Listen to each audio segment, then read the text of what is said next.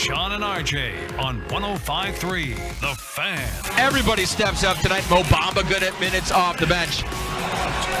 And that's a good W here at Amway Center. Your final score, 94-87. And that's a bad loss for your Dallas Mavericks. Good morning, Metroplex. It's Sean and RJ coming at you live with the Thursday edition on DFW Sports Station 105.3 The Fan. We got Peyton and Ryan running things in the back. We are officially live on the Fan Cam, YouTube, and Twitch with Jimmy Johnson coming on the show for the first time in 11 years at 7:20 this morning. All right. A lot of hearkening. There'll be a lot of hearkening back, I'm sure. And looking forward. His current analysis of this Cowboys team. Does he care about the Ring of Honor? In an interview with Matt Gangle, he said, I can't tell you about my relationship with Jerry because I don't know the relationship with Jerry. It changes day to day. It does. It does. And I bet you they don't really think about each other all that often anymore. I think that's normal when you have a breakup. You don't think about the person very often at all. And they've both moved on. They've both done other things, and they've both failed miserably at other things since they, since they broke up. Go ahead. You're sitting on the Jimmy insult. What's the Jimmy insult? Well, Jimmy did nothing in Miami. Oh. Jerry's done nothing since Jimmy. Like they've both done nothing since they broke up. It was, They went to the playoffs a few times. Yeah, the beaten and battered Dan Marino. Yep. I thought you were going at his TV career there. Oh, no. His TV career's been fantastic. He's very, very good on TV. Jimmy went to Miami and, they went to the playoffs a couple times. But there's no secret. He was not the biggest Dan Marino guy. Dan didn't want to run the ball.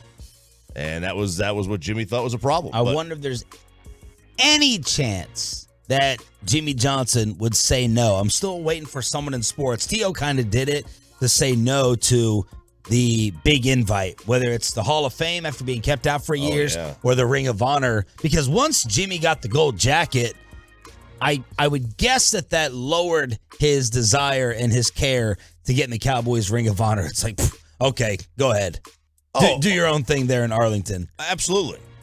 I think it's completely lowered it. He doesn't care about this anymore. He cares about getting in the Hall of Fame, and he got in the Hall of Fame.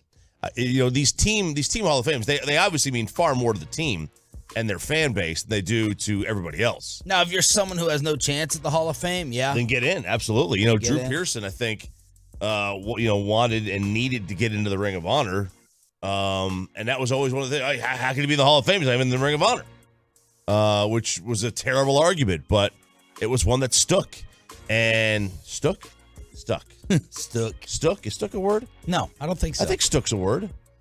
You said it. You said it. It counts. I think you could look up any word and it would probably come up in Google. I stuck you? No, I don't think I stuck you. Jimmy Johnson live at 7:20 this morning. Babe Laufenberg returns from the bye week to preview the Packers at 8:40 this morning. The Mavericks lose to Orlando 94-87. Luka's streak of 30 or more points in all the games finally stops. Had an awful shooting second half. They didn't even have the number one pick, and Paolo Banchero, and Orlando still wins to improve to 3-9. The Mavericks fall to 6-4. And when you have your best player having an off night like that, and damn was he off. He was short on everything. Like all those step back jumpers, which by the way, man, the one problem with him is those step backs. What is my kid doing all the time? He's sitting there. Now, I'll say, Julian's got handles, man. He's like Kyrie out there. But then he tries that stupid step back jumper. And I'm like, bro, you're 10. You can barely reach the rim as it is. Like, let's not do a step back here, When Michael Jordan was first doing those fadeaways and you tried your driveway, it was so hard. So hard. And then your so coach, difficult. And then, like, every basketball coach I ever had would always say, the fadeaway jumper is the worst shot in sports. Like, it's so hard to do. Don't do it unless you're Michael Jordan, and you're not Michael Jordan, so stop trying. We all tried to do it. Every single one of us all tried to do the Jordan thing. Lucas scored 24 He shot 9 for 29 overall and 2 for 11 from 3. But look, we can't even react to his stat line. The big takeaway here from a lot of the Tolos is if he doesn't play like Superman, you're in trouble. And you can lose any single night. Christian Wood was out in this game. Not that it matters because Christian Wood doesn't get heavy minutes anyway. But I think we're seeing, I think we should have known that the Dallas Mavericks roster is and can get exposed, that this thing is tremendously flawed. So the other night, I think it was the Nets game, they had 3 of their starters combined for 2 points. The Mavs? The Mavs. And then last night, they had 3 of their starters combined for 10 points. Bullock did not score. Dwight Powell had 2 points. And Finney Smith had 8. And like you're not going to win. You can't win like that. It's too hard. Spencer Dinwiddie, if he puts up a game like this all the time, then great. They'll be fine. That's a true number 2. 29 points is not even a number. That's a number 1. Yeah, that's not a number 2. That's a number 1. But man, you just can't win when you have 60% of your starting lineup basically contributing nothing to your game. 50 points in the paint for Orlando. It was an alley-oop fest. It was just everything that they wanted at the rim. Mike Bassick the other day tweeted out his very early season Mavs review, and it was not good. And, of course, Mikey picked the Mavericks to go ahead and win the championship. These are the early thoughts. JaVale McGee has been a complete disaster. Wood is not a great fit. Bullock off to another bad start. Hardaway bad start and hurt again. Maxey inconsistent shooter. Green, thank God. DFS doing his job. Dinwiddie good, not great. Powell is energy. Luka still has them above 500. Wow. But that was the Mike Bassick review of the Mavs season to start off. LeBron got traded or demanded a trade, right? We'll get to that in a second, Elon. But LeBron is getting the groin checked out with tests as the Lakers lose to the Clippers.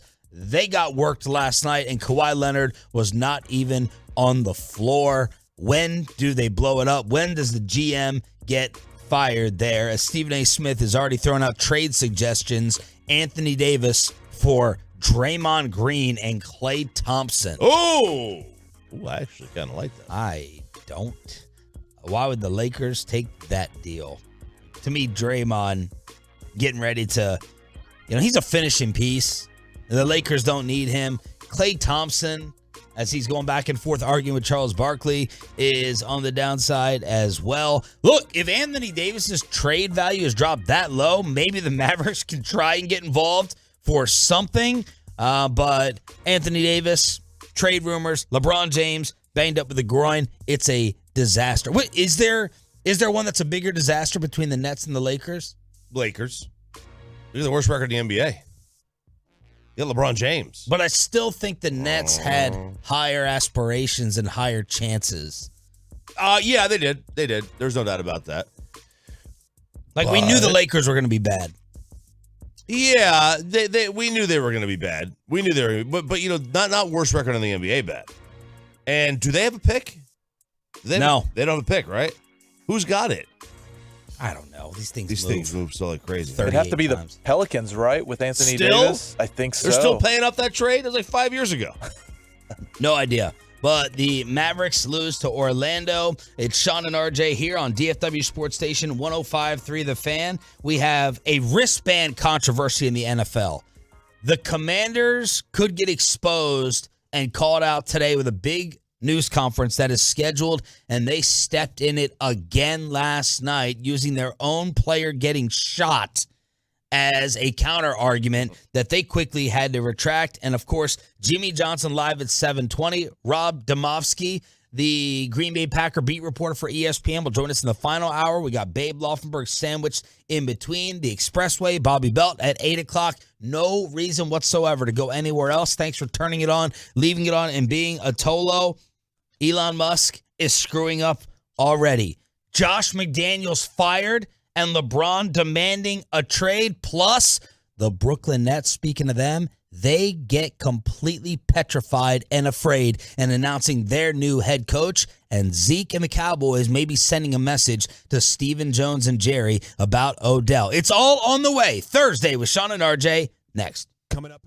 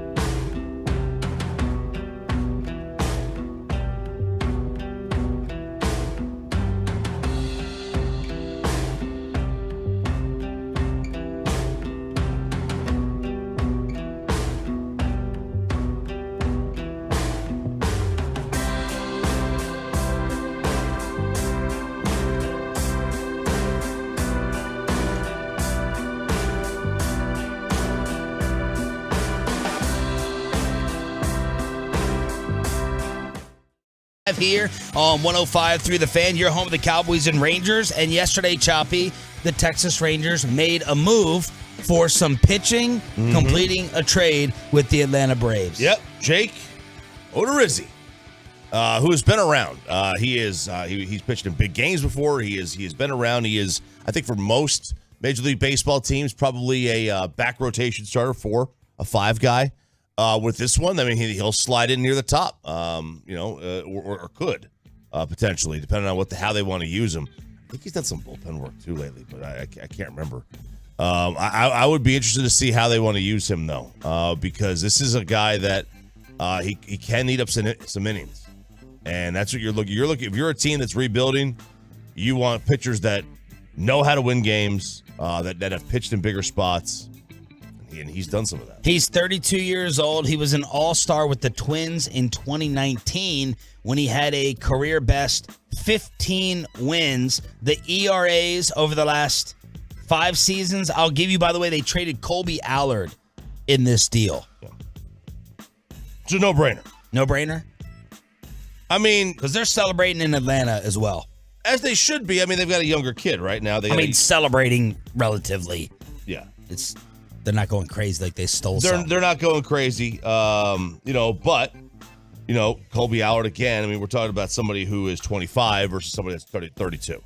So you're trading age, but the Rangers get somebody that they obviously felt was going to help them out more this year, be a competitive baseball team. Jared Sandler's take on the move, as Jared is up listening as an early member of the 6 a.m. club. Odorizzi is a semi-big name, not really a big player anymore, back-end starter, maybe even a swingman type, not someone who will go deep into games. They didn't give up much for him. Seems like the Rangers have always liked him, but obviously it's a different type of regime. Veteran rotation depth, so they don't run into the stuff they dealt with last season. As for Allard, he never really developed like they would have hoped. Is that on him or the team? Fair question. But the Braves gave up on him early on when they traded him for Chris Martin, and the Rangers could not seem to tap into it. He didn't really fit any role for them. So there we go. I don't know that anything he really did was even average with his stuff, command, but was very predictable. So that is the Sandman with the Rangers trade analysis. Now, will they use Jake on the back staff? There's the question. Will they throw him in the back staff at all? Just wanted to get that one in there on Sam. ERA the last 5 years. 2019, a 3.51. Then a 6.59, 4.21, a 3.75 with the Astros, and also last year pitching for the Braves with a 5.24. So there's a guy in the middle of your rotation here. Eat up some innings. That's it. Middle of your rotation. Get some more arms. Throw darts at the pitching staff. Seriously, that's all you want to do. You want to just get out there and throw as many darts against the board as you possibly can. They didn't sign Jake DeGrom, or they didn't trade for DeGrom. They didn't do that because they traded for guys actually going to pitch more than DeGrom would. Those 11 games that Jake starts every year. It's just I've only heard the DeGrom line 40 times in the last 2 weeks, and you're going to hear it 40 more until somebody overpays that clown. The Brooklyn Nets backtracked, as Charles Barkley said. Ime Udoka was supposed to take the Nets job while on suspension with the Boston Celtics, and yesterday the Nets announced that it's going to be Jacques Vaughn after their reports that they got scared over the public backlash. What did he do? That's all I want to know. Yeah, I want the tea. I want the tea. I want to know exactly what Ime Udoka did. Exactly what he did. Yeah. Because if you thought he was the guy, the Nets are all, seriously, this was the perfect time to hire this dude. I don't think it was. Really? How was it the perfect time? He's just 10 games into a year-long suspension. Which is not your suspension. It's their suspension, right? I know, but I think, right, PR-wise, it would make it look like we don't care. We wouldn't care if he harassed or had an inappropriate relationship with someone within our organization. That's the Celtics, and they're overdramatic, and that's their policy. We don't really care about that as much. When you think it would kind of be a team-wide policy throughout the league. That was the backlash. I understand that. I would say to that, I'll take the short-term hit, short-term PR hit for the long-term gain. Companies refuse to take the short-term PR hit. They're too scared. If you think this is the guy to be your head coach, then you get him to be your head coach, and you take the backlash, and you deal with the backlash, and then you succeed long-term. If Udoka just had a relationship, if it was a consensual relationship with someone within the Celtics, I agree with you. Yeah. Go ahead and hire him. It was a consensual relationship. We still don't know a lot of the details on whether it was wanted, whether he was way too aggressive. Was he harassing her? Was he stalking her? That would change things for me. We have no idea what he did. The Celtics would have given him up for free, probably. They probably wouldn't even have asked for anything. I cannot wait to find out what he did. We have to have a major where's Don Van Natta? Can he get off the Washington Commanders? Okay, can he deal with a story that actually matters, that we care about? We don't care about Dan Snyder's selling the team. We don't care about DC politics. We care about, why did this dude cheat on Nia Long? That's what we care about. Well, we could get the details from fake Twitter accounts today, because people are taking advantage of Elon Musk's new social media policy to create fake accounts from very established individuals. One of our top Tolos, Skip, he got yesterday. I woke up and I got a DM from Skip. Josh McDaniels has been fired by the Raiders, according to Adam Schefter. And I'm like, oh my gosh, Tolo D, TR. They didn't send me any of this. I'm way behind. I rushed to Schefter's timeline. I don't see it. Because now people can get the blue check mark and create these fake accounts. It was a fake Adam Schefter verified account, and there was a fake LeBron James account, that he was requesting a trade from the Lakers. So everyone falling for two fake stories yesterday because of Elon's new policy.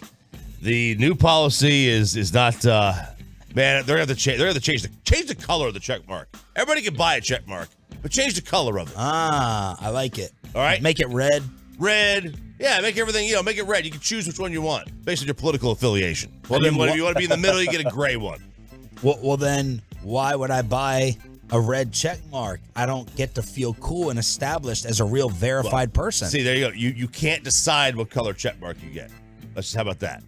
The blue check mark is for the real important people like myself. And then the other color check marks are for me. You ham and eggers out there in commoner land. Yes. But how would they know? So let's just say I paid the $8 today. Right. Yeah, I would say you have to go through the process of the normal verification process, whatever that may be.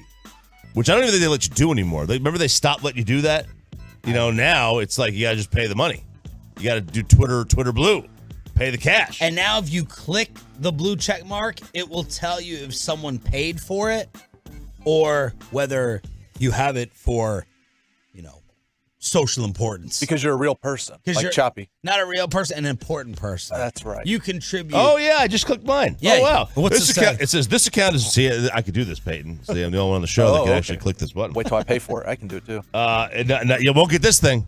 This account is verified. Ha ha ha ha. I'm gonna change to my bio.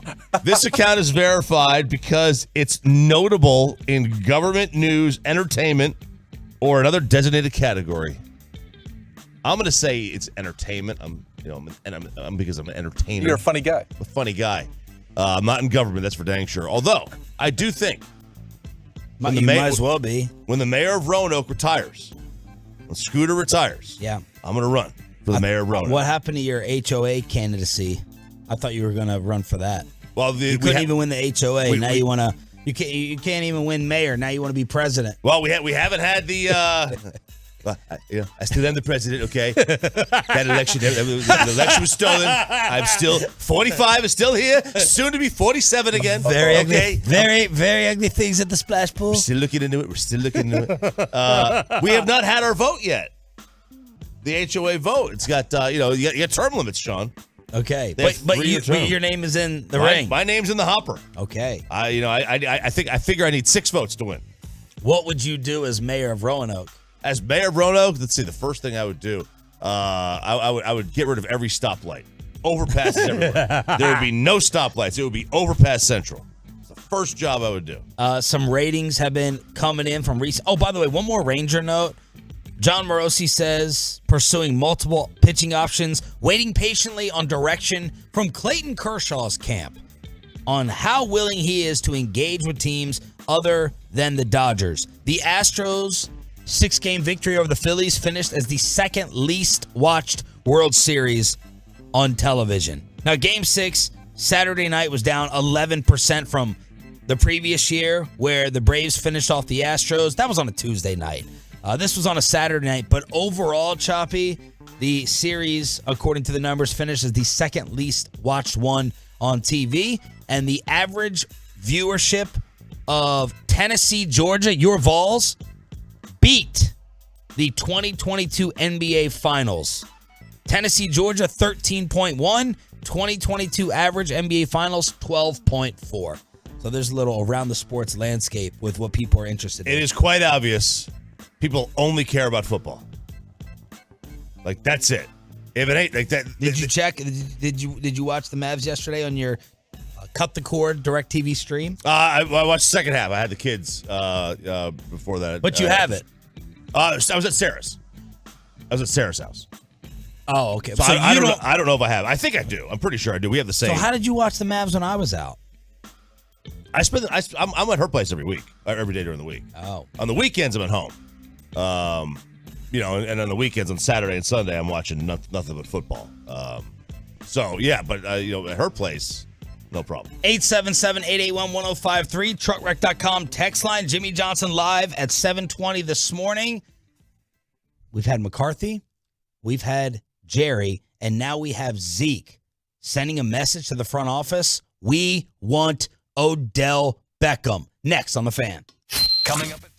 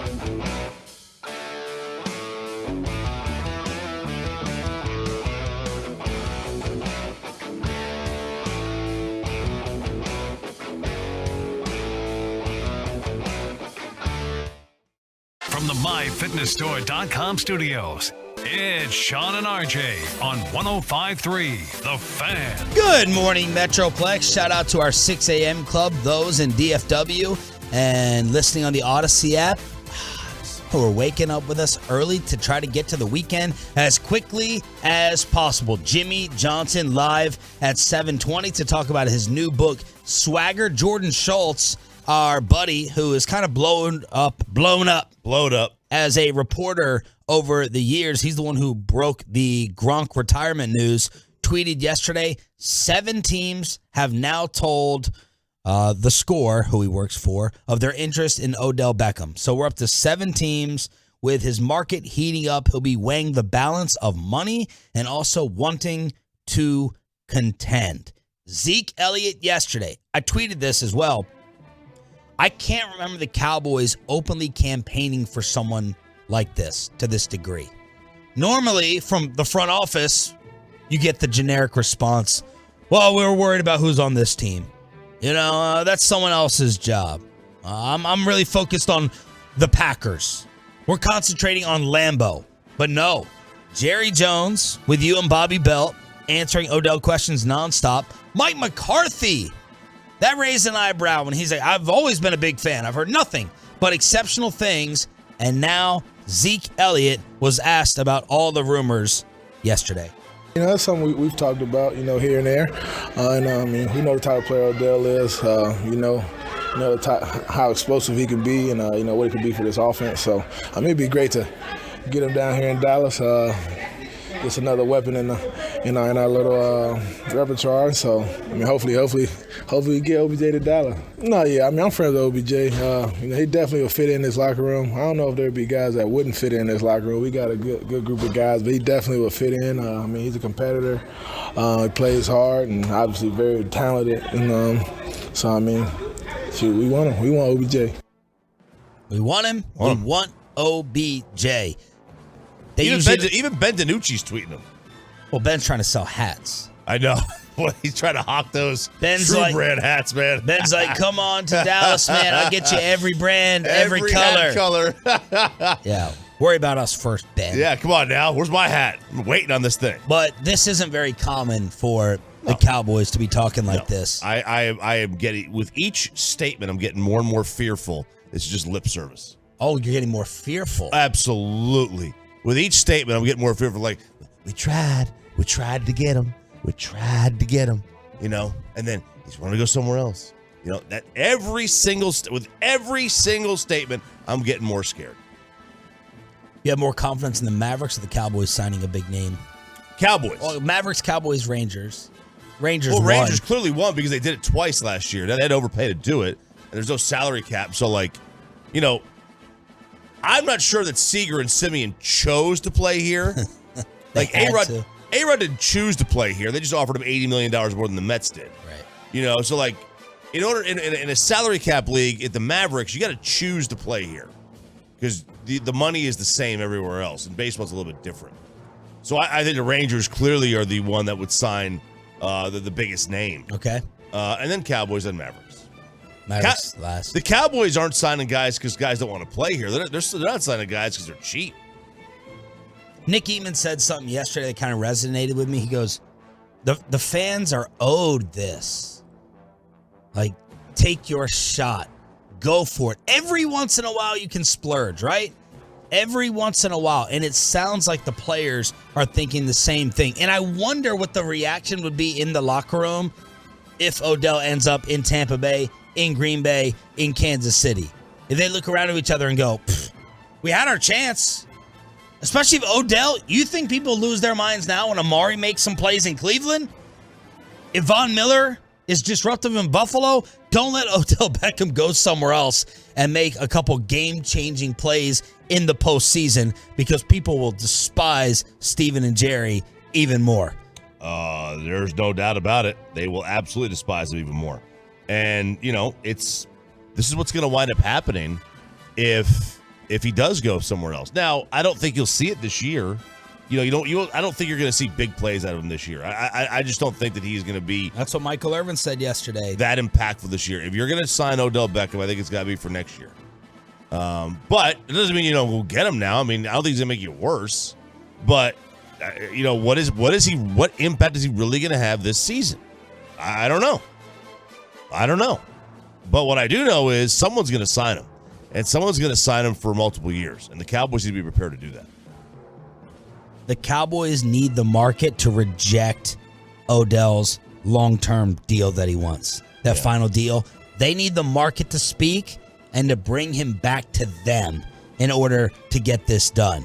Michael Irvin was on yesterday from Germany, shirtless, in his hotel room. And we asked him the latest on Beckham to the boys after he told us a couple weeks ago that Odell would want to play here.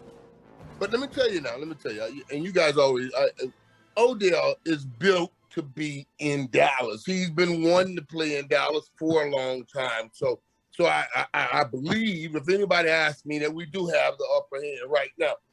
The Rams aren't doing, he's not going back to the Rams with the way they look right now. And where he's not going to Green Bay with the way they look right now. And so it'll definitely be Dallas. I think he'll have that opportunity. And now here comes the thing. I wonder what that number is and where that is, because they'll have other opportunities. Jerry just has to get in and get it done. And the good thing, you're not giving up any compensation.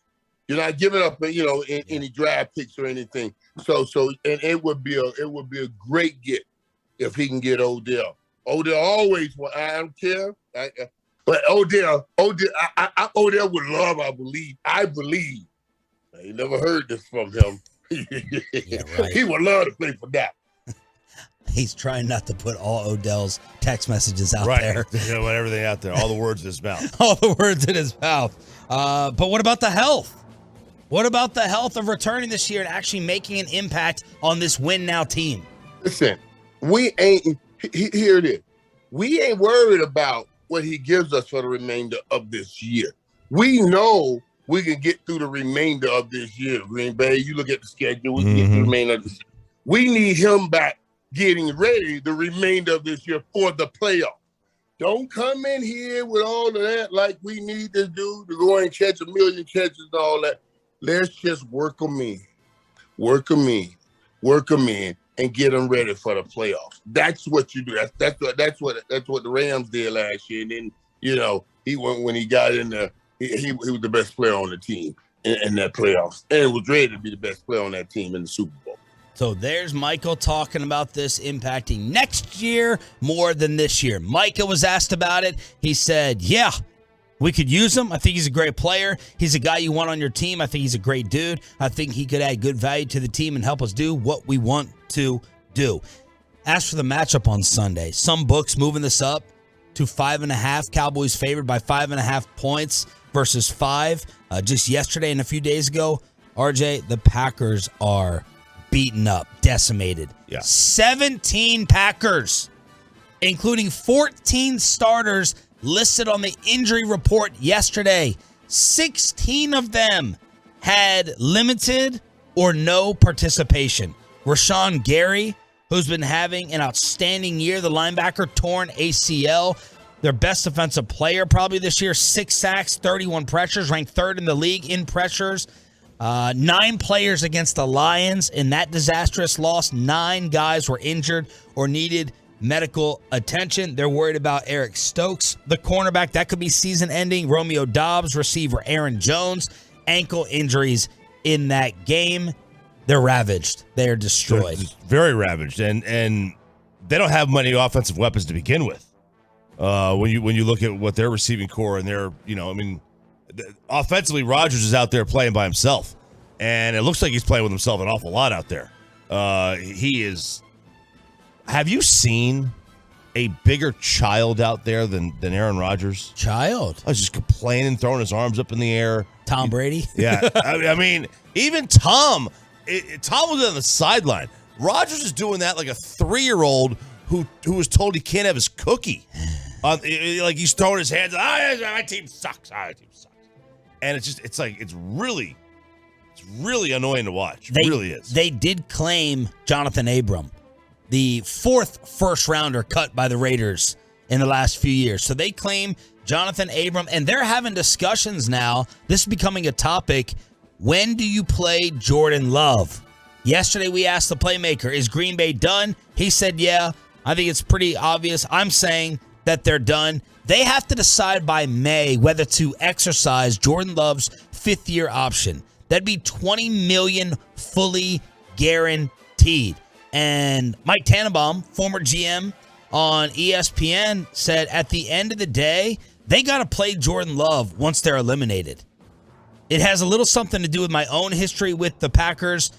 When I was calling to get Favre to the Jets, Tannenbaum said, I could hear in their voice they knew what they had in Aaron when they were trading Favre to us. They have to know what they have in Jordan Love. Their responsibility is the next 10 years. Why wouldn't you play Jordan Love once you're officially eliminated? That seems obvious. When you're eliminated, absolutely, you have to. You just put him in there. You maybe before.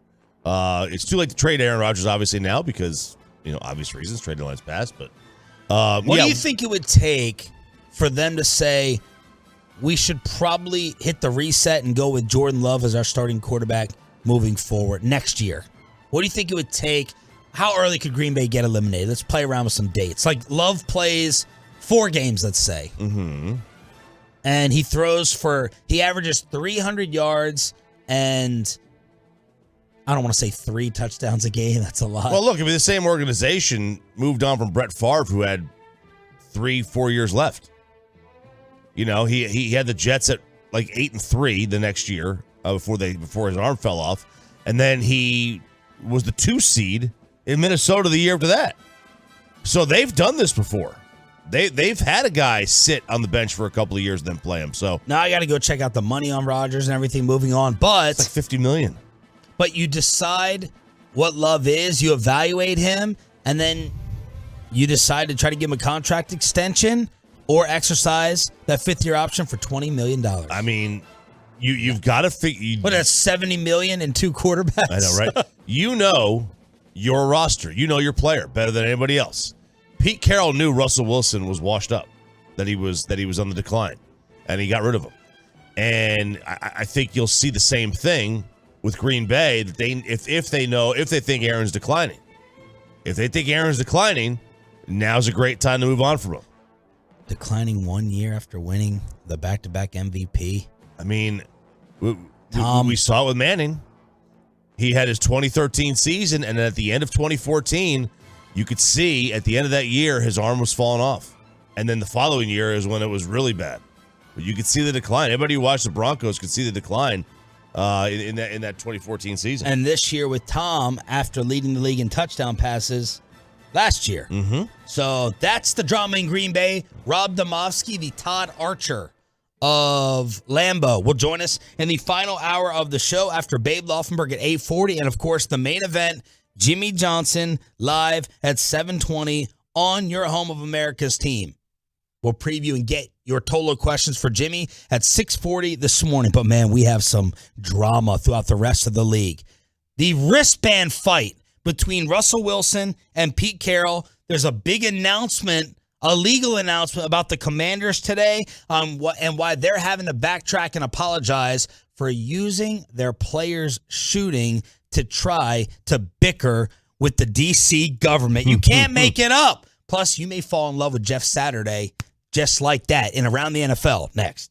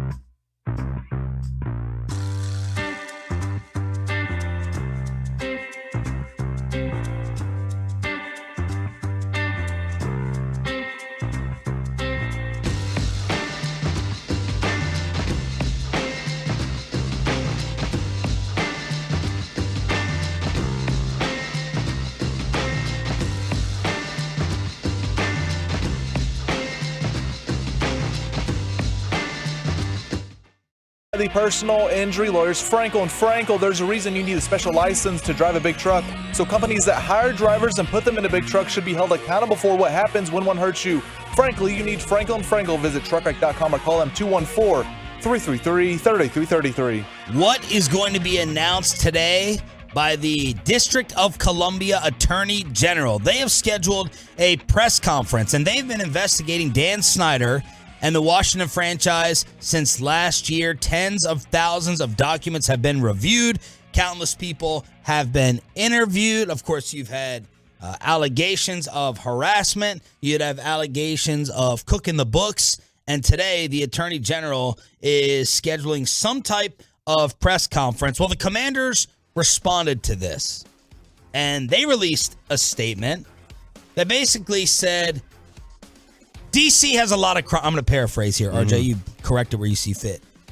Everyone knows DC has a lot of crime. One of our players just got shot, and instead of focusing on that incident and finding the person who pulled the trigger, we're sitting here unfairly focusing on our organization, when just days ago we were told that we were in the clear, and then a couple of other insults thrown back towards the DC government.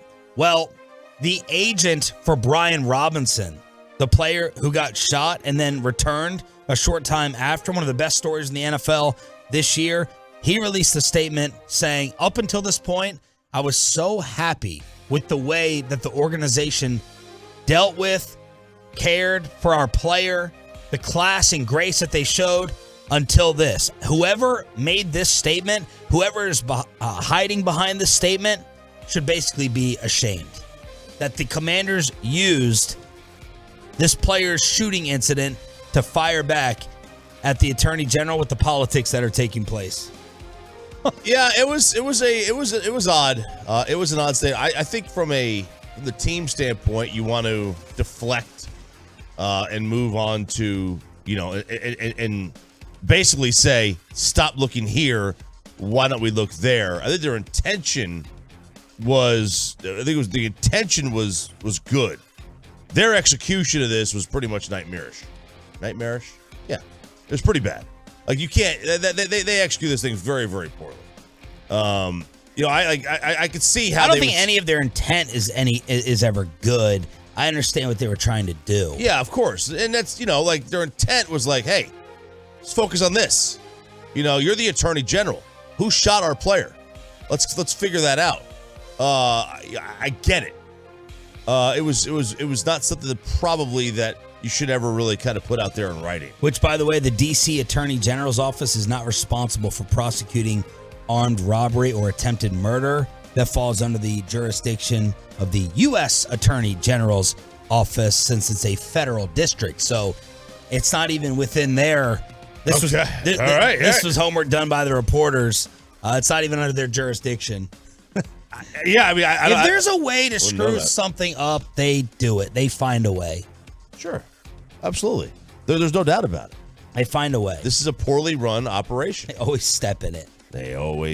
I almost feel bad for their PR person. Almost feel bad. I mean, the PR person would have did this, right? The PR person has to write the statement. Yeah, PR person should know better than this.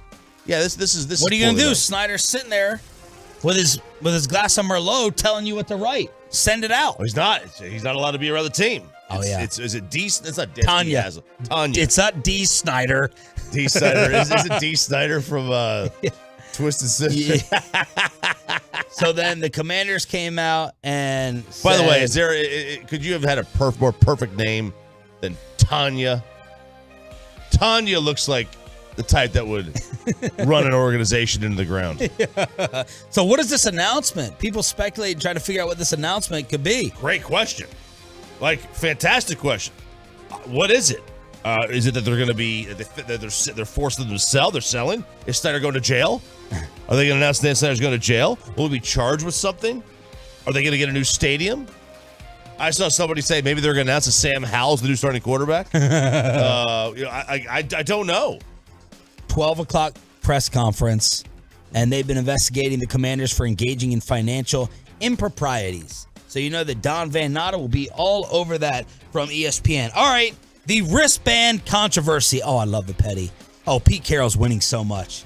He is winning so much as he did his weekly radio interview in Seattle, 7:10 a.m., and he was giving Geno Smith props for wearing a wristband and how that's helping their offense. Shane, he's getting everything he can get out of Shane.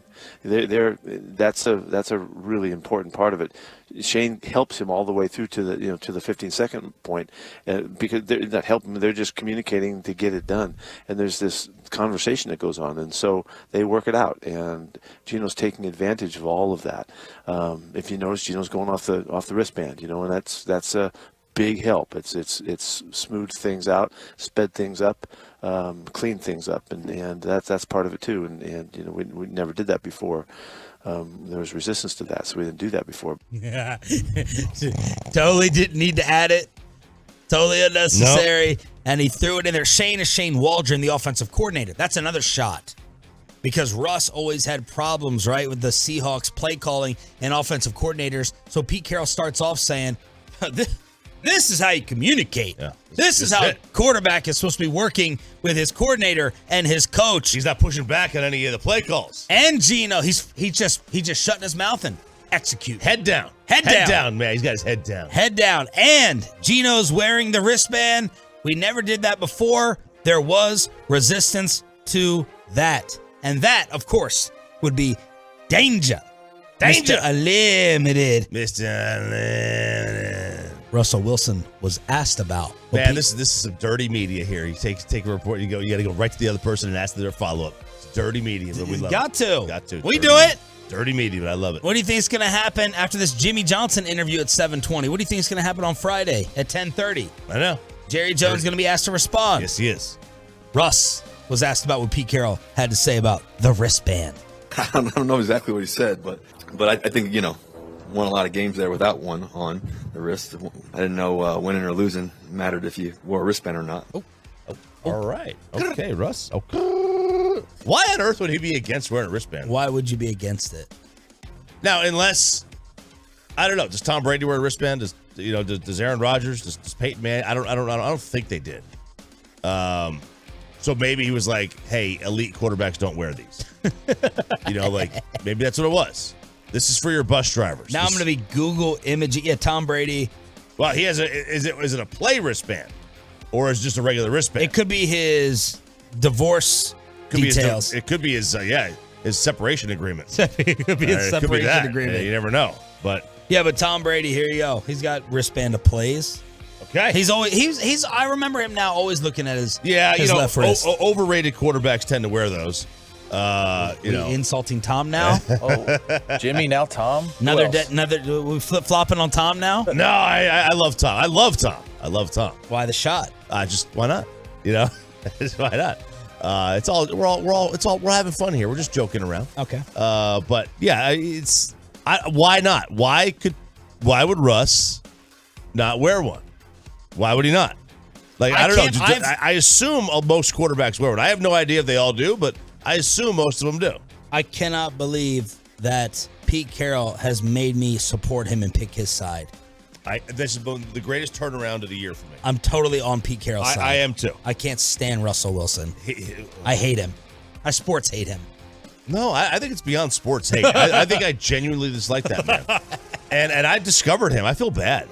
I was like a Russell Wilson super fan. Yeah. And ever since I'm gonna blame Sierra. I really am. Ever since he married her. It's ever since. Yeah, this made me dislike her now because she has to be similar to him. Right. Guilt by association to me. You're guilty. You're just as corny and cheesy and you're lame. Picked the wrong guy, man. Should have stayed with Future. So wristband gate. Matt Stafford in concussion protocol for the Rams as Jalen Ramsey called out the Rams offense. He's sick of it. He was asked about them giving up that game-winning drive to Tom Brady and the Bucs. He said, we shouldn't have had to be back out there. How many times do we have to get a game-ending stop? And this isn't the only time it's happened this year. It's happened multiple times. So Jalen Ramsey is sick of the Rams offense. He's upset, visibly upset about that. And I can't blame him. This offense has gone from being tremendous to being a liability. It really is. And they've got to win this week. Holy cow, they've got to win. You know, if Odell Beckham's decision is, obviously it's going to be about contract, but also about winning, I mean, who else in the NFC? Green Bay is eliminated. Tampa Bay is bad. Kansas City just got Kadarius Toney. I wonder if we could win the Odell sweepstakes by process of elimination. Someone said he didn't want to play in the cold. That would eliminate Buffalo. And Green Bay. And Kansas City. You've been to Kansas City in the wintertime. It's not warm. It is not warm. Can we win this by POE? Process of elimination. I mean, yes, but then there's the Tampa-Miami factor. You know, if Miami wanted him, there's that. I mean, that's warm weather, and Miami is obviously Miami don't need him. They don't need him. They just paying a boatload to Bradley Chubb. Yeah, they don't need him, but do they want to get him? RJ Choppy has a new favorite head coach. Sorry, Dan Campbell, you have been dumped, just like he dumped Peyton Manning 2 minutes ago. Jeff Saturday at the podium was asked, why are you taking this Colts job? Why are you here? Why take the job? Because I care. Right, I told the guys this morning, I care about the players. I care about their families. I've sat in their seat, man. This sucks, right? I like Frank. I've talked to Frank. We've texted. I love Frank, man. I was working with Frank, right? So I'm working with him every week, talking to him. I consider Frank a friend, and I love him. I think he is a heck of a football coach.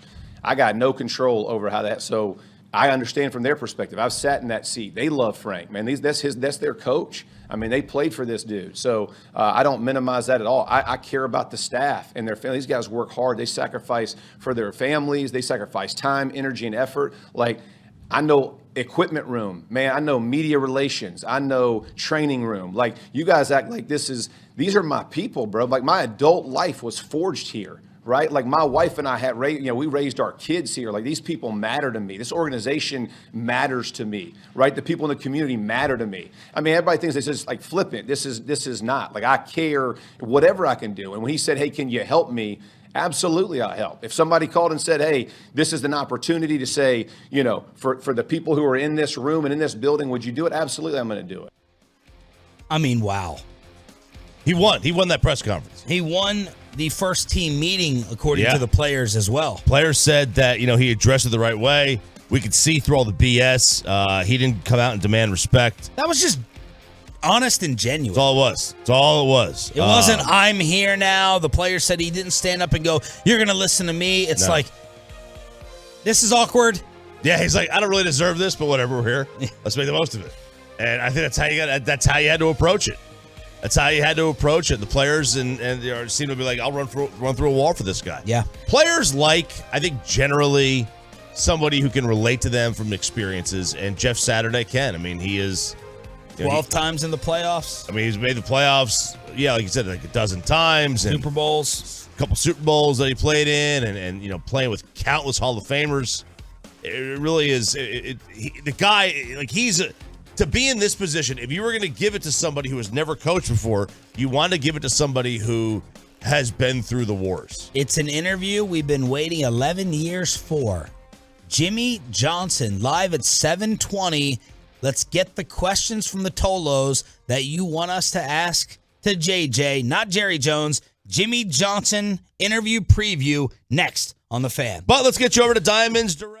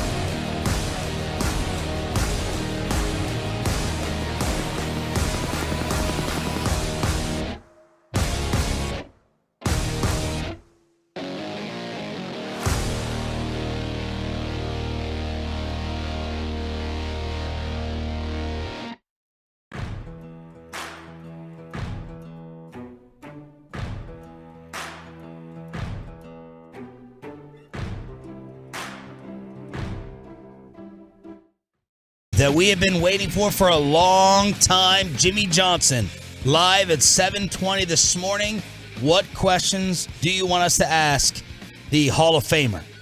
Not the Ring of Honor member, but the Hall of Famer.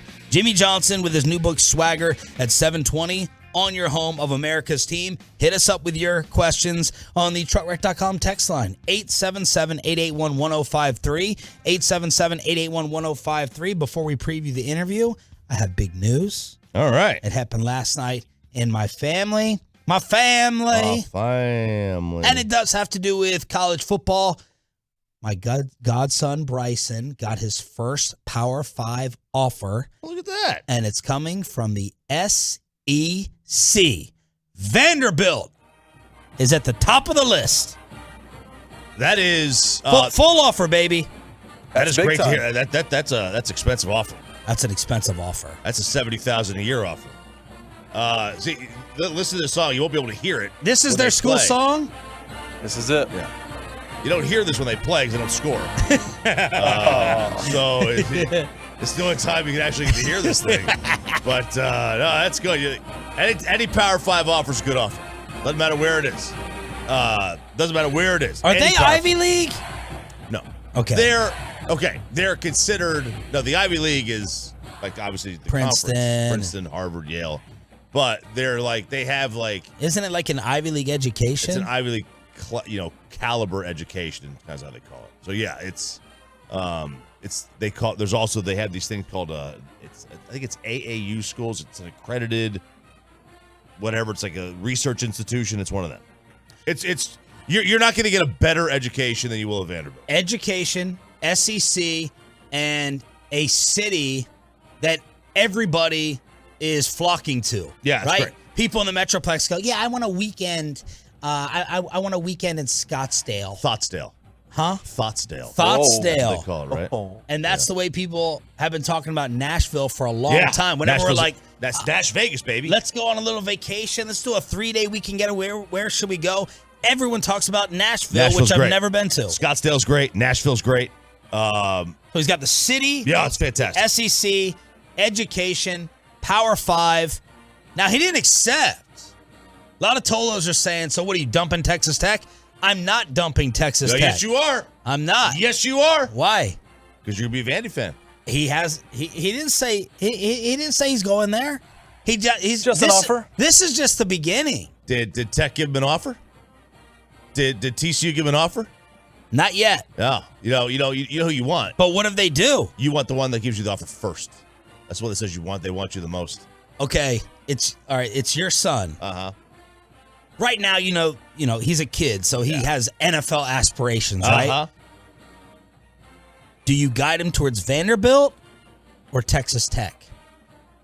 Oh, I'm sorry. Have you been to Lubbock? All right. Do you guide him towards Vanderbilt or TCU? The number 4 team in the country in Fort Worth versus SEC education. Doormat. Huh? SEC doormat. SEC doormat. Right. Okay. I'll be brutally honest. Thank you. Yes, Vanderbilt stinks in football. Vanderbilt stinks in football. It's okay though. Good in baseball. Oh man, they're great in baseball. Irrelevant to the conversation. Very irrelevant to the conversation. I would stay out of it. Okay. I would stay out I'm of just it. saying, like, if I ask for your advice and you were his pops, you know what I mean? Like, and his dream right now, he's got an NFL dream. Do you say, look, man, you're probably not going to make it. Go get the Vanderbilt education. Or do you put yourself in a bigger football spotlight by going to TCU? If Coach Dykes comes through, I'm waiting on Coach McGuire and Coach Dykes. Has not happened. I'm still trying to keep the door open here as the NIL middleman. That's what I'm thinking about. I will be honest. I would. It's a great topic, right? Look, he doesn't. It is. He doesn't have to commit anywhere today. Oh yeah, he's not committing. He got the offer. Senior? He's a junior. He's a junior. Oh well, then he's got a full year. Yeah, well, he's not committed. No. Nothing has been signed. Nothing's been signed. This is just the beginning. Sonny Dykes might be the coach of Auburn. in a year or whoever, right? Just pick a school. Right. You The Vanderbilt don't know. staff may get blown out. It completely get blown out, and then all. I mean, I don't even know who their coach is now. And then it may get completely blown out, and then all of a sudden the offer's gone because the new staff comes in and they don't necessarily honor every offer. So yeah, it's like you want to lead him to the best pathway, and it's Best not pathway to what, though? to playing time. You can't make the NFL on the sideline. You can't. There's they have this. There's old adages in sports that sometimes work, sometimes don't. But one of them that is tried and true, with the exception of Matt Castle, you can't get drafted by not playing. Right. Like you have to play. Does he have a better chance to play at TCU or Vanderbilt? I would assume he has a better chance of playing at Vanderbilt. But the better chance of winning is at TCU. The better lifestyle. I mean, both lifestyles are going to be great. Fort Worth and Nashville, your lifestyle is going to be fantastic. The school's amazing. It's expensive as you know what. And how's the TCU education? It's great. It's great. Is it worth $65,000 a year? Probably any? not. Is any education worth that? Right. No. But man, I'm gonna quote Cardale Jones. We ain't come here to play school. Okay? He ain't going there to play school, man. He's going there to play football. He's going there to try to make the league. Okay. He ain't going there to play. He don't care about it. The education you get at Vanderbilt is better than the education you get at TCU, but nobody cares, man. It's not that. Is it that much better? They call it the Harvard of the South. Right. They call it the Harvard of the South. So just wanted to ask that for some different advice from the Tolos. There is no offer or interest so far from Coach McGuire, Coach Dykes, but Vanderbilt gave the full offer yesterday. First Power 5-1 from my godson. Truckwreck.com text line. As a local area high school coach, tell them enjoy the process. Check the offensive system for tight ends. Go there. Unless he's open to a position change. I thought he was a receiver. Receiver. But, I mean, he's 6'5". Maybe they try to make him a tight end. I was talking, Kyle Pitts comparisons with Sonny. All right. But right now, receiver. Let's see. Here we go. It's a good shot. TCU is a good education. It's not Ole Miss or anything. Let's see. Is there anything, let's see. Arch Manning is his best pathway. They're just getting their prospects. Education at TCU is high quality. Hit up Sark. Get accepted to a school, then try out for the team. What? No. Wrong way. Tech versus Vandy education is not even the same discussion. Hold out for Coach Prime down at Jackson State. There you go, man. Right. That's what it is. Frog's not a bad education at all. Every school parties. Let him go where he wants to. So there you go. Congratulations, Bryce. Just the beginning. Jimmy Johnson live at 7:20 this morning. What questions? I think one of those texts was a Jimmy Johnson question. Yeah, it was. What do you want us to ask the NFL and Dallas Cowboys legend at 877-881-1053? I'll just rip off some when I asked it on Facebook to the Tolos. Colt, if you could go back, would you have done anything different? Ace, are you available? Could you coach today? I don't think so. Scotty, what's his rod and reel setup? Yeah, I saw a lot of that. A lot of fishing questions. Which that may be the way to open them up. Yes, exactly. I was going to ask, do you clean and cook your own fish? Are you one of these soft, catch and release people? Come on, man. Get your hands dirty. If I hook myself a marlin, I'm gonna drag that thing on the boat, gut it right there on the. No, we're not. We're not getting our hands. Fish scales. I wouldn't, but somebody would. Yes. Yeah. Does it matter to you if Jerry puts you in the Ring of Honor? Joe, how many cans of hairspray do you go through in a week? What's something he'd do a little different with the current Cowboys team? Would you refuse Jerry's Ring of Honor invite? Do you feel like Jerry has lied to you throughout the process? Does this defense compare to any of his championship defenses? That's an interesting one from David. What's the biggest fish that he's caught? Who won that argument at the bar 25 years ago? Which one of the JJs is lying? How often did you visit the White House? These are the Facebook questions coming in from the Tolos. What are you interested in, Choppy? I'm not that interested in the Ring of Honor. Personally, I'm not that interested in it, but it is obviously, I think when you think of Jimmy, it's like, all right, that's probably like the most inquisitive thing people want to know. Yeah. But honestly, I want to know, like, is there a coaching tactic he used that would not work today? Yep. And I don't mean like, two-a-days and pads every day, like. Because everyone says Jimmy would cut him. Yeah, which you can't do anymore. I don't know, like, did he, would he had to go, what was a better feeling, win the Super Bowl or making the Hall of Fame? Or he's going to talk about his son getting over an alcohol issue may bring a tear to his eye, and a lot of that is in his book. Said that is his greatest accomplishment because he's helping to save lives. So that's a tremendous story. Yep. How do you utilize a Pollard over Zeke? I want to know. I want to know how much football Jerry Jones actually knows. To what level? I want to know. I want to know as a GM, like Belichick. He says is his best coaching friend. Belichick always going down there on the boat. Jimmy wants to fish and drink beer, and Belichick wants to talk about the draft and the salary cap. I want to know if Jerry Jones could be involved in a player eval discussion. Like to what degree? I know what you're going to say right now. You're going to say you don't know how many GMs could, right? No, I'm going to say in the history of sports, we have never questioned the sports knowledge of a college athlete in their sport other than Jerry Jones. Because no one has ever been an owner and general manager. Right, but and that was how many years ago? I don't know. I mean, does it matter? I think it matters.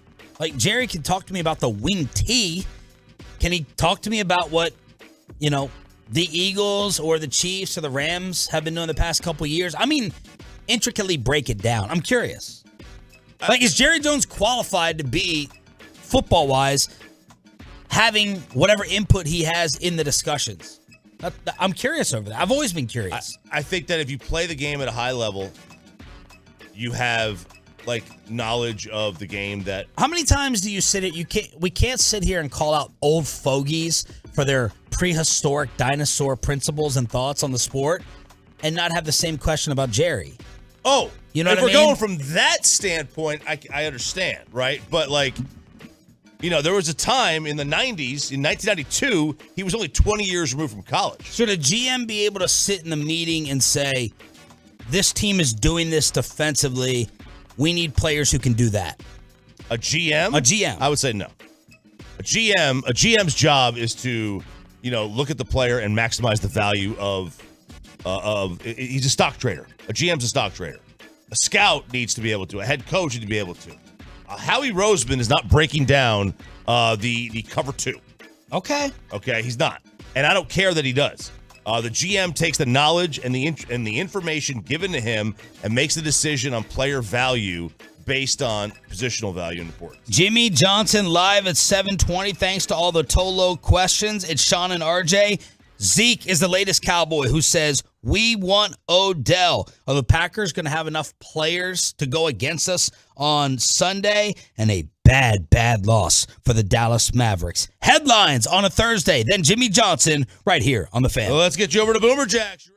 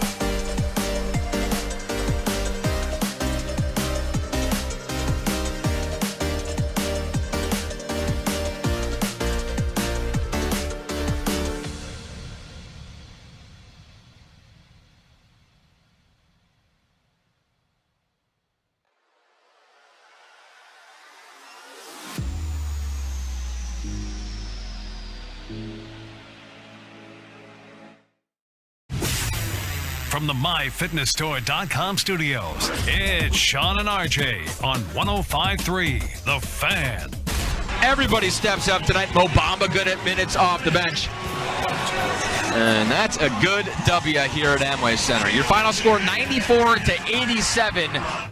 And that is a bad loss for your Dallas Mavericks. Good morning, Metroplex. Sean and RJ, happy Thursday. Trying to get you to your Friday and the weekend as quickly as possible. Luka had his 30-point streak snapped. He was 3 of 13 in the second half, scored 7 points, 0 for 5 from 3. He finished with 24 points. And the Mavericks, without Christian Wood, lose to the Orlando Magic yesterday afternoon without the number one pick, Paolo Banchero, 94-87 Magic. I think you can file this under bad loss. Are the Magic better? Are there signs of improvement there in Orlando? Yeah, perhaps, but who the hell watches Orlando Magic basketball? Nobody. They're 3-9. Yeah, they're 3-9, but Paolo's a good player. You have him there, though. This was all about one or two issues. One, Luka couldn't shoot, and two, nobody else in that starting five outside of Spencer Dinwiddie did a dang thing. And he doesn't have enough help. There it is. He just doesn't have enough help. Dinwiddie had 29. No one else in the starting lineup scored more than 8. Green is your second best player, third best player last night. He scored 6. The Christian Wood thing, still a mystery to me. Yeah. I don't know if you try to trade him, if you try to deal him. If he's not, he's clearly your second best talent. Clearly. Jason Kidd would probably say he's nowhere near the top 5 in terms of reliability. That appears to be the case. Yeah. That appears to be the case. And, Josh Green has actually, been halfway decent lately. And what do you have, 16 against the Nets the other day? Off to a good start this year. Absolutely is. There's no doubt about it. But Christian Wood has not been Jason Kidd's favorite player. He just hasn't, for whatever reason. But you're right. I think talent-wise, he should be the number 2. But he isn't right now.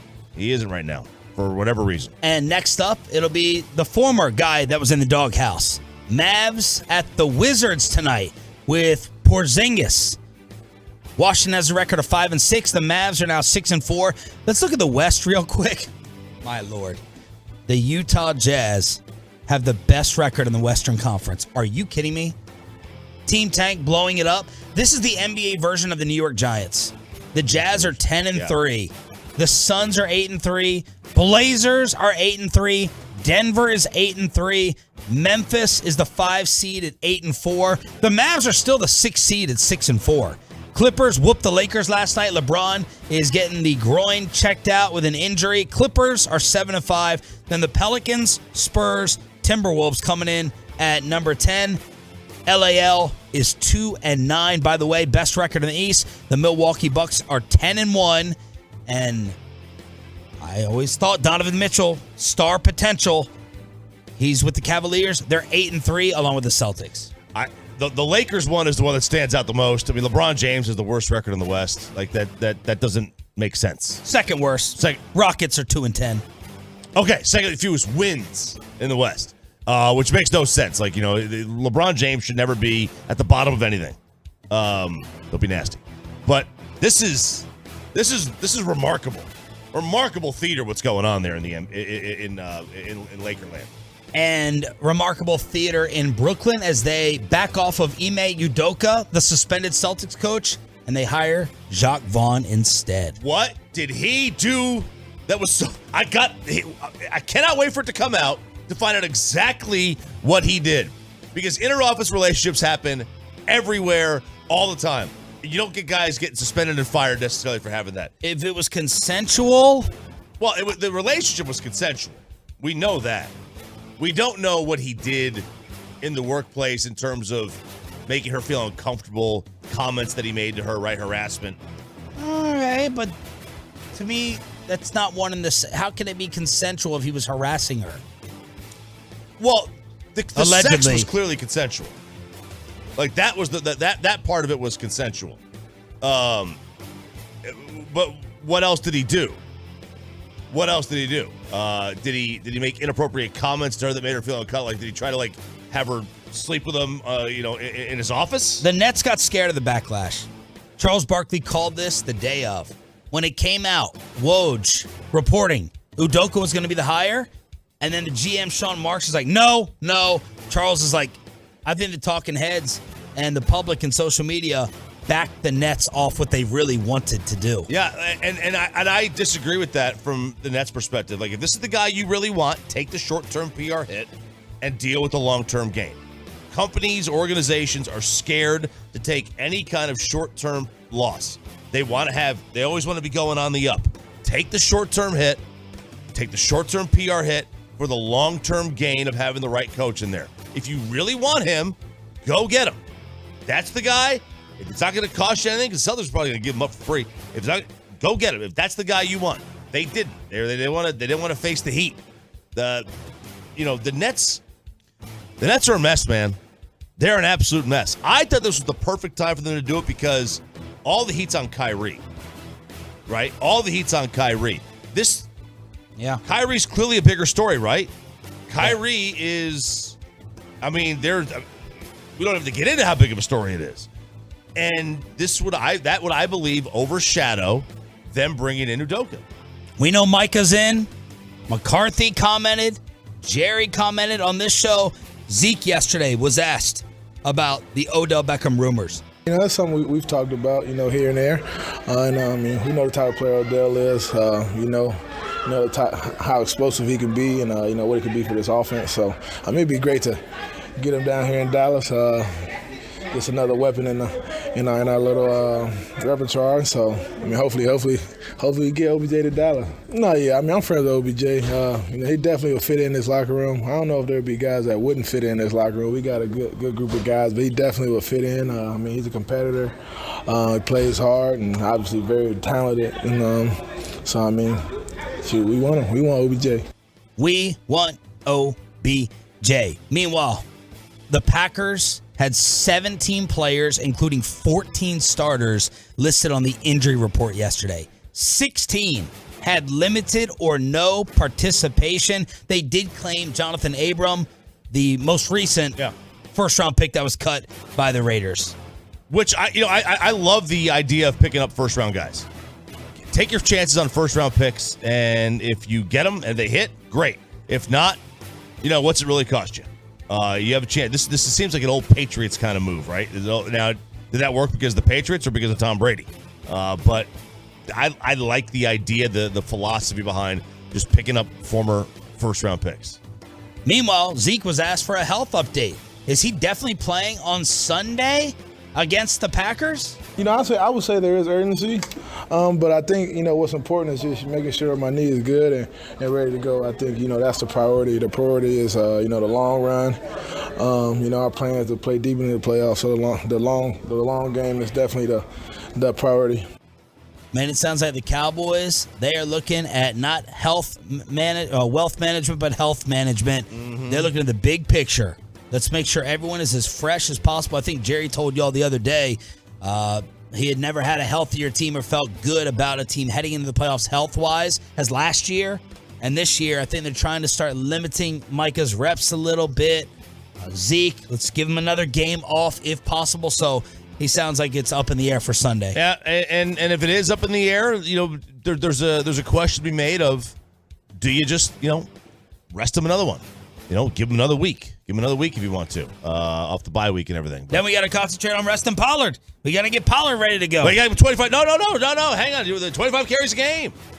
Game. Oh, no. Brian brought us. Just throw him out there. Brian brought us in studio. The Washington Commanders are going to be the focus at noon our time today as the Attorney General in D.C. has called a press conference for some type of announcement. They've been investigating the Commanders for cooking the books and the finances behind the scenes. Tens of thousands of documents have been reviewed. Tons of people have been interviewed. The Commanders made a bigger mess of this yesterday by saying, why are you focusing on us? Find the guy who shot our football player, Brian Robinson. His agent did not take kindly to that, saying, don't bring us into this. It's a cheap, below-the-belt move by the Commanders. They've since retracted that. So another DC mess with some type of announcement at noon today. I wonder what that announcement's going to be. I doubt it's going to be, as the internet said, I doubt it's going to be that they're going to announce Sam Howell, the quarterback. But I do wonder what they possibly could say and what they have found. The Commanders are a mess, and Dan Snyder has run that organization like an old boys network, where apparently they don't care about anything but, running it. The cheerleader shoots. Yeah, they care about the cheerleader photo shoots and running this thing like they're a hedge fund in the 80s. That's it. And it ain't that time anymore, man. It's 2022 now, and you can't run your operation like that. You still haven't seen Wolf of Wall Street, have you? No, I've not. Oh, I thought that was a reference. I thought that was a Wolf of Wall Street reference, like a hedge fund in the 80s. Okay. Well, in a way. I mean, you know the backstory. Yeah, I know the backstory. Back in the 80s, though, they didn't wear those Patagonia vests. That's the official look of Wall Street guys now. Major League Baseball free agency opening up, and the Texas Rangers made a move for pitching. Yeah, Jake Odorizzi, a little trade with Colby Allard, and they'll bring him in, he's a little bit older. They're trading age. They're trading 25 for 32. Yeah. But, he has, pitched in big games before. He is not a great pitcher, but he is somebody on this organization, should be able to slot into the starting rotation.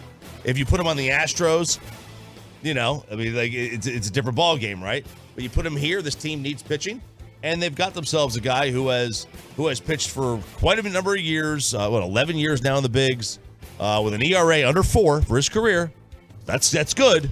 And he's pitched in some big spots. So all around, I think it was a decent pickup. It's not one that's going to put him over the top, though. They have been successful with these veteran pitching. Yes, they have. Keep that person. Get rid of all the scouting people. Keep that person, whoever picks the old pitchers in the offseason. Kyle Gibson, Mike Minor, Lance Lynn.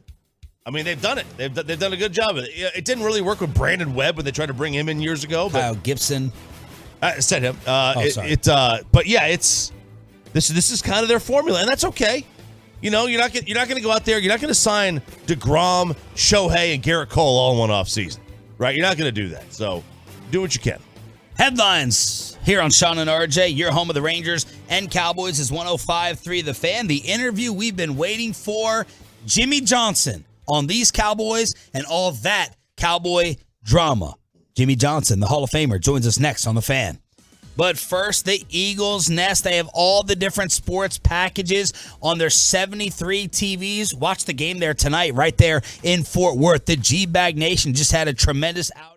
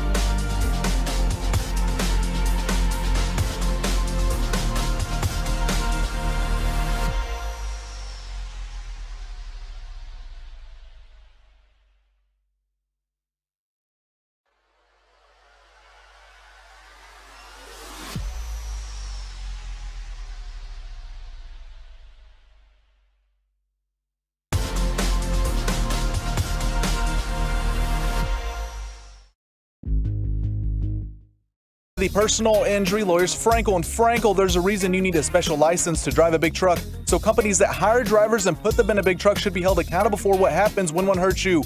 Frankly, you need Frankel and Frankel. Visit truckwreck.com or call them 214-333-3333. The interview we have been waiting over a decade for, hosting the morning show on the home of the Dallas Cowboys, and the book is out. We got the pre-ordered edition swagger, and it is the story from the Hall of Famer and Cowboys legend Jimmy Johnson joining us on Sean and RJ on 105.3 The Fan. Good morning, Coach. How are you? I'm doing fine. Good to talk with you guys. What are the best, one of our top questions from the Tolo listeners, what are the best fishing spots in Texas? Oh, boy, in Texas. I didn't do a whole lot of fishing in Texas. But when I was growing up, we would pull a 250-foot seine net, out through the ocean, and we'd get all kinds of stuff. Mother and Daddy from Arkansas, they didn't know what was good. We'd throw the shrimp back, we'd keep a bunch of crabs. So, but it was fun. Is lake fishing just boring to you because you're always on the Gulf or something? Oh, yeah, I don't do any bottom fishing. I don't do any fishing where I'm sitting still. I go offshore. I usually get up 4:30, 5 o'clock in the morning, and I'll go out and put it on autopilot, put the riggers out, put 4 or 5 lines out. If I catch a fish, fine. If I don't catch a fish, I'll catch me 3 or 4 Heineken Lights and be back before noon. Coach, did you follow that controversy of the fishing tournaments where the guys were stuffing weights in there to try to win all the prize money? Yes, exactly. And in fact, I will have to admit, a couple of times I threw some ice in a fish trying to weigh it so I could get a record, but it wasn't a tournament. You're that competitive to stuff some ice in there to win a tournament. Man. But I have a fishing tournament down here at JJ Fish Week that over the last 10 years, we've given out over $10 million in prize money. Wow. It's one of the biggest fishing tournaments in the country. Coach, we are the Cowboys station, and we'll get to the book in a second. Just wanted to get your current thoughts on these Cowboys as a Super Bowl contender this year. I think this is the best Cowboys team that I've seen. For one thing, Mike McCarthy did a tremendous job of overcoming Dak being out and winning those games. I'll tell you what, no one expected that. Everybody's saying, well, if you could win one, maybe win two. But he did a tremendous job with that staff and with that team to overcome Dak being out. I think you look at the NFC, who do we have? I'm still not 100% sold on Philadelphia. And the Cowboys are going to be able to get Philadelphia at home. The 49ers, they're in a hole right now, but they've got a talented team. They might have a shot. Green Bay's really not any good, even though I'm sure they'll put up an effort here this weekend. But, the NFC's down. I think the Cowboys have as good a shot, in fact, a better shot than most anybody there. And it'll come down to that Christmas Eve game against the Eagles. Why aren't you totally sold on Philly yet? If you look at Philadelphia, they run a little different style of offense that gives people problems right off the bat. And most of their scoring comes early, especially in the second quarter. But once the team adjusts to that different style, the second half, they're playing them touch and go. And the other thing is a team playing them for the second time will be that better prepared for them. So, again, they've jumped on a bunch of teams early and gotten a lead, but those teams have usually come back in the second half. So I like seeing that offense for the second time will help Dallas, and especially being at home. What are your impressions of Jalen Hurts? I'm really surprised that he has been as accurate as what he is, because that was a problem for him early. I think he's a tremendous worker. I watched Philadelphia work out against the Dolphins and visit with them a little bit there and watch their team. They're really deep and talented in the offensive and defensive line. That pays dividends when you get injuries. As far as Jalen Hurts, he's a good runner. Not a great runner, but a good runner, and he takes advantage of the offense. He's running an offense that suits him, but I am surprised that he's throwing the ball so well. Jimmy, the Cowboys have said all year, our formula is we are a run-first football team. What do you make of that, considering, do you like that formula with a $40 million quarterback? Like, you're going to pay the quarterback $40 million. Do you really want to be run first? Well, points come in the passing game, but you're going to be effective in the passing game if you can run the football. There's going to be times where you have to run the football. You have to be able to run the football at the end of games. You've got to be able to run the football to eat up the clock, to win games. And so that's something that you have to do. But points are going to come in the passing game. But you'll get the explosive plays out of the passing game if people are playing the run, if they're trying to stop Ezekiel Elliott or Tony Pollard.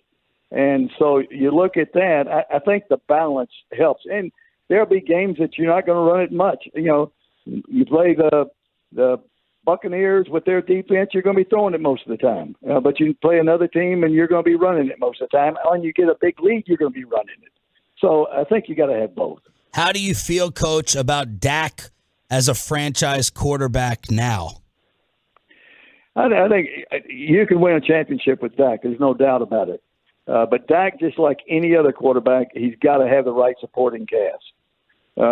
Just like down here, everybody's ready to get rid of Tua his first couple of years. But now you put Tyreek Hill there and Jalen Waddle and a couple of running backs and an offensive tackle. All of a sudden they're saying Tua might be MVP. So you look at it.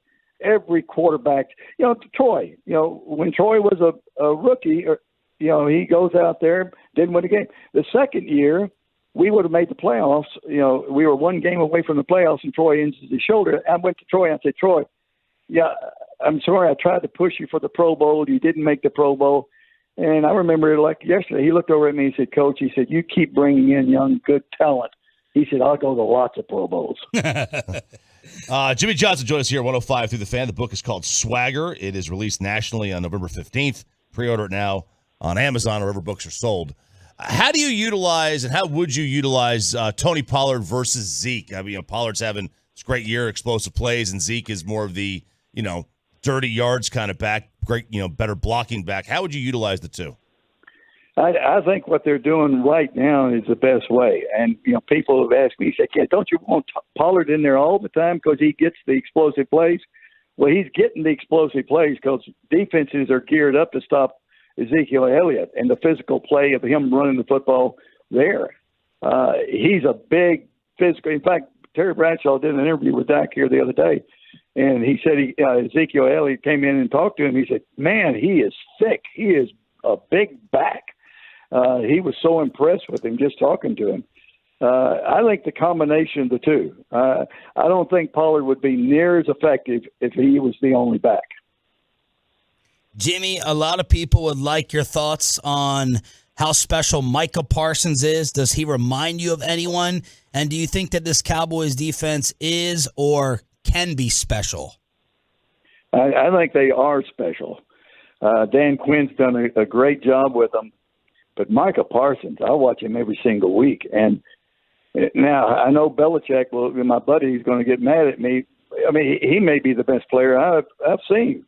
And, of course, Bill's going to say Lawrence Taylor's the guy.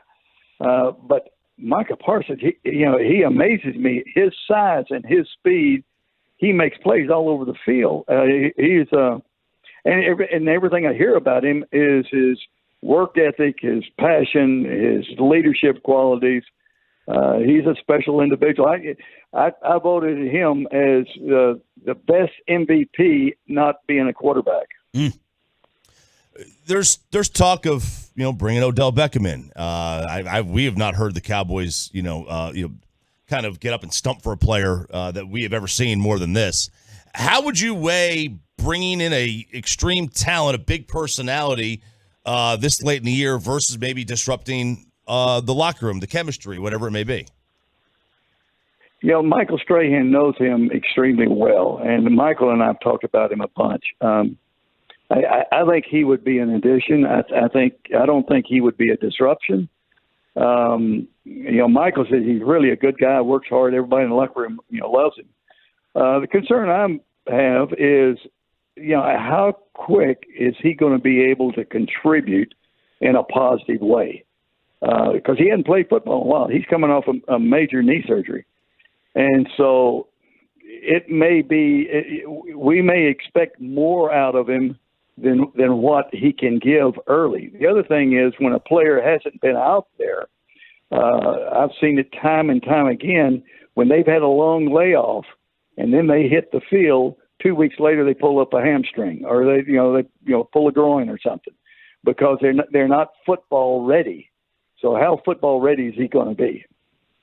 The legend, Jimmy Johnson, the Hall of Famer here on the home of the Cowboys with Sean and RJ. The book Swagger's coming out Tuesday, November 15th. You can pre-order now at Amazon or wherever books are sold. Obviously, Coach, the story never dies down here. I've seen you in other newspaper interviews. It's kind of all we've had to hang on to over the last 25 years. Well, what's your we have him on every Tuesday and Friday on the station. What's your relationship like with Jerry Jones today? Yeah, I started the chapter off with Jerry saying, people don't understand our relationship simply for the reason I don't understand our relationship. If I saw Jerry today, I would imagine we would both smile and hug each other and say, "Oh, yeah, it was a great run," and then how he would feel 2 days later, I don't know. I have, in fact, you read the book. I was very, very complimentary of Jerry. Yeah. I think he has done a great job for the NFL, one of the great owners in the NFL, and made every owner in the NFL a lot of money. He's passionate. He works hard. He loves the Cowboys. As far as our relationship, I never know. I got great admiration for Jerry. I was sitting here, chapter 12, it starts off, and you put in a section of your contract, which I thought was pretty telling.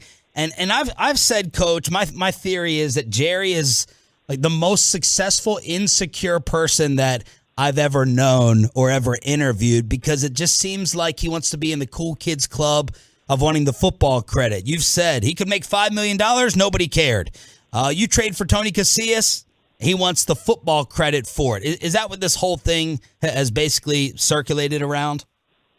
Well, the reason I reprinted the contract in the book is because I think really the contract was the basis of part of our conflict.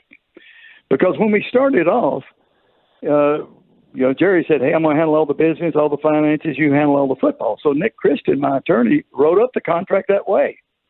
And it worked fine because really the first couple of years, Jerry was spending 24 hours a day trying to pay off that loan. I was spending 24 hours a day trying to overcome 1 in 15. And in fact, people don't realize how bad the Cowboys were. Tom Landry is one of the greatest coaches of all time. He had 3 straight losing seasons, and they were 3-13. They were a bad football team. So I was spending all my time on football. He was spending all of his time on that loan. And the one thing about it, we talked back and forth, a couple times a day throughout those first few years. And I think because of the contract and because of the conflict and because we stopped talking and communicating, I think that started, us butting heads a little bit the last couple of years. Here's what I've Sorry, go ahead. That's what caused the conflict. I've always wanted to ask you, I don't even know if it matters today. I know Belichick and everyone else flies down there to go fishing with you to pick your football brain. You said you just want to fish and drink beers, and Belichick wants to talk about the salary cap and the draft. But Jerry is a football guy. He is the general manager around here, which many people have a problem with. What was your impression of Jerry and his football knowledge? Well, see, I really can't say because I'm not there anymore. I was around Jerry all that time for 5 years, but we had different roles during that 5 years. And, that's been a long, long time ago. And so I know he is, much more involved now than what he was those first 3 years. Of course, I remember he came in my office after that 4th year. He said, hey, I paid off that loan. And so, okay, now what am I going to do? Yeah. and so I really can't say, because, I would imagine he is 100% more involved now than what he ever was back in those early years. Coach, a big topic around here has been Sean Payton. You're now working with him at Fox. Have you talked to him? How do you think he would potentially fit as a coach under Jerry Jones, as has often been rumored? Well, first of all, I think y'all got a great head coach with Mike McCarthy. Mike's done a heck of a job in what he's doing this year. I admire what he's doing this year. As far as Sean Payton going back into coaching, he talks about going back into coaching, yes. But he does say, he said, you guys have a ball on Fox NFL Sunday. He said, I like this. He said, I don't know if I can leave this. But anyway, by the way, he read the book. He said, one thing I'm going to do for sure, he said, after reading your book, I'm going to try to get your contract. But no, as far as Sean, I would think, having visited with him, he's going to go back into coaching somewhere.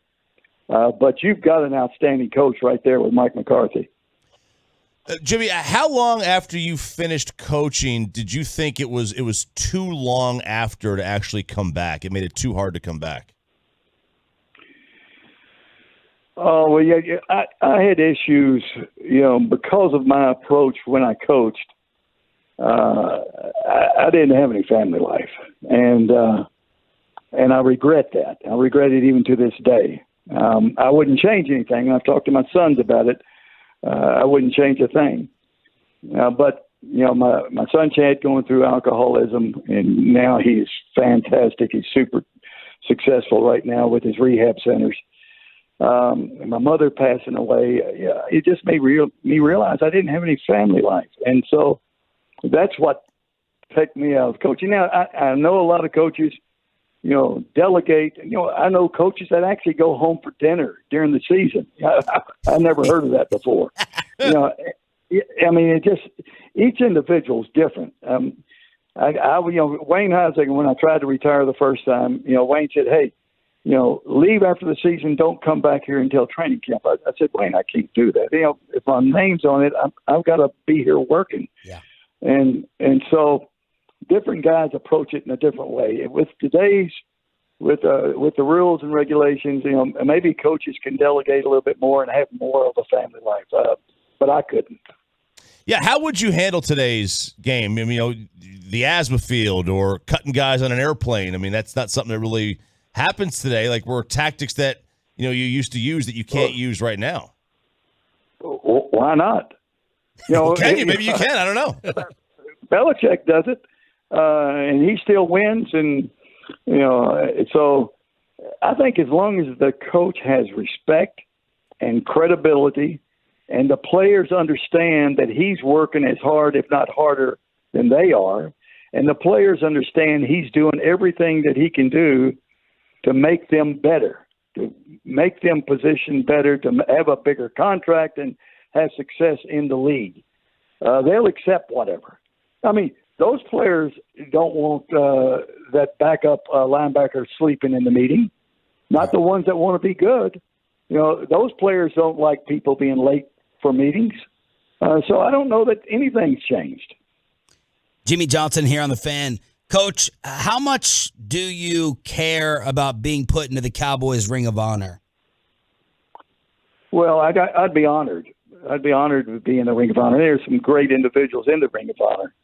And the Dallas Cowboys are a big part of my life. So I take great pride in that. And you look at, Jerry's told me, half a dozen times he's going to do it. But I have no control over that. That's up to Jerry. When and if he decides to put me in, again, I would be honored. But if he decides he doesn't want to do it, I understand. Do you have any clue or theory as to why it hasn't happened yet? No, not really. It's about like my relationship with Jerry. It's a day-to-day thing. I saw this with our buddy Matt Gangle. I thought it was fascinating. I just wanted to repeat it for our radio audience. Do you root for the Cowboys today, or the fact that they haven't really done anything in 25 years, does that make you go, man, that makes me look even better because Jerry can't do it without me? No, I'm a Cowboy fan. Like I said, the Cowboys are a big part of my life. And so it's only good for me when the Cowboys do good. Fox is televising the Super Bowl in Arizona. I would love for the Cowboys to be in Arizona in the Super Bowl. I mean, it'd be great for me. I mean, I don't look back and say what if and all that stuff. That's history. That was a long, long time ago. I'm part of the Cowboys to this day, and I want the Cowboys to win. In fact, I'm going to pick them by 10 against Green Bay this week. Oh, yeah. All right, Jimmy, you may not want to do it, but it's iconic. I've never heard it since. Is there any way you could end your discussion with us by recreating a How About Them Cowboys on 105.3 The Fan? Well, I can remember it like it was yesterday. All the players around, we had just beat the 49ers, who I thought were the best team in the league. Not that day, but the overall best team in the league. And I knew once we beat the 49ers, there was 100% we were going to beat Buffalo because Buffalo turned it over too much. I knew we were going to win that Super Bowl. So that was the feeling in the room. And I stood up on that table. I'm glad it didn't break. I stood up on that table and I said, how about them Cowboys? Yeah, there it is. Jimmy Johnson on the Diamond Factory Hotline. Coach, anything else you think our listeners will get out of the book when they get Swagger, which is coming out on November 15th? I know you talk about your entire journey, the Jerry drama. What else do you think our listeners will get out of getting the book? The publisher and a lot of the people reading the book said, obviously he turned to the Jerry chapter, and some of them said, well, there's a Survivor chapter, or even, like the Dolphins and the University of Miami, time, et cetera, et cetera. But they said the most impactful, chapter is the one with my son, because when you get up there and mothers and daddies are saying, Chad, thanks for saving my son's life, and I get up there and say, nothing I've ever accomplished can come close to what you are doing at Tranquil Shores. You're saving lives. They said that's the most impactful chapter. Coach, thank you so much for the time. Our radio listeners are going crazy. They're asking if you're still available to come out and coach and assist. Continued success. Enjoy the water and enjoy TV. Hope to see you at the Super Bowl. Okay, hope to see you in Arizona. Good talking with y'all. There he is, Jimmy Johnson on the Diamond Factory Hotline here on 105.3 The Fan. A lot of times you go back to this, right? It's like you have an uncle or you have a grandfather or your dad. They tell the same story 50 times. And I know a lot of times we joke with Mike Fisher about this, right? He was in the middle of all that drama, and it's like, is that all you have as a Cowboy fan to look back on is 25 years ago and Jimmy Johnson and the drama? We've heard about the divorce nonstop. It's like Laker fans with Shaq and Kobe, but then you have Coach on right there, and brings back a lot of the memories of the dynasty, which I think is good to feel. But this whole thing, it is just a reminder. It's just a reminder, though, of where how far it's fallen. Any major takeaways, whether it came to these Cowboys or those Cowboys with Jerry? I'll tell you that he's not sold on Philadelphia. That's my big one. That's good news. Yeah, it's very good news. And look, Cowboys were 15-2 anyway, so it won't matter. That's right. RJ Chopley saying they will not lose a game the rest of the way. Biggest takeaways, y'all, on the truckwreck.com text line. Hit us up at 877-881-1053. 877-881-1053. This whole Ring of Honor thing, I've always said it. It makes Jerry look petty and small. It's unnecessary. It's like one of the final things he can hang over Jimmy's. It hurts. It hurts when you know that the person you were in the relationship with no longer cares anymore. And Jimmy got that Hall of Fame jacket, right? That got him on the same level as Jerry in terms of Canton. And then that Ring of Honor thing, yeah, that'd be a nice accolade. He would accept it, but he got in the Hall of Fame. It's like something small and desperate that you have left. The only thing you have left to hang over somebody's head. And it just makes Jerry look really petty and really small. But this whole thing is about the person who wants to be in another profession, right? Musicians want to be actors. Actors want to be athletes, and athletes want to be musicians. And Jerry Jones didn't want to be labeled as a businessman. He wanted to be labeled as a football guy. And that is why Jimmy was showing reporters a copy of his contract. And I've been reading the book since last night. He put in that portion. Book on tape? Did you get the audio version? Not a book on tape. I'm holding it up right here on the fan cam. Jimmy was responsible for all the football stuff, and Jerry was all the business. And Jerry never went to practice. He was too busy trying to dig out of the hole. Right, because the organization was bleeding money. Bleeding. They had $1 million a month, Jerry said. Oh, they were bleeding money. They had money going in, going out. I mean, more going out, obviously, than going in, which is crazy to think about.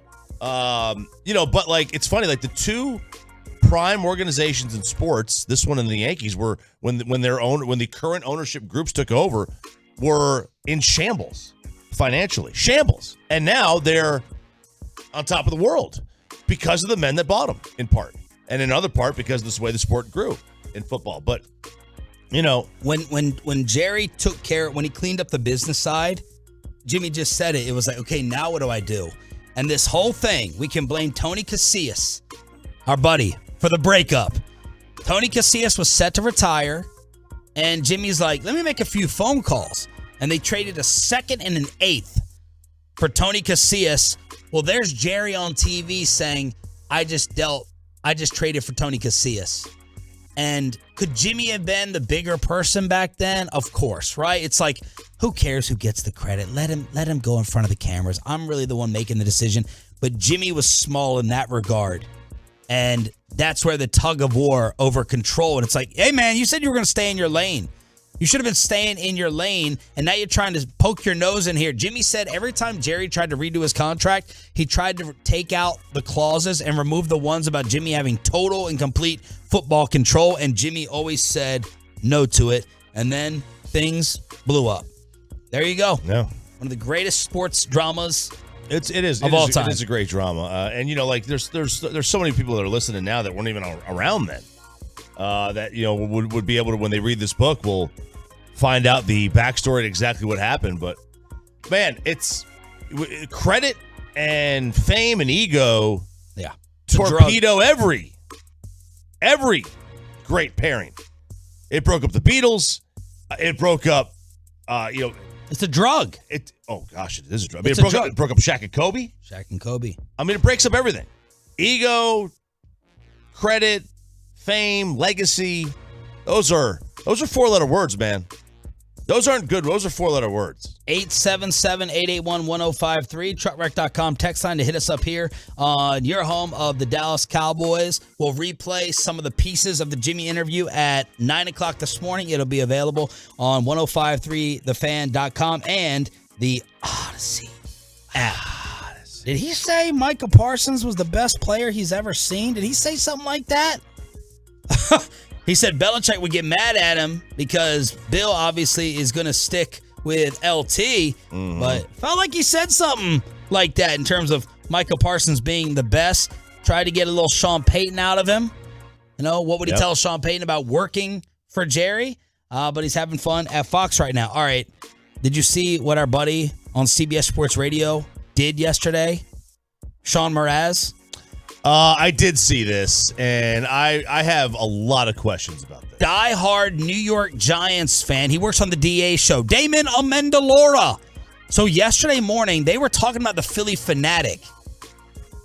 Not the radio station. The Philly Fanatic going around, and there's certain things you can't say on the radio. They were just saying it. I asked Peyton to bleep some of it, but going number 2 in certain areas. Yeah. When guys were on the ground, when players were on the ground. They have names for it that you can, an Urban Dictionary if you want to look them up. Yeah. I could recite a few of them right now if you want me to, or we can. They don't, but we don't have to. They started talking about this subject, the Philly Fanatic going to the bathroom on players for some reason, and it caused Sean Mraz, the producer on the show, to poop himself live on air. How you doing? A lot of paper towels. No. We got to play the first clip. We got to play the other stuff. The setup. That was the second clip. Play the first clip, please, Peyton. You're like the Fanatic taking on Mike Schmidt's chest. You just don't do it. Does the Fanatic do that? No, I'm saying if he did, this is I mean, really? Did he do that on Dale Murphy? When is that a thing that the Philly Fanatic does? It's a matter of disrespect. Oh, my God. Bobby Cox is down prone. Here comes the Fanatic squatting over him. Just say it's a legend, and it's the ultimate disrespect to take somebody's chest. Oh, no, please. David Wright, get off the ground. Here comes the Fanatic. Flop. A lot of scrapple. That image of the Philly Fanatic Natural gas. squatting over Mike Schmidt, who is laying on his back on the ground like a turtle with on his stirrups on. Natural gas. Oh, no, Fanatic, no. No. He's a legend. He's a franchise icon. No. Natural gas. Don't do it. I know you had scrapple yesterday. Perez did it offhandedly, like that's what the Fanatic does. You know, he shoots hot dogs into the stands, takes on your chest. Can't say that. Oh, you broke Pete and the cloth back. I just wet my pants. All right, that was the end that a lot of people didn't get. I just wet my pants. They're dropping in Jerry's interview from you and Bobby. Yeah, where I asked him about turf versus natural grass, and he kept saying natural gas. Natural gas. Like, he's so into oil and fracking, he can't even get out of his own mind. So Mraz, the producer, at the end goes, I think I just wet myself. He gets up and leaves the DA show, CBS Sports Radio, and then this is the audio of when he returns on the show in front of the mic. How you doing? A lot of paper towels. I don't know. I don't even know. I can't even look at you guys in the eye right now. I feel bad for anyone in that hallway. Mraz is looking down like a dog that went on the kitchen. I don't know what. Should we hold your face in it? I don't know.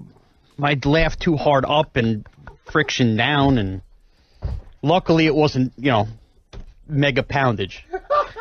So just a little wet. Now, before you honestly, I know you guys think I can I'm ashamed right now. Like I was kind of hoping I came back and you guys are midway through the update. The show's over. I mean, I'll show Pete how wet the back of my cheeks are. You can see it, Pete? You invisible? Oh, no! He turned around. Oh my! He turned around to show the leakage, the wet on the back of the pants. Okay. Sean Mraz. So if he said here's my thing. Good job editing that, Peyton, because you're not supposed to say a lot of that on the radio. Poop? On some, like the act of on someone. Oh. What? What was he laughing about? They were envisioning the Philly fanatic going around and squatting over Mike Schmidt. I was like, we've heard funny. Yeah. That was not even funny enough to laugh at. Shots fired at the DA show. No, I'm not Our laughing. buddy from the Super Bowl. I'm not laughing at. I'm not shots fired at that. Not even a funny show. That was not. That's not poop yourself funny. Worthy. Right. There are poop yourself worthy things to be funny over. That wasn't it. That wasn't it. Babe Laufenberg at 8:40 to preview the Packers. Does Green Bay even have enough guys out there to play? What's the latest on Odell? What Zeke Elliott had to say about trying to recruit the newest star Cowboy, Bobby Bell. Getting you ready for the Packers. Our Cowboys insider joins us next. But let's get you over to QC.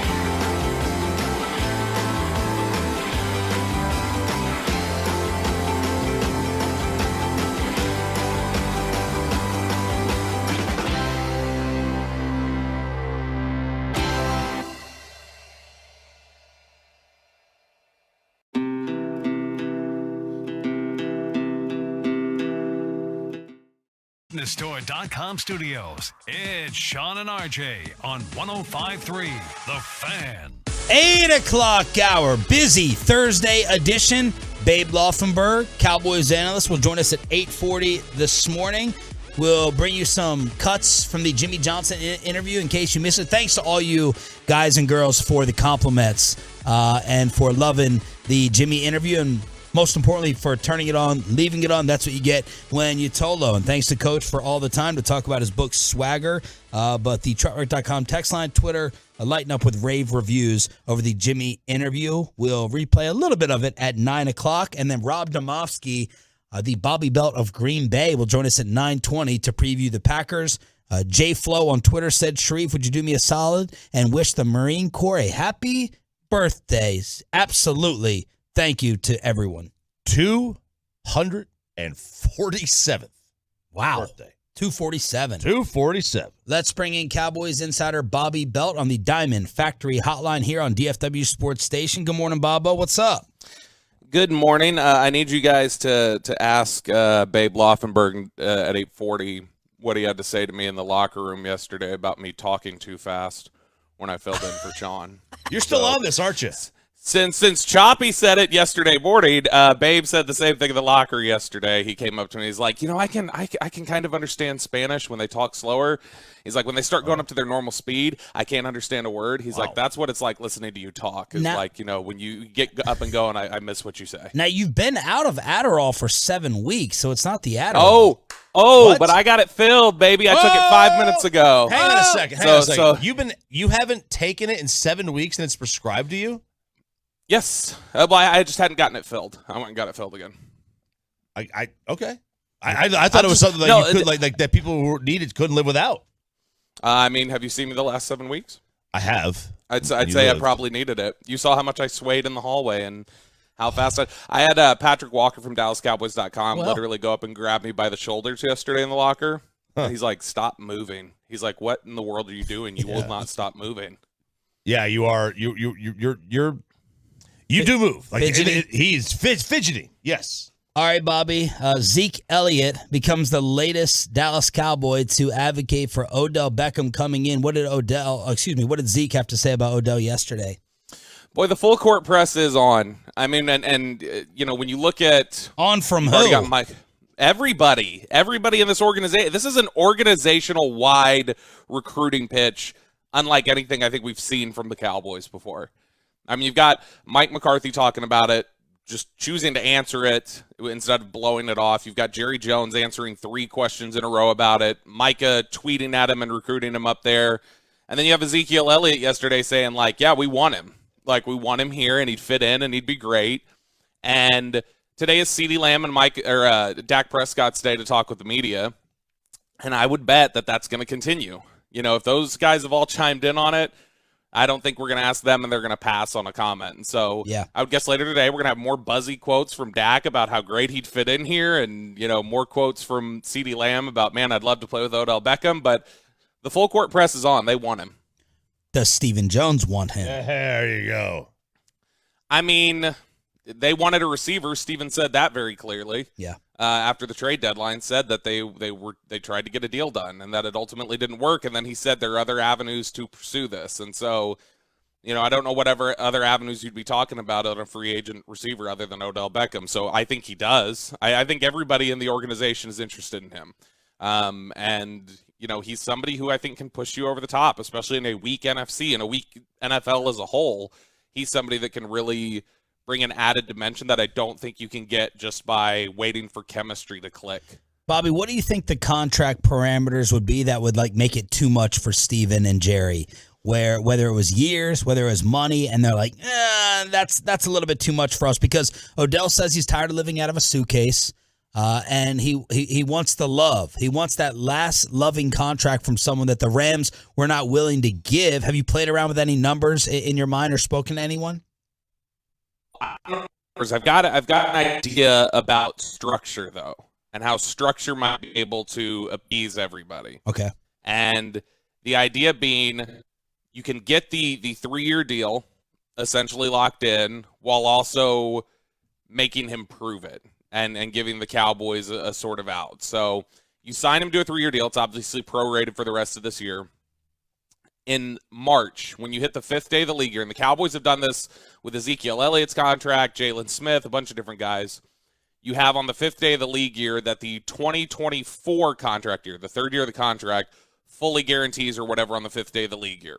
So does Odell Beckham show enough through the end of the season for you to say, fine, we'll take the investment, we'll let it click? Or do you in the first 5 days of the league year decide to move on and then you're just out the 2023 money, however much that may be? I think a structure like that could be a way that the Cowboys could approach it and find good middle ground with Odell Beckham to say, here's a 3-year deal, here's how we can structure it, and everybody's happy in the end. The Cowboys get a chance to look at it and decide if they want to go into the future. Odell Beckham gets some security and knows that a decision will be on the Cowboys pretty quickly to decide on that 3rd year. Best case, he is at what percent of his peak ability this year? Next year, obviously, it'll probably be to 100%, but like this year, best case, because it happened in February.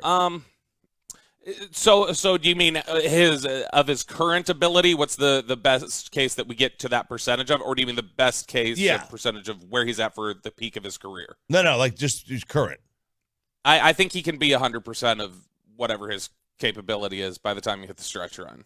It's just a matter of, because I think health-wise he'll be there. Now you've always got to worry about the re-injury and the durability factor, so that obviously would complicate things. But I think once he's cleared, and I think he's mentally tough enough and has dealt with this before to the point where he should have some expectation of how to approach it and how to fit in and how to play on, post-op and have that understanding. And so to me, I think he can be for January as close to 100% of his peak ability currently as he can as a 30-year-old player. Do you think Gallup is there?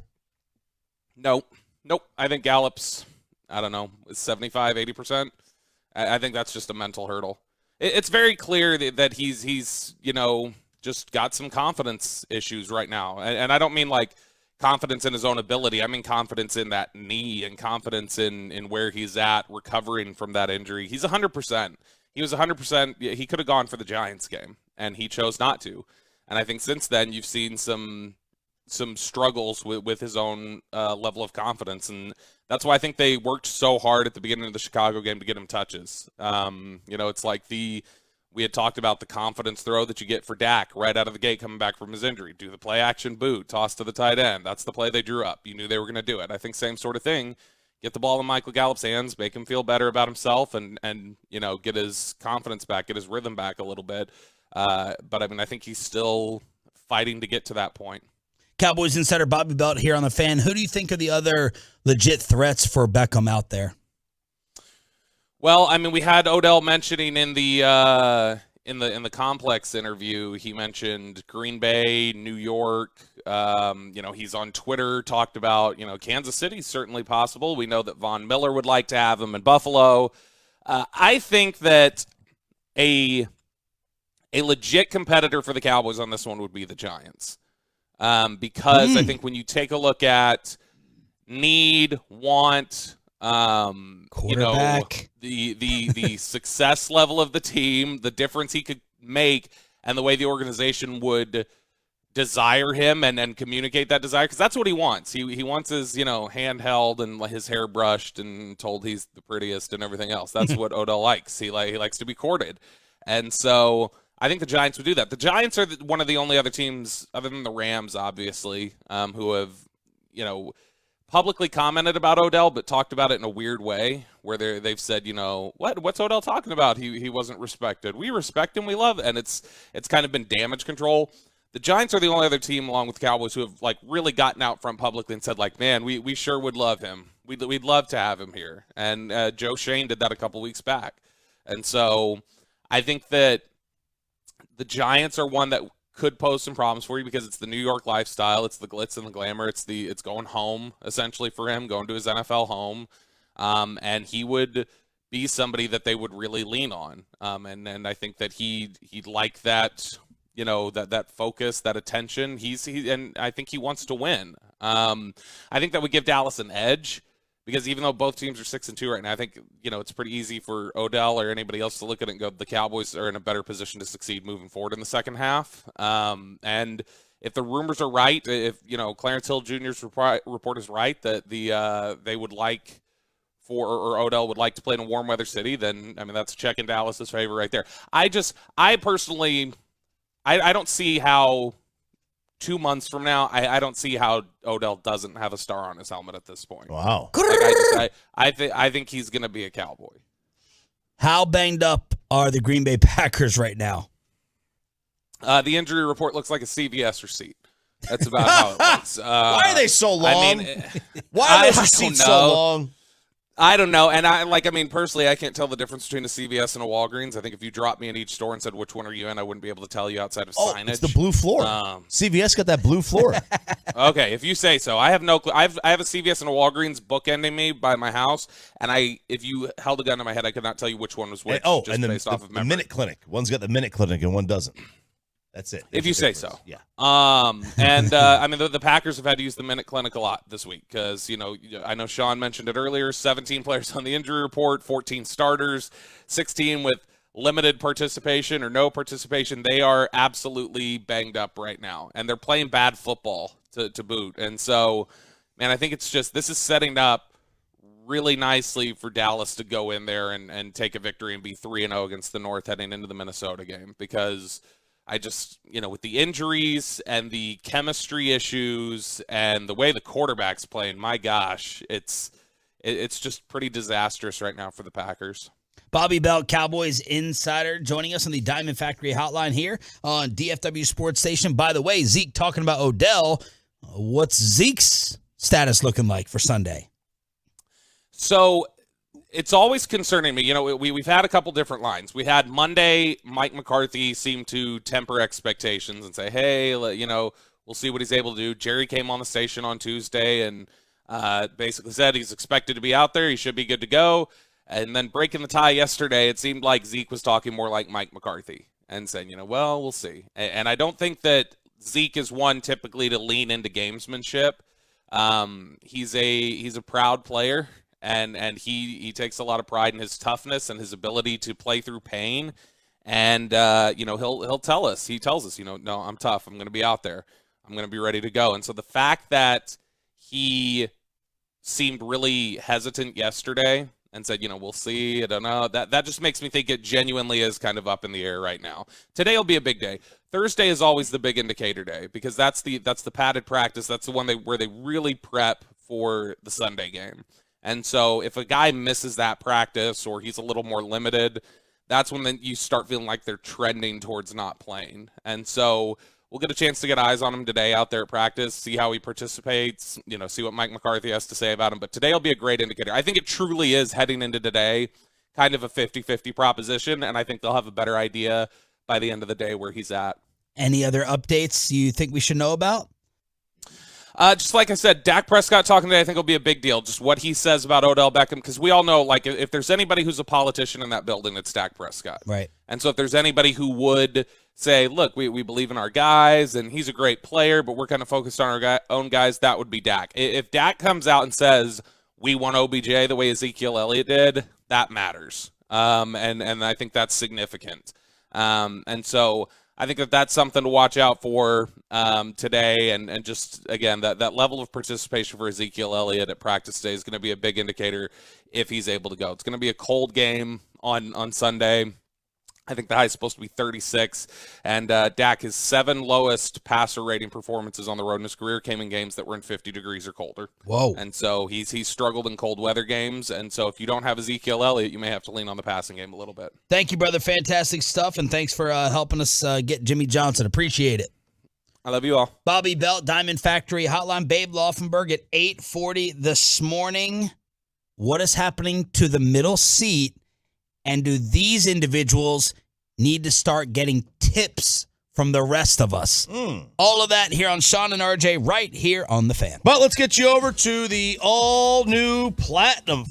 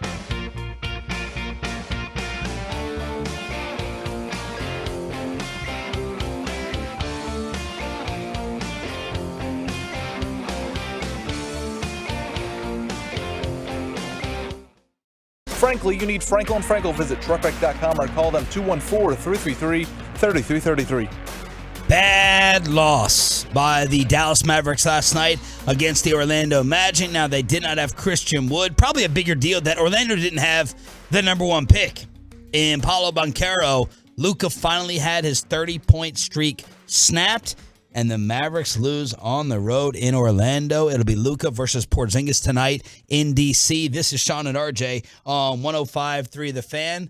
Bill Belichick admitted that the other team knew the Patriots' offensive plays. Yeah. Shaq Leonard, and apparently this happened with another team as well, able to figure out what Matt Patricia was calling and what the Patriots were running, and Belichick admitted to both incidents happening the other day. Crazy. Imagine if this was here. I just want everybody to imagine. If the Cowboys got accused from another team of tipping their plays, it would be a national story. It happens to the Patriots in back-to-back weeks. Crickets. Well, I think it matters if you win or lose as well. It's not as big a story when you win. It's not. Their offense was bad. Like, I think they sacked the Colts 9 times. 9 times. Like, defense and special teams. So they won the game, but I think it's a bigger story if you lose it. Yeah, like Lance McCullers was a laughing stock. Whoa! You okay there? Do you ever swallow and the saliva goes down the wrong? What are you looking at me like that for? The saliva goes down the wrong pipe. Well, that's what happened to me there. Lance McCullers was a laughing stock for tipping pitches in the World Series. Laughing stock. Bill Belichick, the GOAT, tips his plays. Nothing. But this is all going back to they did no favors to their offense this offseason. Matt Patricia and Joe Judge were the offensive coordinators of this football team, and now here they are tipping their plays. They're 26 in yards per game. They averaged 3.3 offensively against the Colts, 3.8 against the Jets. Belichick said C.J. Mosley was calling out their plays as well in Week 8. Pat's offense tied for the most interceptions thrown in the lower half of the league in offensive touchdowns, but they got the W, so maybe it's not as big of a story. Meanwhile, people are like, wait, the Colts knew the Patriots' plays, and they still lost? No wonder Frank Reich got fired. Jeff Saturday comes in, and he was asked, why are you qualified? He gave a great answer when he was asked, why did you take the job? But why are you qualified to be the Colts' new head coach? Here's the deal. Everybody talks about I'm completely comfortable in who I am as a man, bro. I know I can lead men. I know the game of football, and I'm passionate about it. I have no fear about, are you as qualified as somebody else? Bro, I spent 14 years in the locker room. I went to playoffs 12 times.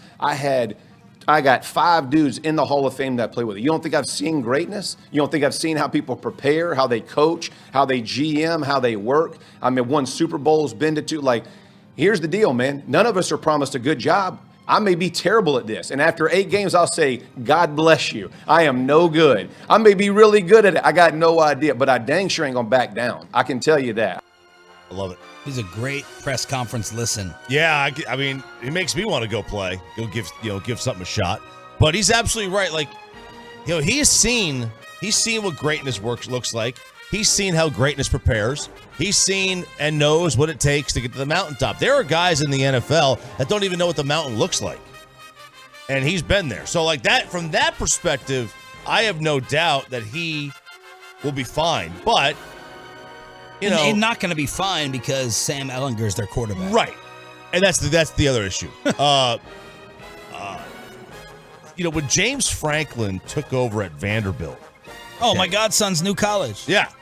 I think he was at Virginia or something like that before, NC State, whatever. He had been preparing to be a head coach for a decade. He had binder after binder of detailed what he was going to do each hour of each day as a head coach. Jeff Saturday has been tweeting about his fantasy football team. They're not the same. he could be a disaster. And it doesn't. And quite frankly, if you're the Colts, it doesn't really matter. You're looking to lose. You need your quarterback. Well, Jim Irsay was furious yesterday when he was answering questions about tanking. Are you guys trying to tank? He said it's the most absurd thing I've ever heard that we're tanking. That's bull S. We're in this thing. 9-7-1 gets us into the playoffs. No question about it. We're not tanking this year. Whoever says that we're not playing Matt Ryan because we're tanking, not true. The Indianapolis Colts don't do that. And he did not rule out going back to other quarterbacks as the season finishes. Did the Indianapolis Colts not tank when Peyton Manning got hurt and they threw in I don't remember. Jim Sorgi or whoever the hell it was? They got Andrew Luck. I mean, is that not tanking? Well, was Jim Sorgi their number 2? What other choices did they have? I can't remember who they. But I mean, look, they had all. They knew Peyton wasn't going to play. They knew they couldn't shake. He couldn't shake a hand. How was he going to throw a football?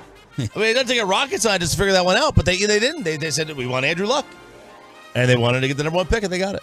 Meanwhile, I don't know if this is because of the Sean and RJ show and probably is Choppy and Bobby's interview with Jerry Jones, but the Kelsey brothers on their podcast, they address the issue of playing on turf versus grass. All NFL games should be played on grass fields. Take care of your players, man. It is a joke. I hate playing on turf. I think it's silly. The ground's harder when you hit it. More concussions happen on turf because of how the players' helmets hit the ground. Some cleats grab more. Some cleats sit on top of the turf differently to make it more of an unstable surface, which puts more pressure and like strain on your joints. Getting scientific. Okay. I do not play around with this. I count every single game preseason, how many games I got on turf, just so I can mentally prepare. I'd rather practice in sleet, snow, thunderstorm with a chance of getting struck by lightning than to run inside on the turf. In college, I loved turf. I preferred turf. High school, I thought turf was the coolest ever. You felt so fast. And then you'd slide on it, and it would rip the entire first layer of your skin off. So there's the Kelsey boys. My kid got his first turf burn when he played football this year. Because he plays baseball, and they play on turf all the time, and they slide on it. But he was using the tackling dummy, I guess, and he tackled it, and he slid. His hand got underneath. I'm like, bro, you got to wear gloves, man. You have to throw some gloves on. And he didn't have gloves, but the whole top layer of skin on the back of his palm, gone. Wow. Gone. Does he think playing on the turf is cool? He says he definitely feels like, playing a football game on turf. Now, he's O-line, D-line, so it's not like he's running routes and everything. But, he says he could definitely feel it more. He's more painful than when he catches an entire baseball game on dirt or pitches, right? So he definitely feels it. But it sucks. Turf sucks. They got to get rid of it. They've got to. I know these stadiums. I know Jerry makes a gob of money with concerts and all that stuff. There is nothing more important in that stadium than the health of your football team. Nothing. There's no concert that you can host there. Yep. There's no WrestleMania you can host there. Yep. There's no World Cup event you can host there that is more important than the health of your football players. What is happening to the middle seat? United Airlines. Man, I love this story. They are eliminating middle seats from rows 16 to 40 on their 757 fleet. Yes. Because Americans are getting fatter. Oh. So the FAA has indicated that, so they do things. Planes have to worry about weight, load restrictions, summertime, wintertime, they have to weigh the plane. So there's too many people in the back and the front versus that. Well, apparently, the average winter weight of female passengers, which is body plus luggage. Oh, we're putting this on the ladies. Well, maybe. Has increased from 150 pounds to 184 pounds since 2019. Whoa. The average male passenger's winter weight has increased in the same time frame, 2019 to today, from 190 to 205. And to be compliant with the weight and balance requirements of some of these planes, United will block off the middle seat between November 1st of next year and April 30th of the between November 1st this year and April 30th of next year. So they've already started doing that, right? So now they're doing it. Well, this is great because now you don't have a middle seat. You have somebody next to you. And like, oh, man, all this elbow room. So Americans are... the other tickets going up, though, in price? How are we going to get punished for this? We 1,000% will get punished because the tickets will be going up in price. Maybe they make the first class seats go up in price a little bit, maybe a little bit more. After they make their money anyway. I've also seen these stories of like different levels. Like they're going to raise some seats and some are going to be lower. Like the middle seat's going to be higher. You're going to be at like your head's going to be at butt level with some others. I've seen different ideas. So that was to cram more seats in. So if you raise the seat in front of you and you move it closer to you, your face is basically right at their back, their butt. But then you've got more leg room. So you have more leg room, but you're more claustrophobic because you got somebody sitting right in front of you. How was your fancy flight to London and Ireland, Peyton? What'd you do, business class, lay down seats? What'd you have? Well, it was premium economy. So you got to lean back a little bit further, had a little more leg room. How the aisles were set up, it was like 2 on the left, 4 in the middle, and then 2 on the right. So you went 2-4-2, had a big walkway, so people always got up and walked around. It was a 9.5-hour flight. Did you do your stretching like Russell Wilson? Were you doing high knee pulls and soldiers and some calf scoops? What were you doing? No, I did not because I could stretch from my seat. So I just laid back and I could stretch from the seat. So I didn't have to stand up until I went to the restroom. So. Let's bring in another diva, Babe Laufenberg, to preview Cowboys Packers. Does QB Babe think the Cowboys should add wide receiver Odell? Let's preview the Packers with Babe Laufenberg stopping by next.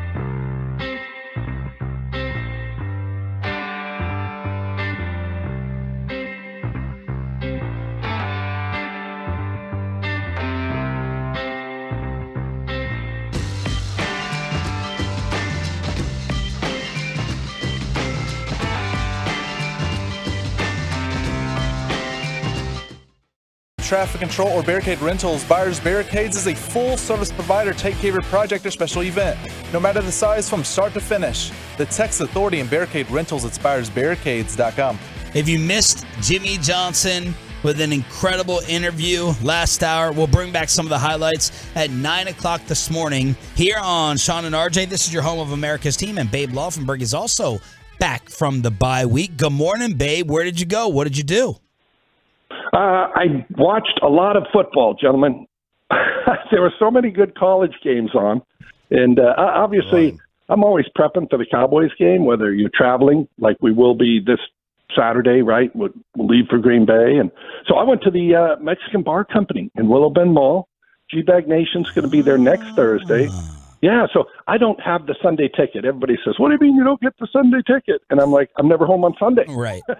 So went up to there to watch the Green Bay game to the Mexican Bar Company, and the food was fantastic, and I look forward to seeing everybody there next Thursday when the G-Bag Nation visits. What immediately comes to mind when you think about the Cowboys going to Lambeau Field?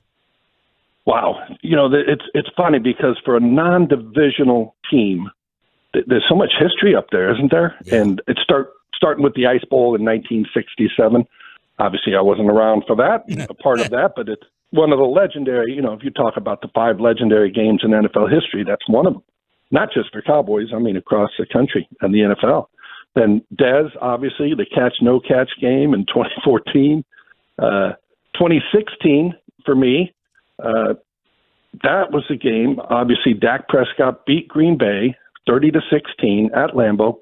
Cowboys went to 5-1 his rookie season, and I'll never forget driving back from the game, and Jason Garrett and I we're talking after, you know, the plane lands, whatever time in the morning it was, and I said, Dak, this kid's unbelievable. I mean, I said he handles everything. He handles the media. He handles the offense.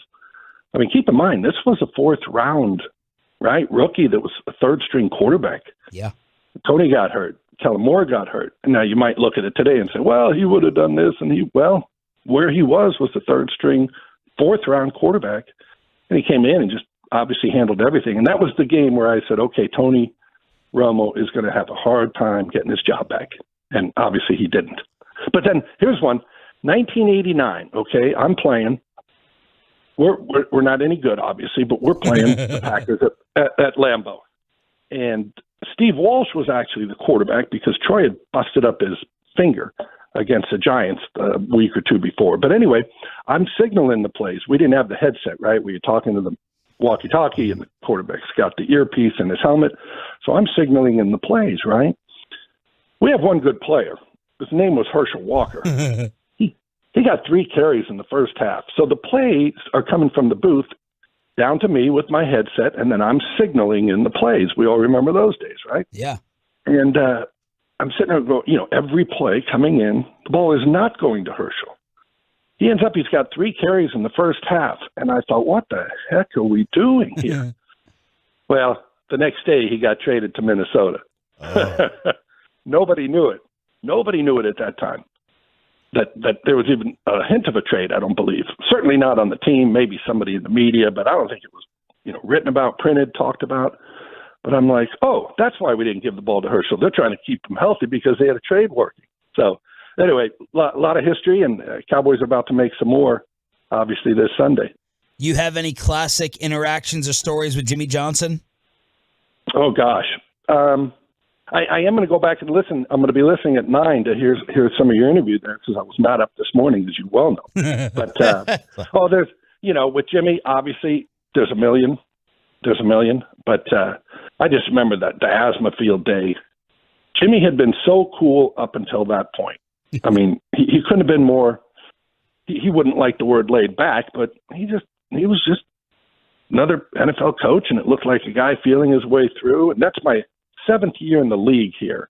I had come from San Diego, the then San Diego Chargers, and anyway, he exploded on that asthma field stuff. So we had to run 16 110s, quarterbacks and running backs or whatever. We all had to do them in 17 seconds or less. So you ran 110, got a 30-second rest, lined up, ran a 110 again, 16 times. So I had timed it out. You kind of pace yourself, and you hit hit that line right at 16 and a half or thereabouts, right? You don't want to be the guy not making it, but you also don't want to go 14 seconds and then be out of gas at the end. He exploded about halfway through the infamous asthma field. I swear to God, I think I could have beat Usain Bolt if you had lined him up next to me. I was so terrified of this. I'm like, this guy is crazy. I mean, the rant he was on, I just said, oh, there's no way in hell I'm going to be the guy not making it. So all of a sudden, I'm like hitting that line at like 12 seconds. Oh, but obviously there's a million Jimmy stories, and I guess you can read all about him in his book. Yeah. I guess. Let me ask you this. We all know he belongs in the Ring of Honor. There's no one that would say he doesn't, and we know why he's not in. Right. Do you, if you went to Vegas, and I know, Chop, you were just out there, right? Just there.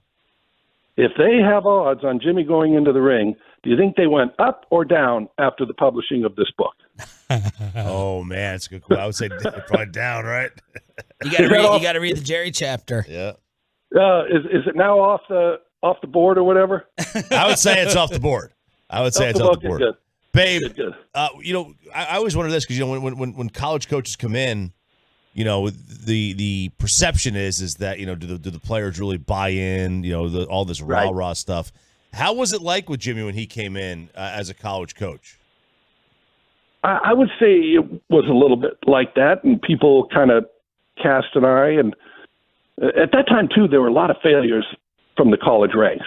Now guys are doing it, and I think Jimmy, I don't want to say he paved the way, but there were a number of college coaches, right? Lou Holtz, Chuck Fairbanks went to New England. All these guys, just abysmal failures in the pros. And so people, teams stayed away from that for the longest time. And obviously here came Jimmy. So I think there is a little level of that to prove. Now, the other thing, we had a very young team.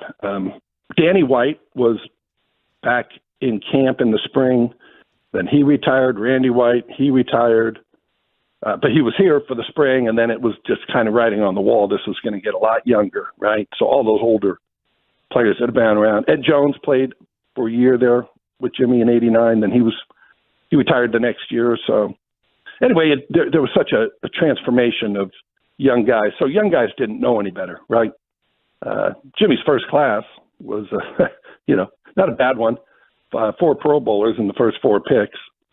With Aikman, Daryl Johnston, Stepnoski, and Tony Tolbert. So, you had these young guys that you came from college. So a college coach was what you'd known all your life, right? Yeah. But, again, Jimmy is an interesting cat. That's all I can say. The ultimate Machiavellian.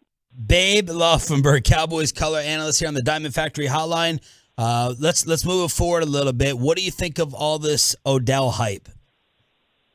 Well, here's what we know, right? We know he just turned 30. Yeah. He's coming off ACL surgery. He tore his left ACL in 2020. Cleveland Browns released him. Tore his ACL in the Super Bowl, which was obviously in February. That's 1 month after Michael Gallup, who still hasn't really come back, as we know. So that's what we know. He can be an issue at times. I know that for a fact. Now, here's what else we know. Cowboys are desperate. The receiving core isn't threatening anyone. And what's funny is everybody talks about, they're playing 12 personnel, they're playing 13 personnel. They don't.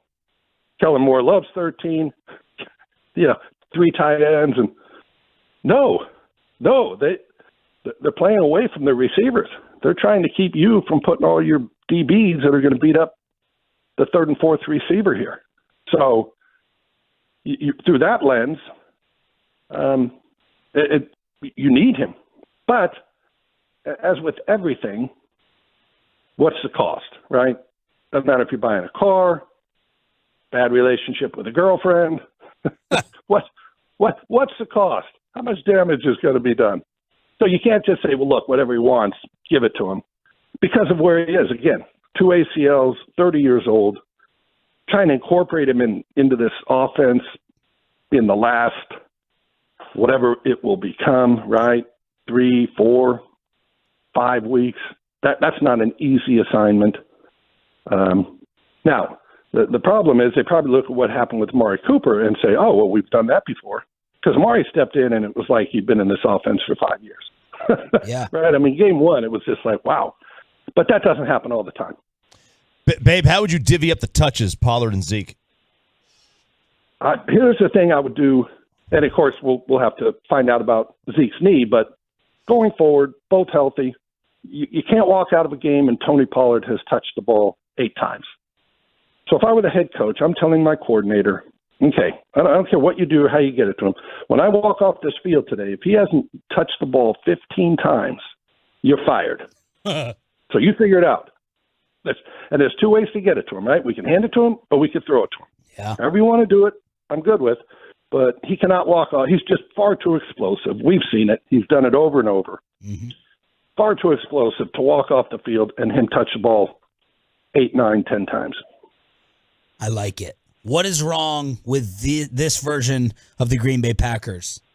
Man, Bobby Belt touched on it. I loved it. The CVS injury list.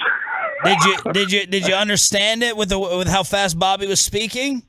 Well, let me tell you. Did he tell you? I saw him in the locker room yesterday. I said, Bobby, I cannot keep up with you. It's like I know a little Spanish, and I can do it. If you speak really slowly, I can kind of understand what they're saying. But I couldn't. You've been there, right, where they talk so fast in Spanish that, okay, wait a minute, I knew that word and that word. So I said, Bobby, I want to listen to you, but I can't keep up with you. I'm getting older and wasn't all that smart to start with. I want to hear what you have to say, so let's slow it down. But but they're so beat up. And how about, and they're not playing well, obviously, even probably healthy, but how about this? If we sat there at the beginning of the season, right, we're around the table and we're all looking at the schedule, say, okay, that's a win, that's a loss, this is a win, that's going to be a tough one. And we all kind of do it to some extent. Did anybody say, okay, Green Bay with a relatively healthy Aaron Rodgers, he's got a thumb right now, but going to Lambeau, that's a trap game. Right. Right? That's all I hear, trap game. Wait a minute, you're going to Lambeau Field and you're taking on Aaron Rodgers. They've gone 13-3 the last 3 years, and at the beginning of the season, you said, oh, there's a trap game. You say, well, you're crazy? But that's what it's become because the injuries for the Packers and just the way they're playing. Which one's more legit? Aaron Rodgers has lost it or the front office screwed him with weapons? No, I don't think Aaron Rodgers has lost it, right? I mean, he just finished literally an MVP season. Yeah. So, but there's no question he's not playing the same. And to me, more than any other, position or group or whatever, there has to be a level of trust in the passing game. And that level of trust comes on many fronts. You have to trust your offensive lineman. You have to trust that the back is going to pick up the right guy on a blitz. You have to trust that your receivers are going to be where they're supposed to be when they're supposed to be there. And man, you look at the Detroit game, and I looked at after watching the game at the Mexican Bar Company. I've looked at the all 22, and it almost looks dysfunctional. I mean, he's throwing a fade, the receivers running a slant. They got 2 guys running down the middle of the field together. Just all these things that keep you from being effective. And again, it's one thing. It's not just drop balls. They had their share of those too, but it's just guys running around, seemingly not knowing where they're going, and he's got to hold the ball a little bit longer because he's waiting for guys.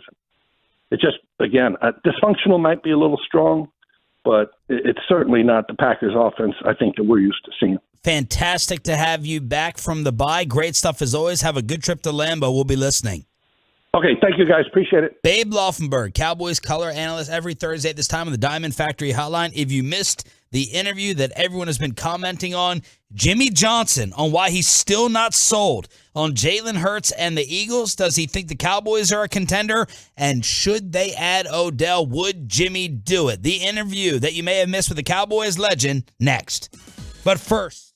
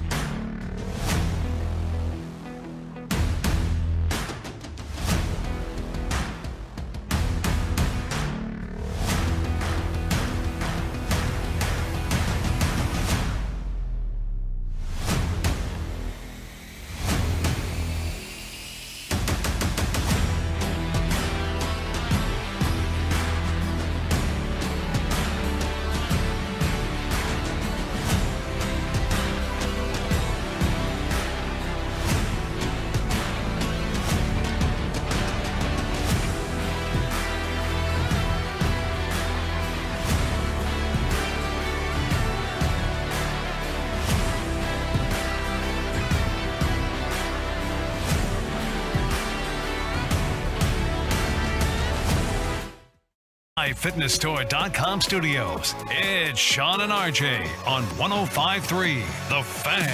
Final hour fist pump time here on your home of America's team. We got the Tiger Woods fist pump, just one from Ryan and Peyton behind the glass. But that's the broadest one. That's what Broadus does. That's we right. See him do that? That's right. He does the one pump. Yes, did see him do it. He was in this room on the morning show. We have Rob Domofsky, who was the Bobby Belt of the Packers.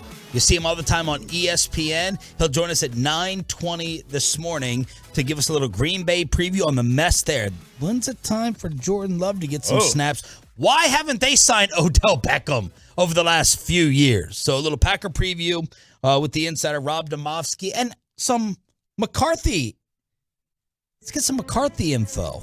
Okay. Coach is going to rejoin us tomorrow at 6:30.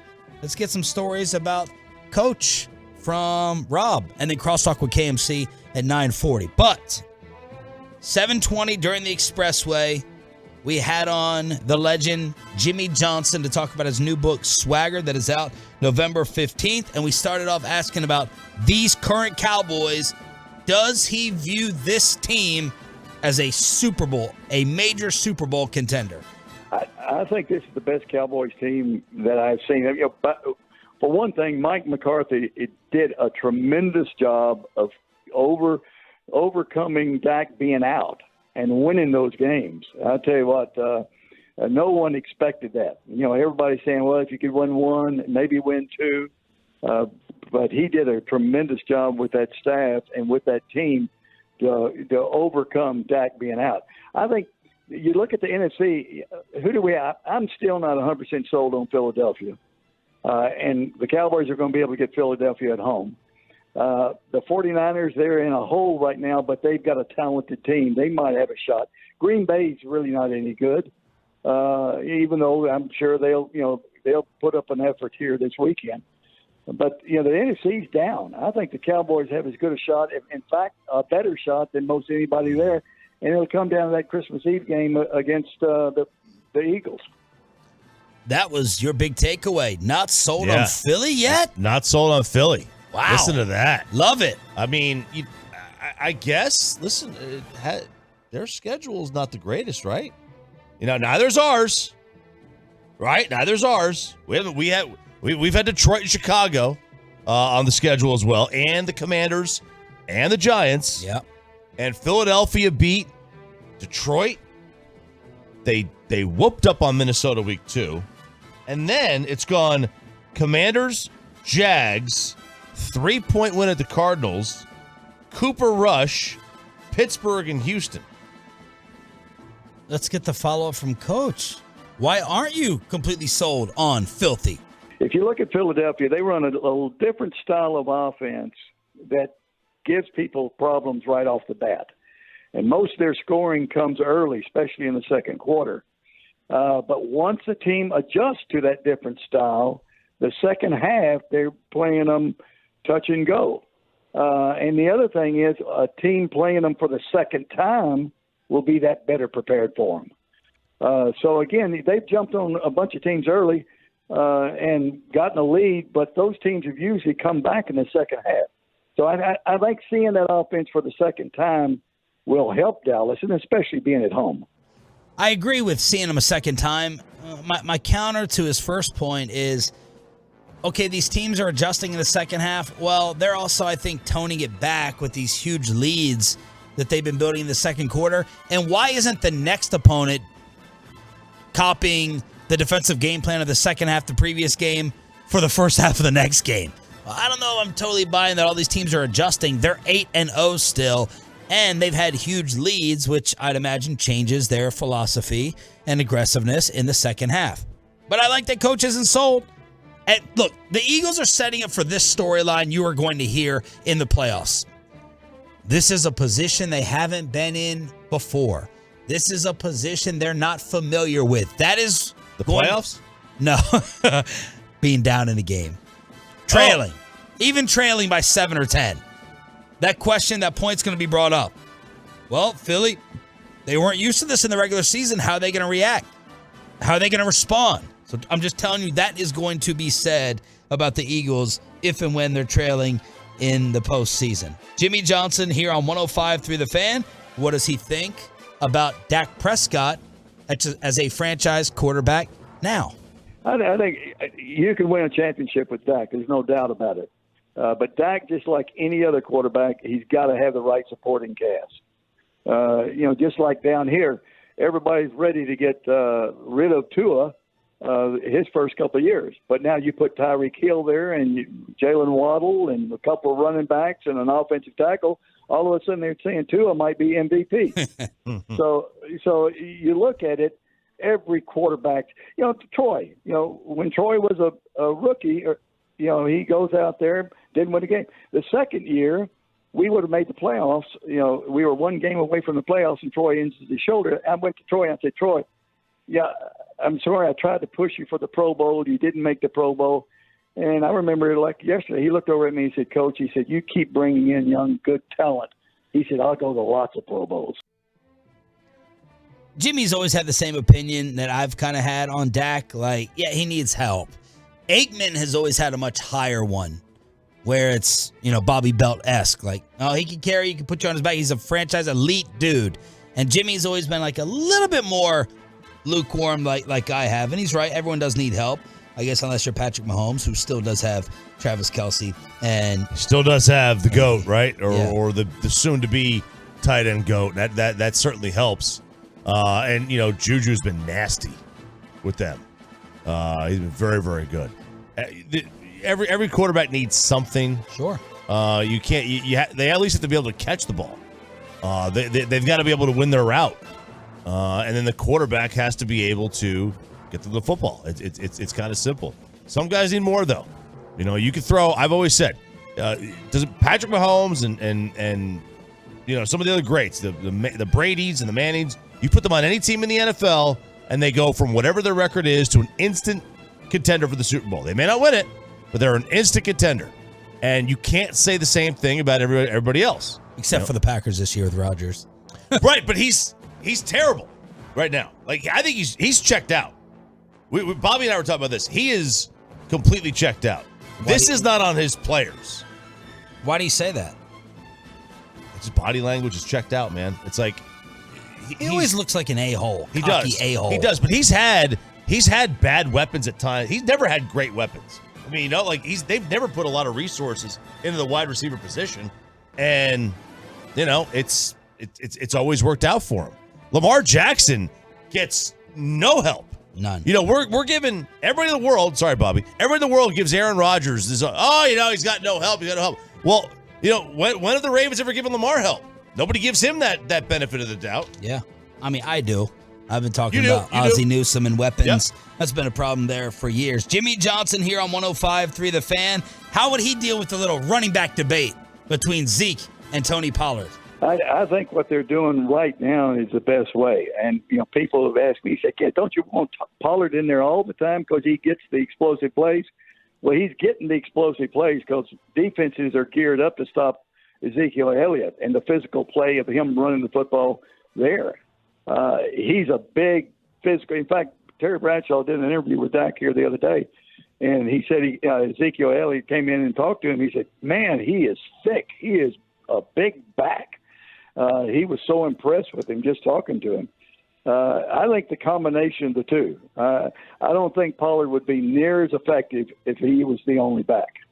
So Jimmy is liking the way that it's being done right now, but the headline grabber, he didn't totally finish the sentence, but he was going there just like he didn't finish the sentence of, this is the best Cowboys team since when? Since 2014?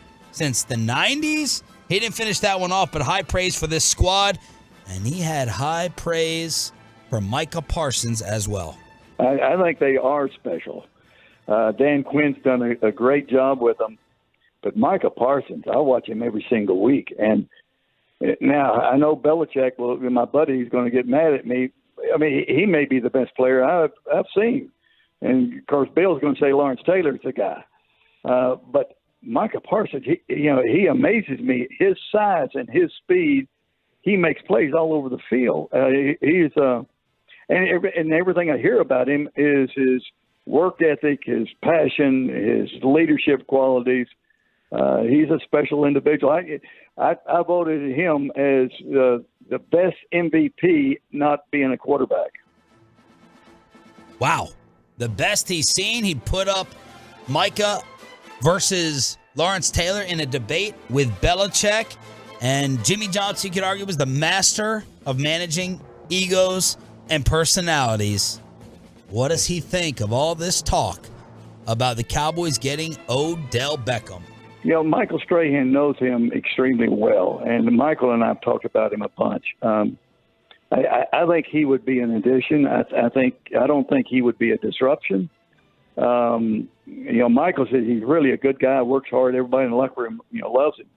The concern I have is, you know, how quick is he going to be able to contribute in a positive way? Because he hadn't played football in a while. He's coming off a major knee surgery. And so it may be, we may expect more out of him than what he can give early. The other thing is when a player hasn't been out there, I've seen it time and time again, when they've had a long layoff and then they hit the field, 2 weeks later they pull up a hamstring or they pull a groin or something because they're not football ready. So how football ready is he going to be? Michael Irvin, same thing yesterday, saying he thinks this is more about next year than this year if they get Odell. Look, at this point, it's starting to feel inevitable.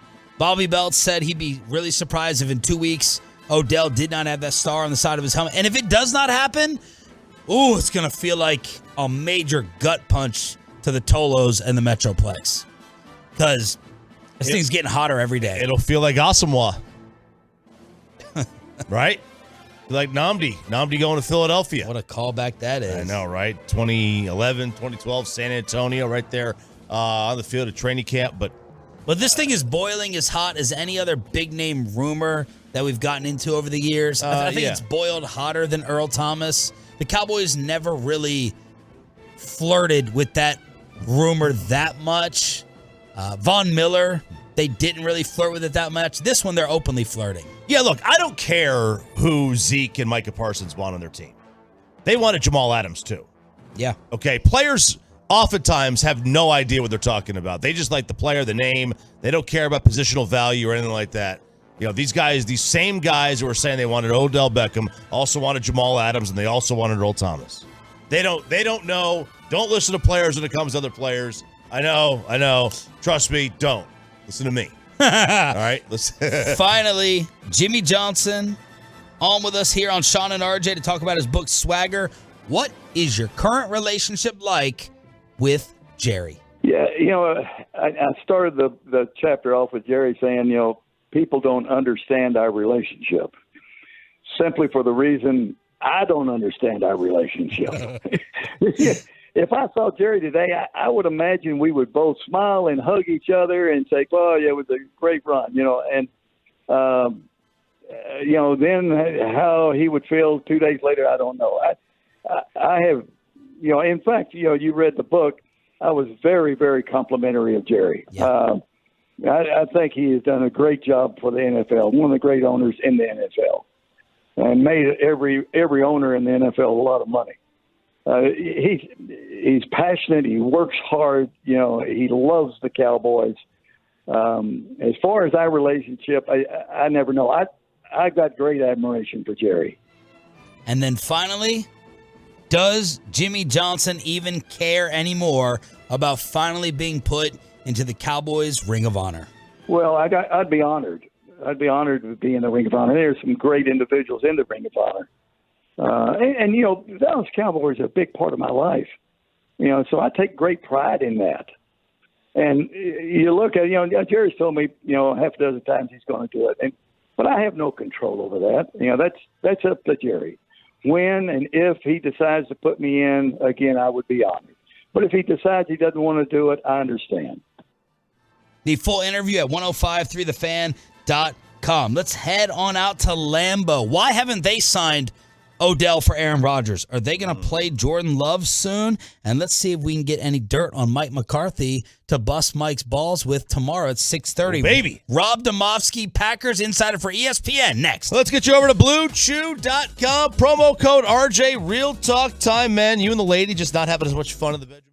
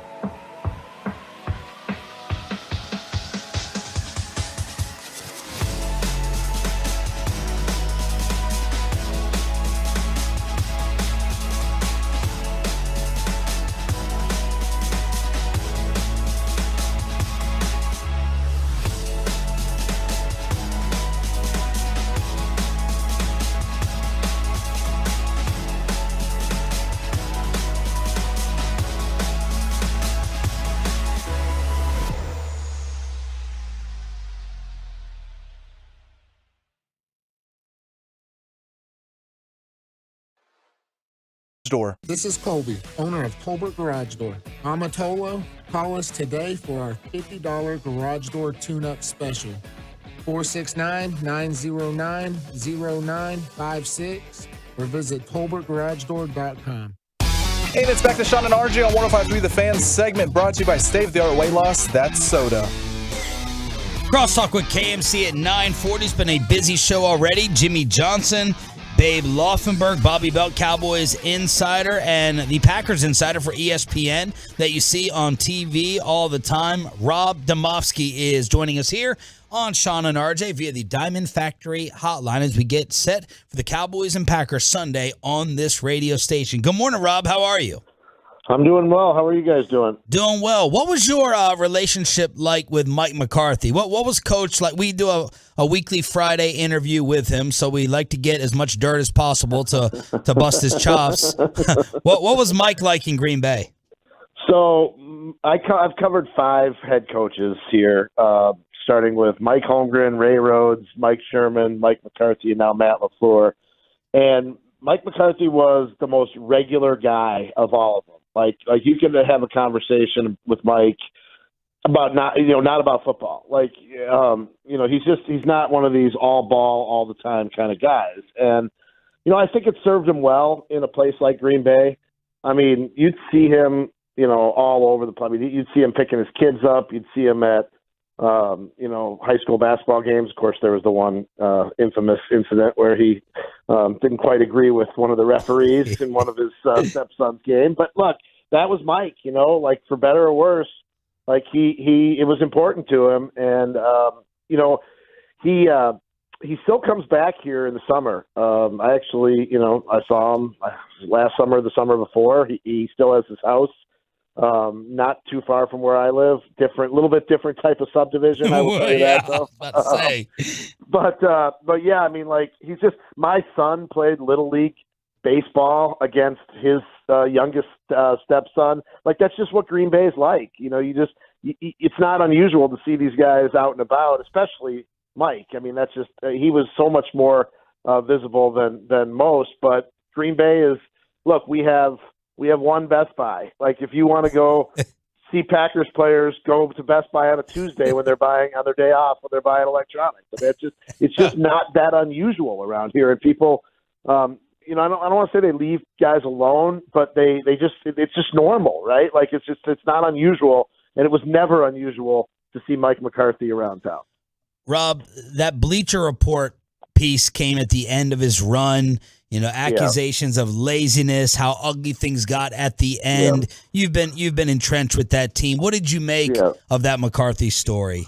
Look, if you wanted to find somebody to rip Mike McCarthy or Aaron Rodgers, you just had to go to 2 places: Greg Jennings and Jermichael Finley. Like that's just I don't know. I guarantee you those guys are the sources on that story.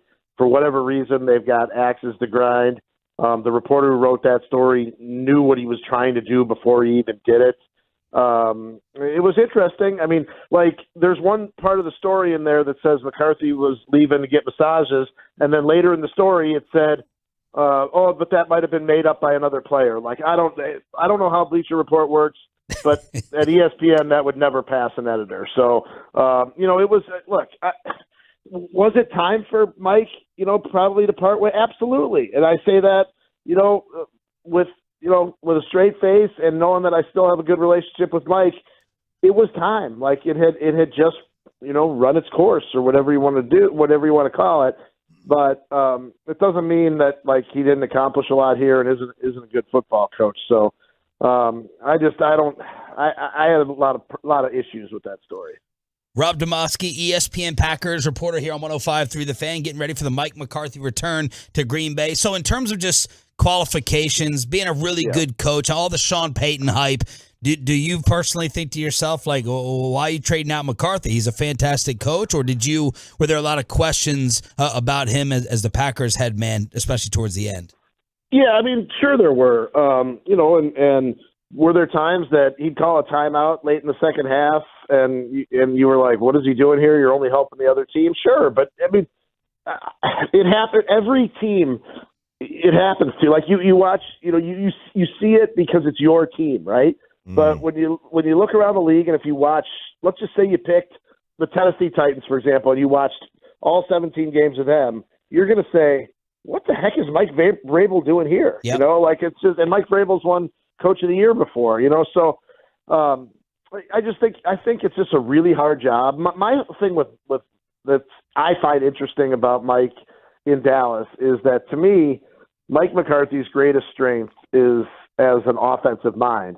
Yet, as far as I can tell, they're not running his offense. They're running Kellen Moore's offense. So that part of it, I'm not exactly sure, what the dynamic is there. But I do know this, Mike's great in front of the room. Players really, really like playing for him. And, so maybe that's his bigger role there. Whereas here, he was the offensive play caller, and he was the guy who would work with quarterbacks.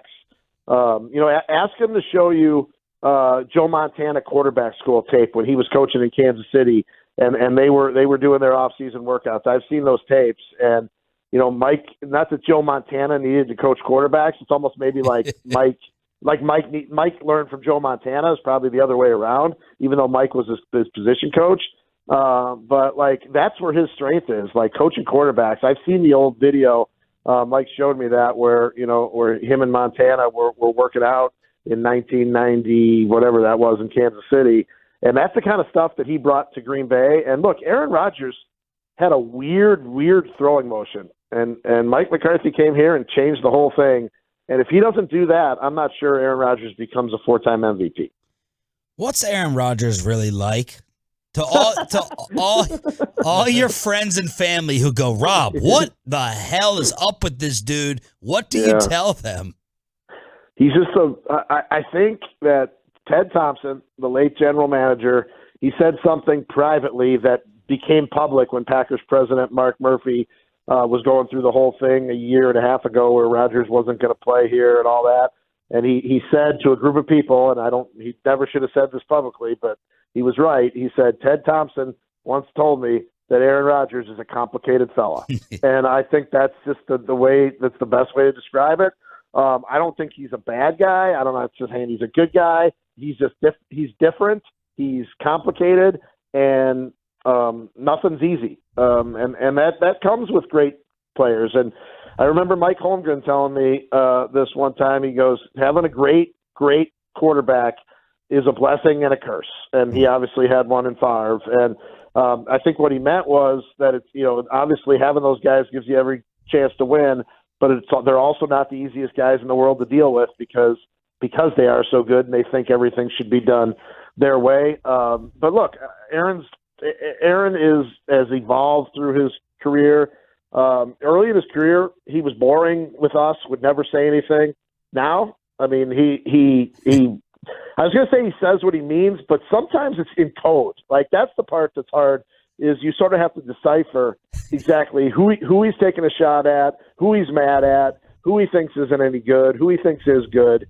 So it's almost like you have to take a lesson in translation of what Aaron Rodgers' language is. Oh, so he's like your Jerry Jones for us. Absolutely. Is he declining, or is he just surrounded by poor weapons? Yeah, I think it's more the latter. But look, he's 38, going to be 39 years old in less than a month. And yeah, skills decline. I don't think he's throwing the ball with any less velocity. Accuracy might be an issue. But then again, how much of that is him not trusting where guys are going to be, where they're supposed to be, things like that. And I think it all goes into it. I think he's let his frustration probably affect his play too, and maybe is becoming indecisive at times. But look, from a pure skill standpoint, I think he's still a really good quarterback. He ran a couple of times in Detroit, and he looked pretty good. He did not look like Tom Brady looked when I saw Tom Brady try to scramble against these guys, and it looked like a weeble wobble running down the middle of the field. Rodgers still can move. He's still got his legs. He's still in great shape physically.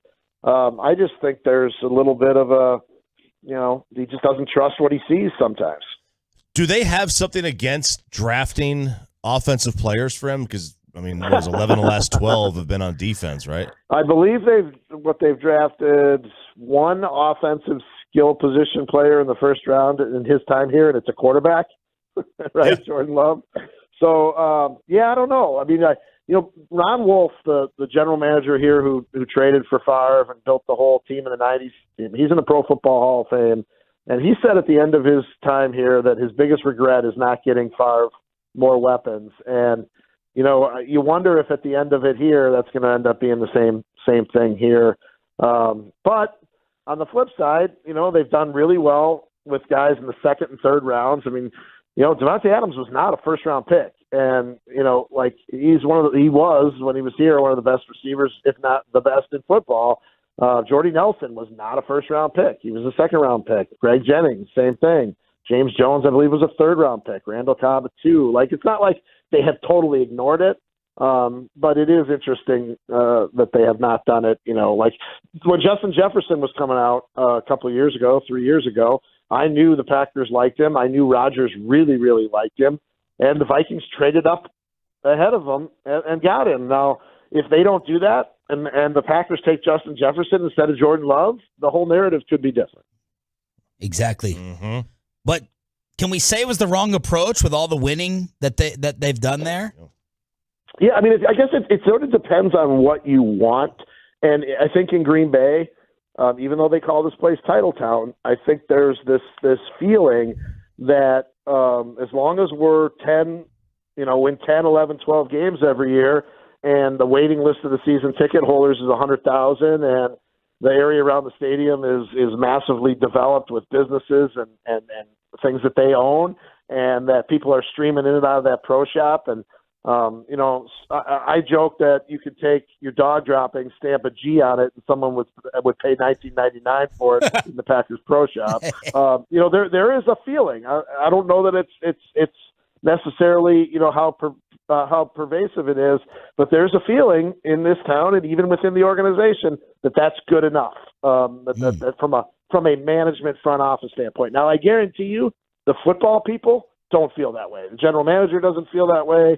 The coaching staff doesn't feel that way. But from a business front office standpoint, there's a little bit of a feeling that, hey, as long as we're winning 10, 11, 12 games every year, it's all good.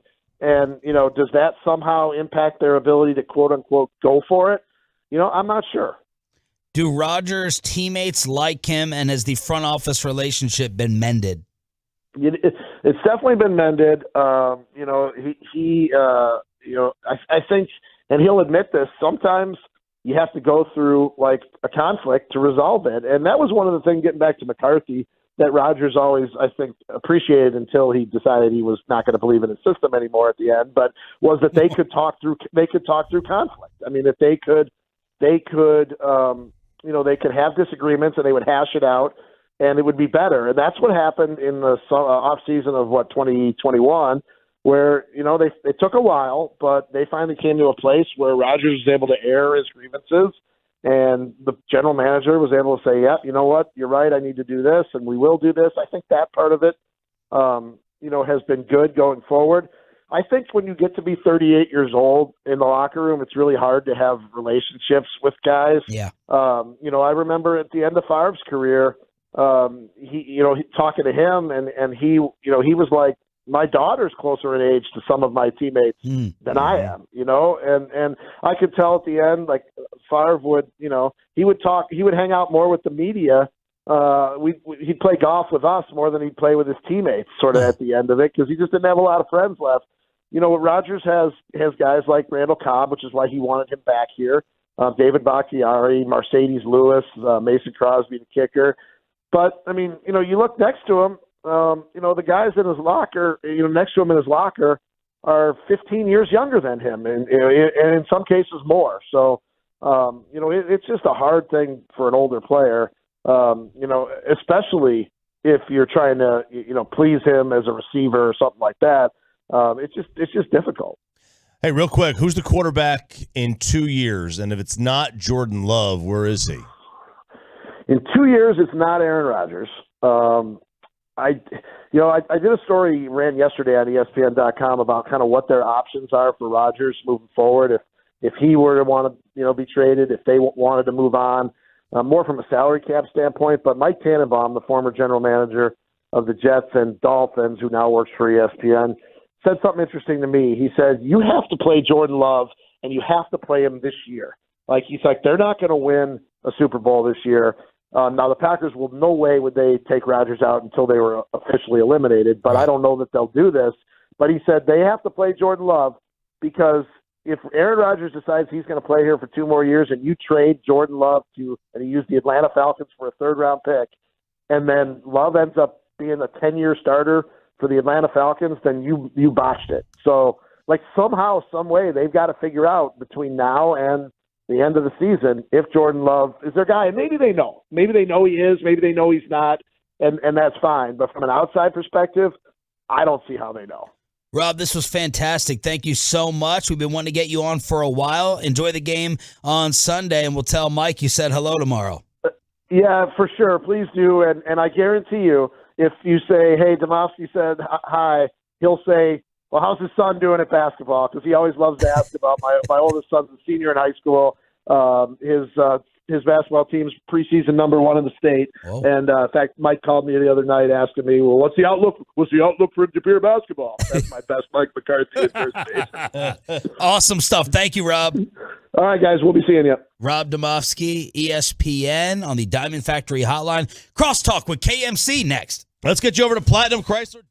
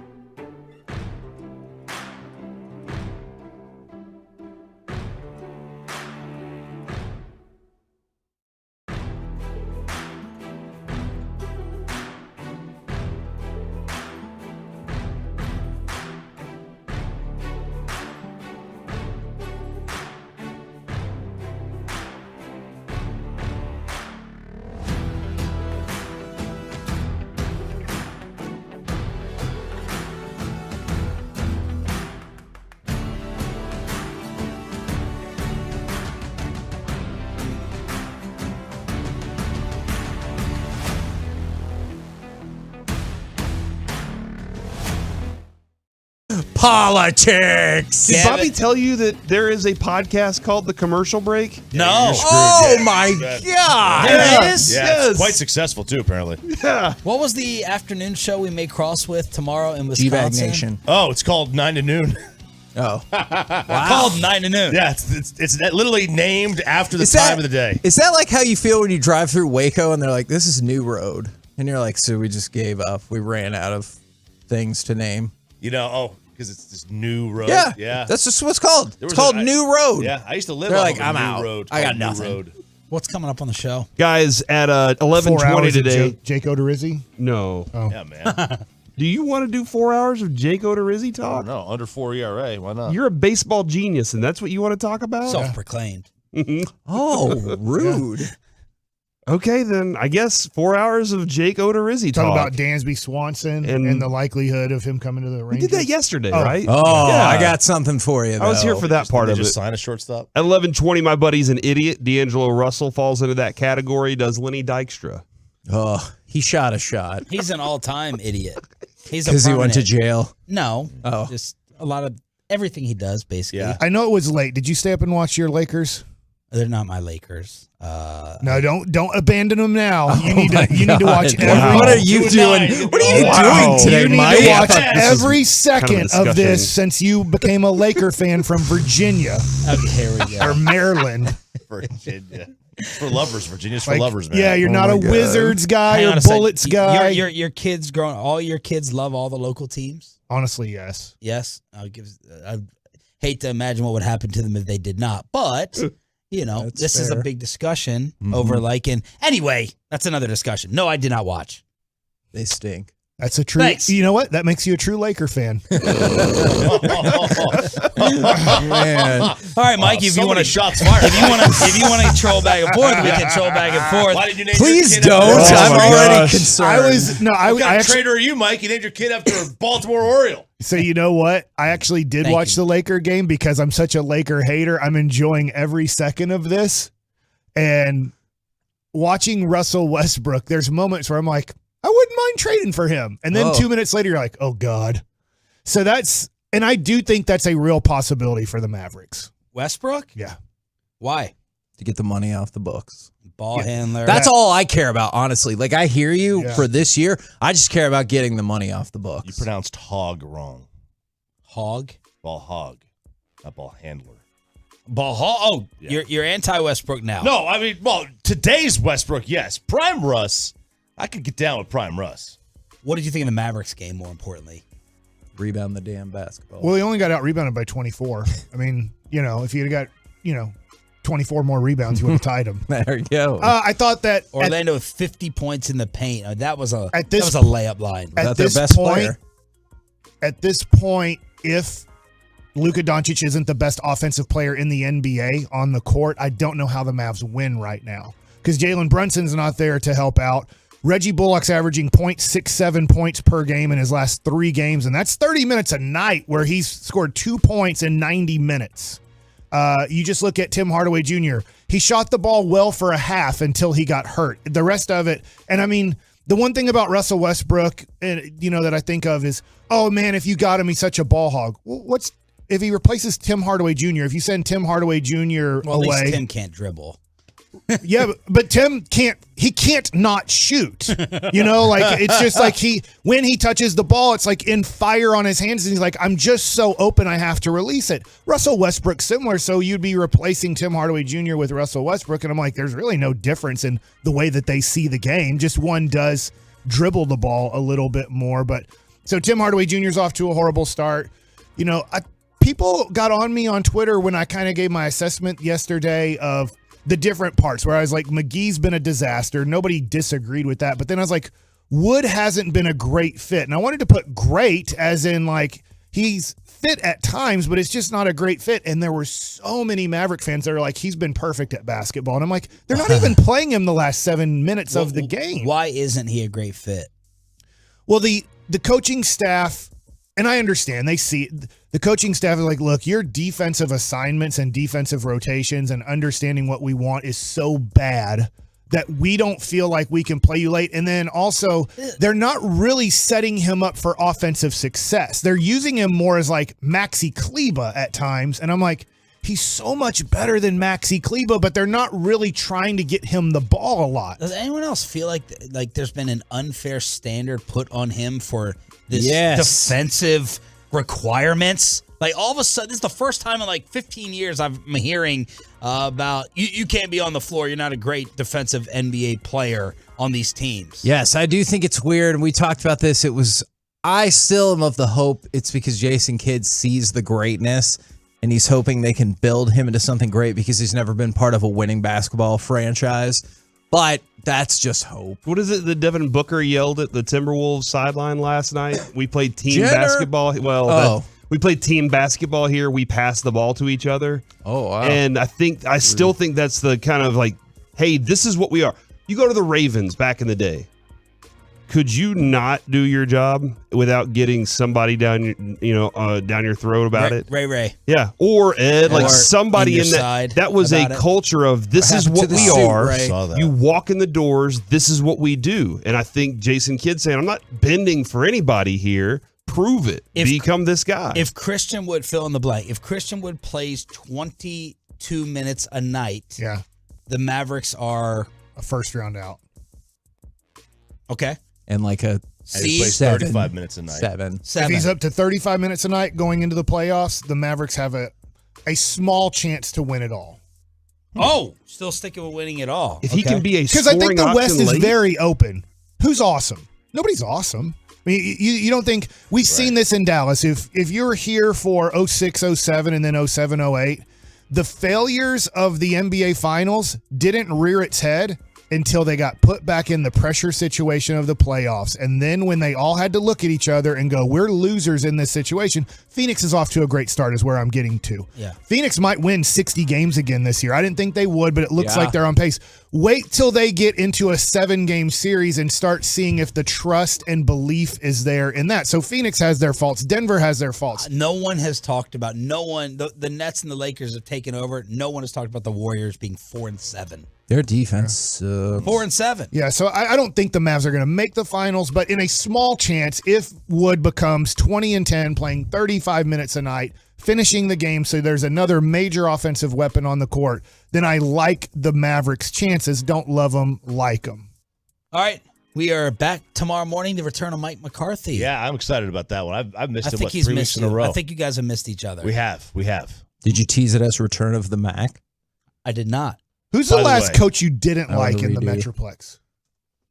Well, that's what I didn't like. Yeah. You loved Garrett. Bonus. Love Banny. Dude, Jimmy Johnson just told us we should like him, Mike. I wasn't a fan of Bonus. Okay. I didn't think he should have gotten the interim tag taken off. I think we overreacted to The bubble. the bubble. All right. Good answer. But look, I also don't really think. I'm sorry. I hope Bane's not listening because I know he's in town. Oh my God. I don't really think coaches are as important as we give them credit for. So it's like, Ooh. I don't advocate for their firing all the time. All right. Take that. We're back tomorrow morning. Take that for data. It's the KMC Masterpiece next on The Fan. Download the Odyssey.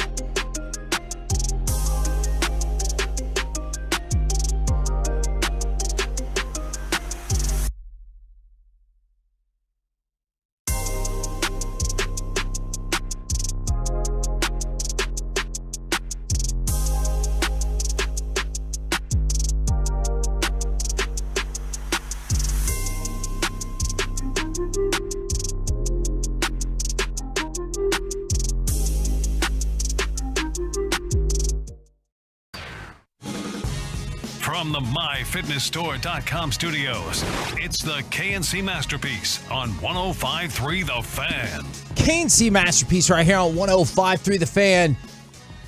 I'm going to ask this question across the NFL, but I also want your answer for the Cowboys. Which NFL players still have the most to gain or lose in the NFL this season? 877-881-1053. I have shamelessly taken this. Like financially? From perhaps. Okay. Or perhaps not. Legacy? Perhaps. Or perhaps not. I'm just going to keep saying that to all your... Yes, I think financially... Love life? Maybe that does not feel as pressing. All right. But I think it's more financial-wise, legacy-wise. Sometimes they're kind of intertwined. And I was reading this article from ESPN, so they have their answers. But I wanted to see who it is that jumps to mind to you, or maybe more specifically, who it is that jumps to mind to you for the Cowboys. Because for the Cowboys, I agree with their answer, and it's Tony Pollard. Because Tony Pollard had his first game where he really got to be the dude, and even then they're like, well, we'll cap you off at this amount of carries. And I thought he was spectacular. But from a financial standpoint, it feels like it was a huge step in the right direction for Tony Pollard. Man, that's interesting. I'm going to probably refer to this 1,000 times today. All right, Kevin. So just prepare for a Jimmy Johnson audio collapse at some point in the show. But Jimmy Johnson agreed with most everybody about the reason that Tony Pollard can't snap off those big runs consistently is because he doesn't have tired legs because of what Zeke does. And that's the thing that, I don't feel like Skip Pete was helping him out when he said Pollard played a total of 30 plays. I think that's his max as far as total play count, because then the juice just doesn't become the same and he's not as quick or as fast. So Bill Barnwell decided to go out of his way and say, here's a career accounting of every Tony Pollard touch after his 30th snap of the game. 1-yard run, 5-yard run, 12-yard catch, 6-yard run, 40-yard touchdown run, 10-yard completion, 25-yard run. And those last two were 2 weeks ago. Okay, so in the one game, gotcha. So it's tough because it's not a big sample size, but you do see 12-yard catch, 40-yard touchdown run. And I'm sure Tony Pollard's like, hey, thanks for putting me in that box, Skip. I really would like to go get paid. Or maybe he's like, hey, I'm working for the organization where we want to suppress the amount of money that we loves it here. What if he's a real toe the company line kind of guy, and he's like, yeah, I'm ready to come back next year for a very small contract, team friendly. Yeah, I mean, great. Then I'm interested. So Tony Pollard, of course, comes up multiple times. We get from the 214, made it home. Glad to hear. Glad you're safe. Good for you. And then from the 469, Dalton Schultz. And Dalton Schultz is somebody who definitely could use a big back half of the season to solidify their contract status out in the world. I don't think with the Cowboys. Dalton Schultz, definitely, I think, yeah, I agree with you. I don't think necessarily that he's going to be back. Just financially, it doesn't make much sense for the Cowboys to do that. Plus, they have 2 replacements in place. Ferguson. I think the name I would probably jump to first because I think he's done a good job with this, but they still have a lot of work to do. It's Tua, who Mike has shown I can play with these receivers. I still think they're you watch the game, there are times when you're like, that could have been a touchdown if he'd have thrown that further. But for everything else, they've designed an offense. Mike McDaniel's designed an offense that works very, very well with what Tua can do. I guess I hear you, but he has another year left until they have to really start making a tougher decision. You're right. I just felt like going into the season, they wanted to get rid of him this year. I like what you're saying because it plays off of the guy that I thought of, and I'm thinking of in our own division because it's over for Daniel Jones' rookie contract. And so that's where I thought right now, I think that the Giants are going, man, he kind of looks like our guy. But if it fades in the second half and they play under 500, either don't make the playoffs or just barely get in, get hammered in the first round, I think then it puts into play the New York Giants going, all right, we don't even really want to franchise tag him because we don't want to pay him 1 year and $42 million or whatever it would be to franchise tag him. So I think there's a lot on the line for Daniel Jones this second half. So that's a good answer. This gets broken down as like a candidate per team, and Daniel Jones does come up for the Giants. And for the Giants, I think the back half of the season will answer a lot of questions for them in terms of Jones and obviously Barkley. Is some of the positives for Jones is he is 12th in QBR, which I know is not like uber positive, but considering he looked like one of the worst quarterbacks in the league, it feels like a step in the right direction. Also, their team has been playing well and is in position to make it to the playoffs. That's a huge thing for him. The flip side, he averages 6.4 yards per attempt, which is abysmal, and averages less than 200 yards, I think 170 yards per game passing, something along those lines. And so the stats aren't incredible, but if that's not what the Giants are looking for, if that's not what your boy is looking for, he's like, hey, we're building this thing around the run game and defense. We've seen how that can be successful. So I think you're right that Daniel Jones has a lot on the line. I think Tua is a savvy answer as well, because the other thing about the monetary I get is I just wonder about his health, because like if he were to get hurt again, I just feel so bad for that dude that I wonder if people be like, we can't put him back. I think his body is going to be in good shape. I mean, I'm concerned about future concussions there. I got another addition, and I know because somebody tweeted or texted in, Diggs, isn't he in a contract year? No, he's not. He's just entering his third year of a 4-year contract. But he's going to want to jump ahead on negotiations here. CeeDee Lamb. And here's why. I don't know if we've discussed. I haven't discussed this on air with anybody. I don't know if y'all have discussed it further. CeeDee Lamb, if the Cowboys say, Odell Beckham Jr., you're our guy. Yeah. Why would he accept a 1-year deal other than nobody else is offering him anything other than a 1-year deal? He wants to get a contract to make up for the fact that he put everything in Bitcoin last year. Hold on. Do we know that to be the case? I don't know. I'm just presuming here. But he wants a multi-year contract to finish his career. 3 years, all right? Kevin, think about this for a second. You traded away Amari Cooper. Yep.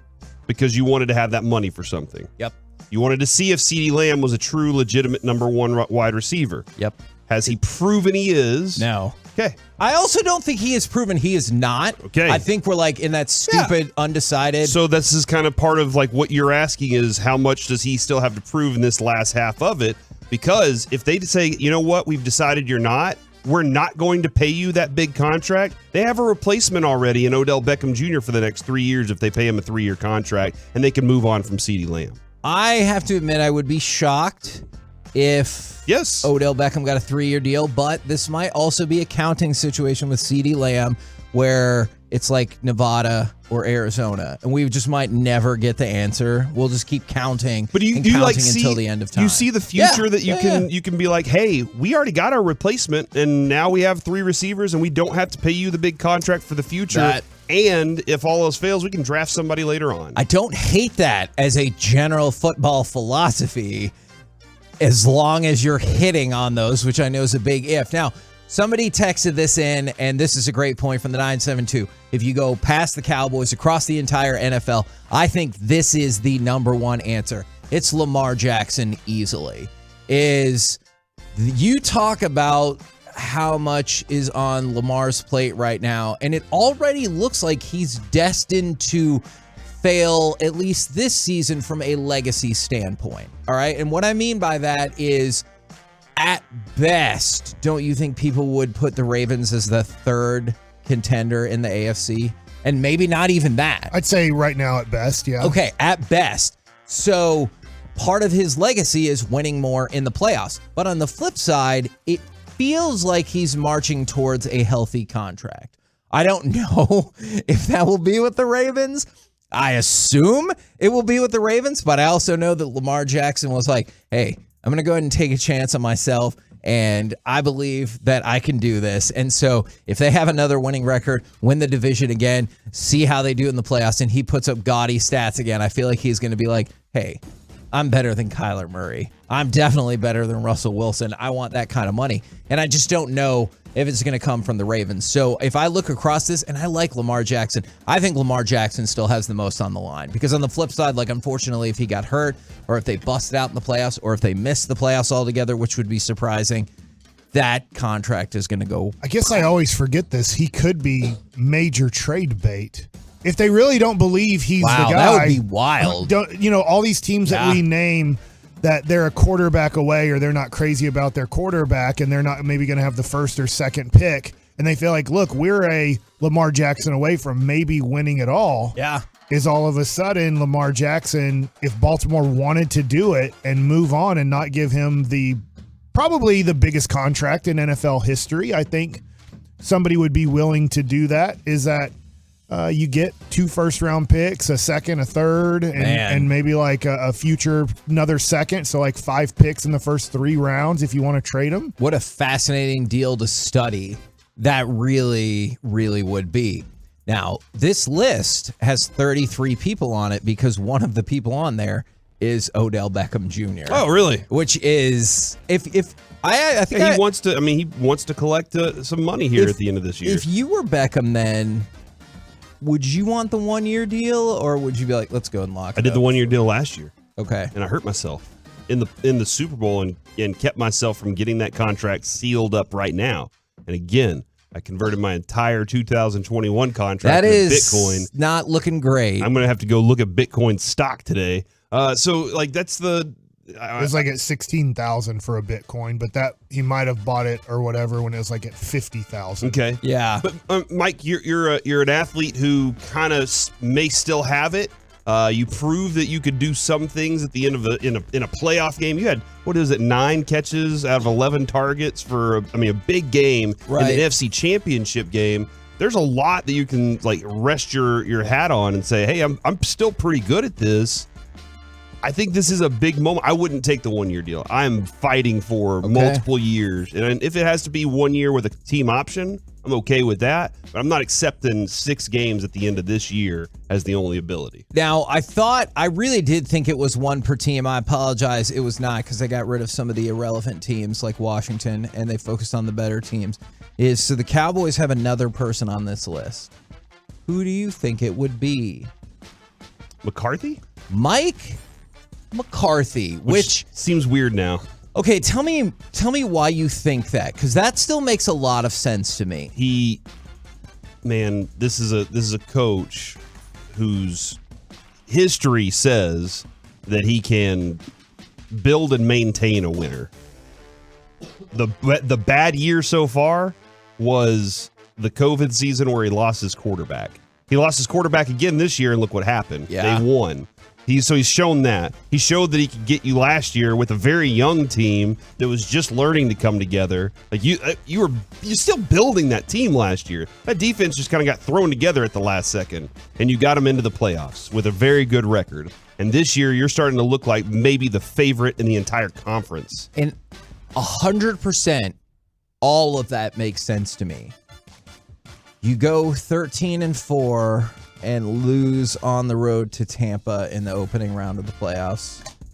I'm seriously asking. I know. You think he's done? I'm trying to figure out what coach is going to get you to 13-4 and in that opportunity again next year. You think if it's Sean Payton and that's your only answer, all right, let's do it. What other coach is going to do that for you? Yeah, I don't know, but I also wonder if the Cowboys view it like that. You hope that you view it from the perspective of, well, who are you replacing him with, as opposed to, well, this didn't work, so you're out. And then the secondary meeting takes place after the fact, and you're like, well, who are we going to hire as a coach? And then somebody is like, hey, don't you think we should have figured that out before we fired our last coach? And they're like, why don't you shut the hell up, Jim, and get out of the room? And he's like, okay, fine. And Jim is he's always causing trouble. Yeah. So I see what you're saying. It doesn't make any sense to me.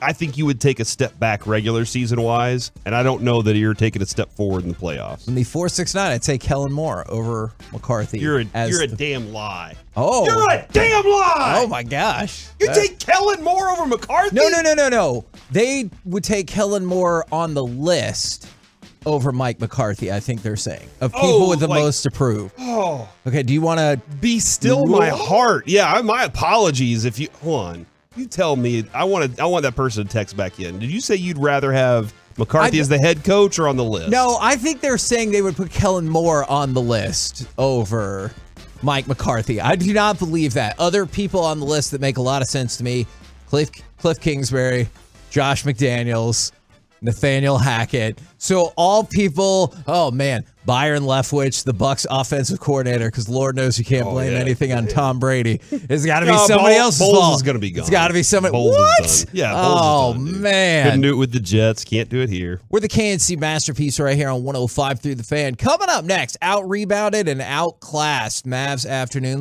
delight gone wrong. We'll do it next right here on the Fan.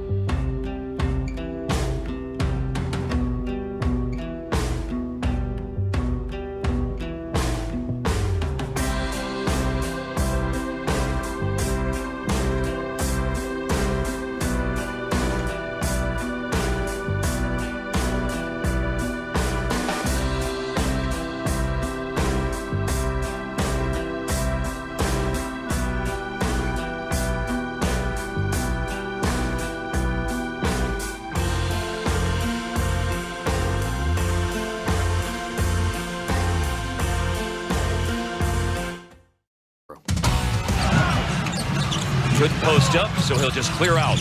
It's space here for Dinwiddie to shoot the 3-ball over Bamba, and again, Dinwiddie on the dance floor making it happen. KNC Masterpiece right here on 105 through the Fan, where we played some audio that made it seem like it went well for the Mavericks, when in fact it did not go well for the Mavericks. I think they were up by one, like 83 to 82. Then the Mavericks said, "I think we have enough points. Let's just hold on to this one point lead." Hey, why is 13 points not enough in the fourth quarter to win the game? So there's a lot of stuff to deconstruct here, but I found this stat just for you, Mike. Reggie Bullock joins Javon Carter as the only NBA players to record 0 points in 20-plus minutes in multiple games this season. Bullock is the only player to be held scoreless in consecutive games despite playing 20-plus minutes in both consecutive games. How do you play 40 minutes and not score one single point? Well, at least that other game, the game before, he did have 2 points. You don't take shots or you miss shots, Kevin, would be the answer. He made a shot. Unfortunately, Dwight Powell charged one, and that was like, at least I looked at my son and go, at least he made that one. I know it doesn't count, but and then he was like, I'm out. He's one of the worst players in the history of the NBA when it comes to early in the season, and we're hoping that it changes because it changed last year. It's changed other years in his career, but this is the thing. Do you play? He's a pathetic basketball player at this point in the season, and you're just like, dude, I don't get it, because all of a sudden that shot will start going down once the new year changes. Yeah. I guess. I hope. All right. I need you to make a bold prediction. Yeah. Reggie Bullock has been held scoreless for 2 consecutive games. Will it reach 3 consecutive games against the Wizards? I'd give it a 50-50. Oh my gosh, Mike. He can't make a basket to save his life, and then this is a scheduled loss. This is one of those games in the NBA, following the NBA, when you had to bust 2 hours to to Tampa to fly out because of the weather, and then you fly. They'll just, for some reason in the NBA, and I never played in the NBA. I don't understand how the legs are that tired, because baseball, 20 times a year, we're getting in off of a flight at 2 or 3 a.m. And they're like, hey, we'll see you at the park at 1 p.m. Then, hey, try to get 6 to 10 hours. We'll see you at 1 p.m. or we'll see you at 3 p.m. at the park. And we got a game tonight. And you figure out how to play those games. Sometimes you don't have good games because of it. It seems like in the NBA, it's an automatic loss with the travel schedule the Mavericks had last night. I hope it's not the case, but 50-50. What shot is he going to make? Okay, Corey, yes, would you Kevin. like to make your bold proclamation? The Mavs are done. That Reggie, not. I mean, I if thought that was the one you wanted if to that do. is what you think, then that's fine. But that Reggie Bullock will not be held scoreless for a 3rd consecutive game. Who are they playing again? The Wizards. In Washington, because they took a 2-hour drive in a bus and then a 2-hour flight or whatever. No, I'm not willing to make this bold prediction, Kevin. Joey, help me out here. Are you ready to boldly predict that Reggie Bullock will not be held scoreless for the third consecutive game? I'll do it. That's it. There's a man with courage. There's more damage to the rim yesterday than there was the hurricane in Orlando. Oh my gosh. I don't know about that. With Reggie Bullock's 97-mile-an-hour jump shot. Does it make you feel any better? He'll be fine. He'll be great. We hope. Does it make you feel any better knowing that Bradley Beal's not playing in terms of like the schedule loss aspect? I hope. And I hope that, look, it was the first really bad game Luka's had. Like from kind of start to finish, Luka really struggled in yesterday's game. He struggled in the first quarter. Even though he had points, I think he had 12 points on 12 shots, I believe. And that hasn't been his game this year. He's scoring way more efficiently. So he had a bad game, and there's just nobody to pick up his mess at this point. Tim Hardaway Jr. is shooting 10 shots a game this year, and he's making 3 of them. What did you think about Dinwiddie then yesterday? Great.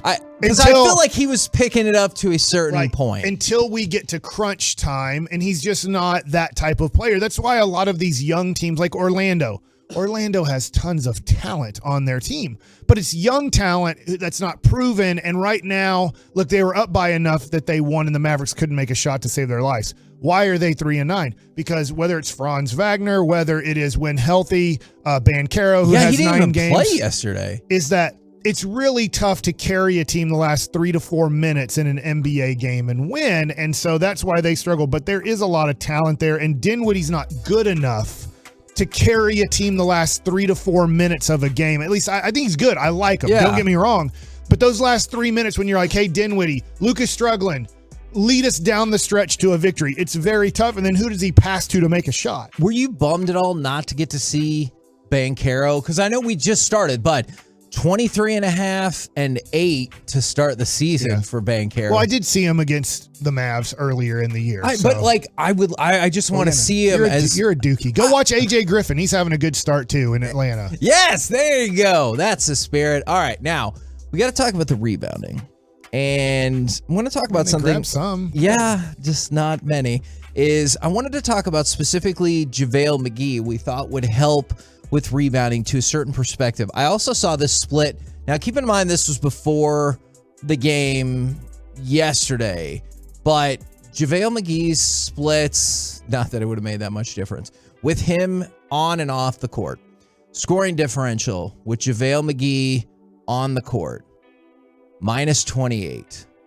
With him off the court, plus 78. Oh, my God. JaVale McGee with Luka. When JaVale McGee plays alongside Luka, they are minus 29. When Luka plays without JaVale McGee, they're plus 64. So even though he has played, like, they have been very limited with his minutes, it is still an astonishing split with him on and off the court. It's 10 games, but I just don't know how he's going to fit. I thought he would, and yesterday you would say he had a good game. Now, maybe this is why the Lakers... Because he was getting boards. Not many people were, but he was. And Phoenix is, after about I want to say it was the third quarter, if I have it right, he played 3 about efficient minutes, and then it looked like he died, and he couldn't... Like energy-wise? Yeah, and so I'm wondering if he's really...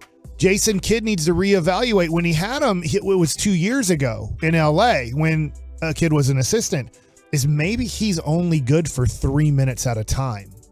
And that's how you have to. And that's how you have to, like, after 3 minutes, like, hey, give me everything you got. It's kind of like, I mean, I hate saying this. It's kind of like the overweight kid who plays basketball in high school. Sure. There's a lot of overweight kids that play basketball in high school. And you have to watch that guy. Like, he's like, an offensive lineman on the football team, and you're like, dude, he can help us get rebounds or something on this team, but I can't play him more than 3 minutes because his cardio and his weight are going to kill him if I run him up and down the court for 5 straight minutes. And I'm wondering, McGee, and I know it's not a weight thing, maybe it's an age thing, and then, hey, don't conserve your energy. Go all out for 3 minutes, and you're only going to play 3 minutes. Then you're going to come to the bench, and you're going to sit out at least 5 minutes of game time, and maybe I bring you back in for another 2 or 3 minute stretch. But after about 3 minutes, McGee then started getting just kind of used up on the court. Corey, do you want me to boil down the Mavericks rebounding deficiencies to one succinct stat from yesterday? Absolutely. I need one stat. JaVale McGee played 11 minutes and had 1/5 of the team's rebounds for the entire game. A fifth? A fifth of the entire, and he played 11 minutes. And he's not good. He has been struggling. And just think of Kleba. Say not good. He's been not good. He's 33 minutes. Say it. That feels too hard. Okay, all right. Kleba, 33 minutes, playing a majority of his minutes now at center because Wood is out and McGee plays 11 minutes. He got 3 rebounds in 33 minutes, and that's average for him. That's not below average. He's one of the worst big man rebounders in the NBA. There's all the stats that show that he's trying to rebound. It's not that he's not trying and he's avoiding it. He just is not a good rebounder, whether it's reading the ball, whether it's, being a little better boxer outer. I know that at times he picks up on the perimeter and it's tough to get rebounds, but other big guys pick up on the perimeter and find themselves with, in 33 minutes, 7 or 8 rebounds. And so this was the deal. When you went away from McGee, and you had to because of how bad he was playing, and you go back to Powell and Kleba as majority minutes from your big guy position, you run yourself into the worst rebounding team in the NBA again. And I don't know what the fix is there then, because otherwise you go McGee and Wood, and then they have to, not at the same time, but more playing time. Is the Mavericks don't love that combination at the beginning of the season. The thing that somebody just texted in, and I think I disagree with this because of what we did already see. It's a fair question, though, from the 682.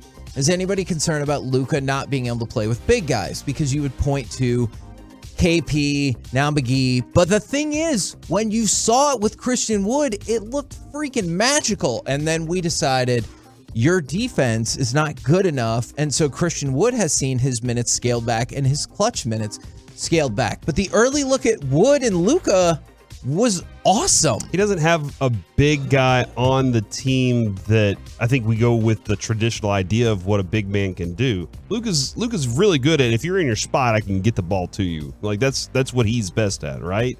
And then dancing around and making some wild shot. But he doesn't have a guy that he can just say, go stand on the post and watch this and be ready and then put the ball in the basket. Because we haven't really had that person, right? No, I think it's a good question. And so what you have to do is you have to go look at, all right, statistically speaking, how has Porzingis done now in Washington after his injury? Because the Mavericks got him post-injury. Right. And how does he do without Luka versus with Luka? Well, last year, Porzingis averaged 19.2 points on the Dallas Mavericks. This year in Washington, he's averaging 19.2 points. He's shooting 47.7% from the field this year. With the Mavericks, he shot 45.1. He's shooting 33% from 3. With the Mavericks, he shot 28% from 3. So the tough thing there is, if you're right, you have to back it up. If you want to make that assessment, we all have theories. Now you have to try to back up that theory.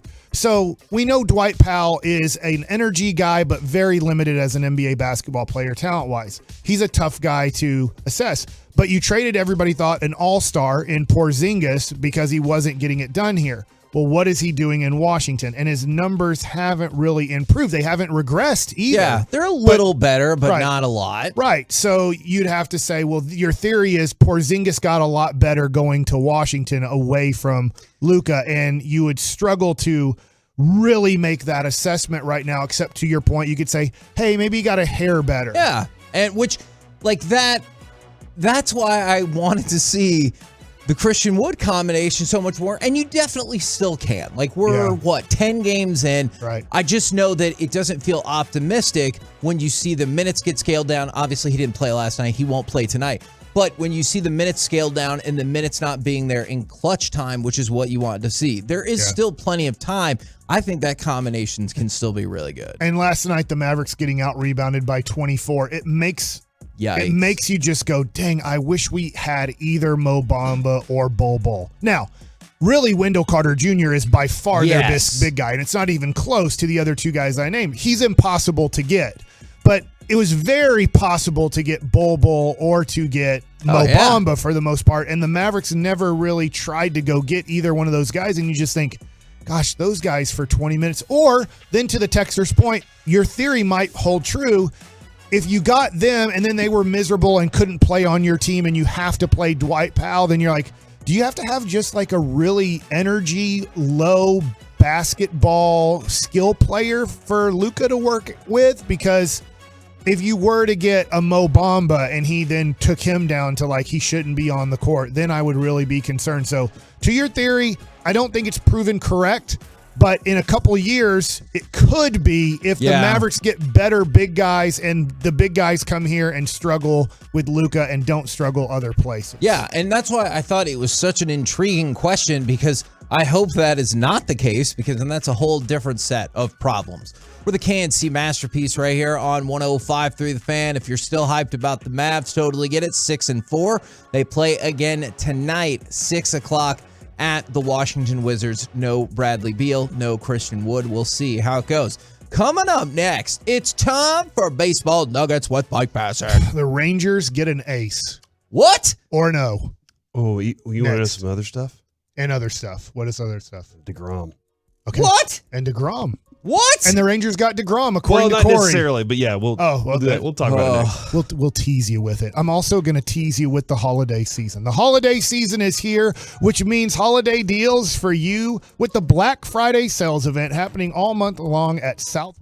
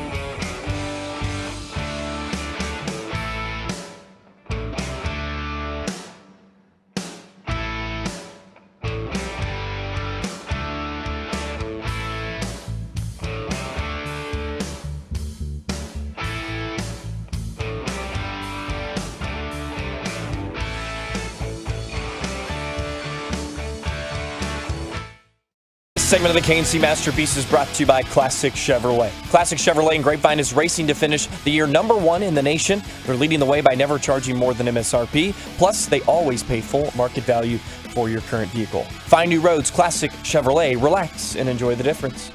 KNC Masterpiece back here on 105.3 The Fan, and it's time for some baseball nuggets with Mike Bashak. All right, I was going to do some Jake Odorizzi talk, but instead, Corey Majors, I tossed the ball to you.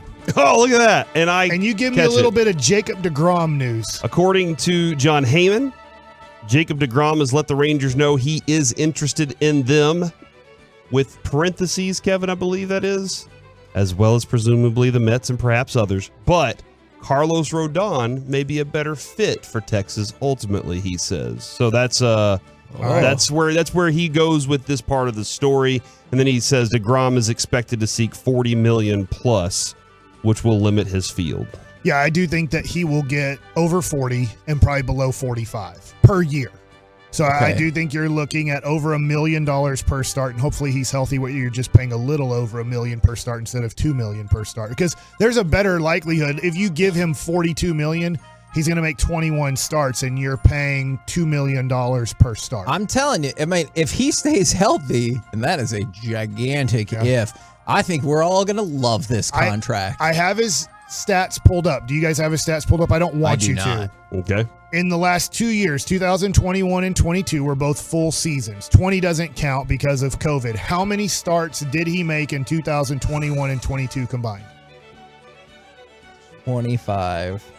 I feel like the number's got to be low, right? I feel like, I'm going to go with 22. It's 26. Okay. Hey, you're pretty good. Pretty good. Yeah. 26 starts in approximately 150 innings. So that's almost a season for the last 2 years. I love him. Now, his ERA was a 1.08 in his 15 starts in 2021, and his ERA this year was 3.08. He was 12-6 in those 26 starts. So 12-6 with essentially a 2.08 ERA. I know it doesn't exactly go like that. I haven't looked at the innings, but that's pretty damn good. He's great. He was the Cy Young winner in 18 and 19. You'd be signing the best pitcher in baseball. I'm all for this because it's also not my money.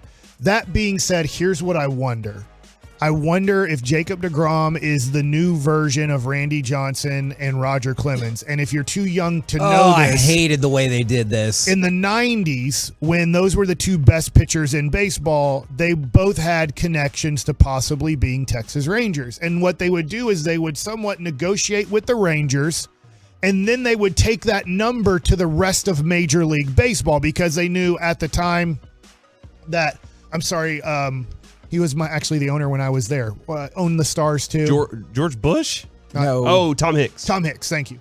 Is that they knew that Tom Hicks at the time was spending money somewhat like crazy. You take the A-Rod deal in 2000. He spent a lot of money on Chan-Ho Park a year or two later. His water bill for his entire lawn. Right. So there was a lot of money supposedly in Texas between the late 90s and early 2000s to be a Ranger. And so these players like Randy Johnson and Roger Clemens would say, this is great, man. I want to kind of be a Texas Ranger. They'd take that deal and say, hey, I got this deal.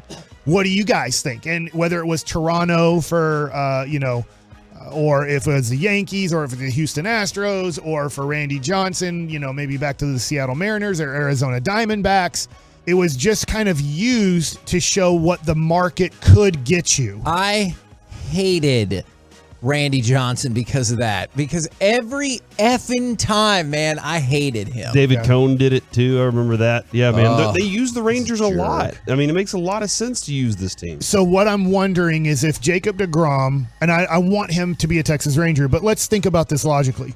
Jacob deGrom was on one of the best teams in baseball last year. They had a rough last month of the season and ended up still making the playoffs, winning 90-plus games. If he goes back to that team, now they have a lot of free agents, but he has a proven closer in Edwin Diaz. He has all-stars in Lindor and Alonso and other guys too. I mean, they have to sign a lot of guys, but I just wonder, you're going to leave a 90-plus win team that's ready to win a championship if you and Scherzer are healthy at the end and pitch great in the playoffs, and you want to come to a 94-loss team? And could complicate these matters depending on how you think that's going to go. I know we brought it up yesterday that it looked likely, but John Heyman is now saying that the Rangers are in fact giving Martin Perez the $19.65 million qualifying offer. Okay, and he has to decide. Does it say what time he has to decide by to take that? I do not know that information. I don't think it's We'll like work on today, but that feels like that'd be tough. Here's your deal. Take it or not. So that's good news because, well, I mean, all he has to do is say, I don't accept it, and he's a November real free 20th. agent. Thank you. So, okay, November 20th, he has until 10 then days. to say, I accept that. I'm not a free agent. I'm signing a 1-year deal, or I want free agency. Okay. Okay, so with that. But to your point, sorry, I just wanted to get that That's out great. there That's because great it's information. happening right now. Baseball nuggets, man. Yeah, things are happening. In your face, Jerry Jones can't call a press conference now. I bet he does. Oh my God, that would be amazing. But to your bigger point about Jacob deGrom, I'm not gonna lie. If there was an impromptu Cowboys press conference, I would kind of love that. He's just like a little signing bit. Odell right now. I think that's a valid point, and I'm afraid that he will either use the Rangers or he'll come here not wanting to come here. Yeah. And be like, ugh. Well, and that's the tough thing is if he takes the deal back to the Mets or he takes it around the league and says, hey, this is what the Rangers are offering me. I want to be a Met. Will you match it, Steve Cohen and the New York Mets, who has honestly way more money than Ray Davis and the Texas Rangers do? So it's going to be an interesting thing with Jacob deGrom, and you can't really do this. At least I've never heard of this in Major League Baseball. We've heard of this in basketball for sure because the Phoenix Suns did this to Steve Nash. Because Steve Nash wasn't convinced to leave Dirk Nowitzki and the Texas Rangers. But Phoenix Suns pretty much said, look, you pretty much have 24 hours on this one. We're not letting you go back to the Mavericks and renegotiate everything. And I know that there's a little bit of nuance there where Mark Cuban said, you got to take it, I'm not matching it type of deal. Yeah. But I think that the Rangers need to play a little bit of hardball in the end. If you're going to offer Jacob deGrom 4 years and almost $200 million, and it'll be a little bit under that, but like almost 4 years and $200 million to get him to leave New York and come to the Texas Rangers, who don't look like they're ready to win now, and he's going to be 35 years old next year. Is part of that sales pitch, because I hear what you're saying about the Rangers not ready to win now, and that 100% makes sense. Is part of that sales pitch, no, that they're like, no, we are ready to win now, and you're part of our like multi-tiered strategy to and I think, blah, blah, blah, I think when you meet with Jacob deGrom and his agent, did you say his agent is, CAA Sports? No, Personnel Agents Sports. VC Sports Group is what it says his agent is now, Jacob deGrom. Is there has to be, I'm sure, for Jacob deGrom, a true, you're not just our signing and then we say, go get him, pal, and you're out there with, hope Martin Perez either accepts the 1-year deal or you get a 3-year deal worked out with him. And John Gray, and we're like, hey, good luck. I really hope you guys beat the Astros dynasty. And I think Seattle, who looks like they're in good shape to win 90-plus games again next year, and you're 35 years old. So I don't think Jacob deGrom wants to be on a team that looks like they're going to just fight for 500 the next 3 or 4 years. Yeah. So I'm excited about this news. I'm happy about it. But let's see how it plays out over the next few weeks. But it would be I would be 3 times more excited than when they signed Seager and Simeon if they did get Jacob deGrom. Because you get to watch that great of a pitcher. Like that's, I mean, Mike roots for greatness. He would root for a no-hitter against his team. Like that's a chance that you get to root for a no-hitter for your team on any given night. After 6 innings, I do. I am honest about that. If a person has a no-hitter Jared Buccia. and they're The going whole into the point, though, 7th is, inning, like, I'm like, I want to see this no-hitter. You could, like, that dude can walk. That's something you want every 5th time is that a guy could walk up, and tonight could be the night that you see nobody on base. It could be awesome. Yeah. If he could make it 5 times a year. That's the question. Now, how much money do the Rangers have? Because if they sign Jacob deGrom in the next week or so, and then they go get recently opted out Justin Verlander from the Houston Astros. Could you imagine if we started doing stuff like that and we just said we're going to Yes, and at noon, I'm going to present your wildest fantasy about the Rangers, and we're going to see if we can get any of this done. And Jake Odorizzi. $25 million. He turned down. Hold on. Well, he's going to get over 40. Okay. He's going to get 3 years, I bet, from the Houston Astros at $120 million. Total. So if you want to beat 3 at 120, then that's your number to beat to get Verlander. And I don't think he wants to leave Houston. I think he does want to finish his career as a Houston Astro, but, money talks. If you go, hey, we're going to give you 4 years and 160, I think all of a sudden you put the Astros in a tough position where they might go, gosh, we have 6 other starting pitchers. Do we want to go that long with Verlander at his age? Because he'll be 39 next year. Okay, so Jake Odorizzi, I do want to get to him for just a minute because that's realistic. The Rangers traded Colby Allard, and I'll be honest, I really like the addition of Colby Allard 3 years ago when the Rangers traded for him. Yeah. But it just didn't work out. He came from an organization and a system that is just really good at developing pitchers, but once he got here, he just was stunted. I don't know why he couldn't develop more. In fact, he almost regressed as a Texas Ranger than improved as a Texas Ranger. But they send him back to the Atlanta Braves, and you get Jake Odorizzi. Jake Odorizzi is a 5 right now in your rotation, maybe a 4 when you look at competitive teams and rotations. But let me say, and I know John Daniels is gone, but the Rangers are good at this. First of all, Jake Odorizzi will be 33 next season. Also, we're paying him $2.5 million. Yes. That's Yes. amazing. And so look at this. Kyle Gibson, all-star, Texas Ranger. Now, not an all-star for the Philadelphia Phillies. You can have him back if you want him. Martin Perez, a guy that nobody wanted last year in Major League Baseball. You were able to sign him to a 1-year, $4 million contract because of the lack of interest, all-star. Lance Lynn, a guy that teams were kind of like, yeah, he's a nice number 3, 4 type of guy, and you turn him into an all-star. Mike Minor, same thing. I'm just writing down over the last 3 years, 4 guys that you've taken a Jake Odorizzi and turned him into way more than what you thought you were getting. This seems to be their wheelhouse. Hey, do you have a pitcher that might seem only barely usable? We'll turn him into something. And he had a 4.4 ERA last year, which isn't the best, but it's not bad. I mean, he was 6-6 with a 4.4. Right now, the guess on Baseball Reference is that this year he will have a 4.24 ERA. So just to give you an idea of what their projection is, he wasn't in 2019. That's not that long ago. He was 15-7 with a 3.51 ERA as an all-star. So I think you are getting a guy who can put up a good ERA, who can potentially be your number 3 starting pitcher if you get him back to 2019, or maybe push for a number 2 starter. Yeah. But I think at worst case scenario, he's a guy that doesn't throw a lot of innings, but you are getting a guy at the back end of the rotation that you can compete with and rely on. Where nothing against the Texas Rangers, the young guys that pitched this year, I think they all have potential.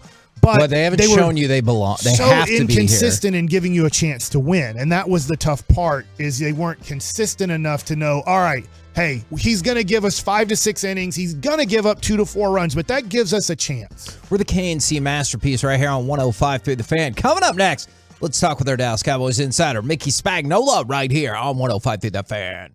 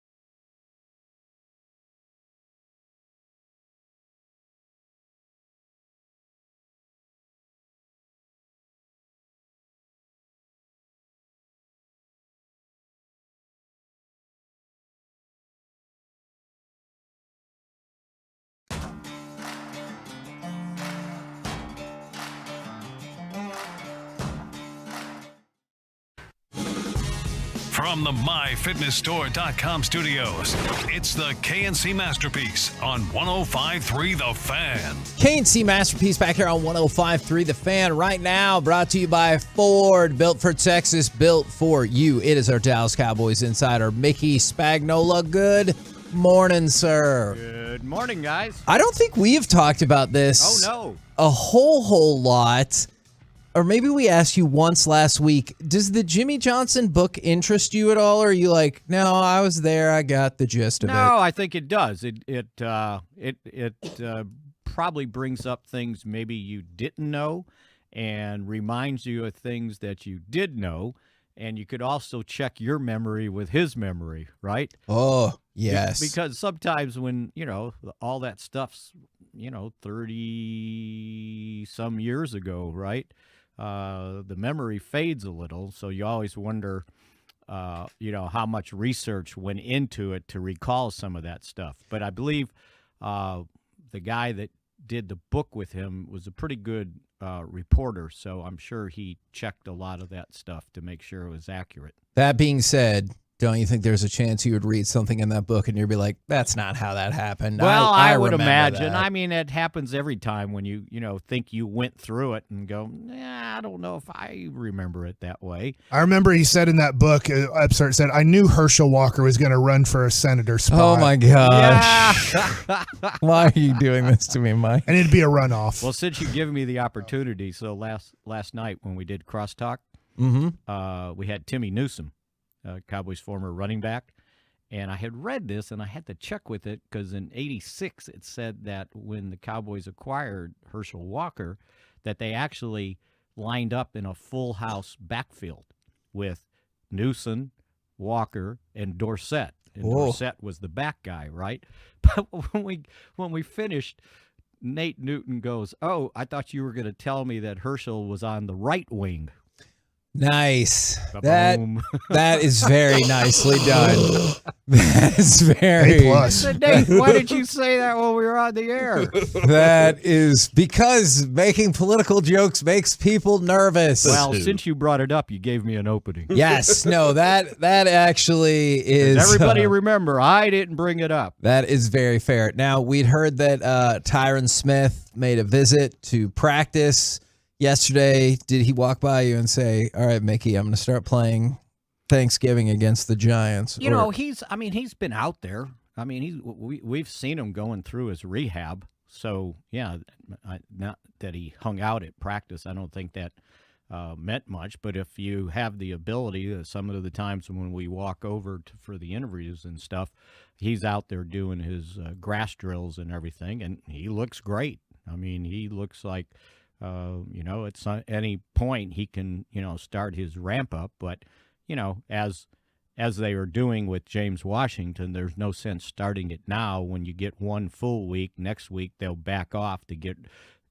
not wear guys out with Thanksgiving coming up on a short week, and you hate for the third week to be Thanksgiving when you only get basically one practice in. So I think both he and James Washington, at some time in December, that they'll, kind of ramp up and start getting ready to go and see just where they're at. It seems easier for Tyron just because of how long he's been here, but do you feel like that's going to be a difficult curve for James Washington to, just kind of pop in there in December and hopefully be good to go for some very important games? Well, he hasn't played in a while, and I think that it's probably difficult for both guys. You can do all the practicing you want, or all, and we'll have ramp Beckham up, by then too, right? Yeah, absolutely. That's a half-hour discussion, I think. But I think for Washington, he's been running routes, so that helps. And running routes when Dak was kind of ramping up to get back and throwing, and he was running the routes with him. So. I think, he's not going to just emerge and say, okay, I'm ready for a 8-catch, 100-yard game. But I think from a depth standpoint, it certainly helps. And it will help if Noah Brown continues to improve the way it looked like he was yesterday running routes. They had him listed as limited, but that just means he didn't take all the snaps in practice. It doesn't mean his physical traits or whatever was wrong with him were limiting him from what he could do. So I think needs to understand what limited means when they put it on the practice report. It's not that he was limited physically. He just didn't take all the snaps, which is normal when you're coming back from an injury. So they get him back, then they get their rotation of 5 wide receivers back on the field. Will Ezekiel Elliott play all the snaps on Sunday? All of them? I think that probably be closer to be determined. What do you mean all the snaps? He's got to share with Pollard. Okay, right? All right, yeah. Can't And have he doesn't that. play defense. Goodness Well, gracious. yeah, he doesn't play defense. You're right about that. He took snaps and participated in the practice, and he was.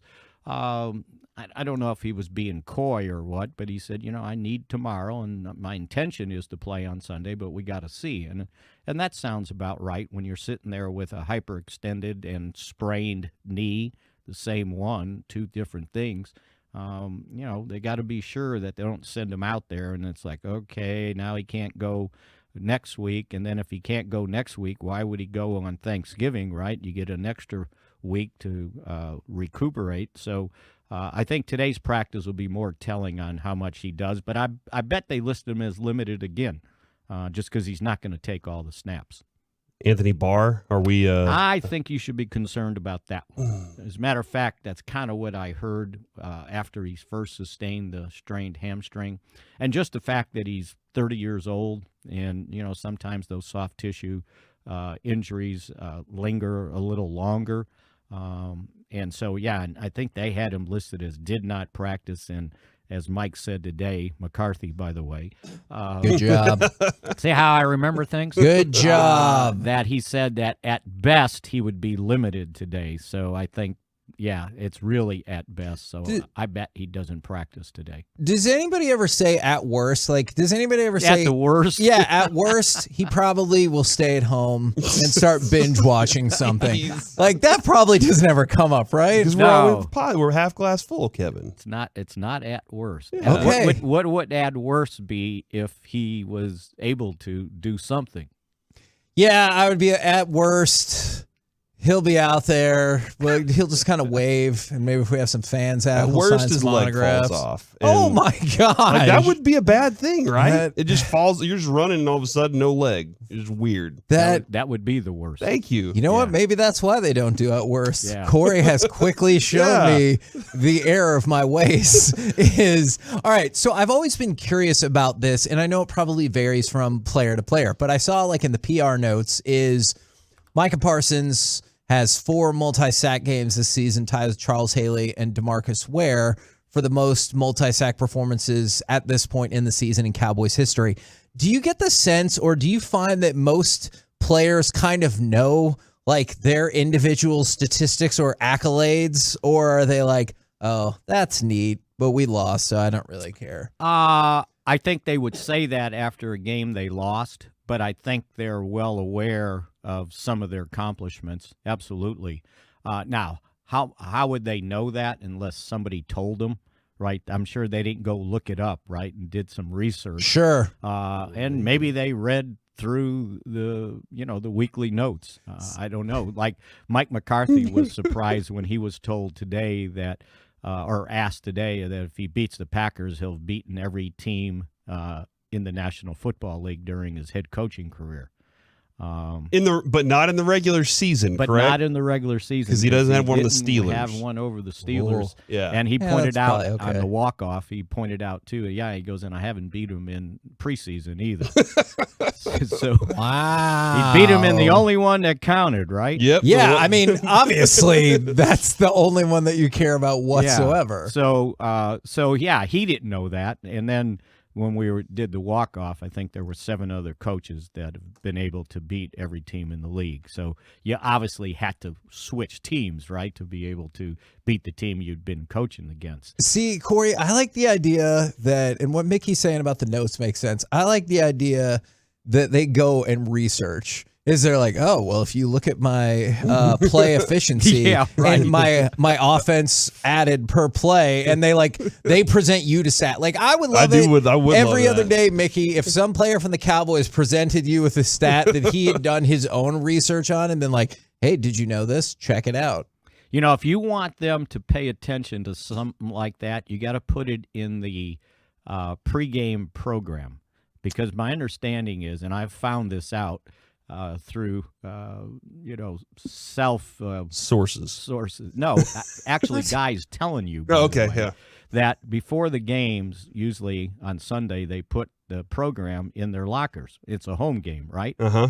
And they got nothing else to do when they get there 3 hours before the game if they're not going out on the field. So they read that stuff. Ooh. Do you think Parcells used to have a stat? He used to carry that to the press conference. Okay. Yeah, because he wanted to make sure he did his research. Uh-huh. Then for the pregame, should we start using those programs in a more passive-aggressive manner? Absolutely. And be like, Dak Prescott cannot beat Aaron Rodgers. Like, Yes. I want things And they would have read it. I can't tell you. There's been a few times when somebody has said something to me, right? Or somebody goes, so-and-so wasn't real happy with that. And why is that? Well, they read it in the pregame program. Mm-hmm. See, Mm-hmm. I think, We Mickey, can definitely use this. and I know you got some juice in that building, Yeah, you is I would like you to start encouraging us to put more negative-based things there. To try tactics. motivationally negative, be like, Zeke can't possibly run for 85 yards Right. against this Yeah. team. Like, That's a good idea. Yeah, things like that, just to see if it works. The only problem is the deadline for those things are like 2 weeks in advance. Oh, I mean, So we when need you to write them, definitely, you yeah. have to kind of date. I mean, I what could start you're- talking what about you're the doing. Vikings and beyond immediately. And No. get everybody fired up. Yeah. So talking about the notes, did you realize today was Mike McCarthy's birthday? I did actually know that, and I thought it was really interesting because tomorrow is Mike Bassick's birthday, otherwise known as Mike around here. It's his birthday. Man, so I so just he's thought that even was trying to interesting. almost take Mike's birthday. Yeah, he I tried. feel like I've lived on Earth, Mickey, more than I'm going to live on Earth the second time. I'm turning 45. I don't think I'm going to make 90, and I was thinking about, like, I've probably lived more. No, you got a shot. I got a shot at 90. Some of us have no shot But- whatsoever. We've basically made 3/4 of it. See, but Mickey, I get way too mad to make 90. you seem optimistic about your future. If you're looking at Mike right now and he has his hat askew, he looks like there's no chance he's making it. I got Maybe even 4 to 70. different commercials to record. I got to try to get insurance before the 13th. Stock market's crushing college funds. Nick Solak just got traded. Yeah, don't look at that stuff. Otherwise, So you'll you- be depressed. You can see how maybe in this moment Mike might think that he's completed more than half of his life. But at least can his do it. birthday didn't fall during the baseball season, There right? you go. That's they a asked great McCarthy, point. "What's he going to do for his birthday?" And he goes, "Well, it's not Get good ready to for have the a football birthday. game." Yeah, Yeah. it's not good to have a birthday in the middle of the football season, which I can vouch for. And there, a lot of times that date comes up the night before the game, the day of the game, and there's not a lot of celebrating go down. So somebody said, "So what are you going to do tonight?" And he goes, peace and quiet. The family's already headed to Green Bay." Oh, family's already gone. Nice, quiet home, Kevin, to be hang out at. That's a good point. And Mickey, remember, we tried to help. We recommended you pick a different day to celebrate, and we will honor you. Yes. We haven't forgotten about that. So we can move it to like February or something. That offer, as long as it's not early February, because we'll still be busy. Oh, that's right. I forgot. But we are still prepared to honor you at any point. Okay. And we'll talk to you again tomorrow, good sir. All right, that'll be an honor. There you I go. love Mickey it. I love Spagnola. You love to hear it. Right here on 105 through the Fan. By the way, that point spread has dropped down to 4.5. Yes! We talked about. I am very concerned with Bassick about is on. that. I thought there was a chance it would go up, and if you keep an eye on that Bills point spread against the Vikings, it opened at 8.5. It is now down to 3.5. It slid to 5.5, down to 3.5, and obviously people are projecting That Josh Allen's out. that is my take on how much that point spread has slid. But thus Bills far. are favored, even though I don't even know who their backup is. And they're the home team too, which I think factors into it. But yeah, no, I get your point nonetheless. We're the KNC Masterpiece right here on 105.3 The Fan. Coming up next, does your friend have a terrible sports or pop culture opinion, or did they design the Charlotte City edition of my the gosh. NBA jersey? Because it's time for My Buddy's an Idiot. We'll do it next right here on The Fan. All right, let's talk about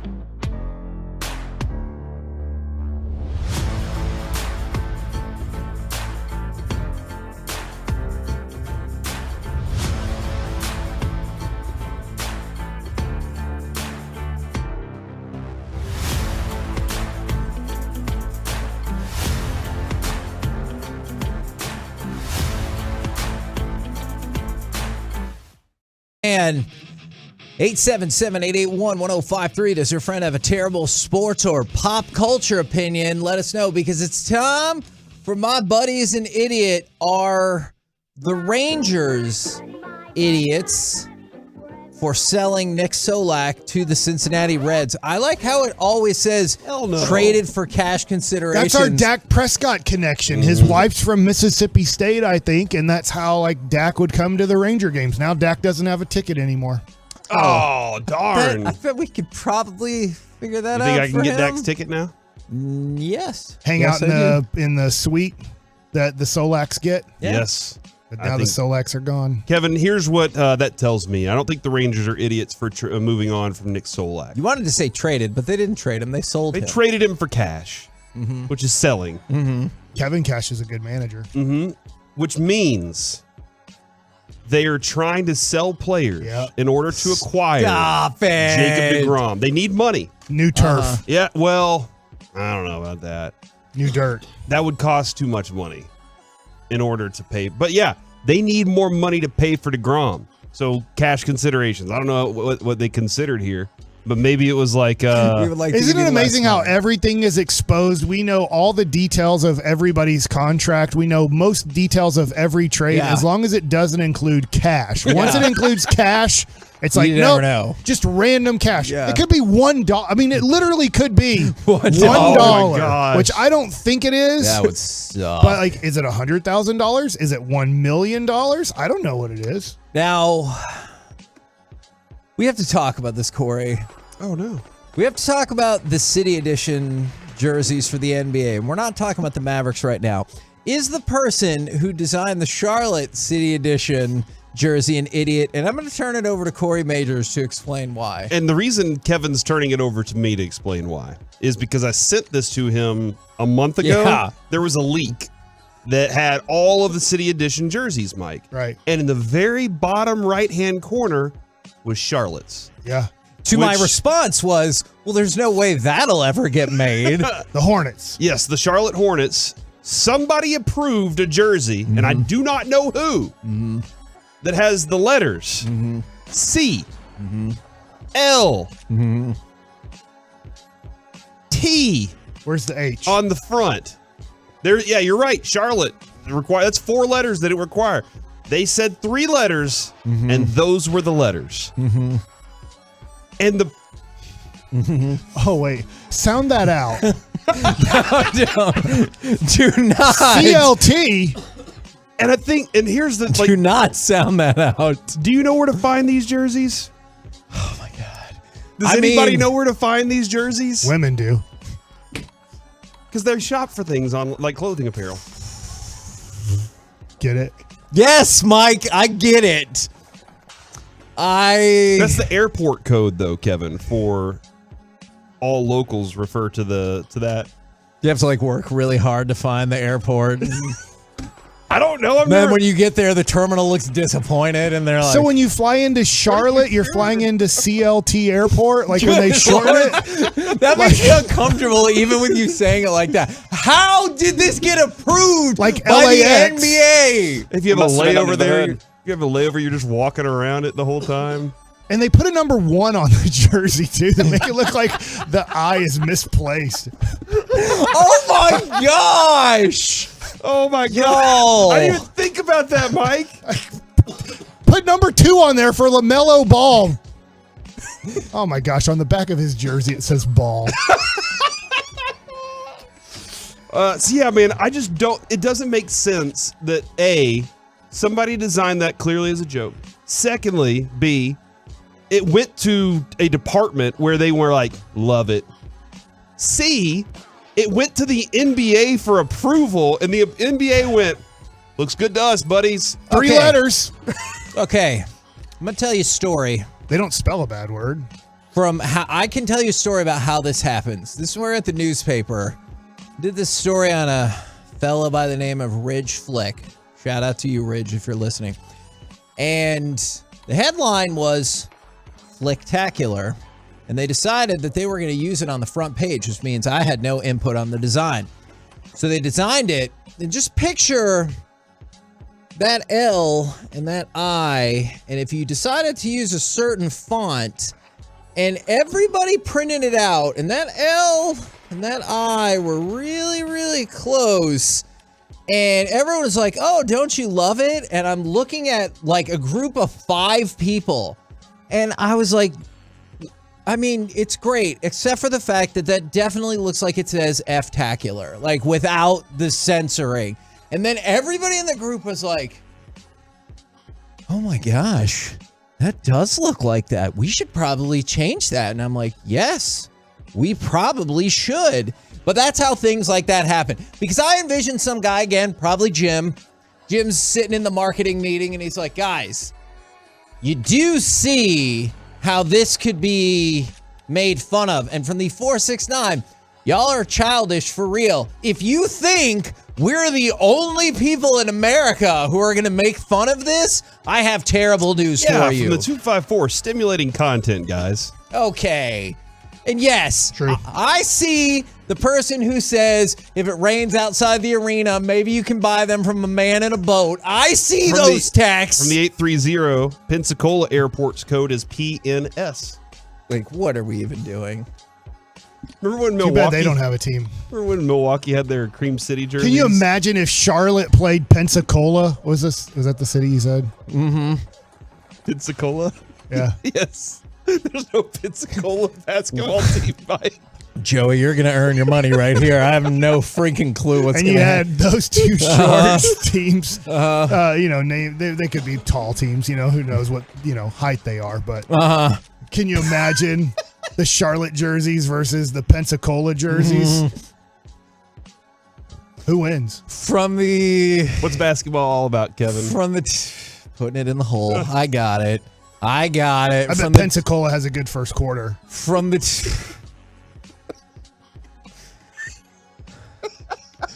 214, you guys' mind is just in the gutter. I think they're fine. But then they said LOL, which leads me to believe that you, in fact, do not think that those are fine. A lot of other text that I can't, I can't read that text out loud. No, I cannot, but I appreciate how clever all of y'all are. Congratulations. You are very, very clever, and I appreciate that. All right. Are you ready for a serious... Dallas is known as the Big D, right? Oh, my God. Are you guys ready? We just had a huge D on our jersey versus Charlotte when they did these, what are they called jerseys? Home jerseys? They're city jerseys. City jerseys. Yeah, Mike, they're called the home jerseys. Did you honestly think I don't that's know. what they were called? I can't remember words. All right.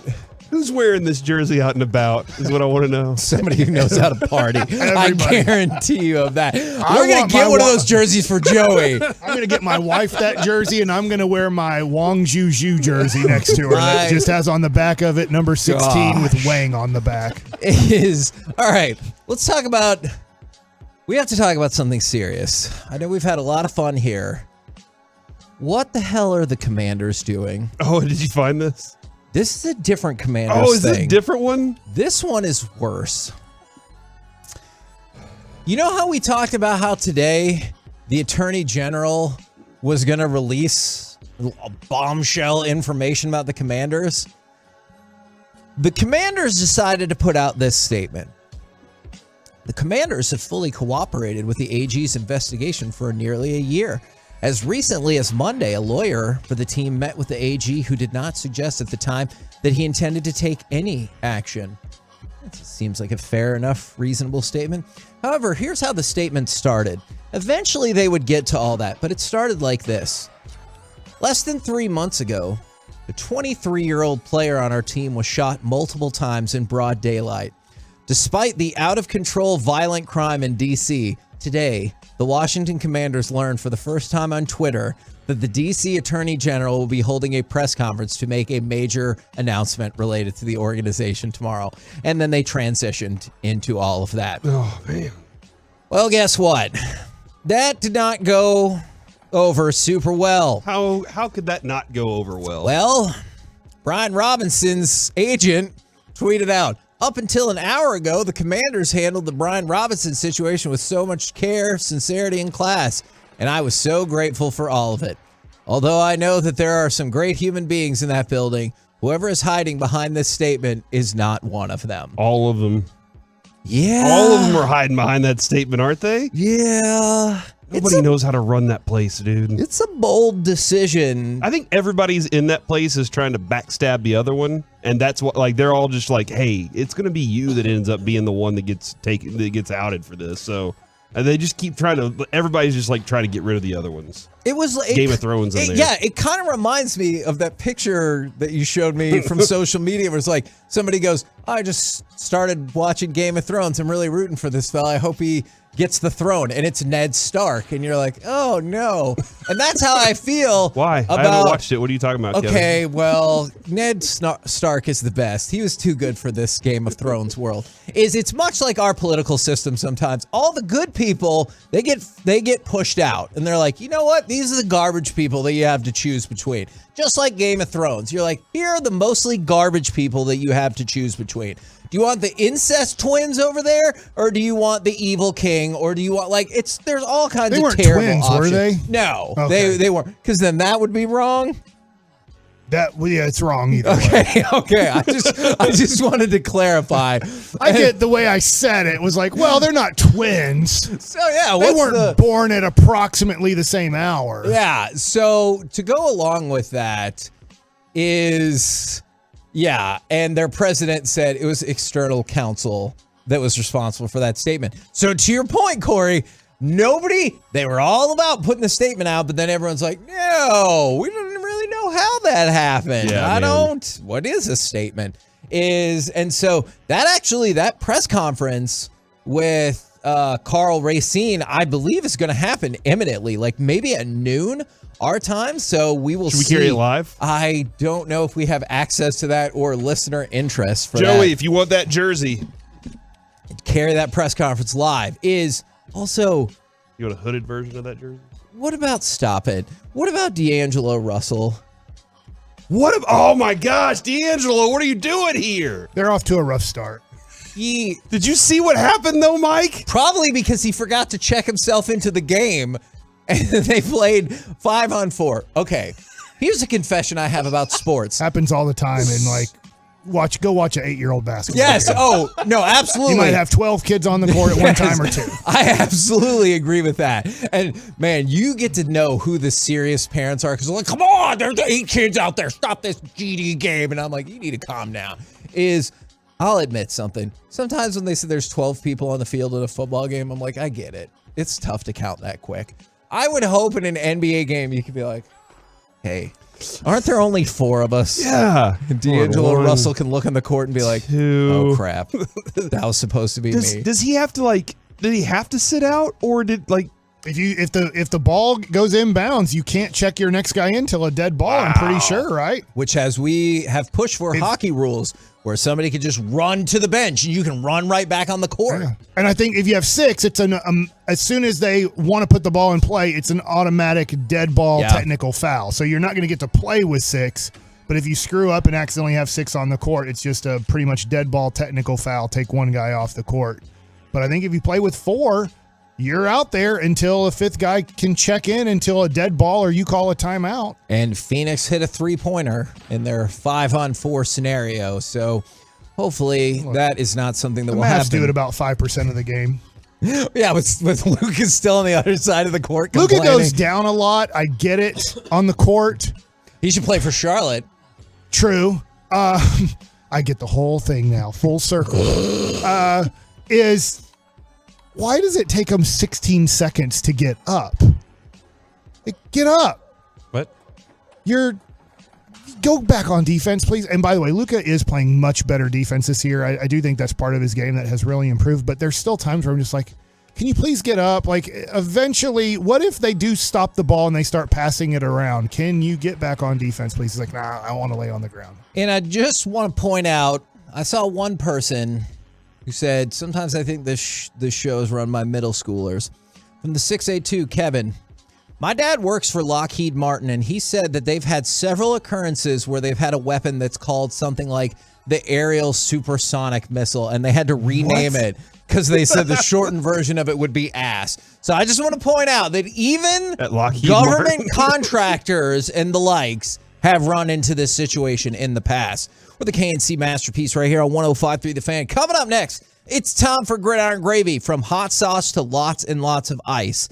The NFL international trips involve a lot more than you might think. We'll do it next right here on The Fan.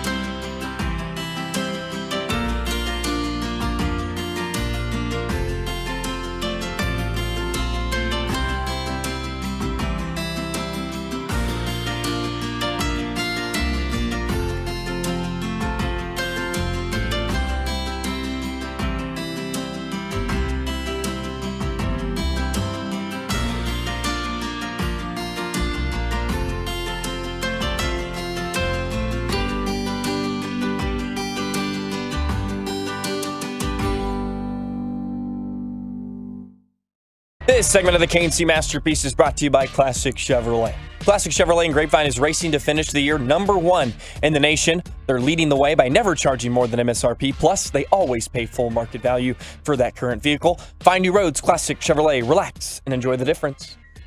KNC Masterpiece right here on 105 through the Fan. Right now, it's time to go around the entire NFL and dip into some gridiron gravy. Dip. With insurance.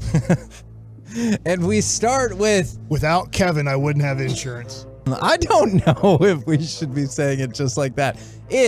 As we await the major announcement about the Commanders, Corey, you were telling me about this story, I did see that multiple folks have gotten a letter from the Washington Commanders, which, by the way, on the letter it says via first class mail. And I'm like, okay, well, that's neat. Fantastic. So it comes in one of those like folders where No, that's just regular mail. Why is it what's first class mail? It's regular mail. Why? If it's regular, then why is it called first class? Unless, you know what, you're right. Unless they did send it in one of the fancy envelopes is like, this was priority, got there the next day. But I don't envision the Commanders as a big money team because our records indicate that the Washington Commanders hold a balance associated with your security deposit that you previously made. One of these people said they haven't had season tickets since 2008. Love it. That's a long time that they've been holding on to your security deposit, Kevin.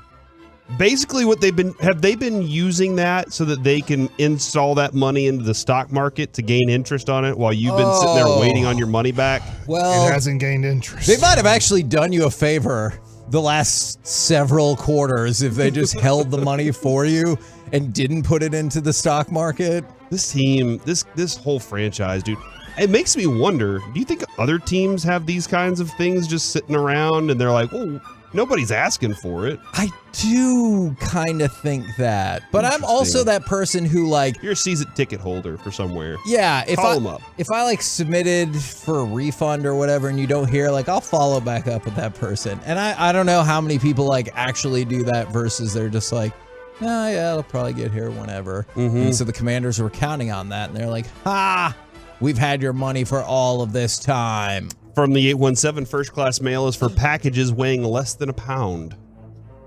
I don't know why I said pound that way. Yeah, that was super weird. Pound. All right, let's talk about the international trips because I was reading this really neat article on NFL.com. Minnesota and New Orleans, they were just at Hotspur Stadium. That was the 100th game that the NFL has played outside of the United States. And you've got them going to Germany and everything like that. And so this article walked through all of the different interesting tweaks that the NFL has had to work through over the years of international play. And one of the guys who was the head athletic trainer for the St. Louis Cardinals, the football Cardinals at the time, when they played the first ever game in Tokyo in 1976, the first ever game in London in 1983, and then when the then Arizona Cardinals played the first game in Mexico City in 2005, said Europeans and Japanese folks and Mexicans don't use ice like Americans do. They were astounded by the ice requests we have. So everywhere they went, they're like, hey, we need ice for this player and that player. And everywhere they went, they're like, what? What? You mean ice for knees or ice for... Yeah. Not for tea. Yes. But probably ice for the player. Yes, ice for the players. Thank you. Here's maybe why. And I'm not joking about this, but it does sound like a joke. When I played in the Olympic qualifying tournament in Cuba, and it's pretty much the tournament of the Americas. So you have North America, Central America, and South America competing. I swear, every time a guy got hurt, they would then just pull up their sleeve or pull up their pants and they would spray cold spray on it. And we would laugh as Americans there going, I think his leg might be broken. The cold spray isn't going to help that. Uh-huh. So we don't have as much cold spray Right. as it seems like Central America or Latin America or South America has, because they seem to want to just cold spray everything. Where's all the cold spray gone? That is a good question. The Now, cold spray or they're putting Bactine on it. epidemic of America. Yes, Bactine can fix a whole lot of things. Now, multiple players weighed in on this as well, and it was so great because, like, Julian Edelman said they did a walkthrough in Hyde Park, and they said people were walking by and had literally no clue what we're doing. Because they have the walkthrough practice, not the fact they have ice on their shoulders. Yeah. And then they said that all the fans, or Sean O'Hara, who used to play for the Giants, said their first game at Wembley, the fans chanted the entire time, even during the commercial break, and all the players were confused, and they're like, why are they cheering right now? Because they weren't used to like that sort of soccer mentality. And then multiple players said, you have to prepare and bring your own condiments. They were like, hot sauce, ranch, whatever you're going to want with your food, you need to make sure you bring it along, because these other countries are not going to be able to facilitate your specific condiment needs. I'm trying to think, which condiments do I need to take to another country with me? Because I kind of, Barbecue sauce. what I'm trying to do if I go to another country, I would like to enjoy what they have to offer. And I'm not sitting there going, hey, bring that sushi over here so I can put a bunch of ranch on it. You like hot dogs? I enjoy hot dogs occasionally. Right. Do you like mayonnaise? Sure, mayonnaise is good. I feel like in other places where they eat kind of hot dogs, mayonnaise is a common thing they put on hot dogs, but here that's not a common thing. So would you, if you're in another place and you're like, oh man, these are the street hot dogs, or they look like hot dogs to me, and then they just slab mayonnaise on there, you're like, well, this is what they do here, so let's mayonnaise it up. You know what they say, when in Rome. How does the rest of that go? Act like a Roman. Caesar, bro. Close enough. Is the Packers, Cowboys' next opponent. They claimed former Raiders player Jonathan Abrams. Interesting thing about that is I believe the Broncos also put a claim in on him, but the Packers have a worse record because, as we established, they're at least the 7th worst team in the NFL. Is he any good? No. So is he going to start? I hope so. Is he going to play all the snaps on Sunday? I do not believe. Because you said Zeke couldn't do it. Yes. Well, Zeke doesn't play defense. I mean, we know that Tony don't Pollard couldn't play all the snaps. Why not? Give him a shot. You know what I'm saying? Get beat. Said he can't. I know. That is still weird to me. He's like, he can't do it. And I wonder if Tony Pollard's like, hey, man, what the hell? Somebody said from the 469, hold up, did this man say sushi and ranch? Yes, I was mocking the idea that I need to go over to Japan and be like, bring me a pile of sushi so I can pour ranch on it. I was mocking the idea. Tartar sauce. I'm not going to put tartar sauce on my ranch. No, on your sushi. On my sushi. Is that what they do? No, I would think that you'd rather have tartar sauce on your sushi than ranch. I understand where you're going with Because that. it's like for fish sticks. Yeah. You like fish sticks? Stop it. I know exactly what you're doing. All right. I do. Go ahead. Don't. Is there a joke? Don't. Text in if you know what the next thing to say is. I do not know if you can say that. Is Rams quarterback. Put them in tortillas and put like cabbage on there, and then you can put. And then what do you do with the fish sticks? I eat them like a taco. Mm-hmm. We have fish tacos. Rams quarterback Matthew Stafford is in the concussion protocol per Sean McVay, and his wife has lots of thoughts about that, and obviously she is not thrilled about this. I don't know if you saw the video, but yet another reason that I just think this guy is the best is, did you see Lamar Jackson's surprise visit to that Lamar Jackson? You gonna be okay? Do people know the answer?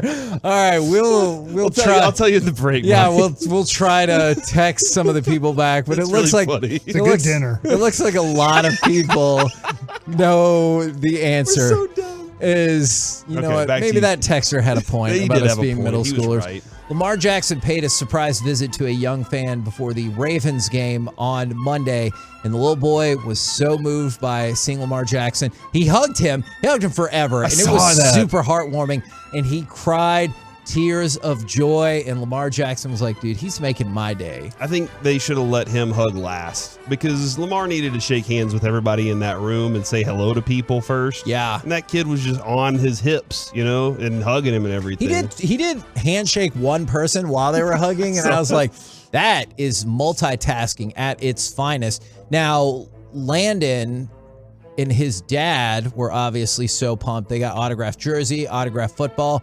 Landon's dad said, my heart melted because I knew I was going to be able to fulfill my son's dream. What an unbelievable experience for Landon that we will never forget. He goes, I can't even really put into words how amazing it is. So good on you, Lamar Jackson. Well done. We're the KNC Masterpiece right here on 105.3 The Fan. Coming up next, we have 5 magical moves for the Rangers. Let's rank them from most to least likely. 877-881-1053. We'll do it next right here on The Fan. Speaking of magic.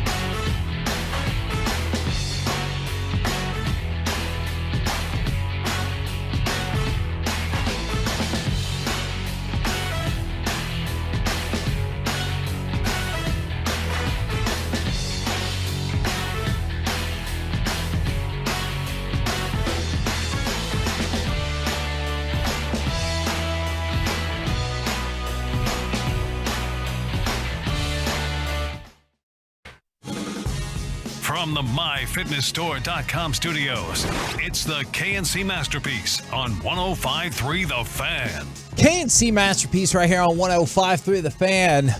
While the rest of the world catches up on our Jacob deGrom conversation, I have 5 magical moves the Texas Rangers could make, and I want you to hear them out, think them over, and then rank them from most likely to least likely. 877-881-1053. All right, are you ready? Mm-hmm. The Texas Rangers bring back Rafael Palmeiro and Juan Gonzalez and Pudge. I think all of these are more likely than that. Okay. To play. Is the Texas Rangers could sign Aaron Judge. I've heard of him. Do you want me to answer that now? We'll wait till all of them are out into the world. The Texas Rangers could sign Clayton Kershaw. The Texas Rangers could win the newly instituted draft lottery and get the number 1 pick. The Texas Rangers could sign Jacob deGrom. And the Texas Rangers could sign Dansby Swanson, or your shortstop equivalent. When did this come out? And move Corey Seager off of shortstop. When did this come out? What do you mean? This article, what you're reading? No, these are mine. Oh, I thought like somebody listened to our show yesterday. No. Because there's like no way in hell that anybody would put like a Dansby Swanson on this team unless like somebody threw out that idea. These are our created Magical 5. So the Magical 5, sign Aaron Judge, sign Clayton Kershaw, win the new lottery and get the number 1 pick in the draft, sign Jacob deGrom, sign Dansby Swanson, and move Corey Seager off of shortstop. Those are the 5 magical moves. Which order do you think they go in from most likely to least likely? Corey, let me throw this out. If this is correct, I know that you sent me an article, I believe, Kevin, on the draft lottery, and I also have the Tankathon lottery pulled up here. It says the Rangers have a 5.5% chance of winning the lottery at the 7th spot right now. So on these things, if the Rangers have a 5.5% chance of winning the lottery, everything that we think they have a greater than 5.5% chance of, we have to rank the lottery winning the number 1 pick down. That makes sense. Does that make sense, Corey? Mm-hmm. Yep. So let's go through these. What's the percentage the Rangers sign Aaron Judge? I would say that's about 5 to 10%. All right, I have it at 0%. I think it's 1%. Okay, so I was high. No, I mean, not if that's your opinion.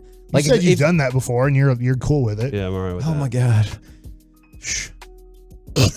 Well, he's never said he's been high on the show. I was changing what I said to Gosh. Oh, okay. I've been working on that. It's not been going super well. Gosh. I would rank that very low on the list, Aaron Judge, because I don't think the Rangers are going to make any type of serious play for him. 0 to 5% chance. So I'd say the lottery right now has a better chance of hitting than Aaron Judge hitting for the Rangers. Can I ask you this, Mike? Do you think that they are more likely to trade for a bat sometime next season than they are to sign one in this offseason? I think they want to work very hard on getting a competitive team on the field if April 1st is opening day, on opening day. Okay. Because I don't think they want to go into the season going, we have 3 or 4 possible holes to fill through trading during the season, because when you trade during the season, it always costs you more. Yeah, okay. All right, so the next one was Kershaw. I wrote him down, Kevin. Okay. I will give that a 25% chance. I would say 20%. All right, Corey? 23% chance. So we've ranked that as number 1 as of right now. 20%, approximately 20% to 15% higher than winning the lottery. Corey, you wrote them down. Mm-hmm.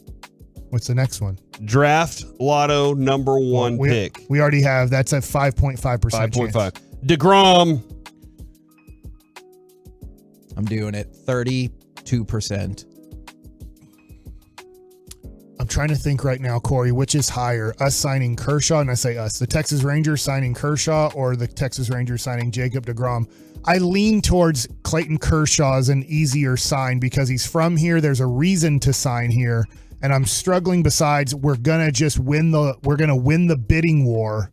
Why DeGrom at approximately next year, 35 years old, is going to choose a team that looks like it's still trying to build to being a 500 team. Because he paid him the most. He got paid the most. Right. That's the only reason. So I think that he's saying, Kevin, if I have you correct, you're saying the Rangers will outbid every team. Correct. And it's just a matter of DeGrom saying, I'm taking the most money, and the Rangers offered it. I am really intrigued and not sure that so many teams are going to be willing to go more than 2 or 3 years on somebody who has not even played a full season the last 2 years combined. Yeah.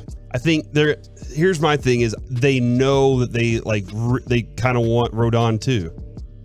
Not as in both, but I think they really want that guy. I think that's likely the guy. Dream it out. So I'm going to say 51%. Holy cow.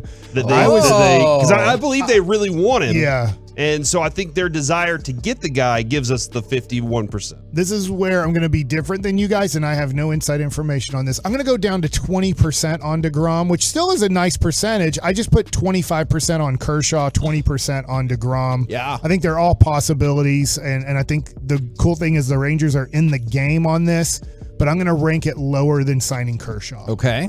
Not that I would want DeGrom over Kershaw because he's better, and they're both injury prone.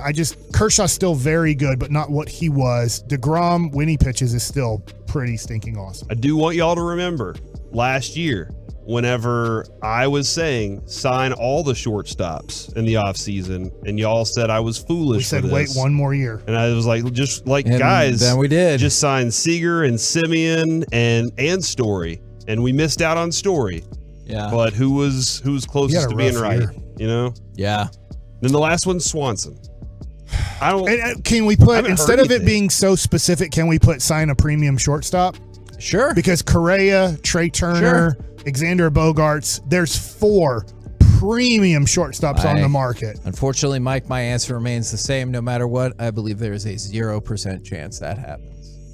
Because there's no way to tell Corey Seager after signing a 10-year deal and after year 1, you're not a shortstop Exactly. anymore. We've already seen that he's had trouble integrating into the clubhouse. What's going to happen now if you move him off his position? I don't know. I guess he's not going to get that much more disconnected. Can you imagine if Trey Turner was interested in here and the Dodgers, who knew Trey Turner was a much better shortstop than Seager. I've asked multiple people, we knew it, but we didn't want to, at that point where we were at, upset Corey Seager, at a trade deadline and move him off a shortstop. We knew we were letting him go. They weren't even going to compete to sign him back, and that Trey Turner was replacing Seager, but they weren't going to put that into the clubhouse. Yeah. With a team that looked like could win a championship. And because of that, as much as I brought this up yesterday, I don't think that trading Corey Seager, you would probably have to pay 50% of the contract at this point. So with $300 million left, you'd have to give a team $150 million just to take him. So because of that, and because Corey Seager will not move off of shortstop, I put it at 2%. I'll put it more than 0. I'll put it higher than Aaron Judge. Okay. But at the same time, I do have the second to last because I don't think the Rangers truly want to have this conversation in year 2. I do believe in year 4, they're going to have to go, I don't care what you think. We have to move you off a shortstop. How often do you say that in your personal life, Mike? I don't care what you think. In my head all the time. It says deal with it openly. So that's kind of the same thing. That's a good point. Kevin, I will be more positive than you. Oh. However, less positive than Mike. Oh. 0.0000001%. Okay. We're gonna regroup. That was 6 zeros. And I'm gonna get your order now. I'm gonna read off a couple of these from the 817. Kershaw is most likely. Dansby is least likely from the 469. DeGrom, then Kershaw, then the lottery, then Swanson, then Judge. Oh, I think that might be mine. Oh. So you guys, we're just as hurt by the Rangers front office, or I guess other players in Major League Baseball, as we are about the Cowboys signing free agents. Right? Because nobody believes that the Cowboys are really getting Beckham. It's one of those, like, the Cowboy, Jerry's giving us lip service, they're just saying all the right things. And then here it is with DeGrom. It's like, we've seen this before. See, the Rangers can't close a deal like that. Okay, but I think that's a really interesting point. They point. just did with Seager and Simeon. But I think those are for different reasons, right? Like, I think that the Cowboys say all the right things because they think everything is perpetually on sale. Yep. Is they're like, oh, we would love to get Jerry Jeudy for a 5th. Or, whatever the actual offer was. Oh, we would love to get Brandon Cooks and not have to pay him. I think the Cowboys love the idea of asset acquisition, except for the price. So that's what I'm worried about, is they're going to be like, Odell Beckham's going to say, I want a 2-year, $20 million deal, and I'll get it, including the prorated. So maybe 2 years, $28 million, whatever the case might be. And they're going to be like, oh, we thought you were going to sign just for the rest of this year for $2 million or $1.5 million.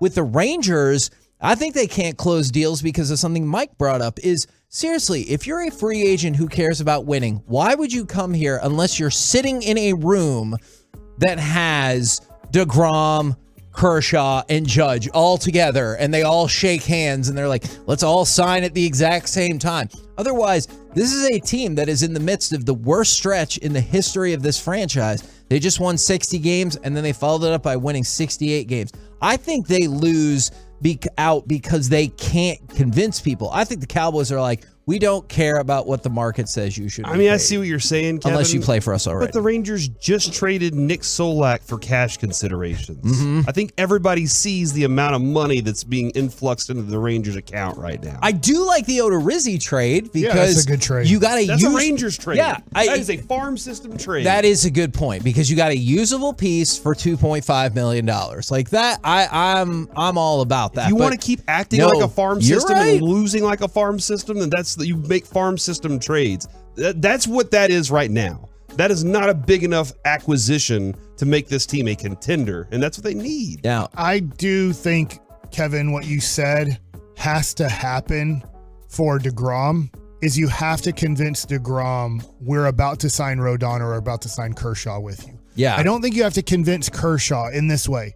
If the Dodgers don't want to do a longer-term contract with Kershaw and he doesn't want to do another 1-year deal with the Dodgers, and he might want to because he's still on that fence of retiring or not retiring, is I think Kershaw has reasons to come here. He's going to live here the rest of his life. He could then become an ambassador / special assistant to the general manager the rest of his life here. And it makes a lot of sense because he was a former Ranger for, let's say, his last 3 years of his career.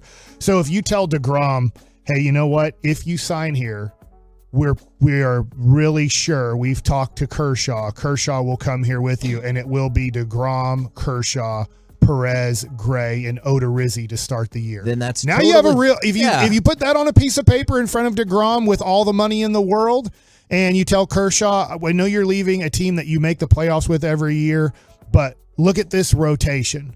If you come here, because we're getting DeGrom with you, we have a chance. From the 972, this order is close to mine. That said Kershaw, DeGrom, Lottery, Judge, Swanson, and Move Seager. But even if you just switch it to premium shortstop, I'm going DeGrom 32%, Kershaw 20%. The Lottery we established is statistically 5.5%.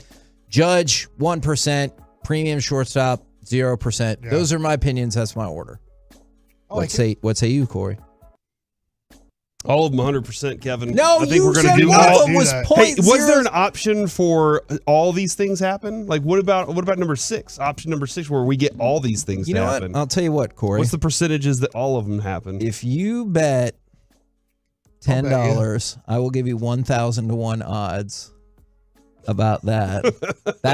that is what I will say. I'm gonna go with I think DeGrom's the highest for me. Okay. And then Kershaw. Getting and sold then, on Twitter. Then the number 1 pick, and then Swanson, and then Judge. Man, I really hope DeGrom works out. That'd be so awesome. I mean, Twitter's telling me that it's the biggest deal. I mean, it could be. All right, Mike, you go. I went Kershaw, DeGrom, Lottery, shortstop, Judge. Okay. I don't even think they really compete for a shortstop either. But I mean, I've heard like maybe if the right shortstop came along, well, hell, 4 out of the top 6 shortstops are available. Right. And you don't have to go trade for them. You could. The tough thing is, I think the Rangers would want to do this. I think the tough part is they don't want to have the conversation with Corey Seager. That is exactly how I feel about it. We're the KNC Masterpiece right here on 105 through the Fan. Coming up next, we enter the lunch rush as part of the Expressway. Yes. The Cowboys offensive line has exceeded expectations. Can they keep it up? Next on the Fan.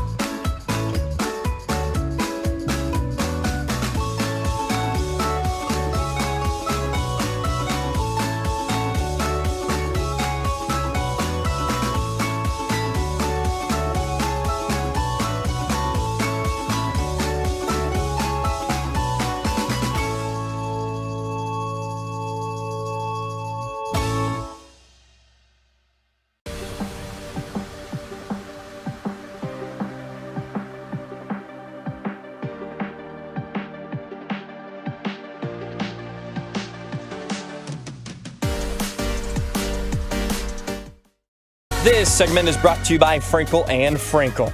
There's a reason you need a special license to drive a big truck, so companies that hire drivers and put them in a big truck should be held accountable for what happens when one hurts you. So frankly, you need Frankel and Frankel. The consultation is always free. Visit truckwreck.com. KNC Masterpiece back here on 105.3 The Fan. We did not come back with the audio. That is okay. We will throw to the audio. Right? Sorry, Joey. Got to come back with that audio. Joey. All right, let's go ahead and hit cut number 3 right here. And they're going to give the ball to Pollard. He busts up the middle. He broke a tackle. Right to the 40. Chased from behind at the 30. Turns left at the 20. To the 10. To the 5. And Pollard with a house call. Touchdown, Tony Pollard. So my question for y'all was going to be the Cowboys. Obviously, their offensive line has exceeded expectations. Can they keep it up? But while people send in their thoughts, 877-881-1053, a couple of things happening right there. Sorry, Corey, I know you talked about it.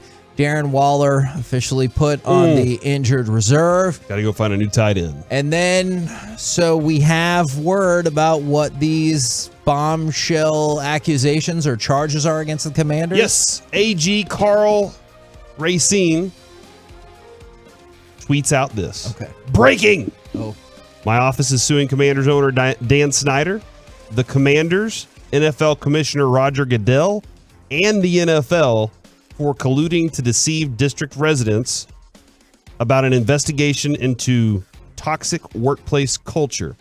After public reporting revealed that sexual misconduct, harassment, and misogyny ran rampant for decades at the team, the defendants promised D.C. residents that the league was going to fix this toxic culture, including by fully cooperating with an independent investigation. That was all a lie. Instead, the NFL turned a blind eye to Snyder's extensive efforts to silence or intimidate witnesses, and the NFL and Commanders entered into a secret agreement that gave Snyder power to veto the release of any results. With today's lawsuit, we're standing up for D.C. residents who were lied to and deceived, and we're standing with the brave victims and employees of the team who told us the truth during our investigation and came forward about what they suffered and witnessed while working. Wow. So they're suing them for lying and deceiving. Yeah. I'm sorry that I don't know all the laws. That's why you call the Frankels. They know all the laws. That's a good point. Can you sue for lying and deceiving? I mean, sure. I don't know if this is exactly the bombshell that like I would have thought. See, I thought their bombshell was going to be like a bunch of financially driven crimes, and they were going to be like, we found out that they laundered this amount of money, or we found out that they withheld this from like.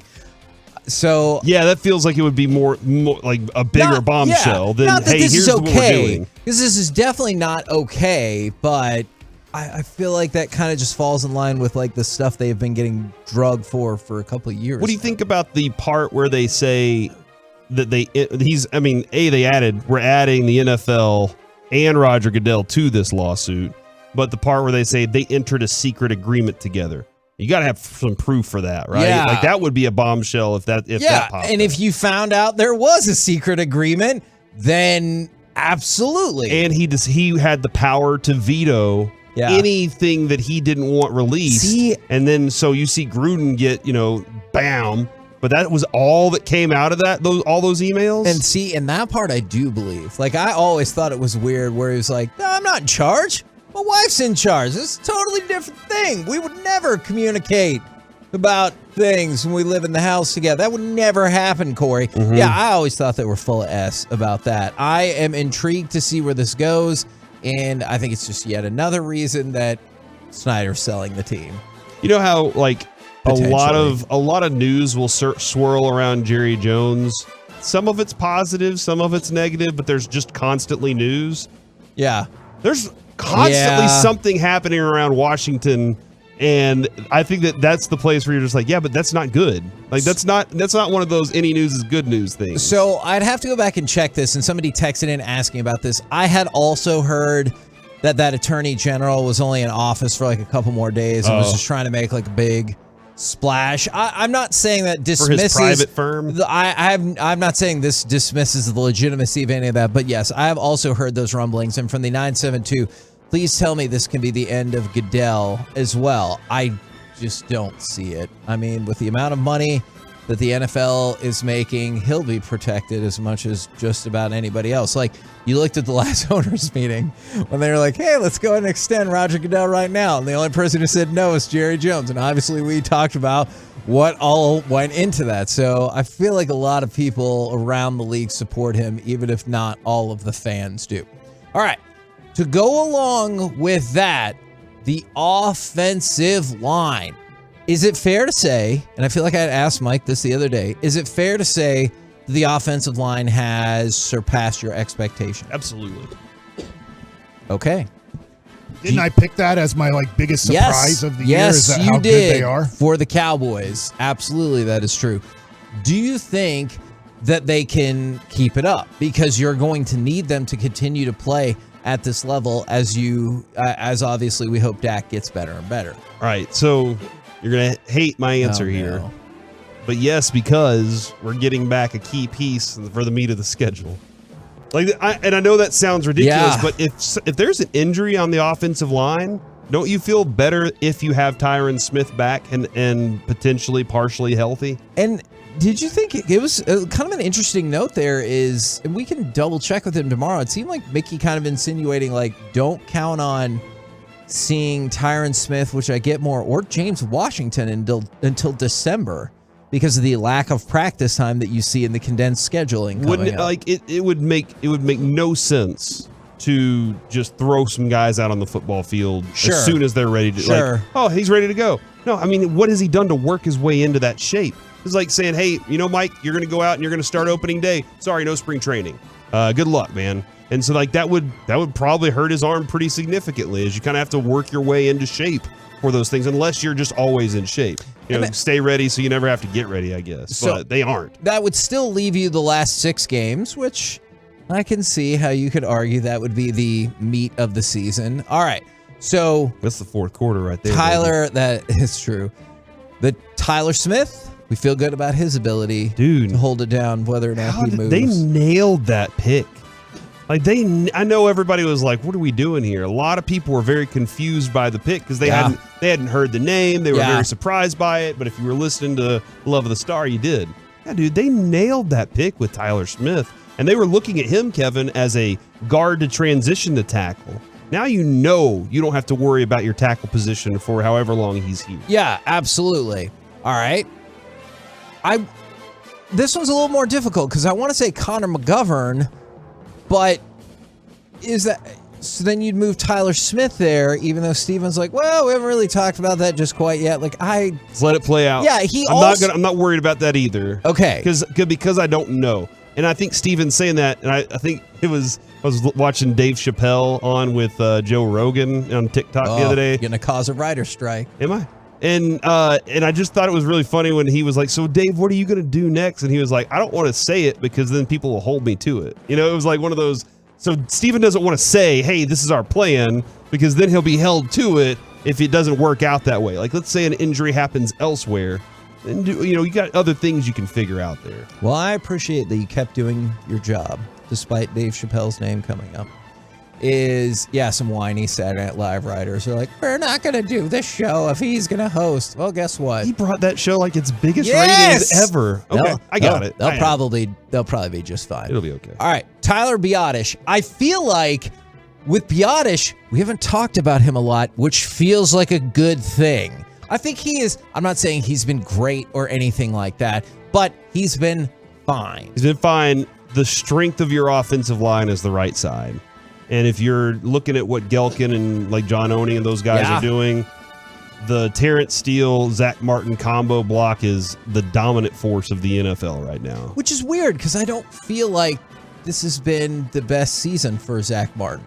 Not a bad season, but perhaps not his best season. The meme or the GIF where the guy opens his eyes like, what did you just say? That's what I just did openly in America. Yeah, I think he's great. He will go to the Hall of Fame. What makes you think this? What makes you say these words? I want to say that they're very naughty words, but I just don't know how to say that the right way. I don't want to say sexy? No, not words. Sexy naughty, bad. This is bad. I just look back at games like the Rams game that You've been a bad boy. Not like that. Oh my gosh. Go ahead and jot that one down, Joey. Here. I just look back at games like the Rams game when you're like, yeah, no, this is fine, but like usually every game he just chomps out the person or persons in front of him, and that I did not feel like that was the case of the Rams game. So he's held to an incredibly high standard, and I think by his standards, this has not been his best season. He's still maybe the best offensive lineman in the game. He's the best guard for sure. I think thus far this season, he has not been the best offensive lineman in the game. I'm just saying. Have you watched every play? He's still, yes. Have you watched every single snap of his career, Kevin? Probably, actually. Yeah, we probably have. And so that's the thing. He's still great. I'm not saying he's not great. I just feel like by his unbelievable standards, perhaps it's been slightly lower. However, yes, I was also reading that. It was a really cool article from Michael Gelkin when he talked about the Zach Martin saw the play and he was like, run it again. Mm-hmm. And then Dalton Schultz is talking about they love building that play, and it's, you can move it off to the right side when you're running the ball, and Terrence Steele and Martin combined for the double team block, and that's how Tony Pollard got the 7-yard run, which if you're racking up runs like that consistently, it could be a great day. So, and we're going to get into this a little more in the 1 o'clock, Kevin, as we talk about Jimmy Johnson and what he was kind of discussing there, Sean and RJ. And running the ball and how effective it is for the Cowboys and why they can use it that way. And I mean, they are confident that they can go to that right side whenever they want and get what they want out of it. And that's something, Kevin, that not every NFL team can say. For sure. But then we would agree, Terrence Steele, we feel pretty good about him. Pretty happy with that, dude. Like a lot of people, except for Mike and myself, are making jokes about him. Well, I didn't. I supported him last training year. Camp. I thought it was pretty bad looking, but we found out that Sam Williams and Torrance Armstrong and some of the guys that he was getting beat by are beating other tackles in the NFL. And I think he's done a good job. And the Cowboys are going to have to give him a pretty good contract, because I'm just guessing the teams like, I can't remember all the teams, but teams that have rookie quarterbacks that have $100 million in cap space, I believe one of them being the Chicago Bears. Can't you think that the Chicago Bears, with their offensive line situation, might look at Terrence Steele, his age, and go, dude, we're willing to give you 6 years and $100 million. I mean, now what do the Cowboys do? Isn't that pretty much like why the Bengals were so, and I know it's a different situation, but the Bengals were like, oh my God, we're the smartest team in the world. We just got Lyle Collins. Yeah. And then you watch him and you're like, oh, that's why he was so readily But I don't available. think that's going to go that bad for if the Bears were to do that. Terrence Steele looks good. Now, maybe the coaching is helping. Like, maybe there's a lot of what the Cowboys are doing internally that's helping there. And that's one of the things, if they're like, hey, we will pay Terrence Steele as a premium right tackle, then I'm like, well, I appreciate all the service that you have brought to the table, but I'm probably okay with letting you move on down the road. And one of the reasons I was intrigued by all of this as well, if I would have told you going into the season that at this point in the year, where do you think the Cowboys would have been in sacks given up? So, like, we go back to, like you said, training camp. Where do you think the Cowboys would have been in sacks allowed? Probably below average, as in they would be giving up, not the most. Obviously, there's teams with a lot worse offensive line, but I thought if you'd have said, oh, they're giving up the 10th to 15th most sacks per game, I'd have said, yeah, that feels about right after watching them in training camp. Do you think that's fair? Mm-hmm. Okay. We've made reference to most of these offensive lines today. The worst offensive line, although there are multiple things that go into it, including pressures as well, but I have a stat about that. The 3 worst offensive lines in terms of giving up sacks: Indianapolis Colts 35, the Bears 33, the Bengals 32. The Dallas Cowboys have given up 12 sacks this year. That is 3rd best in the NFL. And if you're like, yeah, that's fine, I care about pressures. That's the statistic I care about. All right, fair enough. Dallas Cowboys offensive line has given up 78 pressures this year, which is also 3rd fewest in the NFL, behind the Carolina Panthers and the Tampa Bay Buccaneers. So their offensive line has been clicking across the board in terms of keeping your quarterback potentially upright. And I know part of that had to do with we felt like Cooper Rush was really zipping the ball out of there quickly. And so we'll see how that had definitely a lot to do with the fact that he was like first read throw, he was trusting the read on the first as soon as he got the ball in his hands. I am kind of curious on that part of can Dak keep that tempo up? And whenever the Cowboys, he got hurt because the offensive line was letting people get around him, his finger got broke because there were people near him. So can they keep people away from him so that he can do his job? And then to go along with all of that, actually, not to go along with it, this is completely unrelated. We're going to get to Mike Likes It in just 1 second, but wanted to take 1 quick minute to shout out Jesus Ferreira from FC Dallas. He was, in fact, named to the United States men's national team World Cup roster yesterday. Woohoo! I think Kellen Acosta was too, Kevin. Yes, and he is a local product who also used to play for FC Dallas. The World Cup for the United States starts in 11 days. And then obviously they play the day after Thanksgiving against England. So the World Cup is here. It's about to start, and FC Dallas will have some representation. A lot of people are writing Santa letters that they want the World Cup. Oh, yeah. They want the USA to win it. I would take that. Absolutely. Good luck, Santa. Hey, Santa can do cool things. He also was in Mad Men, too. What? Santa Claus. Oh, John Hamm is playing Santa Claus in those commercials. Okay, gotcha. All right, yeah, watch television. Why would I watch a commercial? You have to during sports. Oh, absolutely, you do not. You leave the room and go do something else. Whoa.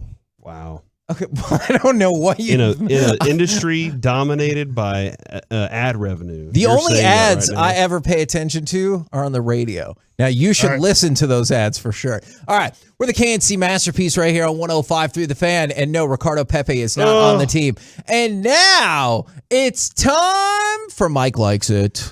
I can't believe I'm going to say this. And neither is Areola. That's ridiculous. Mm-hmm. I want the Mavericks to trade for Russell Westbrook. What are you doing right now? Why? All right, so hear me out. I know that I have flip-flopped on this a lot, but hear me out. Russell Westbrook, in his last 5 games, hasn't led to wins. They're 1-4. Lakers.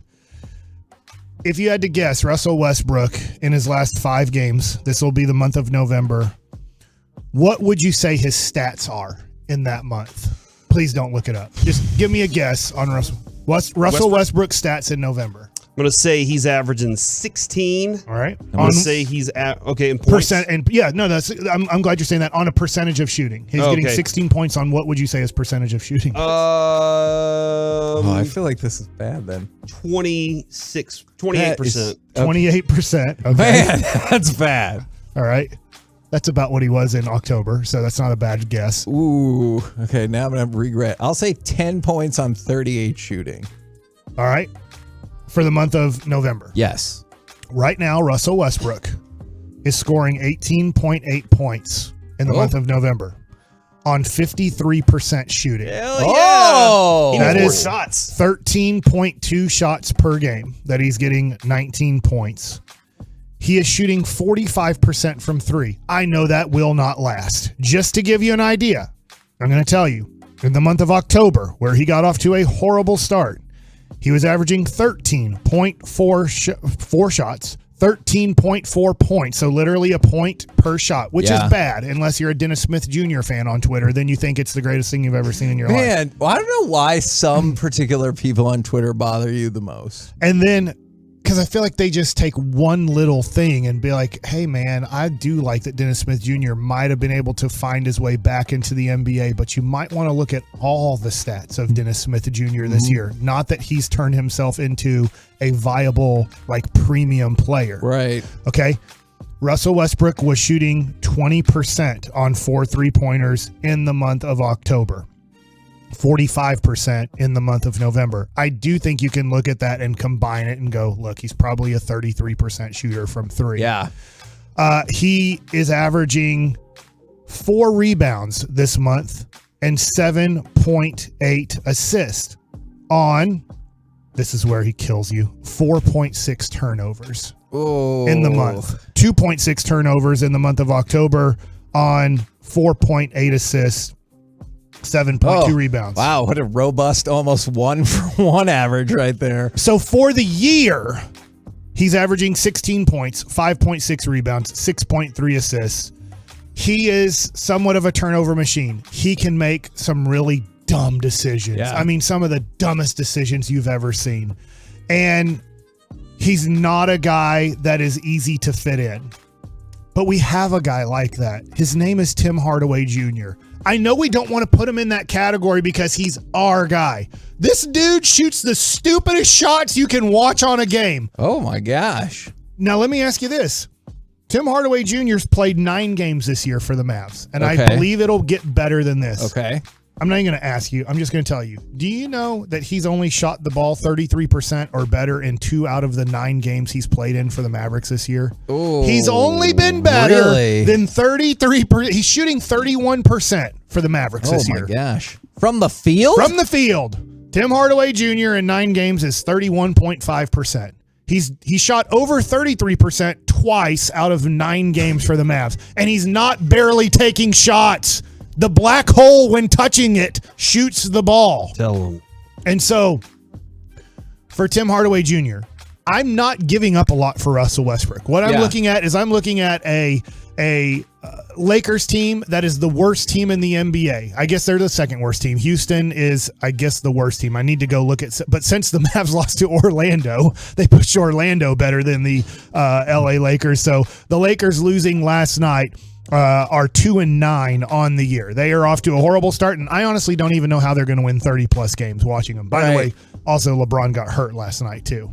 But yeah, I heard they were working on that. But if you look at Russell Westbrook, I'm not saying he's the solution, but he is a $47 million expiring contract. That's the only thing I care about. And if the Lakers, we've talked about it in the offseason, I've flip-flopped on this multiple times. I've gone yes, no, I'm back to yes. Watching this Dallas Maverick team, their lack of ball handling is miserable. Now, that being said, Russell Westbrook turns the ball over a lot. But he's not going to shoot any more than Tim Hardaway Jr. shoots when he touches the ball. I mean, there's literally no difference in Tim Hardaway Jr. and Russell Westbrook, and when they touch it, they feel like they have to put the ball up. And Tim Hardaway Jr., and I know he's going to get better, but Tim Hardaway Jr. is a 31% shooter. Last year, I believe he was, I'd have to look it up. I don't even know if he was 40% from the field shooting the ball. This is before injury. He didn't come back and play hurt. He literally got a contract that everybody in the NBA said is a miserable contract. And then the Mavericks said, let's do that contract all over again for 4 years. Oh, yeah. And so they made a major mistake. But if the Lakers are looking at, we don't have depth, and Russell Westbrook does not fit in at all with LeBron James, even though LeBron thought it would work. It's not.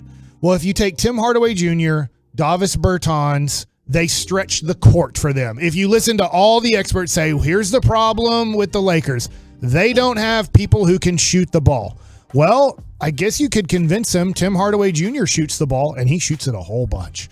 And he likes shooting from 3. And Davis Bertans is a 3-point specialist. And maybe they miss JaVale McGee. I don't know. They won a bubble championship with him. If you're like, hey, JaVale McGee played with LeBron and they won a championship. Could you take all 3 of those guys that are all under 3-year contracts and say, here's all these guys that maybe help you with LeBron and Anthony Davis. We'll give you 3 for 1. We're going to take your 1. We're going to take that $47 million. We're going to see if it fits with Luka. And if it doesn't, well, we probably weren't going very many places anyways with Tim Hardaway Jr., Davis Bertans, and JaVale McGee. But you guys can have those 3 guys. We will take Russell Westbrook. We're going to try to make it work. If it doesn't, we now have $34 million in cap space in the offseason. If you don't make this trade, you have no cap space in the offseason. And that's, I'm telling you, I don't give a damn what Russell Westbrook can contribute to this team.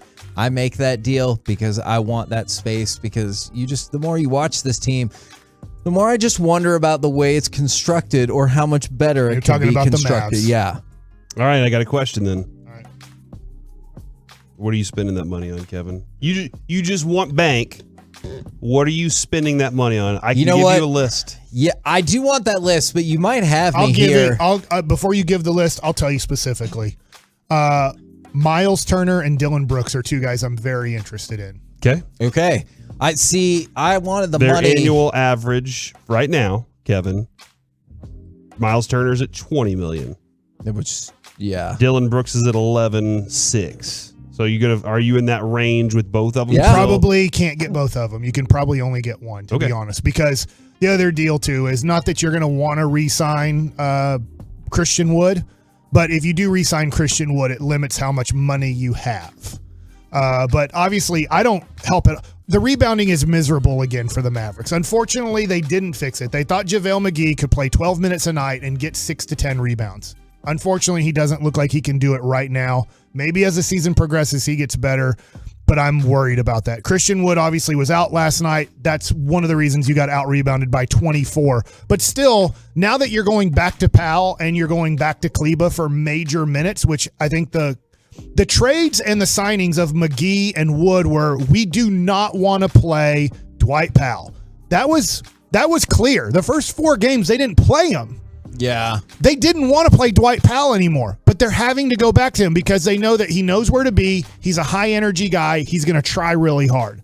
Maxi Kleba's a miserable rebounder for playing a power forward center position, but they're going to have to play him because if JaVale McGee gives you absolutely nothing, you go back to that. So I look at this and I go, dang it, this isn't working out the way I think the Mavs wanted. They wanted McGee to be a major contributor for 12 to 15 minutes. They wanted Wood, and Wood can still work out. But I'm starting to go, I don't know if McGee can work out.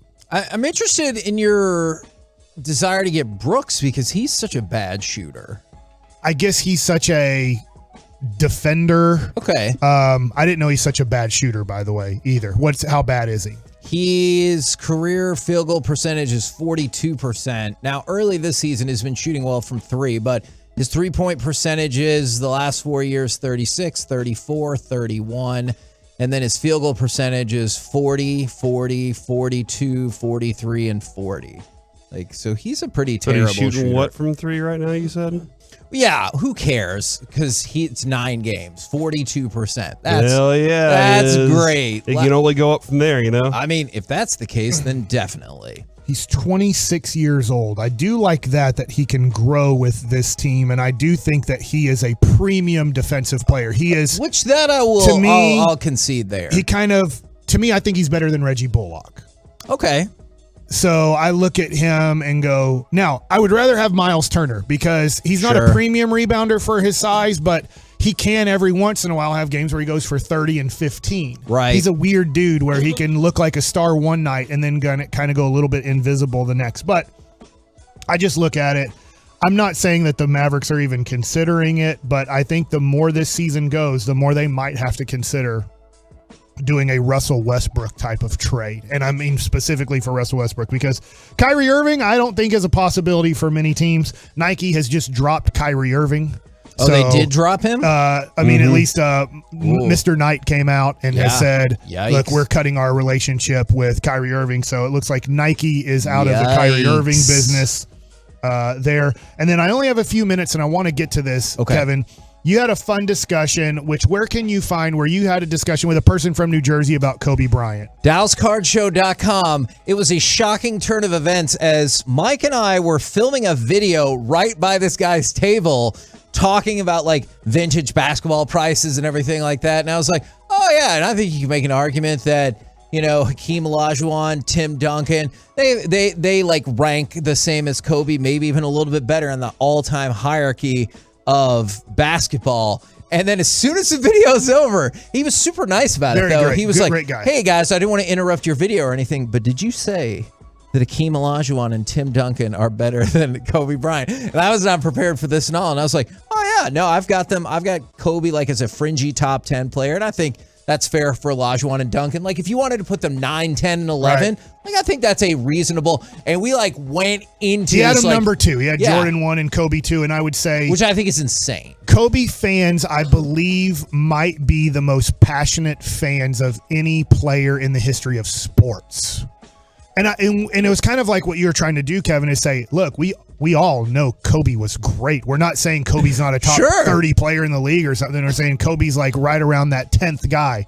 And I think Kobe fans get so offended that you're not saying he is Jordan 2.0. Man, at one point, and this is definitely my favorite part of the discussion. When he put Patrick Ewing 3. What? That would be so weird. Don't get distracted. You have 30 seconds. I was going to say, because he would win that argument then, he goes, I could tell, like, you're a big numbers guy and you're basing a lot of it off of that. And I was like, but I get why you wouldn't want to go numbers, because who has more championships when they were the better player? LeBron. Who has more MVPs? LeBron. Who has more points? LeBron. Rebounds? LeBron. Assists? LeBron. First team All-NBA? LeBron. He was like, Kobe has 5 championships. And I was like, no, you're right. And he does have that advantage over LeBron. I also think Kobe was the best player on 2 of those championship teams. But, like, it was a really heated argument. He did say LeBron has no moments where he's had big moments. Yeah. Like at the end of games, I'm like, I think he has. I mean, I think of Detroit where he scored like 23 in a row to finish a game. The block, I think it's a very iconic He was kind of like, moment. but Kobe always had, when the team needed to win, Kobe always made the shot. And then I thought, well, this was afterwards. Yeah. I was like, man, Paul Gasol, I think I have to go look up the box score. I think like Kobe went 7 of 23 or 7 of 24 in game 7 against the Celtics. Now they still won the championship, and Kobe still won the MVP of the NBA Finals. He had a great NBA Finals, but that last game, it was Pau Gasol who he really crapped on Pau Gasol as a good player. I know he did. It was a really fun argument. And by the way, then he donated stuff to Peace-a-thon. That's awesome. So I have cards from the Kobe stuff? No, but I have There's cards no way he's giving us from Kobe the stuff. 1960s, 1930s, and one from the 1920s for Peace-a-thon. We're the KNC Masterpiece right here on 105.3 The Fan. Coming up next. Anything from Patrick Ewing? It's time. No, what about I'll get Patrick you something Ewing? from Patrick Ewing. My gosh. Coming up next, the C Block starring Mr. Nick himself, Corey Majors. Actually, you know what? Let's star Jimmy Johnson, man, because he was awesome with Sean and RJ this morning next to The Fan.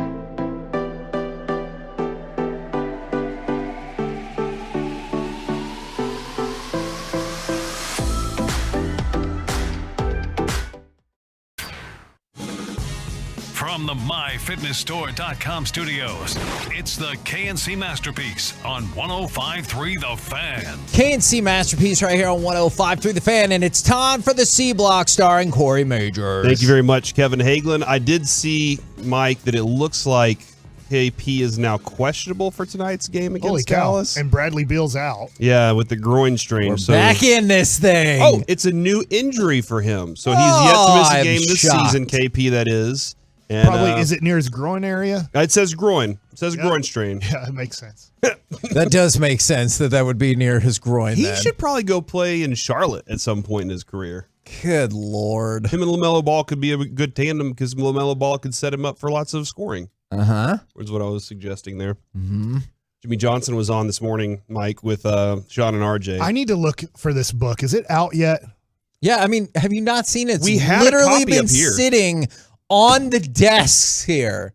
Where? I haven't seen it. I have a copy on the way. I am really excited to go through it even more. I went through a little bit of it the other day because Bobby Belt left his version up Yeah. here. Do you have a copy of it yet, I Kevin? do not. Swagger is the name of the book. And I know he was hopping on to, promote the book.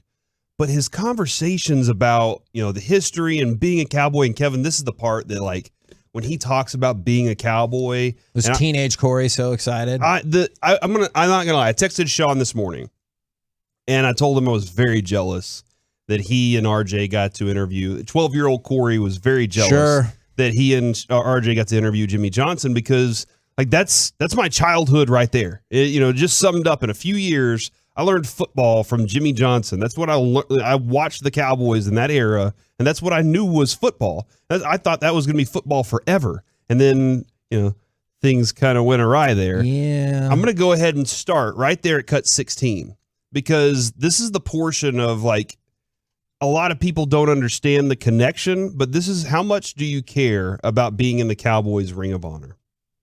Well, I'd be honored. I'd be honored to be in the Ring of Honor. There's some great individuals in the Ring of Honor. The Dallas Cowboys are a big part of my life.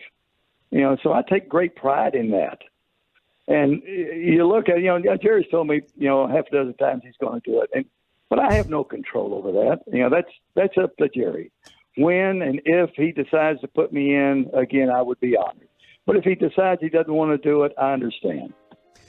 Man, I appreciate that answer also with the drive-by on Jerry. It's like, he's told me half a dozen times. But also, I will say this about the last part. I do not understand why. He said, if he doesn't put me in the Ring of Honor, I'll understand why. I won't, because he hates him. That's not a good enough reason for me. And that's really interesting because, he was like, why aren't you in there yet? He was like, I don't know. And then he was like, but later on, he was like, but I'll understand. I don't know why I'm not in. He knows why. But I think the part that I liked the most out of that was the Cowboys are a big part of my life. You hear him say this multiple times throughout the conversation with Sean and RJ this morning. I hope, he was saying, I hope the Cowboys are in the Super Bowl. Because if they're in the Super Bowl, that's good for me. Not just my book sales. That's a good point. But how many people are going to want to talk to me during the Super Bowl? Yeah. I am an important feature in the Super Bowl in Phoenix if the Cowboys are in because they're going to be replaying all the legendary stuff that happened when we were in the Super Bowls then. It's good for Jimmy Johnson if the Cowboys are good. It's a positive thing. It's not audibled yet. I go to the Audible link. Okay, to listen? Yeah, because then I can listen in the car and stuff. I'm really good at starting books. But not finishing. Okay. I still have 5 hours left on the Willie Mays book, which I really liked. I thought it was good. You but said 5 hours? Yeah, it just said speed it up. Have you never done that? Yeah. My wife I do speed it up like to 1.2. I do want them, like, we have a Micro Machines commercial going on right now. I forget which one it was. But Joey, you laugh. Do you know what Micro Machines are, and do you get that reference? No, but I just love the way Mike gets so entertained by it. And he brought it up before one of the meetings. Look up Micro Machine commercials, and you'll see what we're talking about. It was when we were kids and teenagers. A guy just speaks super fast about these little mini kind of Hot Wheels. And we have a commercial where they have to speed up stuff, and they sped it up to a point where you're like, I can't, you're going too fast. Yeah. And so on the on the Audible thing. I think if I get to like 2.0, because I've done it before, and I'm like, I'm not really getting the book and enjoying it if we're going to go this fast. The only time, I just want to add this. There is a setting where you can have it start at regular speed, but by the time it gets like 30 minutes in, it's reading at its fastest speed. So it does it on its own. And you're like the frog in hot water, right? Where you put a frog in hot water and it boils, doesn't realize it's happening, and then it just thinks it's natural, and then it's dead. You're listening to this and you don't even realize that it's speeding up as it's going along because you're just naturally progressing with it. And then you're done with the book in like an hour and a half. It's pretty awesome. I've done it before with multiple books. So quick question. Yeah. Frogs don't know they're boiling to death? Yeah, this is a science thing. Go check it out. It is? Yeah. How do they know what the frog's thinking? That is because the frog doesn't try to jump or escape. It's just in the water. That's why we have therapists, because we need to talk to somebody, because as much as we think maybe our parents or our spouse or our kids or whoever think they know us, we really have to talk to the therapist so they get to know us, and we know what a frog is thinking. Like, how does a lobster feel? Because in this scenario, obviously the frog's sitting there going, oh, this conversation is riveting. You got all the way for that one? You were dismissing frog brains for that joke. But you didn't picture the frog therapist sitting on the little frog couch from the 903. I thought at some point you'd talk like Kermit, but to get to that joke, wow. From the 903. Imagine if Bobby Belt did audiobooks. Oh, man. You wouldn't have to speed it up. You'd have to slow it down. I'm going to go half speed for this one. I love Bobby. But I did want to share this real quick with Jimmy Johnson, Kevin. I've had a chance to talk to him one time in my life. One time only. We were at the Super Bowl in Houston. And you remember there was that link that went all the way across from the hotel to where we were staying. I was walking towards Jimmy Johnson. He was walking towards me. And he goes, "There you are. I've been looking for you all day." And I was like, holy S, Jimmy Johnson has been looking for me all day long. And some makeup artist was behind me. And he was like, I need to get my makeup and hair done before I go on today. And I was just like, dadgummit, I just should have just said something at that point. But I never got a chance to. So maybe one day, Kevin, 12-year-old Corey will get to live out his dream and interview Jimmy Johnson. Do you think Sean and RJ would have let you in on the interview to like jump in there this morning? I do think they would have. Why didn't you ask? Because I had stuff going on, personal stuff. Man, that I got stuff to do. Sorry, there was something really big going on this morning. Go cut 15 here. Actually, let's go to 14 because I think this describes this a lot. What is the relationship with you and Jerry Jones? Yeah, I started the chapter off with Jerry saying, people don't understand our relationship, simply for the reason I don't understand our relationship. If I saw Jerry today, I would imagine we would both smile and hug each other and say, "Oh, yeah, it was a great run," and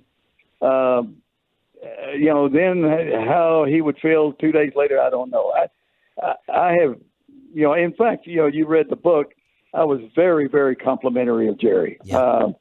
I think he has done a great job for the NFL, one of the great owners in the NFL, and made every owner in the NFL a lot of money.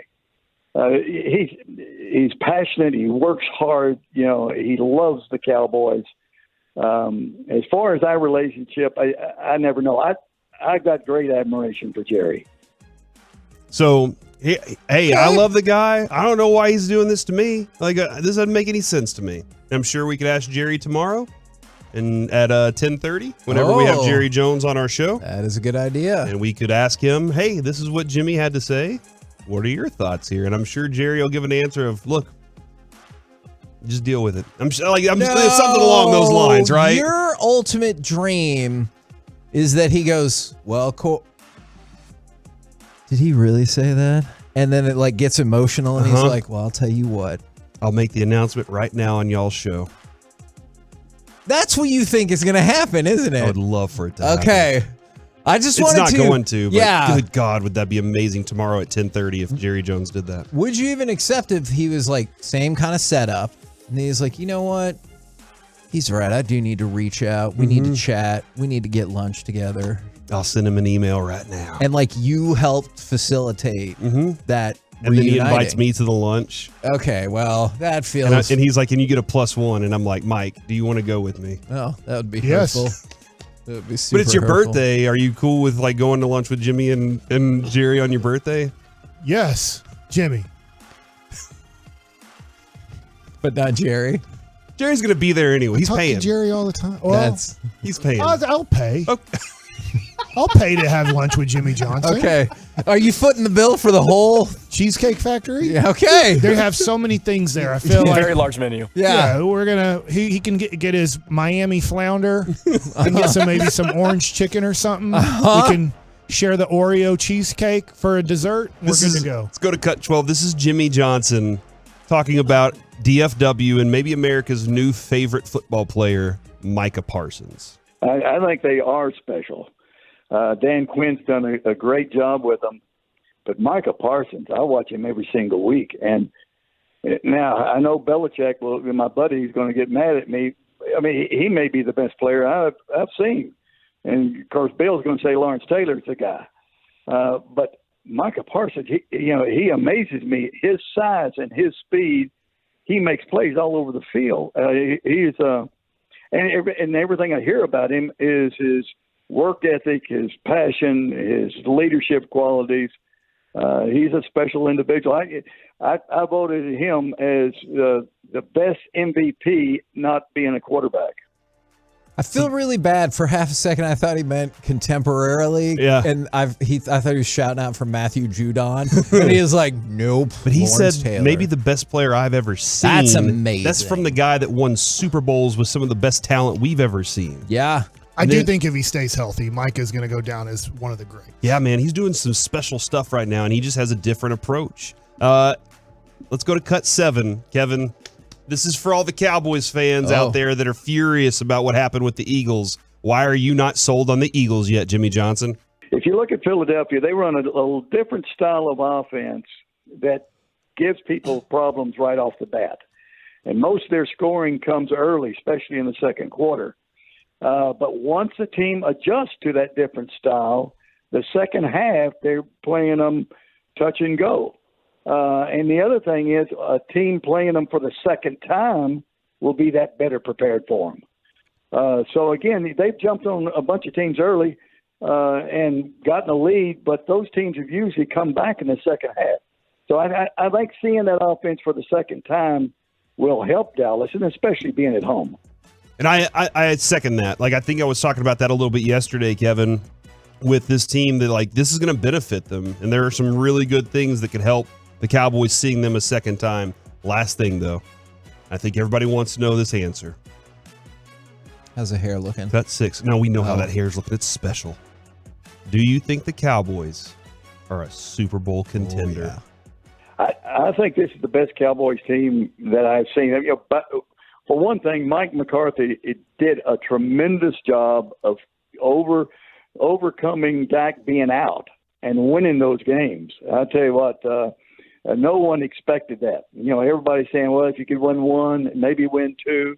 But he did a tremendous job with that staff and with that team to overcome Dak being out. I think you look at the NFC, I'm still not 100% sold on Philadelphia. And the Cowboys are going to be able to get Philadelphia at home.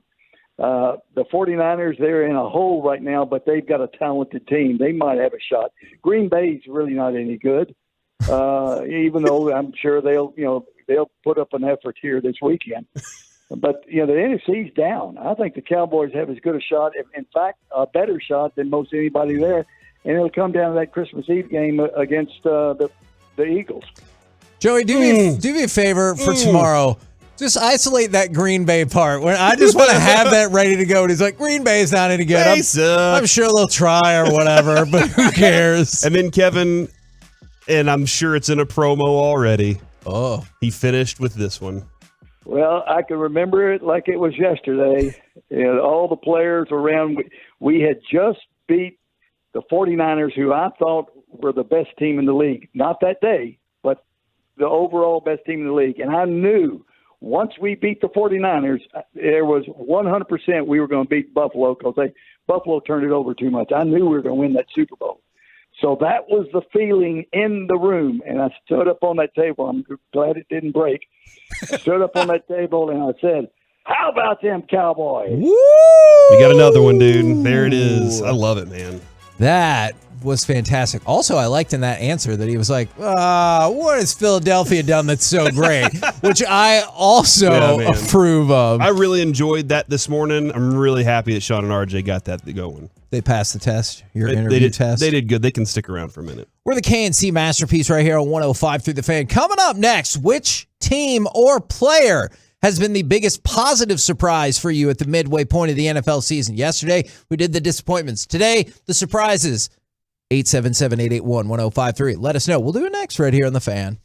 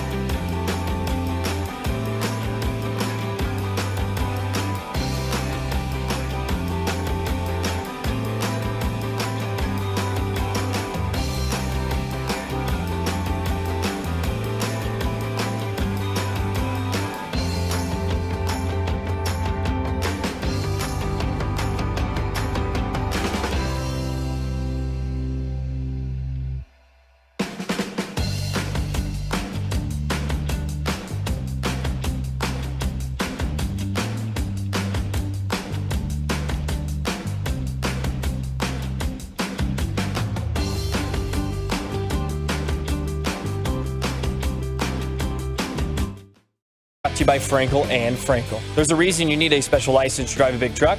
So companies that hire drivers and put them in a big truck should be held accountable for what happens when one hurts you. So frankly, you need Frankel and Frankel. The consultation is always free. Visit truckwreck.com. Third down and goal. Here comes the blitz. Geno stands strong, throws to the end zone. It is caught. Is he in? Is he in? I'm waiting. Yes!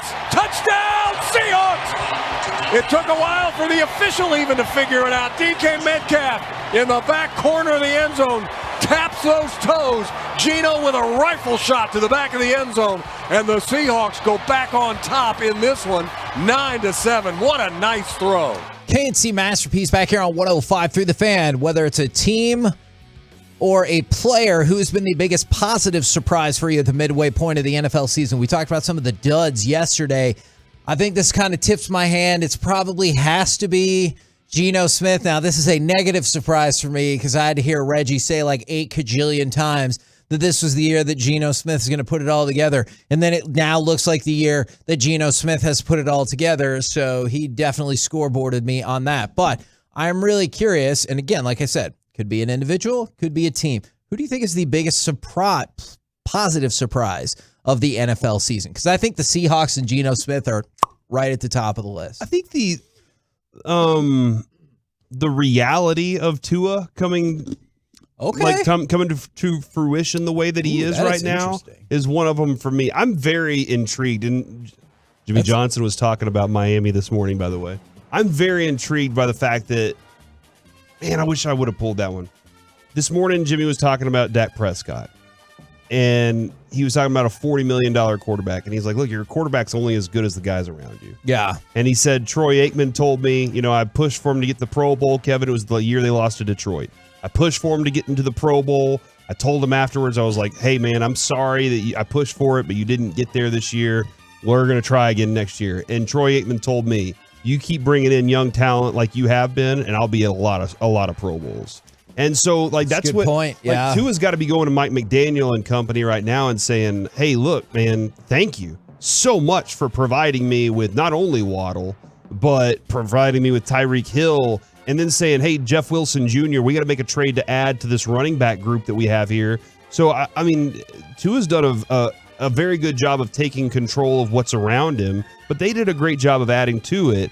Now, if they can figure their defense out, that's a strange thing. And the Mike McDaniel audio, Kevin, on Justin Fields and him telling him to stop is still my favorite thing ever. So I think you bring up a great point about Tua. This is amazing. I was looking at it. Last year, Tua had 16 touchdowns passing. Already this year, he has 15. Yeah. And you compare that, last year had 10 interceptions. This year has 3. Yeah. So I think the realization of Tua, that's a positive surprise, Kevin. No, absolutely. All right, Mike, who is it for you? There's plenty. One that comes to mind is Saquon Barkley can actually play football. Yeah. I thought he would just get hurt every play he takes the field, but he hasn't yet. That was one of the ones I put as a potential, was Saquon Barkley staying healthy and being awesome. Does it... And it is super cool, but do you kind of wish like that was for a team in another division? Because now you have the Giants sitting in relevancy right now. It doesn't bug me. I'm kind of happy that a player that good is actually playing well. For their potential, yeah. And I think the Cowboys are better than the Giants. That'll play out just fine as the season progresses. But would you put, that's a great answer. Would you guys put, because one of the other things I noted was the Giants as a whole and Daniel Jones. There's been lots of things, and your boy like rocketing towards the top of the Coach of the Year rankings in his first year. All right, Dabes, that is? Yes. Like you keep saying, why don't you just say his name? I just can't. Say his name. Brian Dable. Say his nickname. Ooh, I don't have to. They lost their last game. Okay. All right. Fair enough. Even though they just had a bye week, I'm sure that was a victory. That was a tie. Yeah, no, Dave's doing what he's done this year. He's turned it around a lot. He turned it around a lot quicker. Can they keep it going? Do they have the talent on that roster to really make the big wins happen late in the season? I don't think so. I think that there are going to be those moments where they're going to have to learn and say, okay, we're not good enough here, and here. We got to go get better in the offseason, and that's what their responsibility is for that team. But I am definitely surprised that they did what I kind of said that they would do this season. That is an interesting dynamic. Now, the other one I was going to throw out there is the New York Jets. Yeah. Especially with Zach Wilson not excelling. Like, if you would have told me, because y'all have made some great points about how much talent they've tried to amass via the draft, via free agency and everything like that to put around Zach Wilson.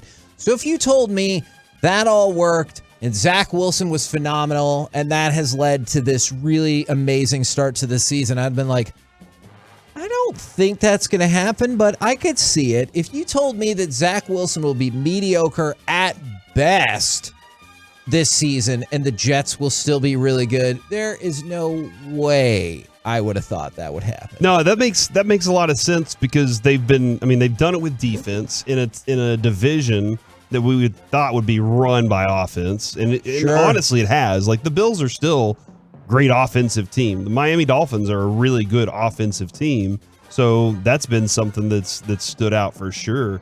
Is that those teams are doing what they're doing. And that the Jets have been able to stay afloat and be very, very good while doing it. And then they lose Breece Hall. And you're like, oh, man, that's a big hit to their running game. They're like Michael Carter. And they lose James Robinson. Probably going back to Michael Carter for a while. And for the 845, going back to Saquon Barkley, he's a contract year phenomenon. But he was awesome. Like, that's fine. His first year, he was awesome. It was just injuries that drug him down.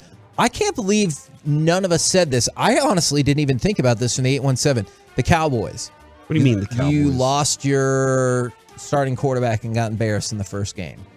That's a great point. Like, Jerry has said, Steven has said on our airwaves, they were like, I would have taken it. If you told me we would be at this point without Dak for all these games, I would have taken it. I might have had questions about how we got there, which I think we all agree with. Another surprise, and I can't point to anything really good from this team, but they were rolling when it came to bets for a while. That's the Falcons. The Falcons, hey, they're in first place. They play close games. It's exciting. It's fun football to watch. It's sometimes very ugly, but it can still be fun if you know what you're going in to expect. And they said, see you later, Matt Ryan, and good hello to Mariota. And now that's turning into what it is.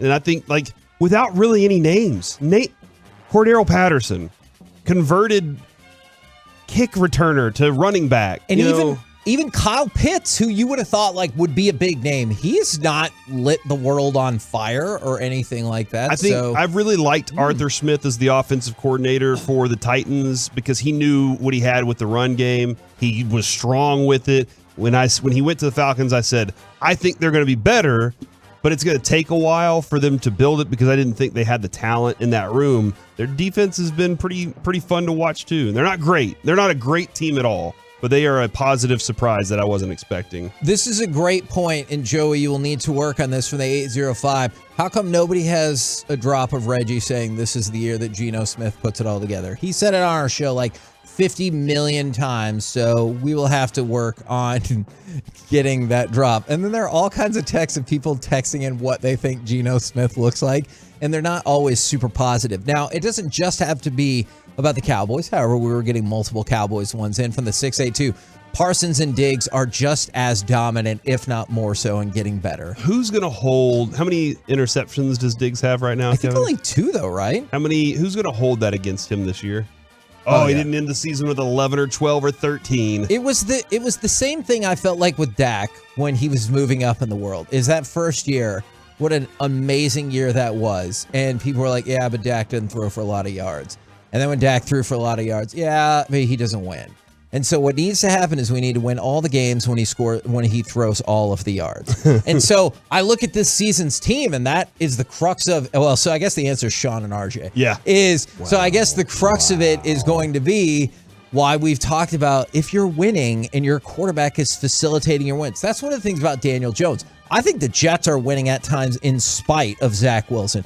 I think Daniel Jones is playing his part just fine to get Giants victories. I don't know if that will hold up, but that's one of the positives that Daniel Jones has. He's doing exactly what they want. Yeah, I'm looking at and just hearing all the, his coaches talk about the effort that he's made to not just be an interception guy, but to be just an all-around elite cornerback. He's getting into that category. If he's not already in that category, he's making it to where you're like, why would we even try to throw over there? It's going to be useless to do it today. There's some moments where you're like, okay. Then there are other moments where you're like, yeah, dude, that's just he is doing it. Here's a name that I don't know you brought up yet. I had no expectation for Chris Olave.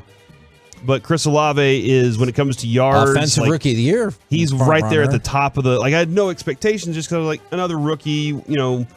Is the rookie crop going to be like this every year, where there's somebody good that gets popped in there, like Jamar Chase and Jefferson? Is it going to just keep growing like that? And Olave stepped in with pretty much what I consider no quarterback, and is doing a very good job. No, I think that's a great point. I've also seen multiple people bring up the Vikings. There's a lot of good things there. I do have to admit, I remain shocked by how good the Vikings are, and they could catch a break going up against Buffalo. And what a huge game. I mean, that's probably going to be a big game anyway in the hierarchy of the NFC, but especially if they beat Buffalo, whether or not Josh Allen plays, and you have a one-loss Vikings team against, we hope, a two-loss Cowboys team, that's going to be a gigantic game next week. Are you surprised that the two leading receivers in yards only have 3 touchdowns apiece in Jefferson and Hill? Yeah. Hill, not for me, because I didn't look at him as a touchdown guy. I really am, because they don't strike me. Neither one of them strike me as like, well, they're Cooper Kupp guys. And Cooper Kupp is awesome. But a lot of times Cooper Kupp will destroy you by, at the end of the day, you're like, oh, did we contain him? No. Yeah. He had 10 catches for 100 yards. And you're like, well, crap, when the hell did that happen? 11 targets. Yeah, whereas Tyreek Hill, it feels like, oh my God, we gave up 3 receptions for 98 yards. And so, like, that's just my perception at times watching it. So I am very surprised that those touchdowns levels are low, because I think Tyreek Hill should get legitimate MVP consideration. I know he won't, because of the way that award usually works. Is Yellowstone Season 5 coming up this Sunday? Yes. Are you excited? No. Oh, my God. And I'm going to tell you why. Come on. Hold on. Hear me out for just a second, You're Joey. You're afraid that Taylor Sheridan's going to do a bunch of music videos again. He is. And here is my concern, all right? I think Yellowstone is an awesome show. Last year was less awesome. And last year was also the first time I watched it in real time. And so what I'm concerned about is that this show doesn't hold up on a weekly basis. And here's why I'm really nervous. It's a 2-hour Yellowstone premiere. And I was like, oh, badass. We get 2 episodes. And then if you look on the DVR, it's from like 8 p.m. to 10:37 p.m. And Sheridan's going to be like, my God, have you ever seen a sunset? Well, here's 2 minutes of this sunset and a horse riding. And you're like, this episode is already 2 hours long. You couldn't fit everything you needed to into that 2 hours. And he's like, no, because you need to understand the majesty of the gate that this horse is running at right now. Have you ever actually sat on the Corpus Christi Bay while listening to Robert Earl Keen talk about Corpus Christi Bay? I think for a fact I couldn't handle that mentally. And so I like that show. I am very nervous that you're going to get lots of vistas that go on for too long. I appreciate it. Beautiful, man. Give me more. It is beautiful. But if your episode is 2 hours and 37 minutes, we could probably find some places to cut. Well, now I'm worried because I did what you did. I binge watched it. So maybe on a weekly basis, maybe it's going to change now. I'm going to need you to report. Or maybe last season. This is a weekly thing now? Just wasn't as good. I thought it wasn't as good as the others, and it was the first one we watched like in real time. We're the KNC Masterpiece right here on 105.3 The Fan. Coming up next, let's chit-chat with those fellas from the G-Bag Nation. Next right here on The Fan. All right, I got to talk about the Diamond Factory. It is the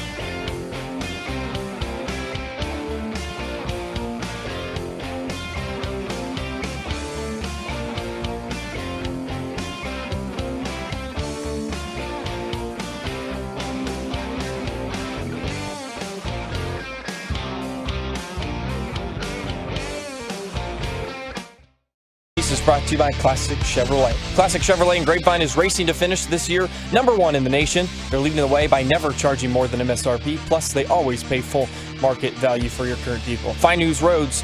Classic Chevrolet, relax and enjoy the difference. KNC Masterpiece right here on 105.3 The Fan, where we are now on the air, and all things that were said in the last 30 seconds were awesome and great, but should not be repeated in an on-air context. Courtesy of D&M Leasing, it is time for our chit-chat with the fellas. Oh, that movie was shot in Dallas, by From the way. the G-Bag Nation. I thought we just established we were not going to carry that conversation over on air. Well, it's part of the podcast, right? The commercial break, which is already a podcast. I found out during the earlier crosstalk. Does the crosstalk exist? I would like, maybe we could do the crosstalk as our podcast. Gentlemen, how is you today? And just where is you? Yeah, no, say something that does not include what they were just talking about. We are absolutely amazing, Hagee. Thanks for asking. We have a big sports show coming up for the next 5 hours, and we're excited about that. Okay. Have you seen the Charlotte Hornet City jerseys? No. Okay. I like how they look in the front. Yep. All right. Back to you, Kevin. I still prefer Milwaukee's Cream Cities. Thank you very much. But, like, did nobody take a look at that in the marketing meeting and they were like, yeah, I see what you're doing. I get it. Let's put the number 1 on this jersey as well. I get it. It's big letters that say CLT right across it. Yeah. Oh. For the change up. The airport code is that. That is it. That is a change up. Michael Jordan approved. Wonder if they asked Brian's best friend, Mike Kliss, who covers the Denver Broncos. Holy. Mike Kliss. He's a bad guy. I think they asked, Mr. Hunt. How'd this Mr. happen Hawk. so quickly to you? Golly. All right, that's fine. Spittle, I just want to let you know, I would like to leave after this crosstalk. I'll get everybody else to stay in this room, and you can talk with all of them. I think I should be. Oh, stop it! We're the fun station, Kevin. You are the fun station. of fun. Mike's having a lot of fun trying to get rid of everybody on this team. Yeah. Mavs. Okay, so let's talk about that. I literally do not care at all if Russell Westbrook plays 1 second with the Dallas Mavericks. I would still make that trade to clear out the cap space. Oh, yeah, that's done. You're going to get no argument from me. Who knows? I think because you're so low in the passing and dribbling skills, we really are. Nobody has a full skill set on your team. Russell Westbrook would be the second most skilled guy on your team by a long shot and might make you significantly better because at least Luka could rest. Is that weird to you that when constructing a team, it would be like, you know what, we're not great at passing or dribbling. That'd be fine. Let's just figure it out. You know, I commend them for figuring out another way to win, but I think we're seeing the limitations of it. It's pretty significant. What does anybody against that trading Tim Hardaway Jr., who shoots the ball as much or more than Russell Westbrook when he's on the court? Davis Bertans, who's hurt, who is just he's a shooter. Can you trade a hurt player? Oh, yeah. Yeah. You can? You can do that? Okay. And then I know you can't in the NFL. I would add hurt JaVale McGee to it, and I would just hope that the Lakers are like, yeah, we won a championship with us 2 years ago, so we are getting a guy that's not fitting with Russell or with LeBron. Everybody says they need floor spacers. Well, we know Tim Hardaway Jr. is going to space the floor and shoot it. It going in is a 30% possibility. And then Davis Bertans is a he's on the bench. Guy. He's literally spacing the floor all the way to the bench. And JaVale McGee worked with LeBron before. Man, and it tag on that. I'd make Nico GM of the year if he can pull that off and get rid of the McGee contract, too. That'd be outstanding. What a terrible start that has been. Yeah. After like 2 games, you're like, okay, maybe. And then you're like, oh. No. And now we're getting out rebounded by 24 boards in a night again because Powell and Kleba, I love them both as in they give maximum effort.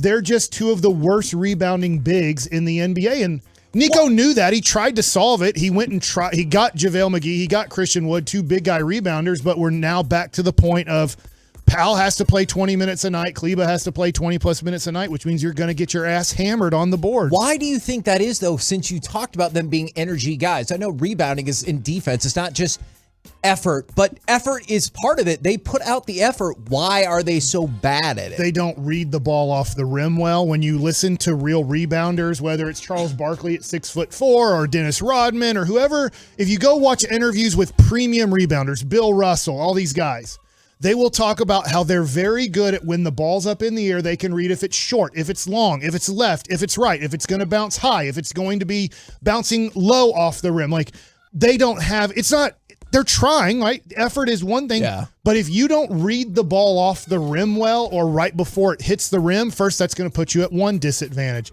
The next thing that's going to put you at a disadvantage, Maxi Kleba and Dwight Powell are both shorter, big guys. So when they're trying to rebound against Mo Bamba and they're trying to rebound against Bol Bol, or they're trying to rebound against a guy who's just physically stronger and more athletic in Wendell Carter Jr., they're at a disadvantage against almost every NBA big in the NBA trying to get rebounds. Then, okay, what I just talked about. What if you're 6'4"? Can you average 15 rebounds a game? You can. My name's Charles Barkley. I am unbelievable at reading rebounds. I'm 6'7". I'm Dennis Rodman.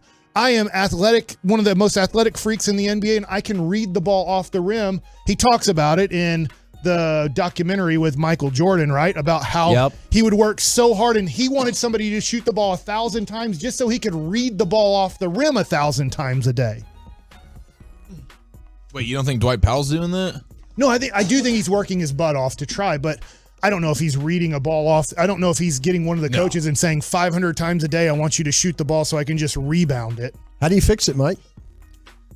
How do I fix it? How do you fix it? Right Because now, how do I like fix what it you're saying, is I call up the LA Lakers and I say, you guys are the worst team in the NBA. No, how's it? I know you want to trade for a guard. How do you fix the rebounding?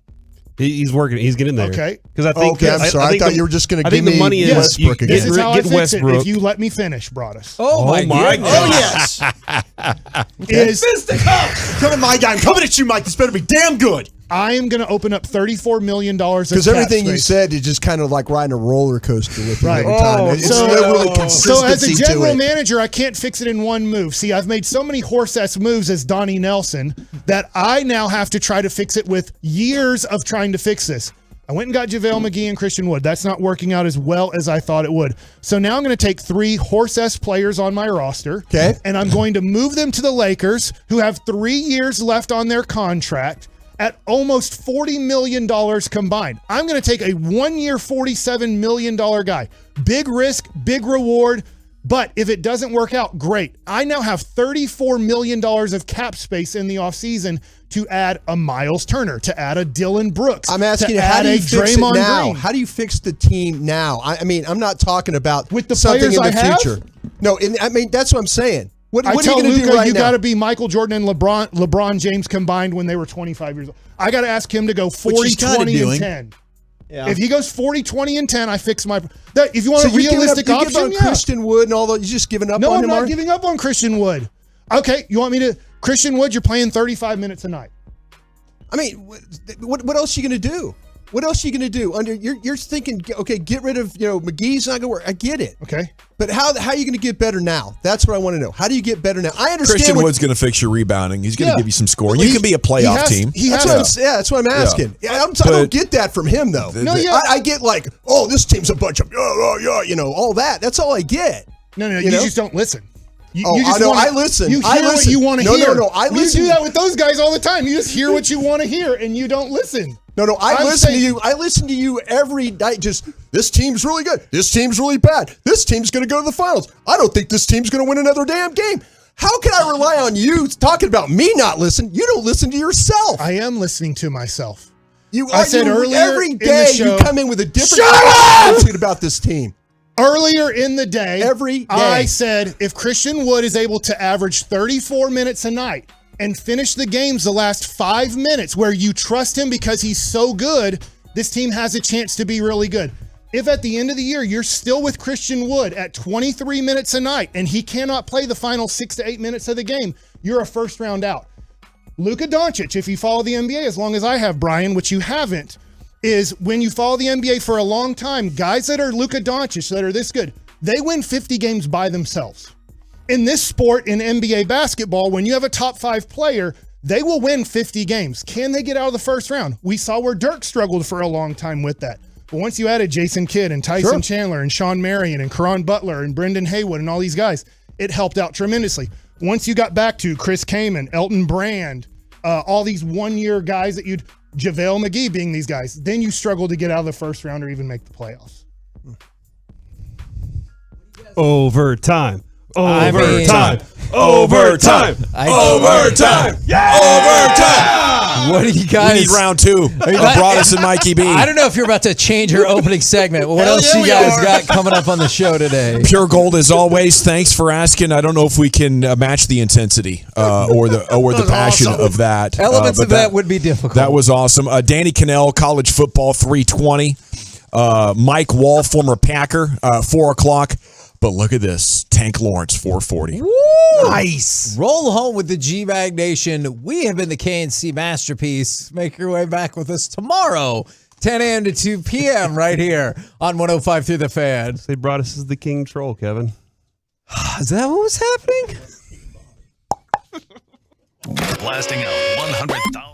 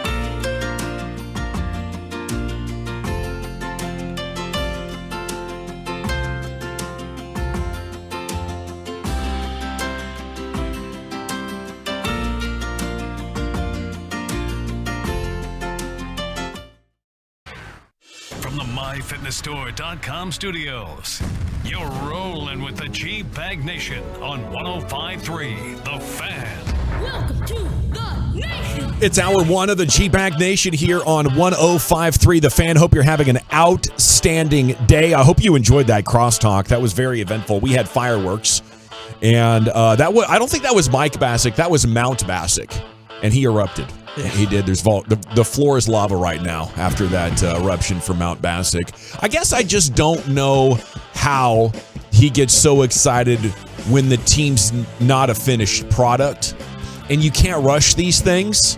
But I think the Mavs understand they don't have an ideal roster construction. They've gone so far in this direction of not having guys that can dribble and pass. Yeah.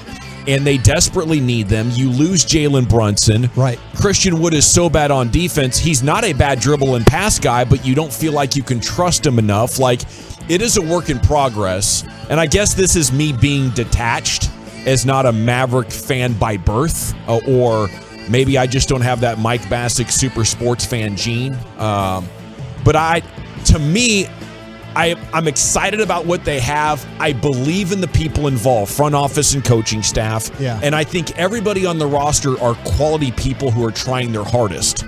So under these circumstances, I can be patient without getting irate. You know, if you're making like Jones-level mistakes, bringing in guys like Jalen Smith, and those guys are still there, I'd be like, man, what the hell are we doing? Yeah, but they've turned it over, and now we got good momentum. That's all I mean, asking Mike. To me, it's just, I think the Brunson thing really hurt them. I don't think they expected to lose Brunson. I really don't. And shut up, Brian. And now they tried to kind of figure out, okay, how are we going to play around this? How are we going to figure this out with Luka and whatever, Dinwiddie? That going to be their answer. I think in talking to people over there that are really involved in their operation, the whole thing, they know that Christian Wood is a work in progress. And so, I get what's going on with McGee and all that when you watch the games and how but they'll also tell you teams, and I know from my own experience of working in a front office, which Mike has never done, Ooh. We're not done yet with the shots fired, that's apparently. where, to me, that's where you look at, there's mistakes that you make along the way, or you have belief in it's like, okay, the thing with Dwight Powell and people like that, you understand what they are. You understand their limitations. There's ways that you think about, well, how can we move on? How can we get better here?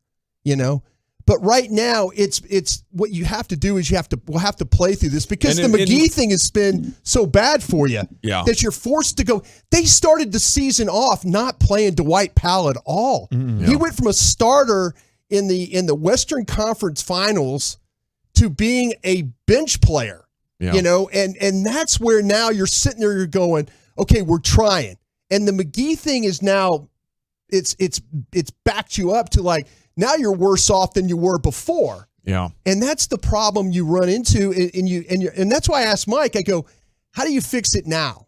What do you do now to fix it? In his defense, it might be the best thing you could do. Like trading for Westbrook, getting another scorer who can handle the ball, freeing up cap space, and getting rid of 3 players with 2.5 years left on their contracts. The argument that I thought he and I were getting into was about the center position and I was just thinking, man, you're giving up on Christian Wood now? Yeah, you don't want to do that. That's what I'm saying. And Mike's right. I am new to this whole thing of the NBA. I get that. But I'm taking my time to meet people over there and learn and talk to people that I trust. Like guys like Rick Carlisle, guys that coach in this league. You've brought great information to us. That's what I'm saying. I'm trying to learn along the way. I'll never be as good as Mike when it comes to the maybe the knowledge of the game years overall. Of just watching and being a fan. I do know what it's like to work in a front office, and I'll say that again. That's the experience I do have. 214. It's extremely too early to make a judgment on the Mavs right now. This is a new team. Give it time. 10 games in, though, I am pretty sure. I'm pretty far down the path that they're not as good as last year. Are you? See, I don't know, man. You got 72 games left. I mean, you got a guy in Reggie Bullock, right? And the trend is now where he is just not a good player early in the season. That's a guy where he's giving you absolutely nothing. Like, you look at your starting five, what did you get outside of Dinwiddie and Luka? You got 10 points from your other 3 starters. Bullock takes like 2 months to warm up. It's not good enough, Yeah. right? Yeah. So JaVale McGee. Like his whole career, too. Exactly. Like, even in New Like, York, it's weird. It's crazy. So you've got a player that is a massive contributor to your team that essentially you're looking like, I'm not going to get anything from until the change of the new year. Yeah. That's shocking. Lucius, you've been in that Pimp Cup for a long time, many years. Have you ever seen Mike get that explosive? You know what? I'm going to be honest with you guys. I'm so busy getting ready for the show. I missed Really? it all. No. I'm just hearing clips behind me of some unstable fella talking about shut up. Yes. Screaming, shut up. That's Mike. Yeah. Yeah, and then I heard Brada say something like, Mike was right. That's impossible. I don't even know what he was right about, but it's impossible. No, the thing, I mean, like, that was a dry joke. It fell. No, I'm sorry. No, I was know like, my audience. yeah, My audience doesn't know what I'm exactly. joking I was, about. I'm still I'm just kind of sitting there thinking. But I've no, got the PTSD. thing, I will say this though about when you look at this team, and maybe the thing with Bullock and not the slow starts and all.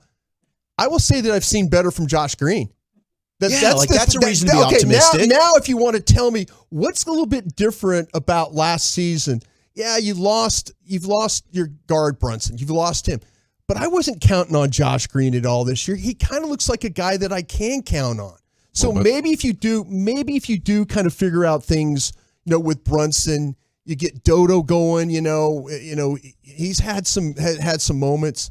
I mean, maybe it's not what it was last year, but I don't think it's going to be this thing where I think there's better nights than what they've showed yesterday in Orlando. Look, last night was a disgusting L, and I get Mike coming in and being fuming, right? I think that if the Cowboys were to put together a performance like that, and being a diehard Cowboy fan against a team that was, let's say it's the Houston Texans and they drop an L, we're coming in Monday and we are disgusted and we're ripping the entire team in the front office apart and it's fire everybody, right? So I get why Mike's feeling like that. We were all saying that should be a guaranteed dub this time yesterday, and they didn't come out with any energy or passion. I'll never feel like how Mike feels about sports in my life. Like, you would have to come into my house and try to assault my family to get that level of volume and anger.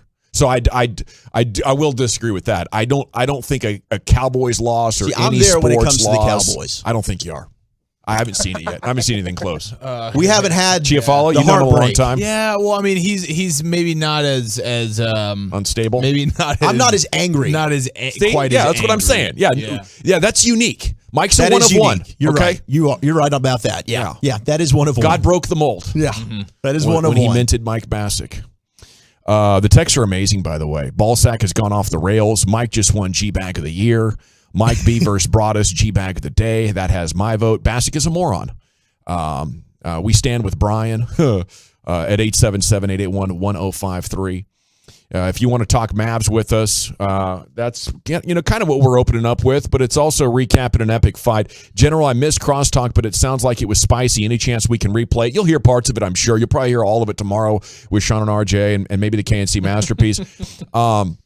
But you can go back if you have the Odyssey app to any segment that you might have missed. It's broken down into episodes. You just hit a button, it brings up another screen, and you can essentially go segment to segment. And it might be a good opportunity if you have it to go to 105thefan.com. It literally takes 40 seconds to sign up. You just enter your email and verify it, and boom, you're done.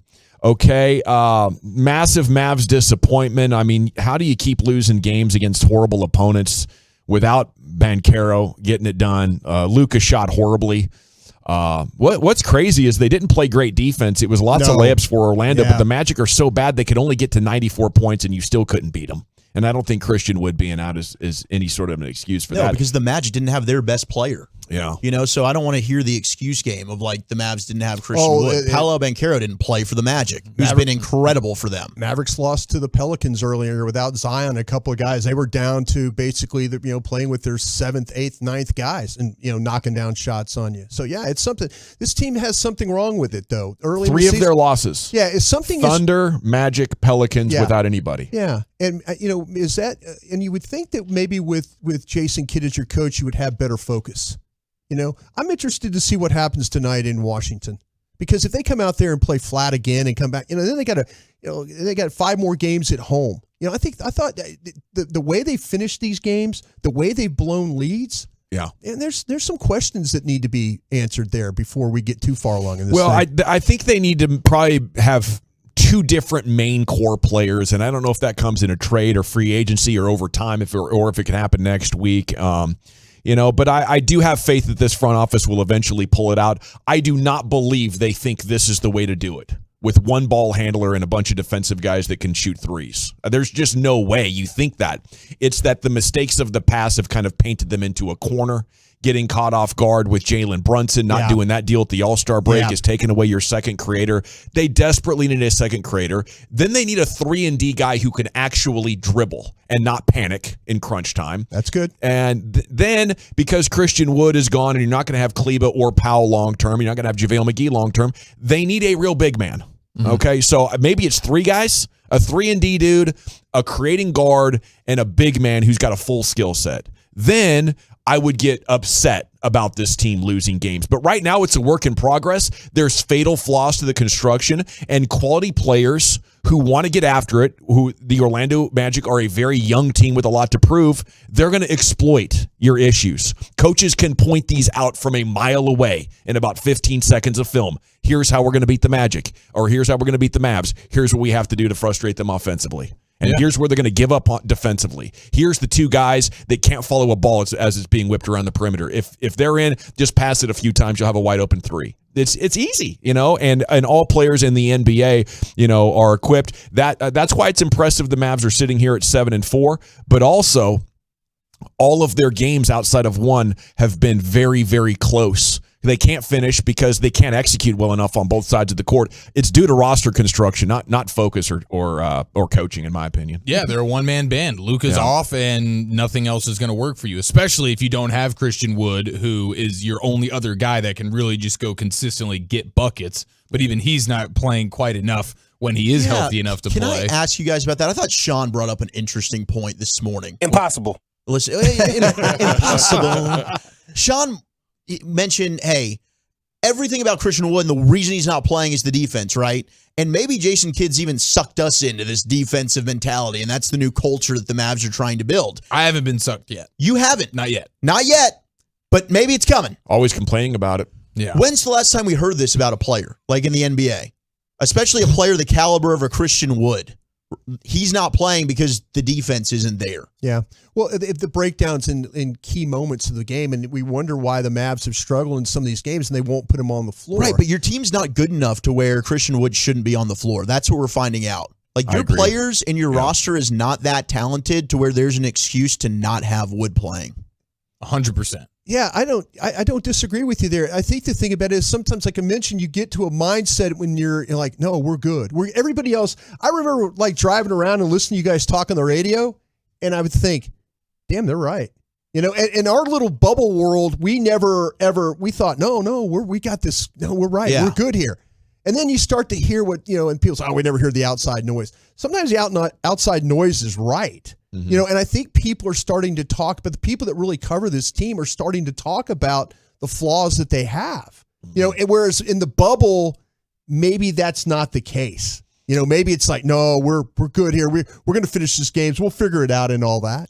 Okay, we shall see. Elsewhere, it is a Tank Lawrence Thursday, 4:45. We look forward to talking to him about their matchup with Green Bay, 4:45. It's also going to be a G-Bag Survivor Immunity Friday tomorrow. I want to put this on your radar. We'll be doing shock therapy trivia, okay? What? We'll see who gets introduced to our little toy called Sparky. In segments tomorrow, I think between 4 and 5:20, every wrong answer gets a shock. The most right answers... A shock? Yeah, that's right. Wins you immunity from having to do a bet payoff when you're wrong. Where do we get shocked? Wow. So choice. We're giving up an opportunity to dress up as like Benjamin Franklin say, just so we could be like. And it's mandatory. It's mandatory as well. Electrocuted. Yeah. Mandatory electrocution sounds slightly worse than dressing up as bleeping Benjamin Franklin. Yeah, it's like play a game. It's a preemptive bet payoff. I don't like where this for is entertainment going. value. Sign me up. I'm down. I'm down for some fun. Trivia. A little pleasure pain, huh? Yeah, we're going to be doing trivia. Guess who the first guy is going to get shocked is? Yeah, Probably gonna be I think Brian's in bad shape. We should run back that top 15 offensive players of the year list according to David Carr because I'm not giving the hints. Man, you were on fire with that one. Those were terrible hints. Yeah. Okay. Not that I would have known. Why don't you shut your damn mouth over there, Brian? Let's get Mike back in here. Let's get shut up. Okay, nation, here we go. What else is going on? Rangers are reportedly giving Martin Perez the $19.6 million qualifying offer. Jacob deGrom has let the Rangers know he does have interest in signing with them. That's per John Heyman. Wooly Bully, our Rangers insider, our resident Rangers insider, is going to have a Ranger segment for you at 3:40 that you do not want to miss. Oh, you don't want to miss it. Yeah. I don't have to give any hints. I just have to give information. Thank goodness. Well, some of us may or may not be listening. Okay. Crap. I'm guilty. But I think our Rangers fans know that if we have the goods, Wolchuk's going to deliver it, and we'll usually do it at 3:40. The hodgepodge coming up next here, Chiafalo. Where are we going with it? Looks like everybody's ready to run through a brick wall for this guy, and we have some sad NFL stats. That's next. Okay, let's go Men's T Clinic, though. Do you want to get your edge back? Do you want to get back to being you, that younger alpha version of yourself? You were strutting around shirtless everywhere, weren't you?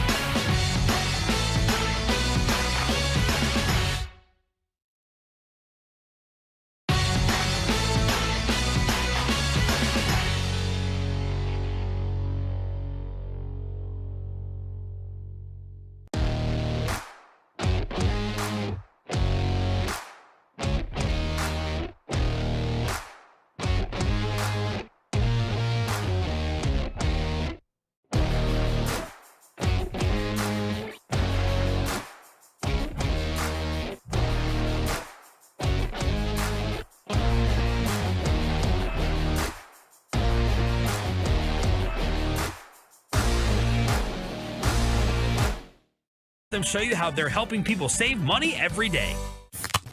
It's a Thirsty Thursday, poured by Miller Lite on DFW Sports Station 105.3 The Fan. Welcome back, Nation. We do have some CeeDee Lamb audio coming up here for you before too long, maybe here in this sports hodgepodge. It's time now for Eric Chiafalo to take over the broadcast reins. Here he is, Chief. Are you ready to run through a brick wall for this guy? That's the question. We're about to tee up old Jeffrey Saturday, but I do want to inform the people I am wearing my football socks today. Let's go. So I believe if I go all in with my football socks, that does make me football guy of the day, correct? There is nobody. You established that yesterday in the trivia contest. Yesterday, yeah. Sure, and that's just on merit. But today I'm just coming in and I'm not even having to earn it, other than wearing these socks. And I don't think anybody else can. Anybody else one up me right now with a football situation? I'm not wearing any panties. You're not wearing. Okay, well that's you can outball me then, I guess. But I don't think you can out football. I wear compression shorts as underwear. Damn it, Lucius. See? Yeah. You getting it I done. wear underwear. Compression shorts is where it's at, man. Holds it. When you take it off, it looks great. No, it really does. You win, bro. Yeah, you're like, stay away from me. I got to take a shower first. Okay. All right. I'm 1B. Lucius is 1A today and football guy of the day. How about that? I got a soccer suit Lucius. on, the original football. Okay. All You're right. welcome. You're welcome for inventing the game that you stole and tricked. I do appreciate that, Dawson. I don't thank you enough for that, and you're welcome. It's about time I do. Looks Poor like guys overseas think they're playing football. It's so bad. I feel awful for them. Oh, God. I guess Broadus and Walchuk are just coming up the caboose today. Yeah. Well, you got your scouting bag, Broadus. Always have my you scouting do have your bag. scouting bag, and that's tried and true, always football guy attire that is along with you for the ride. Right. Of course, if you brought the Super Bowl ring today, you'd be the winner, but we know you didn't bring that. He's a basketball guy today. I was a That's true. He is a basketball guy today. All right, here is super football guy Jeff Saturday, the new head coach. I'm sorry, it's still funny to say that, of the Indianapolis Colts, and here he is in the introductory presser.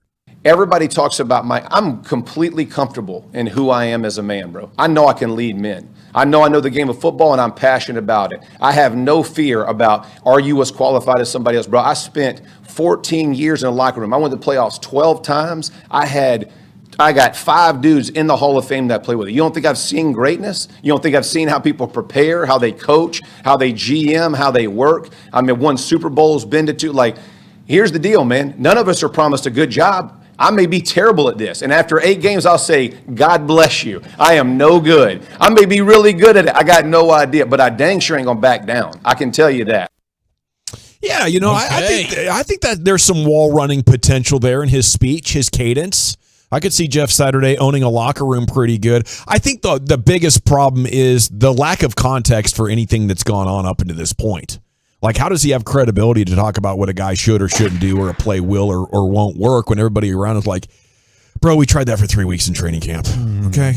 I just think it's so dysfunctional in that regard. Right. It is going to be a fun case study because, I mean, truth be told, we have no idea. Every single time a coach gets hired, we have no bleeping clue. Oh, Doug Peterson's going to be terrible. He's literally on the ESPN ranking the coaching hires of whatever offseason that was for Philadelphia at the bottom. It was terrible. You blink your eyes and him and Nick Foles are hoisting a Lombardi. You have no idea. We're making fun of Nick Sirianni as well. There's all these. You have no idea who's going to be a good coach. And then all of a sudden they are. So it's usually guys with experience. It's I mean, not always. But there's really, it's just it's shot in the dark. Urban Meyer can't do it, but all of a sudden this guy Mike McDaniel can show up to the Dolphins and reinvent things. Like it is a weird thing with these coaches. So I'm looking forward to the inevitable. You'd think inevitable train wreck, but maybe this is something that ends up being somewhat okay. Who knows? It's a 500 league. Who knows? Some of the players are saying we love his energy. He came in with the right thing. He wasn't just trying to push like he's the man, and he's saying some of the right things right now. So maybe Jeff Saturday from the 865, he could be Ted Lasso. It could be Ted Lasso. He could be Ted Lasso. Yeah. Yes. You know, it's funny. He couldn't be any worse than that guy at Denver. Hackett, he couldn't be any worse. 100%. And I'm just talking about Hackett's a hack. He came up in a system though. If you know with the Colts and then Green Bay and all that where game management and stuff like that, where quarterbacks had understood game management, things like that. Those are the things I look at Hackett and I'm thinking, how do you you're supposed to know these things. Yeah. And you don't. Mm-hmm. That's the thing that bothers me about these coaches. How could you come up through this game and see and have these experiences and just make these fatal mistakes Like when you've never been there before. Like you've never been there. And so to me, I'm like, how could he be any worse than those guys? How could he be any worse than a guy like Eric Mangini back in the day? Oh, he was horrible. That's what I'm saying. Yeah. How can he be any worse? And I'm thinking Eric Mangini, my gosh, he's the defensive coordinator. What a genius. He's with Belichick. He's learned this. He's learned that. Right. Absolute buffoon. Josh McDaniels. Yeah. How does it? I mean, so to me, I'm okay if they tell me. Now, I'm not going to sit there and act like I could go coach a soccer team or anything like that. But I mean, it couldn't. There's guys that have been in. Look at the U.S. team's national coach, Klinsmann. Klinsmann, yeah. Jurgen. Yeah. Here's a guy, world-class soccer player, soccer coach. One of the best of all time. And the U.S. team can't get out of its own way. Yeah. What's to say these guys can coach or these gals can coach or they can't? That's what I'm looking at right now. Yeah, it's very, very fair. We do need to address one. Do we have not only a guy? Thanks for the save, Gavin. I didn't. The German guy's name. You got it. You got it, buddy. I'm in World Cup mode right here. Anything baby. soccer related, I'm all over it. Good teammate alert right there from Dawson. What's the deal? Do we have a guy that hit the genetic lottery and then might be hitting the Powerball lottery as well? Yes. Okay. So the Powerball, Damate Pecco, former Cincinnati Bungholes defensive tackle. Apparently, his father-in-law is the store owner of a gas station, and he is being linked to possibly having sold his own son-in-law the winning ticket to the Powerball in L.A. 1.9 Bs, right? Yes. Or is it over the 2? Either way, it's a fatty boom. So the winner is in the family as well? Yes. I thought he just sold it. Yeah, it smells a little fishy, doesn't it? Hey, this happened in California, right? It's in LA. It's in California. It's in Los now, Angeles. was it all like the weird situation where we can't count the numbers right now because California's not in? They got something going on, and now there's a winner out of California. Yeah. I think they're and being. You telling me the computers store are being owner is hacked. related to somebody that's got the money? Stop the steal, Lucius. Oh, wait a minute. We're all smelling it. BS. There it is, the sports hodgepodge here in the G-Bag Nation. It's time now for the G-Bag of the day, curated by Lucius. I didn't think Willie was finished. Oh, no, I'm good. That was it. That was the story. Okay, I just added my 2 cents. Hey. All right, well, here we go. It's time for Lucius. Been waiting for you all day, baby. Yeah, waiting for you all day. Our winner and steel champ is a sports reporter that put Coach Prime, Deion Sanders, in a blender. Now, this is a rare feat amongst regular men, to put Deion Sanders in the blender. Sure. Bo Jackson couldn't even do it, but this sports reporter did. At 9-0, you're undefeated, and obviously so far it's been a perfect season, if you will. But if you look at a team like this, would you consider this if you were looking at a team like this, is the team where's my notes? A work in progress? I mean, do you think that there is something that this team needs to? I guess what I'm asking is this a team that is looking for the right for answers in terms of is this a team that you're looking for? For the you talking about you lost that dog. You come on with it, man. What you talking about? Like, talking about forgive me, Coach. No, you good. Are you talking about us? Yes. Wait, are you talking about us? You have completely lost me. Where the hell are you going? Oh man, that is terrific. And that what is that? A 2-time champ? Should be. Yeah, it should be. Let me get. I mean, this took out Jerry. Yeah. Here we go. Pretty amazing. I heard this one. I was in the shower. I was like, "Yes, what a great song!" Yeah. 2, 3, 4. Yeah. Don't get up. Let's see here. Broadus and Mike Bassick. Oh yes. Yeah, shout Right out to off the jump. Yeah, I mean it's hot off the presses, people. This was hot off the presses, running up the charts. It's Mike Bassick and Brian Broadus arguing doing crosstalk. Yeah, I don't get that from him though. No, yeah. I get like, oh, this team's a bunch of all that. That's all. You were really booting him up at that point. oh, this team's a bunch of, all that. That's all I get. No, you just don't listen. I listen. You hear what you want to hear. No, I listen. You do that with those guys all the time. You just hear what you want to hear, and you don't listen. No, I listen to you. I listen to you every night. Just, this team's really good. This team's really bad. This team's going to go to the finals. I don't think this team's going to win another damn game. How can I rely on you talking about me not listening? You don't listen to yourself. I am listening to myself. I said earlier every day you come in with a different attitude about this team. Earlier in the day, every day, I said if Christian Wood is able to average 34 minutes a night, oh my gosh! You did. Now, in his defense, you had your say, and then he was going to have his part, and then you came back for seconds. I think that set him off.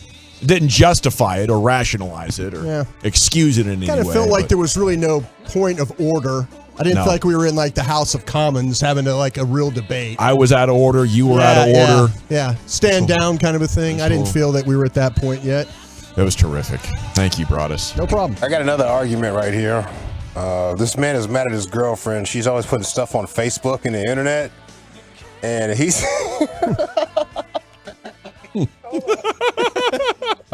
I'm really excited because the last boyfriend-girlfriend toxic relationship sound was legendary. Yeah.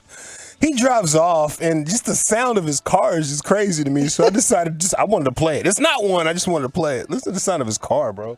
Put me on Facebook, hoe. That's what you always run to, dumbass broke ass hoe, bum ass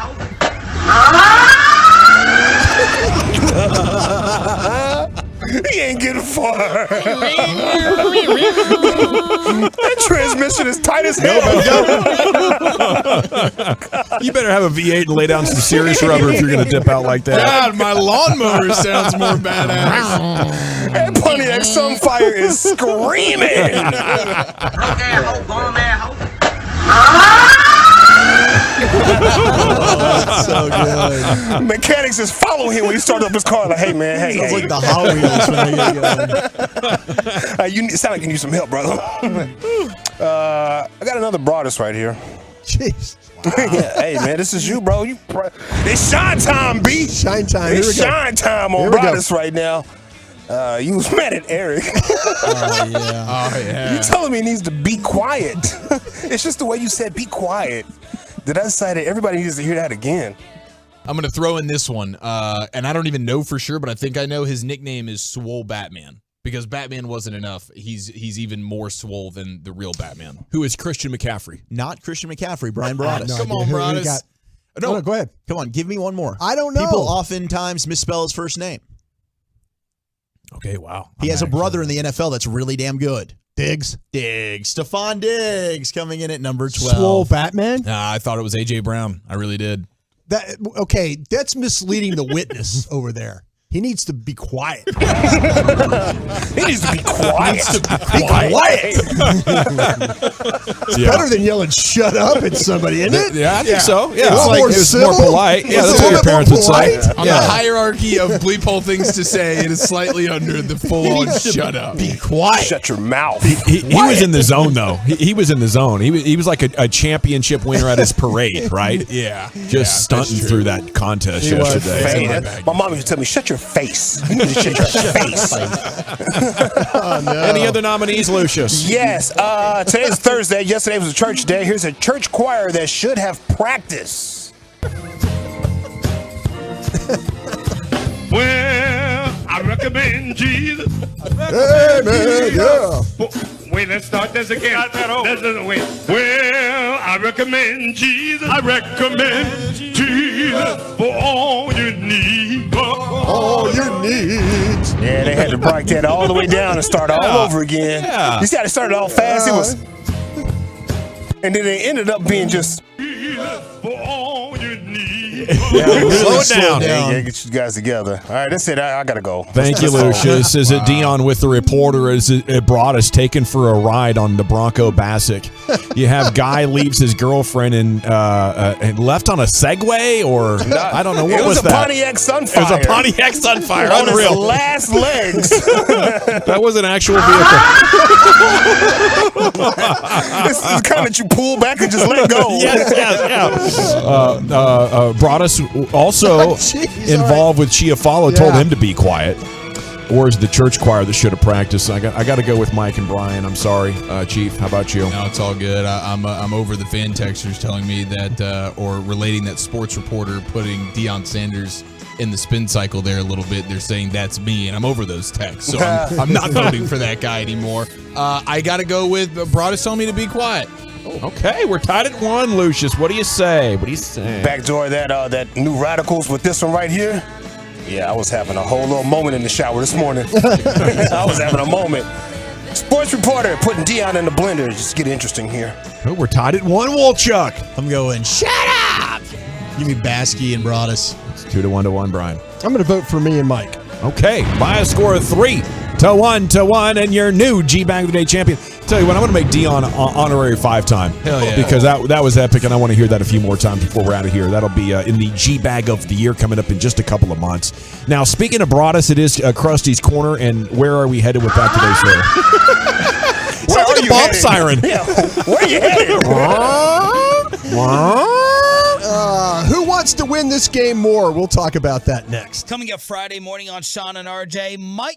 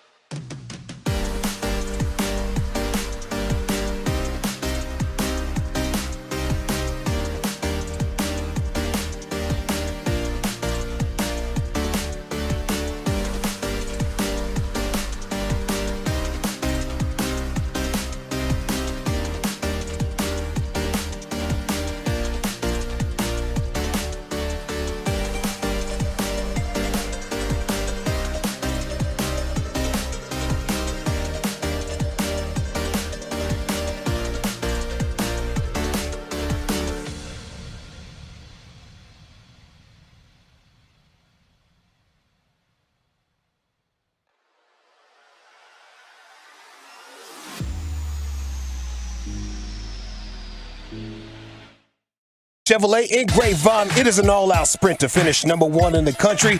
Custom order your vehicle online and lock in today's pricing. Because they're number 1, they'll get it to you faster. Find new roads at Classic Chevrolet. 817 says, Brian, you're my favorite now after that clip. Yeah, it was epic with Mike and Brian and Crosstalk. It's now your new G-Bag of the Day champion. And it is time now for Krusty's Corner. Coming up at 3 o'clock, we have CeeDee Lamb and Dak talking about recruitment of Odell Beckham Jr. Tank Lawrence is coming up with us in a couple of hours. Maybe we'll get his thoughts on that and more. Here's Broadus. Thank you very much, General. Appreciate that. I reached out to some folks about how Zeke practiced How today, do you do? and the word I got was much better. And as we talked about yesterday, it was going to come down to him having to improve as they went along in the week. And if they had any setbacks today or he couldn't do as much, then I kind of felt like that Zeke wasn't going to play. But the fact that he was better today as opposed to yesterday, that's what they're looking for. So if they can continue to ramp this thing up, I was really like I don't know if I was even 50-50 yesterday. I wasn't either. No, I was under 50-50 because of the way they talked about everything. Yeah, so with him practicing better today, we'll see if that's enough, but I'll keep monitoring. When will we get another word? Like, he's not going to talk again the rest of the week, right? No, I'm just going to keep reaching out because they'll practice tomorrow. Okay. You know, they'll practice again tomorrow. And if I see your sources. Yeah, I'm kind of ramping this thing up. Right on, stay tuned. Yeah, so stay tuned to that. But today was better than yesterday, and that to me is some encouraging stuff.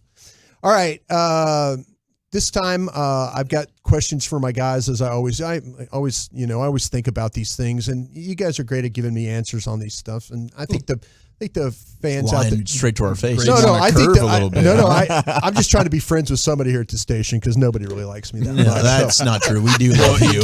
Keep kissing our rear ends, and we'll turn around. I might get you a holiday gift. What percentage of people that you've worked with like you think, Brian? Is it is in your mind? Is it like 15%? There's a side of me that I'm going to go to this lake one day, and I'm going to invite people to come see me, and no one's going to show up. Everybody wants to come see you, dude. Nobody's going to show up. It's one of those unreal. things. I try hard. I really do. I'm sorry I piss people off. I really do. You're like Dwight Powell, man. You try your ass off. I try hard. I'm just not hustling. very good. I'm not very good at it. What was that? I wasn't listening. What did he say? You're like Dwight Powell. You try really hard. Oh, okay. You just can't get the job done. There you go. That's a very fair assessment of my ability. Where's Dave Campo at? Where's Dave? I apologize to Dave all the time. You know that. All right, Chief. Yes, sir. Who wants to win this game more? Mike McCarthy or Aaron Rodgers? Ooh. Because I was talking to Packer people this morning. Everything, all this lovey-dovey between these two guys. They're not buying it? No. I called BS on that 2 days ago. Yeah, that's one of those things that everybody's like, oh, Mike and them are being on. No, there's no love between these two cats. Wow. That's Aaron Rodgers' new brand, though, that everything's in the past and I love you, man. It's all good, bro. He wants it to be the truth, but he messed up so much. Mike McCarthy couldn't help but hate him. He got him fired. Yeah. That was brought up today, talking to people up there. Yeah. I think it's Aaron Rodgers right now because this isn't like if the Cowboys lose on Sunday, everything is still out in front of them and the season is still there. This for Aaron Rodgers might be like a mini Super Bowl for him in the midseason where he can look back and say, well, at least I stole that one. And I just think he's built more petty than most, even a guy like Mike McCarthy. So I guess Rodgers maybe wants this a little bit more. I'm going McCarthy. I think he wants to stick it to Green Bay really bad here, and Aaron Rodgers. I don't think he was pleased with the things that Rodgers said about him, and I don't think he was happy with the way that he left things in Green Bay. He still goes back there, listen to Rob Domofsky this morning on with Sean and RJ. He still frequents and visits there over the summer. He's still got his house there. I think he would absolutely love to go back to Lambeau. He knows the Cowboys' struggles there. He was a part of a lot of those L's the Cowboys took. He'd love to get the Cowboys a victory going back to Green Bay. I'll go with Coach Mack on this one. General? I'm going to go with Coach as well. I don't know how much it matters at this point because it's a lost season for Aaron Rodgers. It's just going to be one of many losses, and I don't think he believes that winning this game will turn things around. But Aaron Rodgers took away Mike McCarthy's children's childhood home. That's what he did. Wow. Okay. I'm raising a family here. My kids' friends are everywhere. I got lots of kids. That man took it away. Well, you can't expect Aaron Rodgers to care about family. Right? Right? Thank you. Yeah, and Mike was almost brought to tears reminiscing on how much Green Bay meant to him, and Aaron Rodgers took that away. This is going to be very passionate for Mike McCarthy to get the dub. I think Mike McCarthy, this is clearly him. I mean, as petty as Aaron Rodgers is and stuff like that, this one will mean a lot to Mike. I think you might see a little bit more emotion during the game and, from him. And I wouldn't be surprised if they get a chance to kind of run some things up on him, go ahead. You know, I wouldn't be surprised. You think he calls some trick plays? Oh, I wouldn't be surprised. I'd open up a bounty. I would. Yeah. Okay. Yeah. All right. Be super private. You think we see Jordan Love? Maybe. I would pay an assistant to go into the locker room. I got nothing to do with this, but there's definitely a bounty. You put that man out, $10,000 in your locker. Oh, all right. They're going to be up 3 scores at the end of the game, still running turbo mode and calling timeouts as to get one more score. Zach. Yo. Okay. Gavin teased earlier about the comments from Dak and CD about potentially with Odell Beckham. Yeah. Who will be more gung-ho about their comments? And I said this, you already kind of know, I guess. Do you know what was said, or have you heard all the comments? I didn't hear. I've read the quotes. We haven't been able to hear the audio yet. But who would you think, if you had to, would be more gung-ho about recruiting Odell Beckham? I think CD. I think CD it would be pretty pumped about. I think CD is realizing how difficult it is being wide receiver one and getting all the attention. And he knows how much easier it would be and how much easier life was just having a guy like Amari, right? Where the team had to worry about somebody else and he doesn't have to get all the attention, and just how much it'll open up the offense for him to be able to eat. I'm sure Dak's the company man, right? I don't think Dak's just going to come out to the public and say maybe how he really feels and how excited maybe he really would be. I think CD would be openly public about, that'd be a blast to play with a guy like Odell Beckham Jr. Eric? Yeah, because CD is being a wide receiver. If he poos on it, then everybody's going to look at him like being a little bit salty, selfish, like you don't want another guy coming in here, and maybe winning doesn't seem like the most important thing to you. If you're Dak Prescott, you have your wide receivers that you still want to show love to in that locker room right now, right? If you're clamoring as Dak Prescott for another receiver, you're telling all the other receivers in the locker room, like, Noah Brown, not good enough. Noah Brown, I need you to be number 4, and even Michael Gallup, I might need you to be number 2 or number 3, that kind of thing. So I think CD Lamb should be more gung-ho. General? Yeah, I agree with what those guys said. I'm going to go with CD Lamb also because he was in high school and college at the top of Odell Beckham's powers. And I think playing your position, he's a guy that you probably watched on TV a lot and was like, whoa. So there's a starstruck factor when you're young with the veterans. Yeah, I think so. I think that you're going to get the positivity. You're right about the company man from Dak. I think that's absolutely right. I think privately, though, I think Dak will recruit his ass off. Yeah. But the comments probably won't be as strong as that's what we've seen from, Micah Parsons and then, and others in the organization. So, all right, Gavin. Yeah. Let me come up to you with this one. Where is your level of concern with this upcoming game against the Packers? I'm going to call it a 1.5. It's a bad football team. I don't think they are going to just run it at the Cowboys 45 times. I don't think that's in their DNA. And I don't think their defense is very good. So no, I'm not concerned at all. What concerns you is physical defenses that can also run the hell out of the football and are committed to it, and Packers don't match that description. How about you, Chief? On a scale of 1 to 10, I think I'm sitting at about a 3. I'm really not all that concerned about. I mean, off a bye week, you're going to be fresh and ready to go. 2 weeks to prepare, and you've already mentioned the Mike McCarthy desire on this whole thing. Like this is going to be a locked in football team. Good Lord, I hope you guys are right. I'm thinking the same thing. And you know what? I was talking to my guys up in Green Bay, and they were talking like, man, you guys got a good team down there. Yeah. I mean, they were, and it's you worry that when people start telling you like, oh no, you guys rush the pass, you do this, you do that. And I'm like, yeah, you guys still got Aaron, you got Aaron Rodgers, a quarterback. He owns the Cowboys. Well, we're not playing very well right now. Yeah. We're a different team. We're not playing well. We're not playing well enough. We're it's not like doing the worst defense you've ever seen in Detroit. They couldn't score. I know. See, that's the thing that bothers and they're me. more injured now. Yeah, but that defense didn't even look that bad against the Cowboys. I don't know. I mean, to me, you play against Aaron Rodgers and the Green Bay Packers, I'm frightened. I'm at a 7. You're at a 7? I'm concerned. And it's nothing to do against the Cowboys. It's everything to do with who and where you're playing. I have not seen the Cowboys go into Lambeau and win there a bunch during my lifetime. They did it in 2016 with Dak Prescott, but I've got a lot of inner demons playing against the yellow and the green there. I hope PTSD. you and I are not having a poor post-game show after that I one. sure hope so, too. General, thank you very much. Appreciate you. Appreciate you, Broadus. There it is, Krusty's Corner every afternoon, about 2:40. Cowboys Twitter. We have CD and Dak on OBJ. You'll hear the audio. Tony Pollard has updated the narrative on the 30-carry limit. Tons of stuff flying out of the Star. We'll give you the very latest in Cowboys Twitter coming up next. It's the G-Bag Nation. Can we chat about the Frankels before?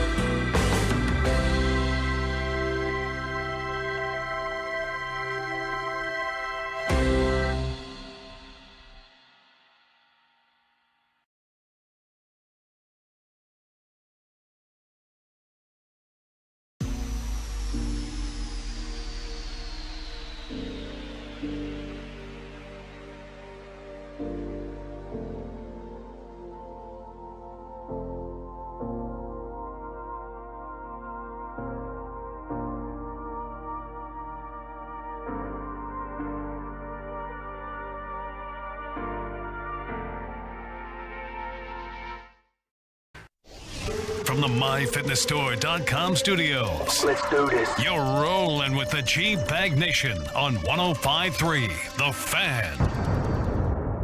It is hour number 2 of the G-Bag Nation here on 105.3 The Fan. It is time for some Cowboys Twitter, a very content-rich environment. We will hear from CeeDee Lamb and maybe Dak Prescott as well on the recruitment of Odell Beckham Jr. What are these guys saying now? Jennifer, at your service. Salute to you. And happy birthday to the Marine Corps. They hit the big 247 today, 247th birthday. You've seen a lot of pictures there from the Marine Corps ball, from the halls of Montezuma to the shores of Tripoli. Salute to you guys. There's Brian Broaddus. Department of the Navy. How about Yes, y'all? sir. Yes, sir. Shout out to you. Former Cowboy Scout. There is Lucius Alexander, a Navy man himself. Wolchuk and Chiafalo. Carter Freeman coordinating your video. Along with you, we are the G-Bag Nation here on 105.3 The Fan. Okay, we have some CeeDee Lamb audio, isn't that right, Lucius? They're asking him. It just came in. Bobby sent it to us. Thank you, sir. It's they're talking about Odell Beckham Jr., right? My reaction? Oh, that's my boy. I'm a fan of Odell for sure. I feel like here, why wouldn't you want to add, more firepower to this offense?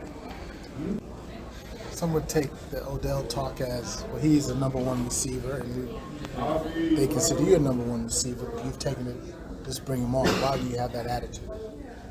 Why do I have that? I mean, MG's a number one receiver also, and I feel like we had three number one receivers my rookie year. So, I mean, why not get back to that? That's a good question. Do you think CeeDee Lamb would be nervous that his Cowboys career could come to an end because they're not going to pay 3 of them? If you give multi-year deal to Odell Beckham Jr., now you're heading in a direction of giving the wide receiver position a huge percentage of your salary cap. I wouldn't be threatened by Odell Beckham Jr. if I'm CeeDee Lamb because I'm way younger and way less injury prone. But maybe the Cowboys' pursuit of him gets so strong that it could put them in a position where they'd have to do something on CeeDee Lamb. I don't think the Cowboys organization would, but if you're CeeDee, that would be in your mind, right? This is year 3. You're eligible for an extension.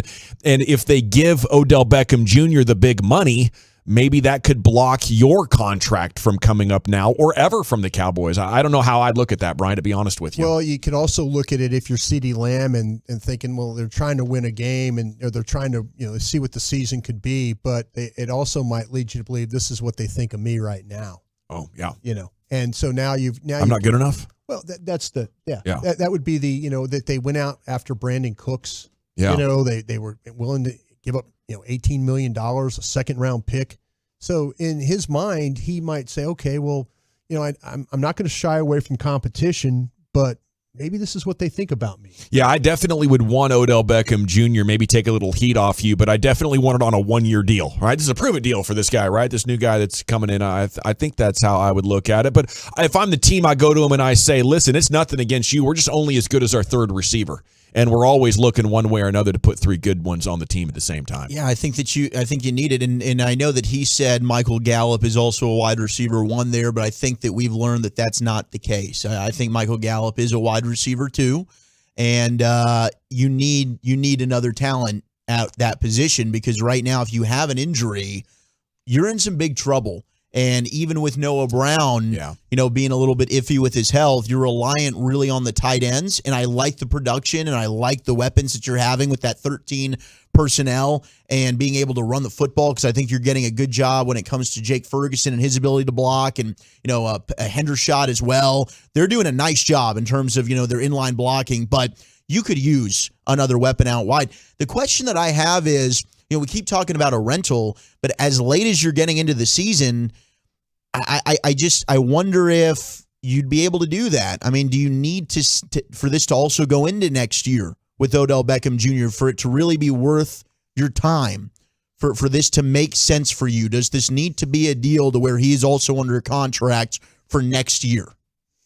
I hope not. It's funny that you say that because I know we're going to have Bobby on today. Bobby and I did the podcast together, Love a Star. We're going to do it again tonight. So if you want to get your questions into us, we'll try and get them answered. Bobby had a good talking about, and it wasn't really an incentive thing. It was like if you play to a certain level, I mean, if it like triggers. It triggers a like better an option almost, like a better contract. Like if you play and it's all of a sudden it's like, and Bobby set it up to where if you were on the roster on the 5th day of the league year, that kind of thing, then you get an automatic guaranteed contract.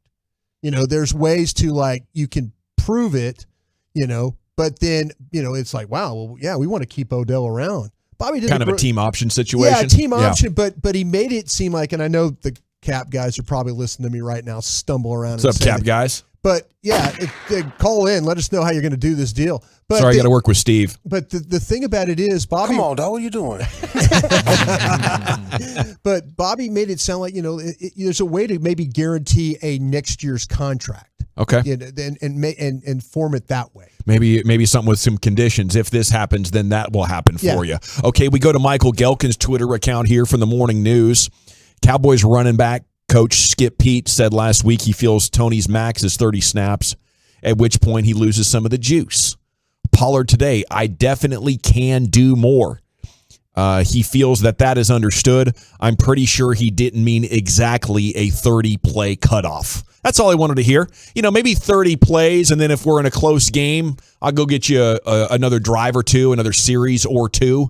You just don't want your best guy sitting on the bench. Zeke gets tired all the time anyway. Yeah, well, I think the thing with Tony too is he's also in a contract year, and he doesn't want. Well, why Skip Pete saying people around the league are going that perception. People being are out going. there. Why is this coach saying he can only take 30 carries? Unless Skip's doing something really brilliant, which is like making his value not that great. I love you, Skip. And he wow, in his that'll heart, get you a tip from Jerry. Yeah, and he believes that give this guy the ball 40 times, we'll be just fine. That'll make you beloved in your locker room. Yeah, but I don't think Skip's lying though.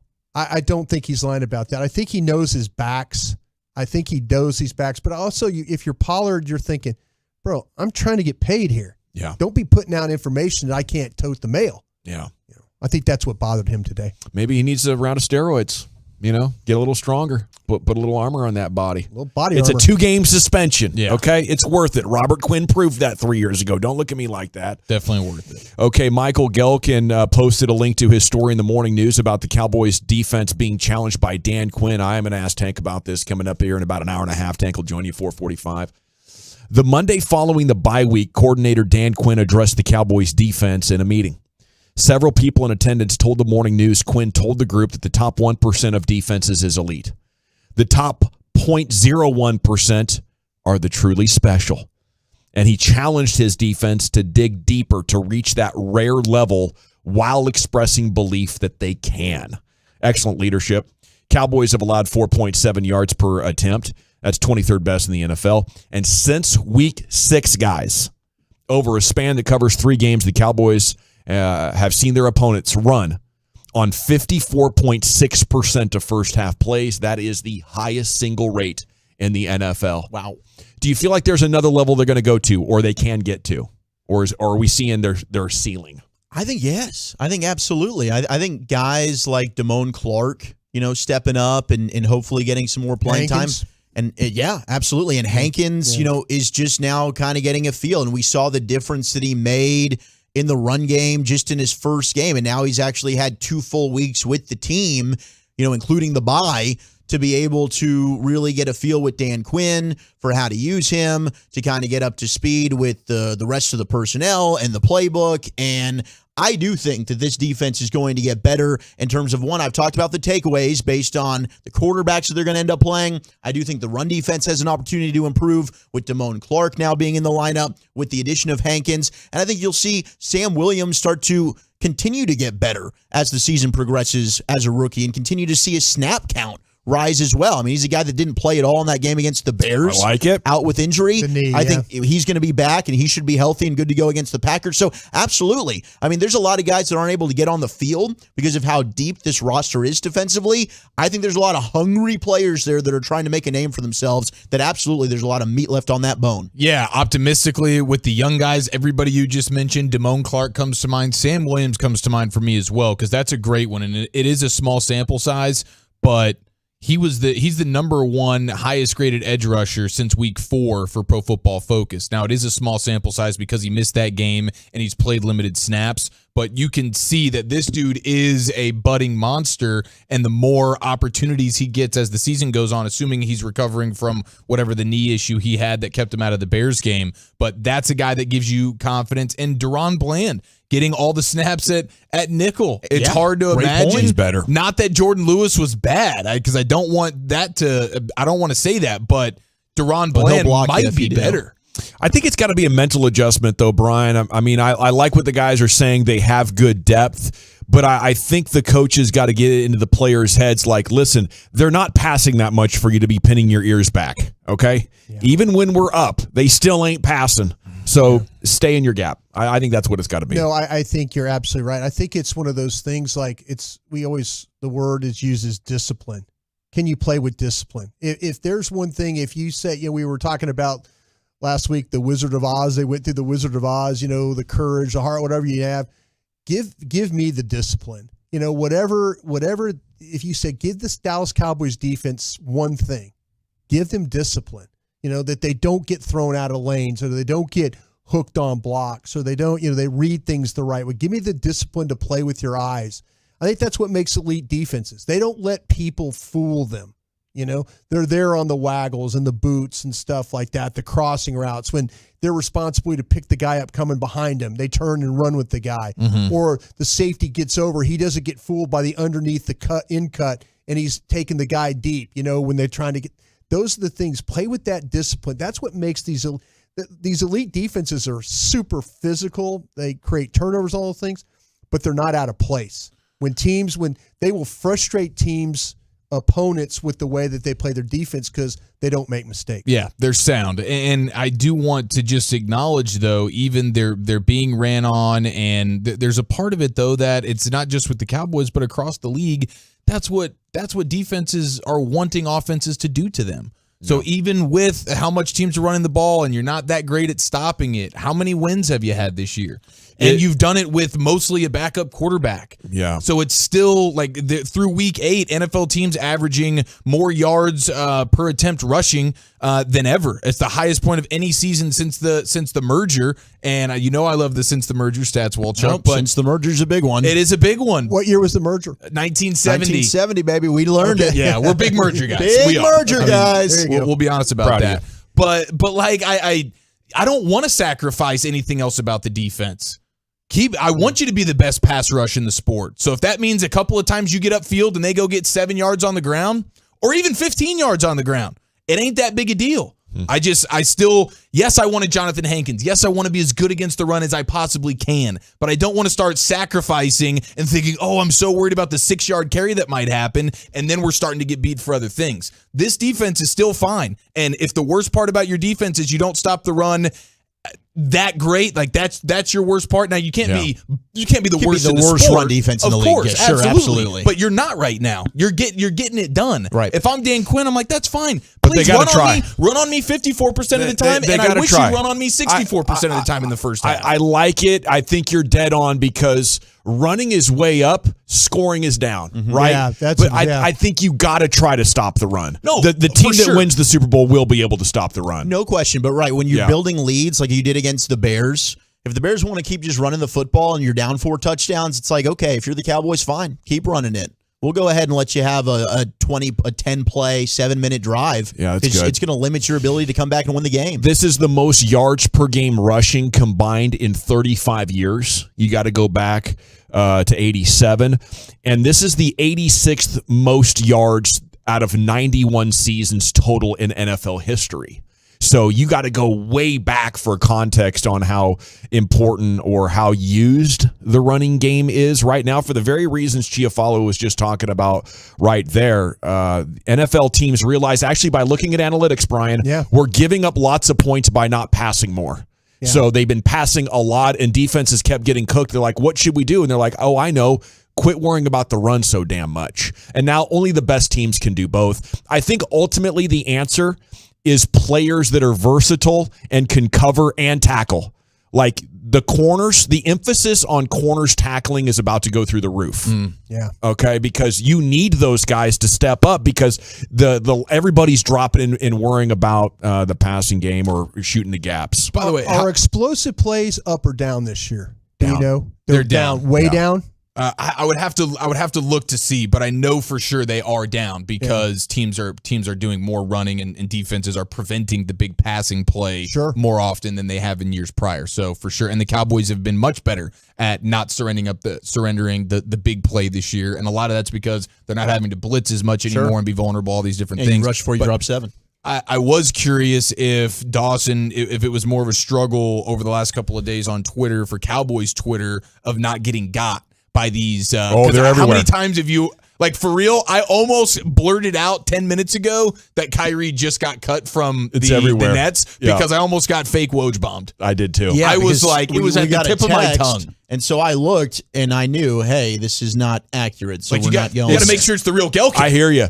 Okay, so I got a couple of times a year over the last 3 years. I think I'm so traumatized by it now. My first thought is, you've adapted. Now Look we at need you. we need 2 and 3 sources. We need to look at the exact Twitter handle. I think I'm got proof at this point, unless I'm tired. No, you're a pro. You've been doing the Cowboys Twitter thing for a while. I don't think you're ever going to be get got proof. No, I I won't ball be sacked got-proof. is your middle name, my man. I've been ball sacked and butt cracked, and I almost got fake Woj bombed there. I hear you though, man. I can believe that because we just had the insider report a couple of days ago, based on what our sources are telling us, that you can look forward that in pretty soon. Yeah. You heard about that too, Brian? I heard about that. I tell you what, I admire your guys. You guys got some good sources. Yeah, thank you. Thank you for You're our not sources. the only one that can source. You made a great point, though, about the corners tackling. And, Brian, I think that's going to be big this week from everything you're saying. With the way the Packers run the football, that toss. Anthony Brown and Diggs, you better be ready to come in here and get your noses dirty, boys. And all you guys, safeties, everybody, bring the big boy pants because it's going to come, with Aaron Jones, the way he runs the ball on that toss sweep, it's going to be a little bit tough. Tomorrow we have a G-Bag Survivor Immunity Challenge. Each one of us will be strapped with a shock therapy device.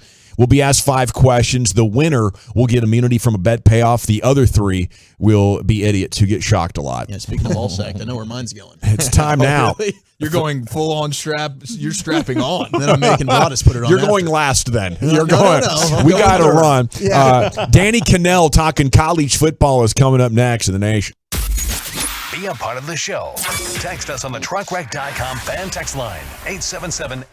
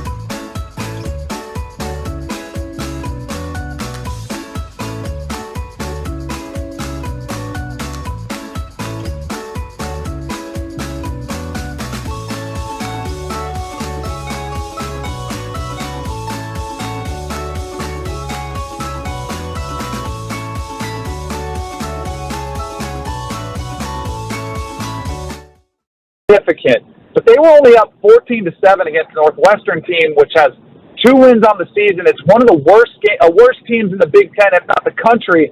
And 40, 50-mile-an-hour gusts, you can't run the football.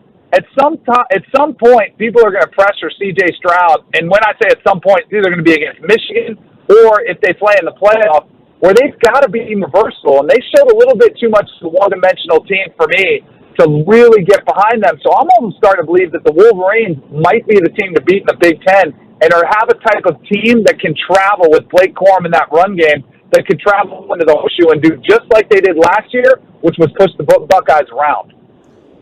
Danny, what did you make, though, of the Georgia-Tennessee game? And I was one of these guys that really believed that the pace of play from Tennessee might give Georgia trouble. It didn't. Tennessee didn't even look like the same team that we've seen all year. You're 100% right. They really didn't. But I thought the difference in that game was Georgia's ability to pressure Hendon Hooker. And that's what great teams do. I mean, you saw the impact of Jalen Carter on the defensive line, who hadn't played much all season for the Georgia Bulldogs. He's going to be a top 3 pick in the NFL. He had just played the first time against Florida the week before. He only played 16 snaps. And then all of a sudden he steps in, and it's a massive game. I also think Hooker... I think we just lost Danny. Oh. Are you there? You guys there? You got me? Now. We got there you okay. are. Sorry about that. No Sorry about that. I'm driving with my daughter. But so I think the difference in that game as well was the crowd. I mean, that crowd, we saw so many false starts for the Tennessee Volunteers along the offensive line. And we saw Tennessee fans like challenging Georgia, which I think was so dumb, like absurd for them before the game to challenge Georgia and say, well, it's not that loud between the hedges. It's not that, the atmosphere isn't that great.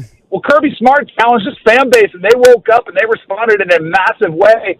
I thought that played a huge role in that game. I also think Hendon Hooker, who I love, I think he's a great kid. I think he lost the Heisman, unfortunately, in that game because he not only had 1 but 2 passes that he missed, and had he connected on them, you wonder what transpires differently. If they get a little bit more momentum, and they're a big play-based offense, if they had connected on one of those big-hitting touchdown plays, what impact it could have played on the game. And then the rain in the second half clearly favored Georgia and their game plan, so it really took the life out of Tennessee. So as bad as it looked like Tennessee got beat, on a neutral field, I think they'd have a chance to stack up much better neutral field and possibly in a dome or somewhere like that maybe you potentially see again in the playoffs. It's Danny Cannell here with you on 105 through the Fan. You got TCU fans fired up here on our text machine, Danny.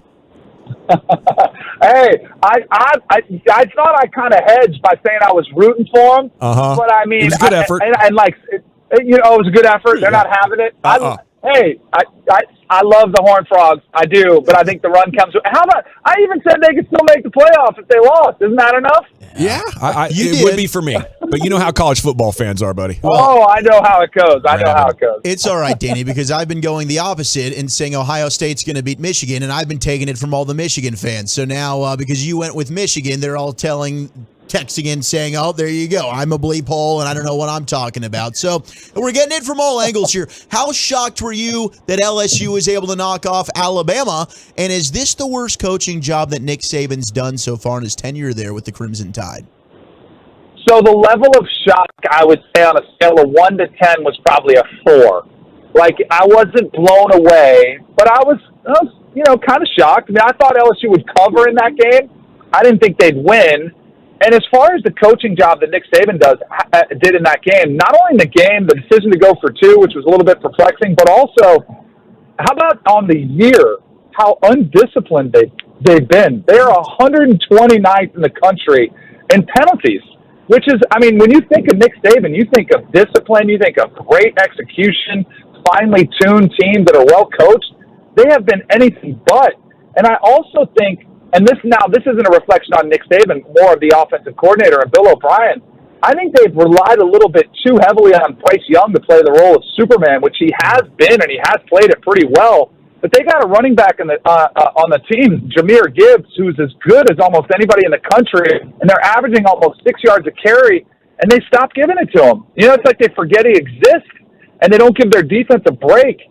So I think you're starting to see the end of the Bama dynasty. And I want to make sure if you want that text line to blow up, how about you'll get some Bama fans coming in with that one. But I do think you're starting to see the erosion at least. And they could come back next year and they could be 10-2 and possibly get a chance. But I think the days of Alabama blowing through their opponents routinely by 3 and 4 touchdowns are done. The talent gap is closing. The edge that they used to have in recruiting, where they did such a great job recruiting their players, and getting those top 5 classes, that has been erased because in the NIL world, that cheating has been legalized. So now you've got other schools who are able to compete on a level playing field. They're starting to pull away some of their recruits. And I also think Nick Saban's messaging, which has always resonated more so towards college players than pro players, I think it's falling on deaf ears somewhat because we're seeing players that are more entitled, that have more money, that can walk away without being penalized a year. I think that makes it tougher for Nick Saban's kind of my way or the highway style of coaching. I think it's not being heard and responded to as much as it was even just 4 or 5 years ago. So will you be picking Baylor over TCU next week if they survive? No, I won't. If they do, I'm all on the bandwagon. I promise you I'll never pick against TCU again if they do. Danny, sort it out for me out in the Pac-12. You've got USC, you've got Oregon out there. Bo Nix looks like a completely different player than I saw at Auburn in those SEC games. He goes out there, he's looked incredible. Sort out, handicap it for us out there in the Pac-12, who you think is going to come out of all that. Oh, I would just push back on you and say that Bo Nix looks exactly like he did when he was at Auburn in the SEC, because when he faced SEC defenses, he was really up and down and kind of bad sometimes. And when he played against Georgia, he wasn't very good and he was kind of bad. But since he's been able to go against Pac-12 defenses, all of a sudden he's lighting it up and we're getting a little bit more consistent, which I did think was pretty predictable. I mean, he's played a lot of football, and it isn't the same as going into those environments where you can't hear and going against as much NFL talent as he was. And I would say the biggest difference is the team around him at Auburn wasn't good. Now he's given a better situation around him. I think he's I think he's got a lot of intangibles. He's showcasing some athleticism. I mean, he leads the country in total touchdowns. He's been phenomenal. He's played himself right into the Heisman Trophy race. I do think Oregon is the most complete team. I'm very curious to see how they do against Washington this weekend at home. They're almost a 2-touchdown favorite. I kind of like the Huskies. They've got a quarterback, Michael Penix, who is leading the country in yards per game. I think they'll be able to put some points on the Oregon Ducks defense. I think Oregon might be the strongest team, but I think it's the worst candidate for the Pac-12 to make the playoff, because if they run the table and they're 12-1 as a Pac-12 champion, and you're stacking their resume up against Georgia or Tennessee, they're going to use that 49-3 blowout loss to Georgia in that opener. That's just like kryptonite to Oregon in their case. Like, it silences any case you can make, because I don't think you want to see a rematch of that game. And if you compare it to Tennessee, Tennessee did play them tighter in Georgia's backyard. And I know it was Georgia's backyard, but it was Atlanta, so it's technically neutral, although it wasn't. But I don't think it's anywhere close. I think the Pac-12's best bet to make the playoff, like perception and the best opportunity, is for USC. And I don't know if USC does it because their defense is it's a liability for them. But if USC runs the table, they can beat potentially Oregon, and they can say, we beat the team that Georgia beat. And, even if you only beat them by a field goal, at least you beat them, and say, we beat that team as well. And it's USC. It's a brand, which unfortunately I think matters in our landscape with college football today, where you kind of have to have a big brand, and it would be a tribute to Lincoln Riley and the job he's done. This was a 4-win team last year, and Caleb Williams is very much in the thick of things in the Heisman race. I think they win massively this weekend. They're a 35-point favorite against Colorado, but I think the Pac-12 championship could be decided against UCLA the following week, and clearly we'll have a play in who gets to play for it.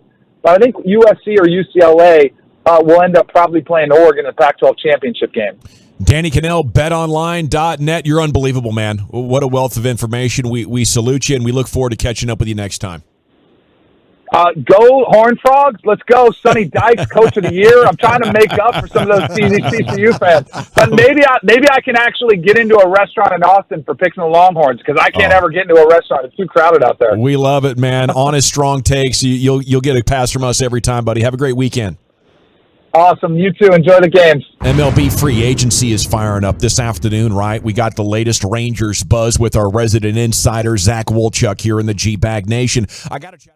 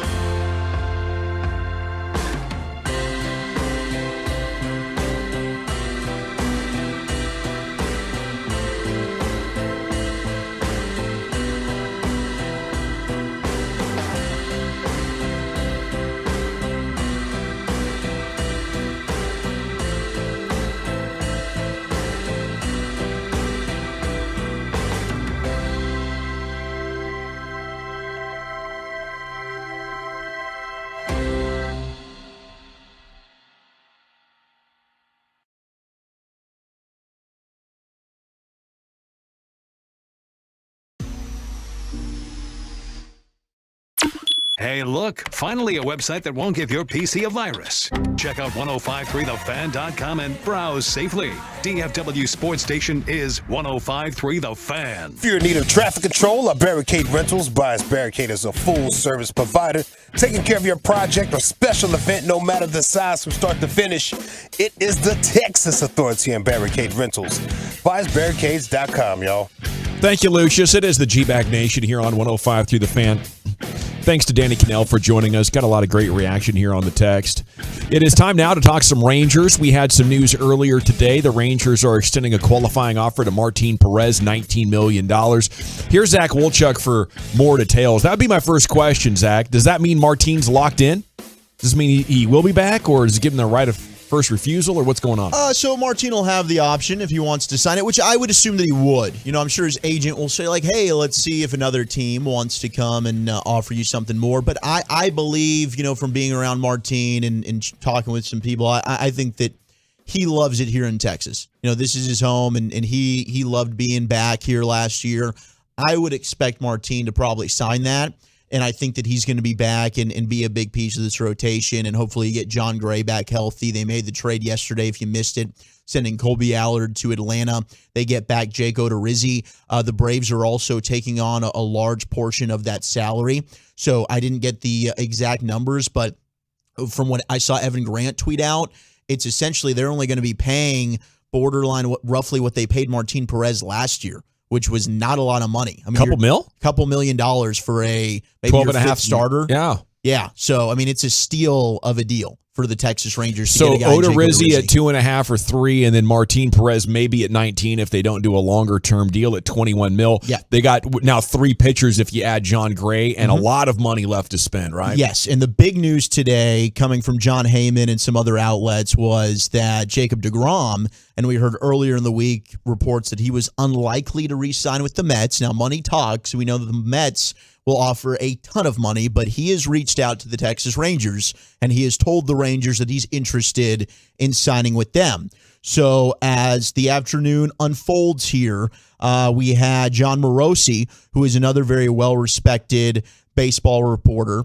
He has tweeted out that the Rangers have now reached out and made contact with the agents for Jacob deGrom, Carlos Rodon, which I believe that they were already kind of putting out feelers maybe with Rodon anyway, and Kodai Senga, who is another big pitcher in the market as well. So you've got the Martin Perez stuff that they're trying to lock up and get done, but they're also talking with the agents for deGrom and Rodon. I think the Rodon stuff is probably for Ranger fans. That's the realistic option. But anytime you have deGrom that is already saying, look, I'm interested in coming to the Rangers, that's already a step ahead, better than where I thought we'd be in the process. That is exciting news. So you could get two of those guys to finish your rotation. No young guys in the rotation. So you've got Dane Dunning, who is coming off hip surgery. I think Dane Dunning was probably the leader.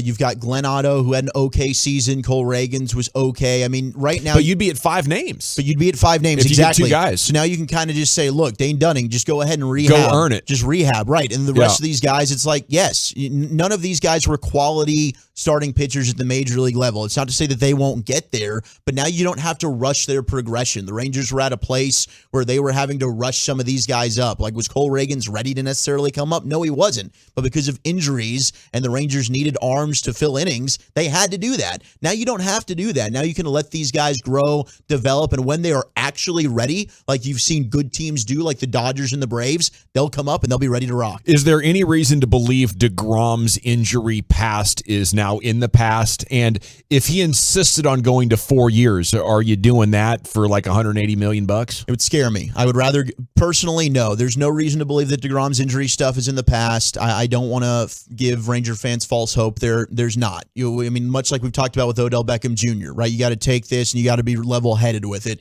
There's injury risk with Jacob deGrom. There's risk when you're giving him that much money that it could turn out to be like a Corey Kluber thing, and he comes in and he pitches a game or something, and then there's an injury, and next thing you know, you don't see deGrom for a little while. But ever again, you could go with Rodon, and then Justin Verlander decided to opt out of his deal today as well. You also have the Clayton Kershaw, who's looming out there as well. And if Clayton Kershaw decides, I don't want to go back to the Dodgers, there's always that in your back pocket where you have a great relationship with him and Chris Young. He's got a relationship, of course, here in the Metroplex. Does he want to come back and be a Ranger? So you could pair Rodon with one of those two. You could pair deGrom with one of those two. That's you would rather? You were getting ready to say, I would rather. I would rather go Rodon. Okay. And probably one of those other two. Rodon and Kershaw, I think, cute there. is the most realistic.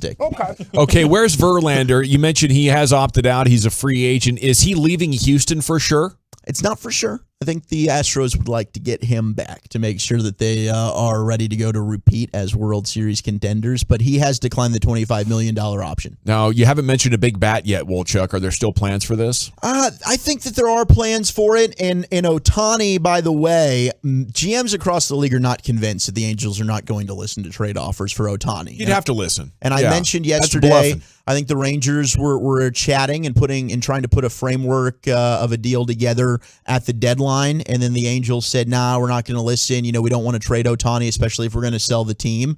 But I think that could be an opportunity for a bat. The question will be, I think you're looking at outfielders. I think you look at the outfield market, maybe what a Ramon Laureano is a guy inside your division, maybe a Jesse Winker of the Mariners. These are some of the big names out there, a Dalton Varsho. If you wanted to make a trade, those were some of the guys. I think you're going to spend money in free agency for a pitcher. I think you might end up having to look at the trade market to get an outfielder. You're going to have to do one or the other. If you end up not being able to bring in one of these high-name pitchers, maybe you end up looking at the trade market there. Maybe you try and go and get a Corbin Burns from Milwaukee or a Shane Bieber from Cleveland.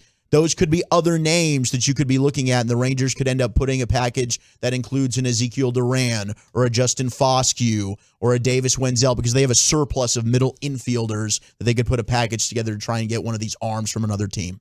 With even adding deGrom, are you in a situation you're still maybe the third best team in the division? If they just added deGrom? Yeah.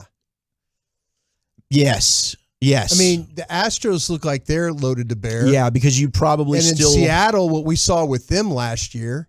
I think that you would still probably... You're close to Seattle. You're close to Seattle, but I would still probably put them a little, just a shade behind Seattle. I think you'd need one more legit pitcher, because your question is, Are you getting the Odorizzi from last year, or can you get him back to where he was 2 years ago when he was a 15-game winner with Minnesota? If you get the 15-game winner, then I think you can leapfrog Seattle. Could we now get a signing at any moment? We could. Yes, we could get it. Starting at 4 o'clock, we can get a signing at any moment. I love it. Thank you, Wolchuk. Of course, you hear him filling in when Jared Sandler goes into the play-by-play booth. He'd been doing pre- and post-game show for many years, and now he's a certified Rangers insider with us here in the G-Bag Nation. Okay, when we return, it is the 4 o'clock segment. We're going to go behind the enemy lines.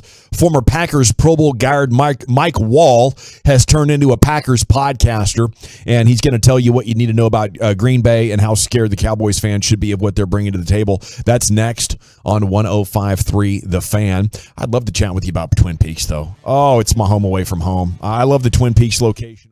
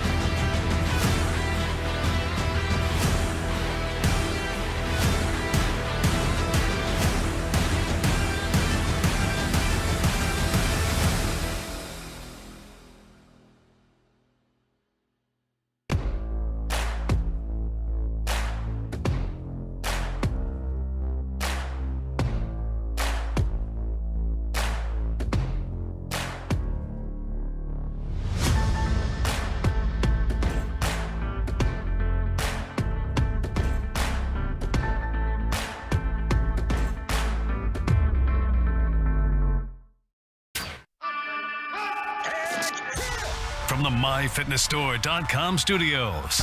You're rolling with the G-Bag Nation on 105.3 The Fan.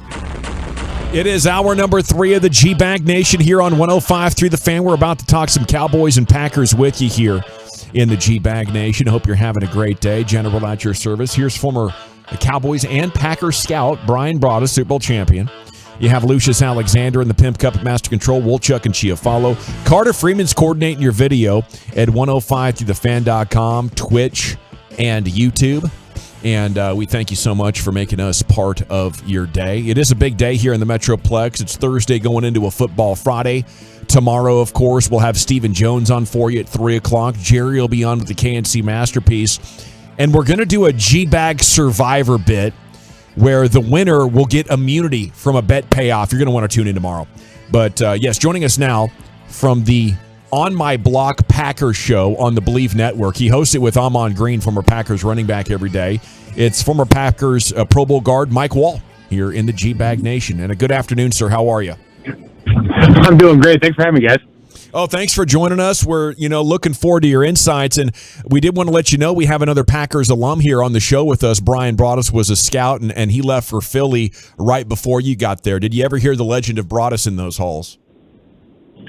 I'm trying to think or make up a good story, but I don't think I have one, man. What's the legend of Broaddus? No, that's all good, though. I would say he was the only scout that left. Yeah, I was the one. I was the one that went on to Philadelphia, and everybody else stayed and got a general manager's job somewhere else. And now I'm in radio. I think you made the wrong choice. Yeah. We got John Schneider. We got Dorsey. Snyder was my intern. Snyder was my intern in Green Bay. I was with Dorsey, Snyder, Reggie McKenzie, Ted Thompson. We all came in the same time in 1992. And Mike, I'll tell you what, I don't know why. It's one of those things I look back in my life and like, wow, so I guess I was destined to be on the radio and and not go be a general manager somewhere. But nice to have you here today with us. Yeah, thanks for having me. Yeah, that's a funny story. Mike, how surprised are you with how bad the Packers are so far?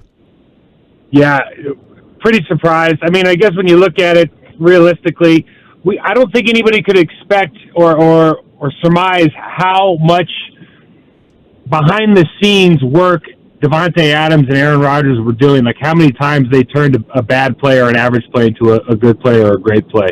And as it turns out, it was way more than any of us thought, because without him, the receiving core and the relationship that they have with Aaron, and obviously we bring some young guys in, and we got some, Sammy Watkins has come in, Randall Cobb's been hurt, but certainly it's just not the same. They're not on the same page. It just has not been explosive whatsoever. We've had one heck of a time getting off press coverage. We saw that last week. It's going to be cover one being 49% of your snaps over there in Dallas. Like, this is going to be one heck of a challenge.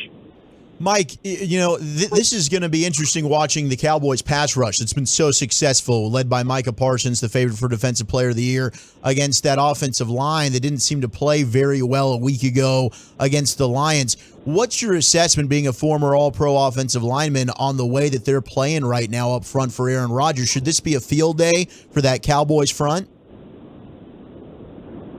It doesn't look good. It's not DeMarcus Lawrence is having a great. Dante Fowler's having a great year. They're all having great years. It seems like everybody on your team's got 3 or more sacks, even getting from the safety position. So Micah Parsons is a unique guy. Micah Parsons reminds me more of Junior Seau and the way you have to game plan for a guy like Junior, just trying to figure out where he is on every snap, maybe more so than anybody else.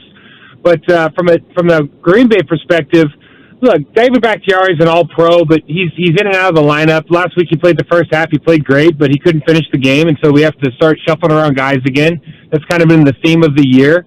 And you know as well as anybody, if you don't have continuity across that line, it's really difficult to get young guys to play well by themselves, let alone play together. And that's what we've been experiencing all year. It's just a very difficult road as far as getting Elgin Jenkins from right tackle back over to left guard, getting him settled again. John Runyon Jr. having to move to right guard, switching time with Zach Tom. Zach Tom popping out the left tackle. Myers is the only guy that started every game in the same spot, and he's kind of taken a step back this year from a production standpoint after a good rookie season under Adam Stenavich. So it's tough, man. It's I love to see the glasses half full, but it's been a tough year, and it's not going to get any easier this weekend. Mike, okay, with that being said, though, and you're talking about all the shuffling they've had to do with the offensive line, though, would it be really, is it too simplistic for the Packers just to test the Cowboys' run defense in this football game? Are they capable of putting that, their passing game and all that aside and just saying, no, we're going to challenge Dallas with the toss sweeps and the way that the Packers run the ball? Well, so Dallas is susceptible to being run on. They're not a particularly large defense up front, and certainly you would think that the Green Bay Packers, given the fact that Aaron Jones is one of the more dynamic playmakers in the backfield in the entire National Football League, and A.J. Dillon's been a great 1-2 punch over the last couple of years with them. Everybody assumes that we'll start running the ball here and then trying to build out a good play-action pass game, either under center from shotgun, but the Green Bay Packers just haven't done it. Aaron Jones has been completely underutilized this season, and we can always talk about numbers in the box and what makes more sense at the time, but the reality is we've gone into multiple games this year with the same premise, which is this pass rush could give us trouble. This team is susceptible in the run. Therefore we should run the ball. And time in and time out, we just don't run the ball as many times as you think we're going to, and I think that's a large part of the reason we haven't found the success that we expected. How much is the conversation this week about the return of Mike McCarthy? I think if both teams are playing, if the Packers were doing well, there'd probably be even more talk about it. Certainly Aaron's having some nice words about Mike yesterday. It probably resonates with a lot of people out there. Listen, Mike McCarthy won a world championship for the Green Bay Packers, and I know that the last couple of years of his tenure here weren't necessarily what he wanted from a production standpoint, and certainly there's been complaints that a guy like Aaron Rodgers should have more than one Super Bowl. But I think we're seeing right now that there's a lot of obstacles to getting deep in the playoffs, to making those Super Bowl runs and having that success that maybe weren't necessarily all the fault of Mike McCarthy. I think as time grows and he gets further away from it, he becomes kind of more of a legend in the eyes of many Packer fans. Okay, so we were discussing this yesterday. We feel confident that Mike will receive the locker room game ball there if they end up winning the game. But is there ever an appropriate time for a regular season Gatorade bath on the sidelines for a coach after his team gets the victory? Is there regular season? Is there ever a time where there's a big enough regular season game for that?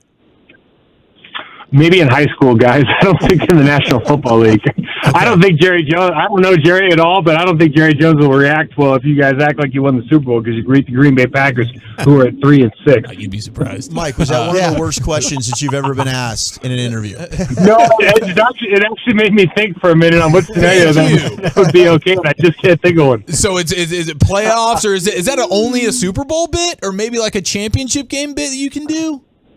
I mean, you realize what you're saying about your team if you throw a Gatorade bath during a regular season or even a playoff win. I mean, you're saying your team is really bad. Maybe they should carry him off the field like Lombardi. How about that then? Honestly, that might be better. Of all of Mike Holmgren, you can enter rare air. There you go. Nice job. It is Mike Wahl, former Packers Pro Bowl guard, here with you. Do you believe McCarthy is a winning coach, and what are some of the best things that he does? Well, I think he has a demeanor that resonates with a lot of players in the football arena. When you ask me if he's a winning coach, certainly I think last year in particular they had some game management issues. And listen, when you come out of Green Bay at the end of his tenure, and Aaron's saying the offense seemed to be spruced up, and then you get a new coach in there, and they're 13-3 3 years in a row, and Mike's over studying analytics and in the background for a year and whatnot.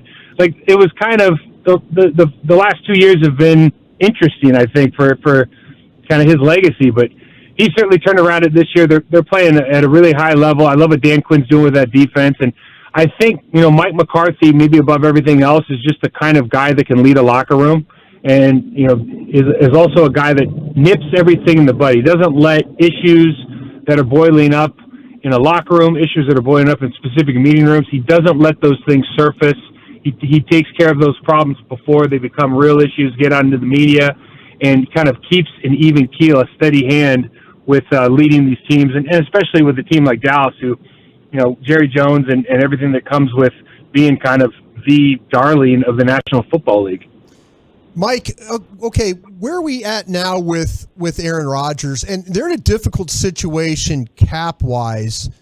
are we seeing the end of this, or is this going to be another year? I mean, is there going to be a point where, that Brian Gutekunst would say, we need to play Jordan Love, we need to figure this thing out? Are we going to get to that point this season? That's been a hot question. Me personally, the answer is absolutely not, unless Aaron Rodgers is injured, or if Aaron Rodgers goes to the team, goes to Goody during the season and says, "This is it. I'm retiring. You can take your $50 million, and I don't want it. I'm going to go. Ayahuasca is very cheap. I can go get that anywhere." Otherwise, he's got to play. He's the leader of the team. He's the captain of the team, and quite frankly, whether you play Jordan Love 2 or 3 games at the end of the year, you already know what you have. And the message that you send to the locker room, the message you're sending to the veterans on that team that are trying to win championships during the end of their career, is a very negative one, in my opinion. If I was still playing and I was in my 8th, 9th, 10th, 11th year, and they decided to put in a backup quarterback because they wanted to get some tape on him to make him trade bait or see what he could possibly do with Aaron Rodgers' backup next year. Because let's not get it twisted. As long as Aaron Rodgers has 4 limbs and is on the Green Bay Packers, he's always going to be the starting quarterback, regardless of how bad. He could throw 20 interceptions this year, it wouldn't matter. So there's not really, I don't see an advantage to putting him in because I think you already know what you have. There's not the same buzz around Jordan Love as there was around Aaron Rodgers when Aaron was Brett's backup. This isn't the same situation. Talking with Mike Wahl here on 105.3 The Fan. Rodgers, we know he's an amazing quarterback, but is he a likable guy? I mean, it seems like he's kind of thrown some of his teammates under the bus over the course of his career. What do you think the feeling is among some of his current and former teammates? Well, I can just speak for the guys that are my peers that were with him when he was younger, and they all loved him. They all thought that he was very personable. That they love playing for him. All the linemen have always loved playing for him. He has a great relationship with Bakhtiari. You see that every day. Obviously, Randall Cobb. So there's people on that team that really appreciate him. I think what happens a lot now, the generations have changed, and certainly Aaron comes from an older generation where the expectation, the demands, and the way you talk about going about your business maybe is different from what we do now in today's football society and society in general.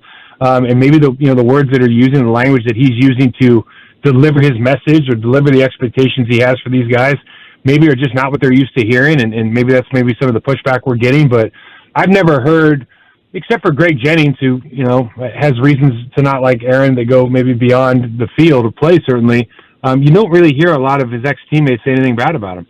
Lambeau seems like it's a bucket list for all football fans, such a special place to play. A lot of Cowboys are young. This will be their first experience playing at Lambeau Field. You got to play in Carolina and Seattle after Green Bay. How unique is it when you get to play a game at Lambeau Field for those that haven't ever gotten to experience that before? To me, it's the Yankee Stadium of football. It is definitely on the bucket list of every player. And every player that hasn't played there and you talk to them about where they really want to check out, it is definitely Lambeau Field. It's right smack dab in the middle of a neighborhood.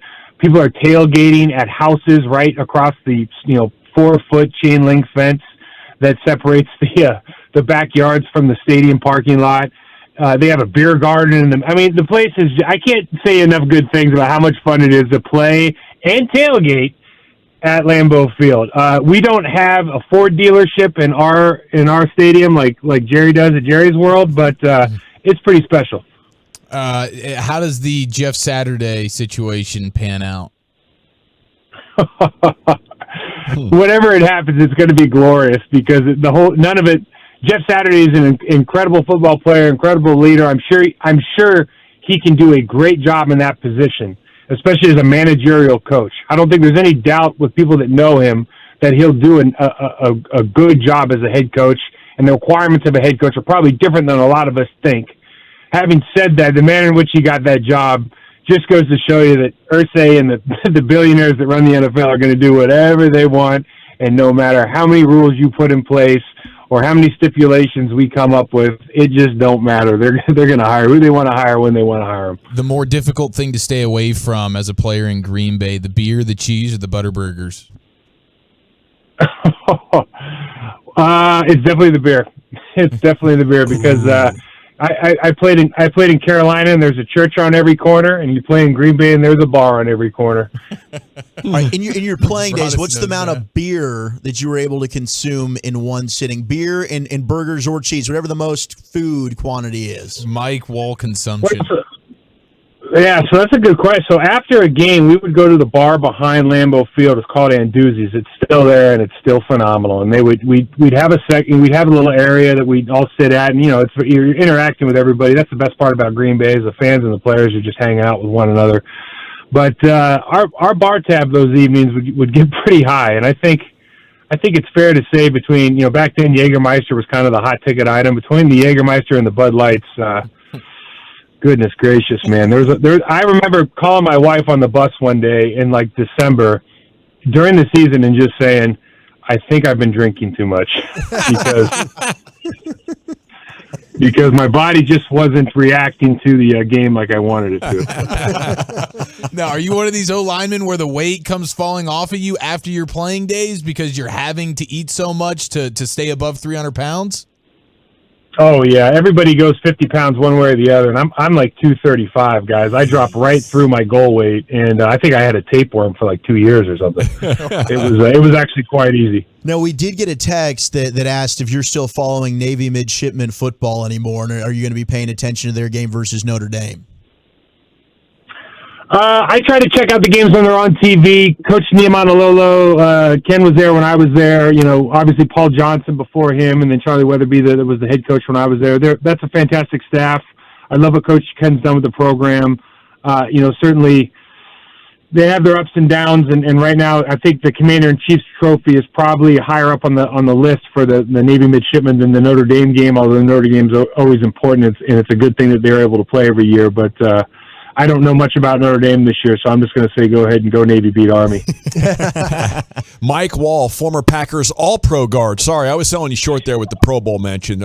Mike, thank you so much for your time and enjoy the game. Hey, thanks for having me on, guys. Take it easy. There he goes, Mike Wahl, right there in the G-Bag Nation, 105.3 The Fan. There's a guy who knew how to get to the top. Senior year Navy, kicked out of school for steroids. Oh, yeah. I didn't know that. Yeah, he ended up going to the supplemental draft. Yeah.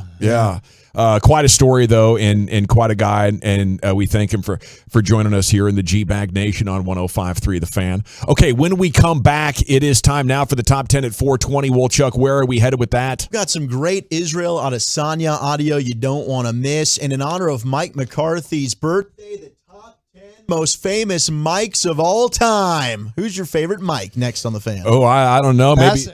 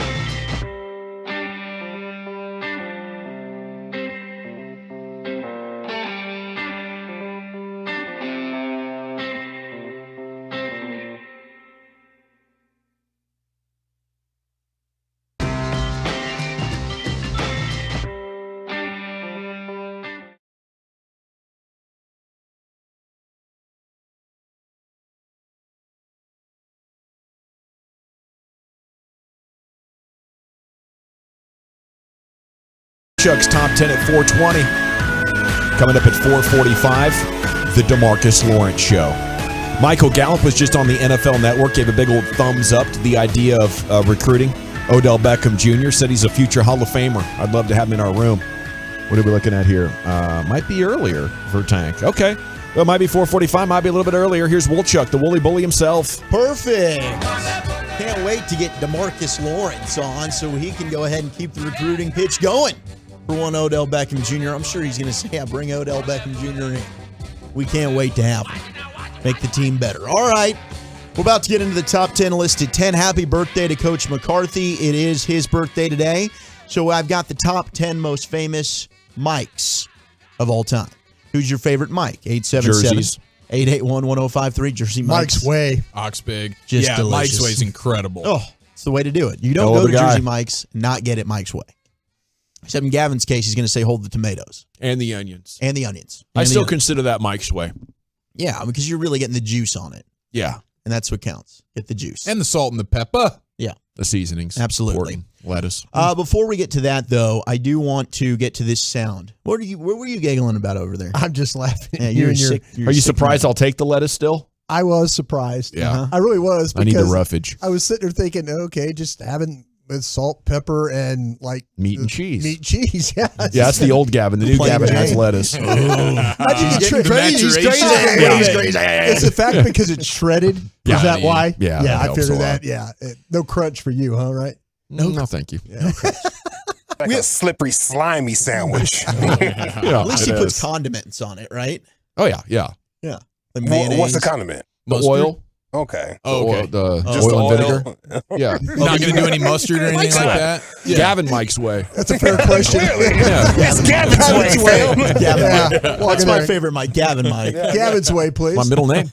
We have UFC 281 coming up this weekend. By the way, you can always go check out the UFC fights for no extra cover charge at Baby Doll Saloon, 10250 Shady Trail. The legend lives on. Be back out there next Wednesday. Mike Madonna.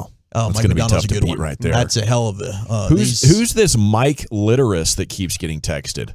Can you say that? Mike Litteris. I haven't met from him the before, 817. but I'm sure. Yeah, that was one of the local sheriffs that we saw on a local news station a while back. Is that right? I think we had some good sound from Protected and Serving Sheriff Litteris. He was on a horse. Yeah, Mike was a beast. Ride him, cowboy. UFC 281 Adesanya versus Pereira. And Israel Adesanya, who is trying to retain the middleweight title, is making the rounds. And he was on with Taylor Rooks and doing her show. And, well, Taylor Rooks asked him, all right, what's the craziest thing you've ever had to do to make weight? Well, he had an interesting response. And I don't think Taylor Rooks was ready for this. But Izzy, take it away. What is the crazy thing you did? Well, back in kickboxing, back in the day when I was an amateur, when I was really young and I didn't have the fight dietitian, who is the guy that looks after us here with my meals and whatnot. I did not have him on deck. I wasn't in the UFC. Ah, man. Okay, how do I put the? I busted a to make weight. What? Wow. Okay, rewind. Let's not go to that story, but that's No, I won't. I'm not going to ask the things of that part. But how much does that weigh? I mean, you really wanted to know? I guess I'm just like I would never think. At the time- this is the thing. Yeah, to do so it. at the time I was curious young as and I hell. was on that whole no before a fight and da. Before I knew it was a myth. Oh, no And, fat. Yeah, I just and then a few grams came off, 100 grams. You made weight. Yeah, I made weight. Wow. It worked. Izzy made weight. That is unbelievable. Shocking. I would never think that. Just go ahead and take care of business. You know, you're pent up because a lot of fighters do this. Like I know Logan or Jake Paul just had to send away his girlfriend, Eric's old side piece back in the day. Settle down. And he sent Julia Rose packing because he had to get ready for his fight against Anderson Silva. I mean, all fighters do this. So Israel Adesanya did what he had to do to make the weight, but Taylor Rooks was rather shocked. So he by had this. so much buildup because for weeks on end He was leading paying up the to the ceiling. fight, Yeah. he was okay. All right, You're backed gotcha. up. Yeah. And so he took care of what he had to do, and he ended up being able to cut the weight, make the weight, and good for Izzy. Do what you got to do, Got man. some big kids. Absolutely. All right, let's slide into the top 10 mics, shall we? Happy birthday, Coach McCarthy. Yeah, Tank's coming up in 5 minutes, by the way. Perfect. We're going to fly through this thing to make room for Tank. We got a lot of good texts, and a lot of them are rather interesting. Mike Ditka gets texted in. Ditka. We also have Mike Madonna, as you've mentioned. Mike Lowry. Mike Lowry's. Mike Wazowski is a good one. Mike Trout is an honorable mention. Oh, he belongs, yeah. We also have Michael Caine and Michael Douglas. Sir Michael Caine. Ooh, Sir Michael Douglas. Caine. Good actor Absolutely there, right. Michael Douglas. Number 10 of the most famous mics of all time, we have Michael Keaton. Ooh, yes. Yeah, Batman, baby. Mm-hmm. Michael Keaton. Is he comes in at Beetlejuice? 10. He He's was Beetlejuice. Yeah, he was. Beetlejuice. Number 9 is Michael Myers. Oh. Mike Myers. Fictional character. Are you talking about Austin Powers? No, Austin Powers. Yeah, Mike Myers. Yeah, Mike Myers. The International Man of Mystery. Yeah, get in my belly. Get in my belly. Yeah, he played all those characters. Yeah, Dr. Evil. All of them. He was Wayne. He was Wayne, right? He Wayne's was. World? Yeah. He was has Wayne. to be the most versatile Party of the Guards. mics, right? Like there is no more versatile mic in the history of mics, and there's been a ton of mics. Everybody knows multiple mics. I'm not going to fight on that because I love Mike Myers and I love his humor. He was also the Cat in the Hat. That's what I'm saying. Like this guy is legendary with his versatility. Like Dan Quinn would love a Mike Myers. Yes. Number 8, we got Michael Bublé. Bublé. He's Canadian, right? It's coming up. It's about to be Bublé season, right? Isn't that what Christmas is? It definitely is right now. 100%. If you walk into a Starbucks, you will hear Bublé. Hell yeah. My Christmas lights are now on the house.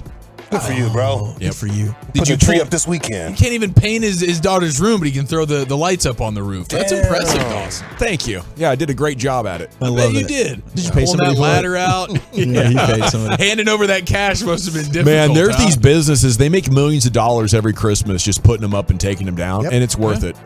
You know, for sure. I think I pay like $300. Yeah. But they store them all year too. They put them in a storage unit and they just show me like, hey, your lights are ready to put back on. I'm like, man, this is good service. I'm going to pay the premium. Oh, that's worth You it. see a lot of the landscapers do that because in the wintertime, their work kind of goes down a little bit because it's Is that right? winter time. Absolutely. So it's like here's my winter hustle, and it's throwing the lights Christmas up. lights. Again, they already have the customers because I serve your lawn. There you so go. Here's how I can also serve you in the winter time. It's a super heady play. Fantastic. Yeah. Number 7, Michael J. Fox. Yeah. Number 6, Michael B. Jordan. Ooh. Got Creed 3 coming out soon. Fox, okay. Man, he gets more and more physically impressive with every one of these movies. He's a beast. Like, he is a monster beast. Yeah, you would too if they didn't have to check your blood for anything. That's true. You can add anything you want to. He's, you know he's what on I the mean? Gavin Dawson Yeah, you can do plan. anything you want to, bro. Number 5, we got Michael Phelps.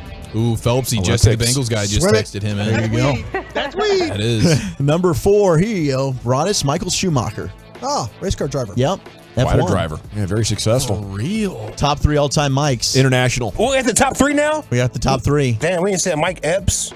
No, Mike Epps didn't make the top 10. No Mike Kors. No. No Michael Moore. No Michael No Moore. Michael K. Williams. No. No Tyson.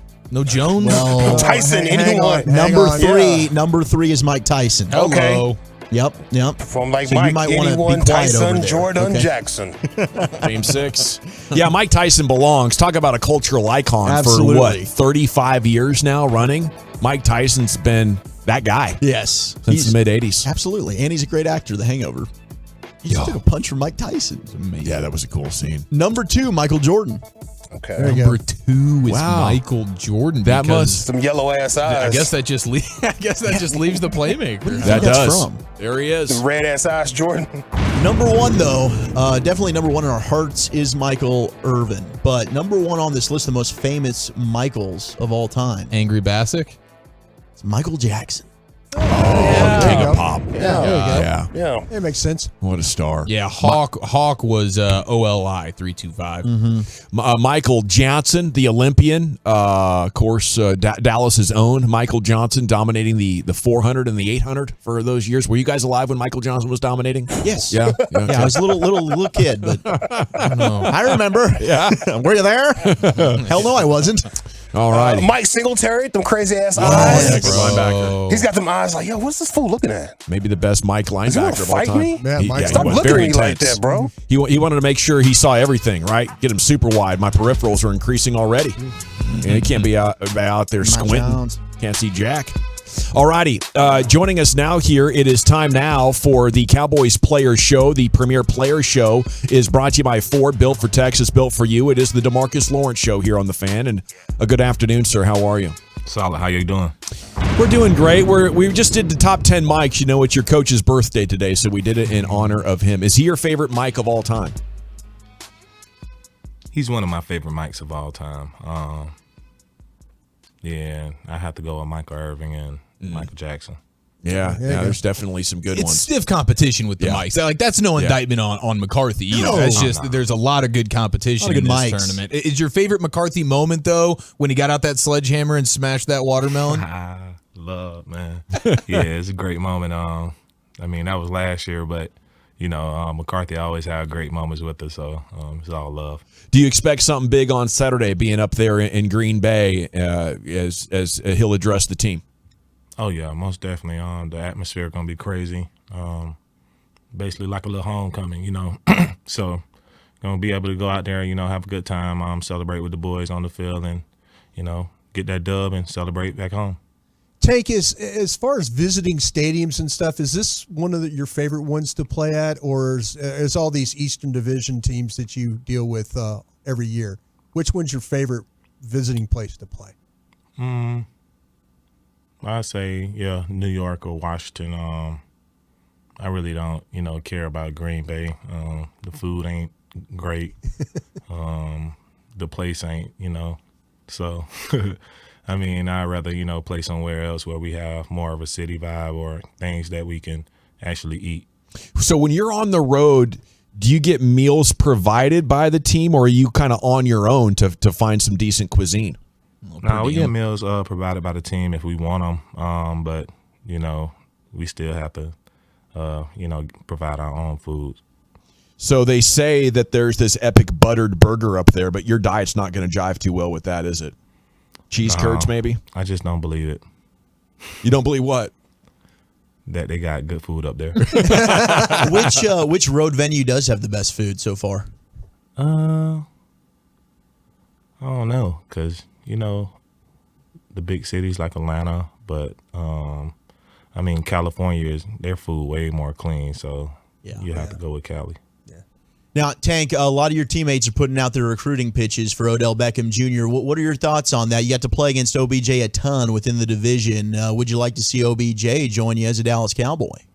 Oh, yeah. Great player, man. I mean, you know, shoot, whatever it takes for us to, you know, make it to the top of that mountain, you know, I'm all for it. And, you know, if he can come here and provide that energy and, you know, give us the boost to get there, of course. Were you on the Cowboys when he pulled that one-hander against Brandon Carr all those years ago? Yeah, I was here. You know, it was a nice play for him. I wasn't too excited because you're on the opposite team, but, you know, definitely, you know, one of the best catches I've seen. Yeah. It is the DeMarcus Lawrence Show here on 105.3 The Fan. Tank, story in the morning news says Monday, Dan Quinn met with you guys, and he challenged you to be a top 0.01% defense, which you're great already. Do you think there's another elite level you could get to is the question? Oh, no doubt about it. You know, and that's the thing with this group. We never settled. We're never settling for, you know, what people say or how people view us. We always think we can, you know, continue to grow communication-wise, physically, mentally, and being able to, you know, take this thing all the way and also, you know, be that, you know, 0.01%, you know. Can you get to that without giving up some of the aggressiveness to go get the passer? No. I mean, I think our aggressiveness still plays within our scheme. And our scheme is, you know, aggressive. So, you know, that's who we are. You can't, you know, take something that you're good at away from you. So it's more about asking you guys just to be a little more precise in doing what you already do than asking you to do something else. Do I got that right? Yeah, I think it's more of, you know, we practice so much and we know the system now. Can we actually be perfect in it?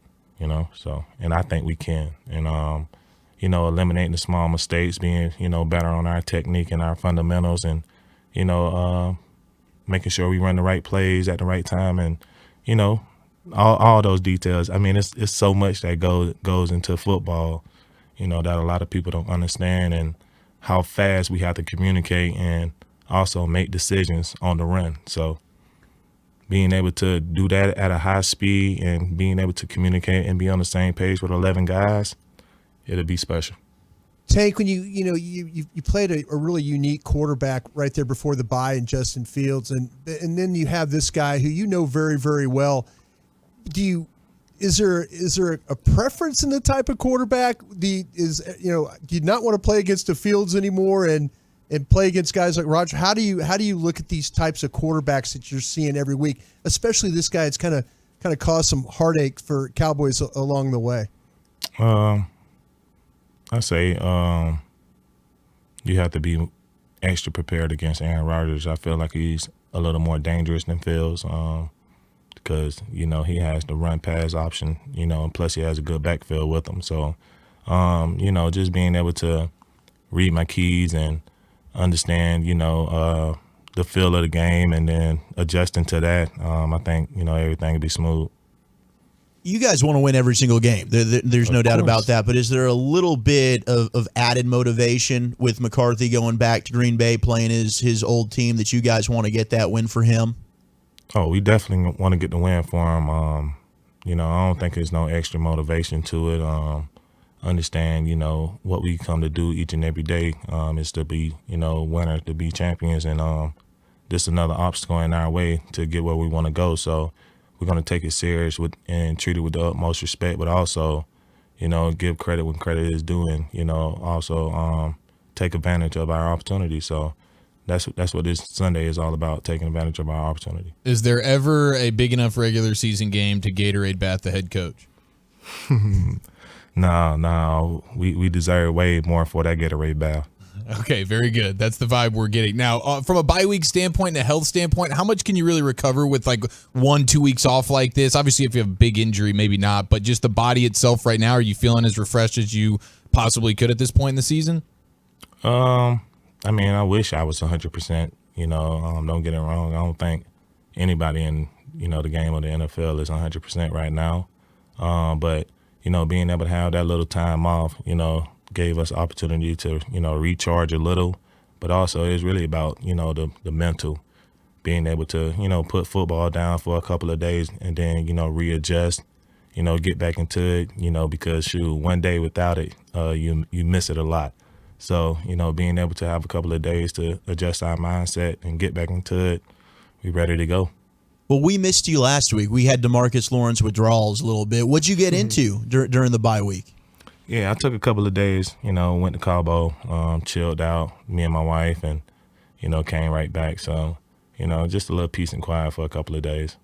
Okay, so former Cowboys coach Jimmy Johnson has a book out. How much and he was on The Fan this morning, how much is the Jimmy Johnson history with the Cowboys on your radar or in your memory? I mean, as players, I don't think we, talk more about, the legendary coaches. It's more about, the players and, what they did for the team and their legacy. But no, I'm thinking of Tom Landry. I know about Tom Landry because of the hat, the famous hat. Yeah. Yeah, I guess Jimmy would be the hair. Jimmy would be the hair. Yeah, you put a lot of spray paint on it. But Jimmy, NFL Fox. Yes, sir. Yes, sir. Yeah, so I know what's up with Jimmy. Yeah, NFL on Fox. Big stories out here with Jerry Jones. He's making tons of headlines. Who's your favorite Cowboys defensive lineman of all time other than yourself? I got to go with my boy Leon Lett. Yes. Oh, yeah, the big cat himself. And the reason, he's my favorite is because we actually, got time to connect and, become friends over time. So, cool. I think, that what brings my respect for him, up more. Tank, being just a fan of the game, does a game like this, Cowboys-Packers rivalry at Lambeau, Do you get a little jacked up for a game like this? The nostalgia of it as we talk about some of the all-time greats that have played in this rivalry. You go back to the Ice Bowl and stuff like that. You think of some of the great games that you've had playing against the Packers throughout the years? Mm-hmm. Oh, yeah, most definitely, man. Had great memories at Lambeau and, when the Packers came down, here. So I feel like, this rivalry is actually, the one that comes with the most respect because Green Bay always have a great team up there. And, we always have to, play to the best of our abilities to, come out with that win. So I think, we definitely got, our awareness on height. And, we're going to be ready to, go out there Sunday and get this dub. Man, I'm fired up, Tank. There's nothing better than walking off that field in a revenge game with that dub, is there? Indeed, my boy. I love it, man. Have a great weekend. Good trip up there. Give him hell. We'll be pulling for you. All right. Appreciate you. Let's go to Marcus Lawrence here on 105.3 The Fan. Okay, we're going to step aside. That was a big segment. We have a little bit of bills to pay here for you, G-Bag Nation. We do have some Jimmy Johnson audio. How much of a shot does Jimmy think this Cowboys team has? It's coming up next on 105.3 The Fan. Coming up Friday morning.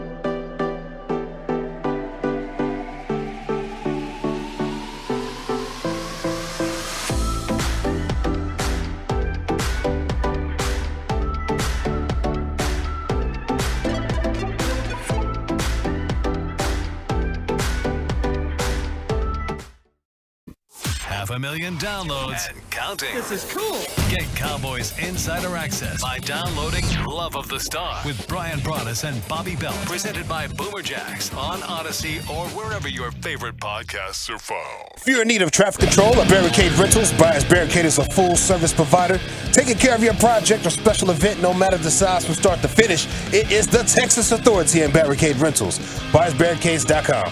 Thank you very much, Lucius. It is the G-Bag Nation here on 105 The Fan. An epic interview this morning. Jimmy Johnson on with Sean and RJ said a number of things. And we're going to get into the audio here coming up at the top of the hour. He said Micah Parsons might be the best player he's ever seen on defense, and that his buddy Bill Belichick would be mad and say LT, but he would hold strong and say Micah, best defensive player ever. That's that Jimmy Johnson. How much of a shot does Jimmy think the Cowboys have of winning the Super Bowl and breaking the long history since shortly after he left? You'll find out his answer to that and more when we return right here. It's the G-Bag Nation and the Fan. But 5 o'clock.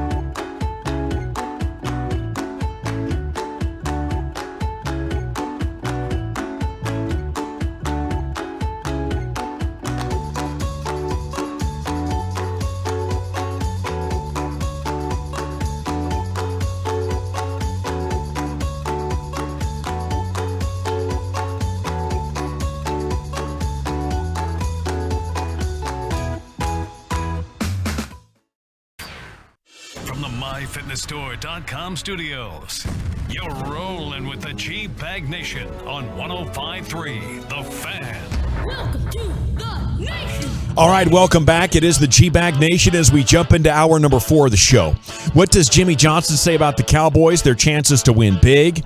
Why he's not sold on the Eagles? What do you think about Dak? Thoughts on how we'd use Zeke and Tony Pollard?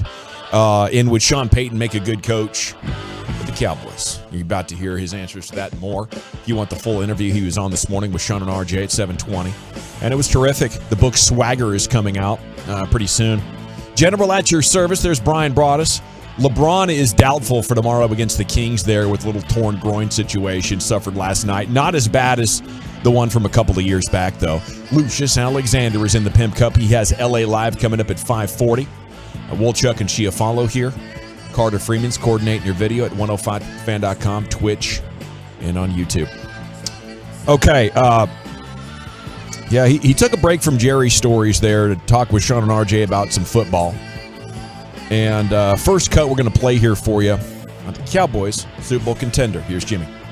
I think this is the best Cowboys team that I've seen. You know, but for one thing, Mike McCarthy did a tremendous job of overcoming Dak being out and winning those games. I tell you what, no one expected that. You know, everybody's saying, well, if you could win one, maybe win two. But he did a tremendous job with that staff and with that team to overcome Dak being out. I think you look at the NFC, I'm still not 100% sold on Philadelphia. And the Cowboys are going to be able to get Philadelphia at home. The 49ers, they're in a hole right now, but they've got a talented team. They might have a shot. Green Bay's really not any good, even though I'm sure they'll put up an effort here this weekend. But, the NFC's down. I think the Cowboys have as good a shot, in fact, a better shot than most anybody there. And it'll come down to that Christmas Eve game against the Eagles. Well, as good a chance as anybody. How about them Cowboys? Best Cowboys team I've seen. What do you think he was about to say before he thought, no, I don't want to put anything on this? Best Cowboys team since he won the Super Bowl? Is that what he was getting ready to do? He might have just referred back to the 16 team. Okay. That one that was the one best 13. Cowboys team in 10 years or so. Something like that. Yeah. It is better than the 14 or the 16 team by far. I'm pretty sure it's better than last year's team because they have a better game plan. They're better coached. Their head coach and the OC aren't pretending like what's failed is going to suddenly start working. I do think that matters. But then he said you look at the NFC, and I don't think this team requires qualifying. Like, the chance to win the Super Bowl is epic, but I think this Cowboys team would stand up against any strong teams in the NFC over the years. Yeah, you're probably right about that. With the teams that were, I guess, over the years, you had teams that were throwing the ball better, so it looked a little bit prettier, and the scores were a little bit bigger, I guess, and so it felt like the teams were more dominant. It's tough to know for sure, but it does feel like this year there's, I guess, less top-heavy competition in the conference. That's fair. I think that's fair. I just don't think it should be used to minimize how good this Cowboys team is. No, I think that their offensive line seems to be trending to be better than it was a year ago. KMC actually had some crazy stats that this offensive line is playing much better than I think that the naked eye maybe some would think. Okay. They're third best in the sport in terms of sacks given up and pressures allowed. So, this offensive line's holding up, and I think Tyler Biadasz, when you're looking at year 2 as a full starter at center, I've said this every single week, I've personally been impressed with the way he's played with the All-22. Now, this week will be interesting because he's going up against some bigger defensive tackles with Kenny Clark and some of these guys that the Packers have. I think that he was able to feast on some of the slighter, more quick players that the Bears had. I think that suits Tyler Biadasz a little bit more. Maybe some of these bigger bodies will give him a little bit more trouble, but I think you're seeing a guy like Tyler Smith has been an improvement. Terrence Steele, that block down, and I think Michael Gelkin had a great article in the Morning News with Martin and Terrence Steele and that combo block that they have on that right side. That's been a bread and butter play all year long for the Cowboys running the football. Their offensive line seems to really be coming along, and I know they're preaching Tyron Smith when he comes back. We'll see. That'd be a great benefit if you get anything from Tyron Smith, and if he can be healthy, if he can be good, that'd be cool. But I think the offensive line and the fact that your defense is better are reasons why this team is better than it was a year ago. Yeah, I think that's good. I don't know if the line's better, though, Brian. Let me get your thoughts on that. That was a strong take from Wolchuk. Because to me, like the play design and the quarterbacks getting rid of it, I think these linemen are getting whipped. They're just not hanging onto it long enough to get the pressure or the sack. What do you think? I feel like, though, that, when we talked about this team and as far as the offensive line and what the strength of it was, I thought 4 of the 5 guys were better run blockers. Playing to strengths. Than pass blockers. And to me, and I don't think I've changed too. I'll tell you where I think they've improved. The left tackle, I think, has done such a great job. He's better than Tyron was last year? Well, when you look at where they were, like we were thinking that it was going to be just this huge he's done a nice job. Deficiency. I mean, it's like we're not even talking about him as. I mean, to be honest with you, I was killing the right tackle, and the right tackle's playing pretty damn well right now. Now, he's not a perfect pass blocker by any means, but the tackles haven't been an issue.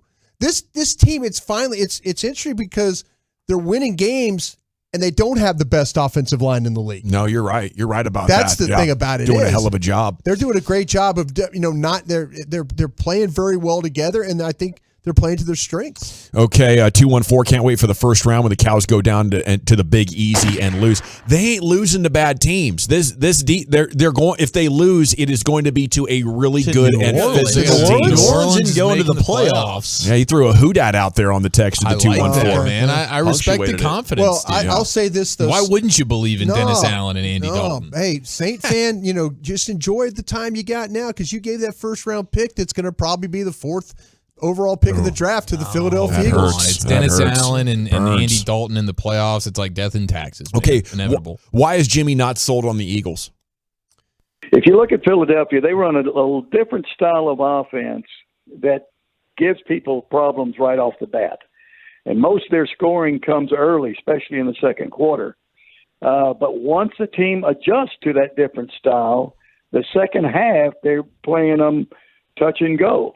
And the other thing is a team playing them for the second time will be that better prepared for them. So, again, they've jumped on a bunch of teams early and gotten a lead, but those teams have usually come back in the second half.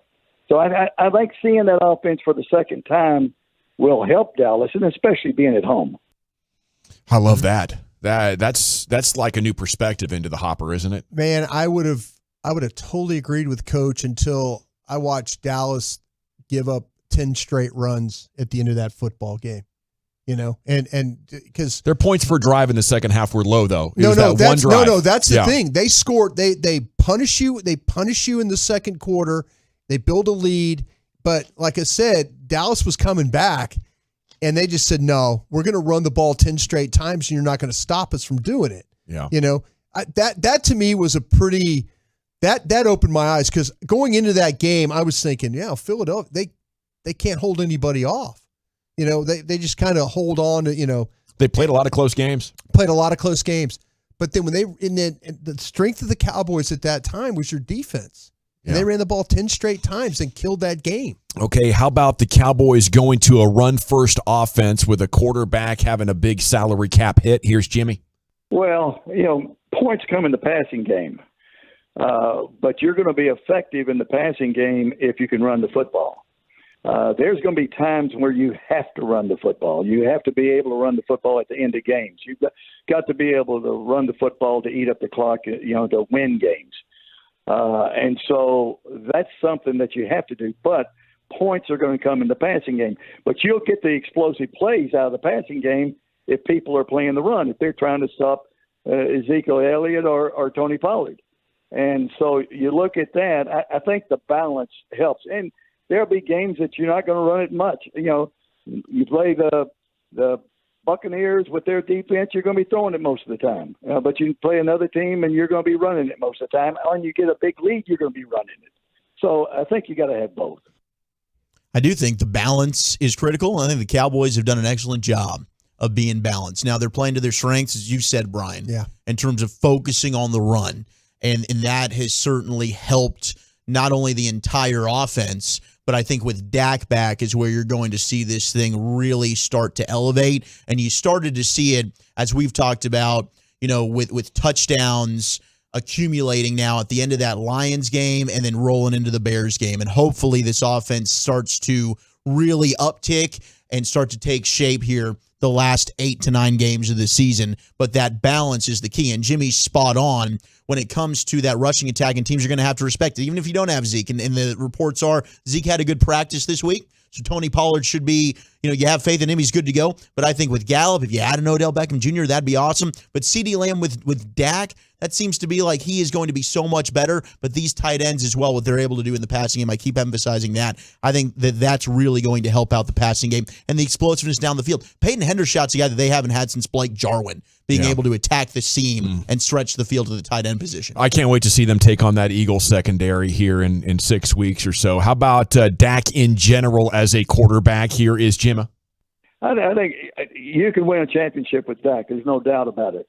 But Dak, just like any other quarterback, he's got to have the right supporting cast. Just like down here, everybody's ready to get rid of Tua his first couple of years. But now you put Tyreek Hill there and Jalen Waddle and a couple of running backs and an offensive tackle. All of a sudden they're saying Tua might be MVP. So you look at it, every quarterback, Troy, when Troy was a rookie, he goes out there, didn't win a game. The second year, we would have made the playoffs. We were one game away from the playoffs, and Troy injured his shoulder. I went to Troy and I said, Troy, I'm sorry, I tried to push you for the Pro Bowl. You didn't make the Pro Bowl. And I remember it like yesterday. He looked over at me and said, Coach, he said, you keep bringing in young, good talent. He said, I'll go to lots of Pro Bowls. Yeah, no, that's a great perspective from Jimmy as well. And I think, the important thing is that your quarterback takes care of business in the postseason when you do put that supporting cast around him. Yeah. And when you have the full team and you lose in the wild card round or the divisional round again and again and again, it is going to reflect horribly on that quarterback. Their postseason record, I think, because you get to the postseason when you have a good supporting cast mostly. And I think the great ones figure out a way to get it done. And occasionally somebody else slips through when they have a team that's like top 3 on both sides of the ball. Then any old quarterback just about can get it done, right, Nick Foles? Okay, thoughts on how he would use Zeke and Tony Pollard. Here's Jimmy Johnson. I think what they're doing right now is the best way. And, people have asked me, don't you want Pollard in there all the time because he gets the explosive plays? Well, he's getting the explosive plays because defenses are geared up to stop Ezekiel Elliott and the physical play of him running the football there. He's a big physical. In fact, Terry Bradshaw did an interview with Dak here the other day, and he said Ezekiel Elliott came in and talked to him. He said, man, he is thick. He is a big back. He was so impressed with him just talking to him. I think the combination of the two. I don't think Pollard would be near as effective if he was the only back. I think what Jimmy's saying there is it's a damn 1-2 punch. It is a 1-2 punch. Yeah, I heard that come through loud and clear. 2 C's, man. I think for the longevity of Tony Pollard being able to continue to do it week in, week out, it certainly helps a guy like Zeke, or to have a guy like Zeke. But in a one-game sample, I think we saw that you don't need Zeke in order for Tony Pollard to go off at least in a game. You could see, I think Tony Pollard's going to have some success. This secondary for the Packers does not tackle very well. And all of a sudden, there are times when you watch them play in the hole and they miss tackles, and that's where Tony Pollard shines. He makes the first guy miss, second guy miss, and now you got a nice little gain there. So this could be a big game for Tony Pollard if he, in fact, is going to be the bell cow. If Zeke can't go, then, handing him the ball. Malik Davis, we saw what Malik Davis can do. He could bring toughness to you right there. But when you get a poor tackling secondary, you could pop some runs. This is where Pollard's going to probably shine. Bobby Belt is 15 minutes away. LA Live with Lucius coming up at 5:40. You got to tune in to LA Live for a replay of the G-Bag of the day in this epic brawl between Bassick and Broadus during crosstalk. You will hear it. It's the current G-Bag of the day. LA Live replays the G-Bag of the day for you every night. That starts at about 5:40 or so. But coming up next, it is time to hit the expressway. We will get you up to speed on all the headlines and storylines developing throughout your broadcast afternoon here on 105.3 The Fan. I'd love to chat about Absolute Beauty Solutions, though, because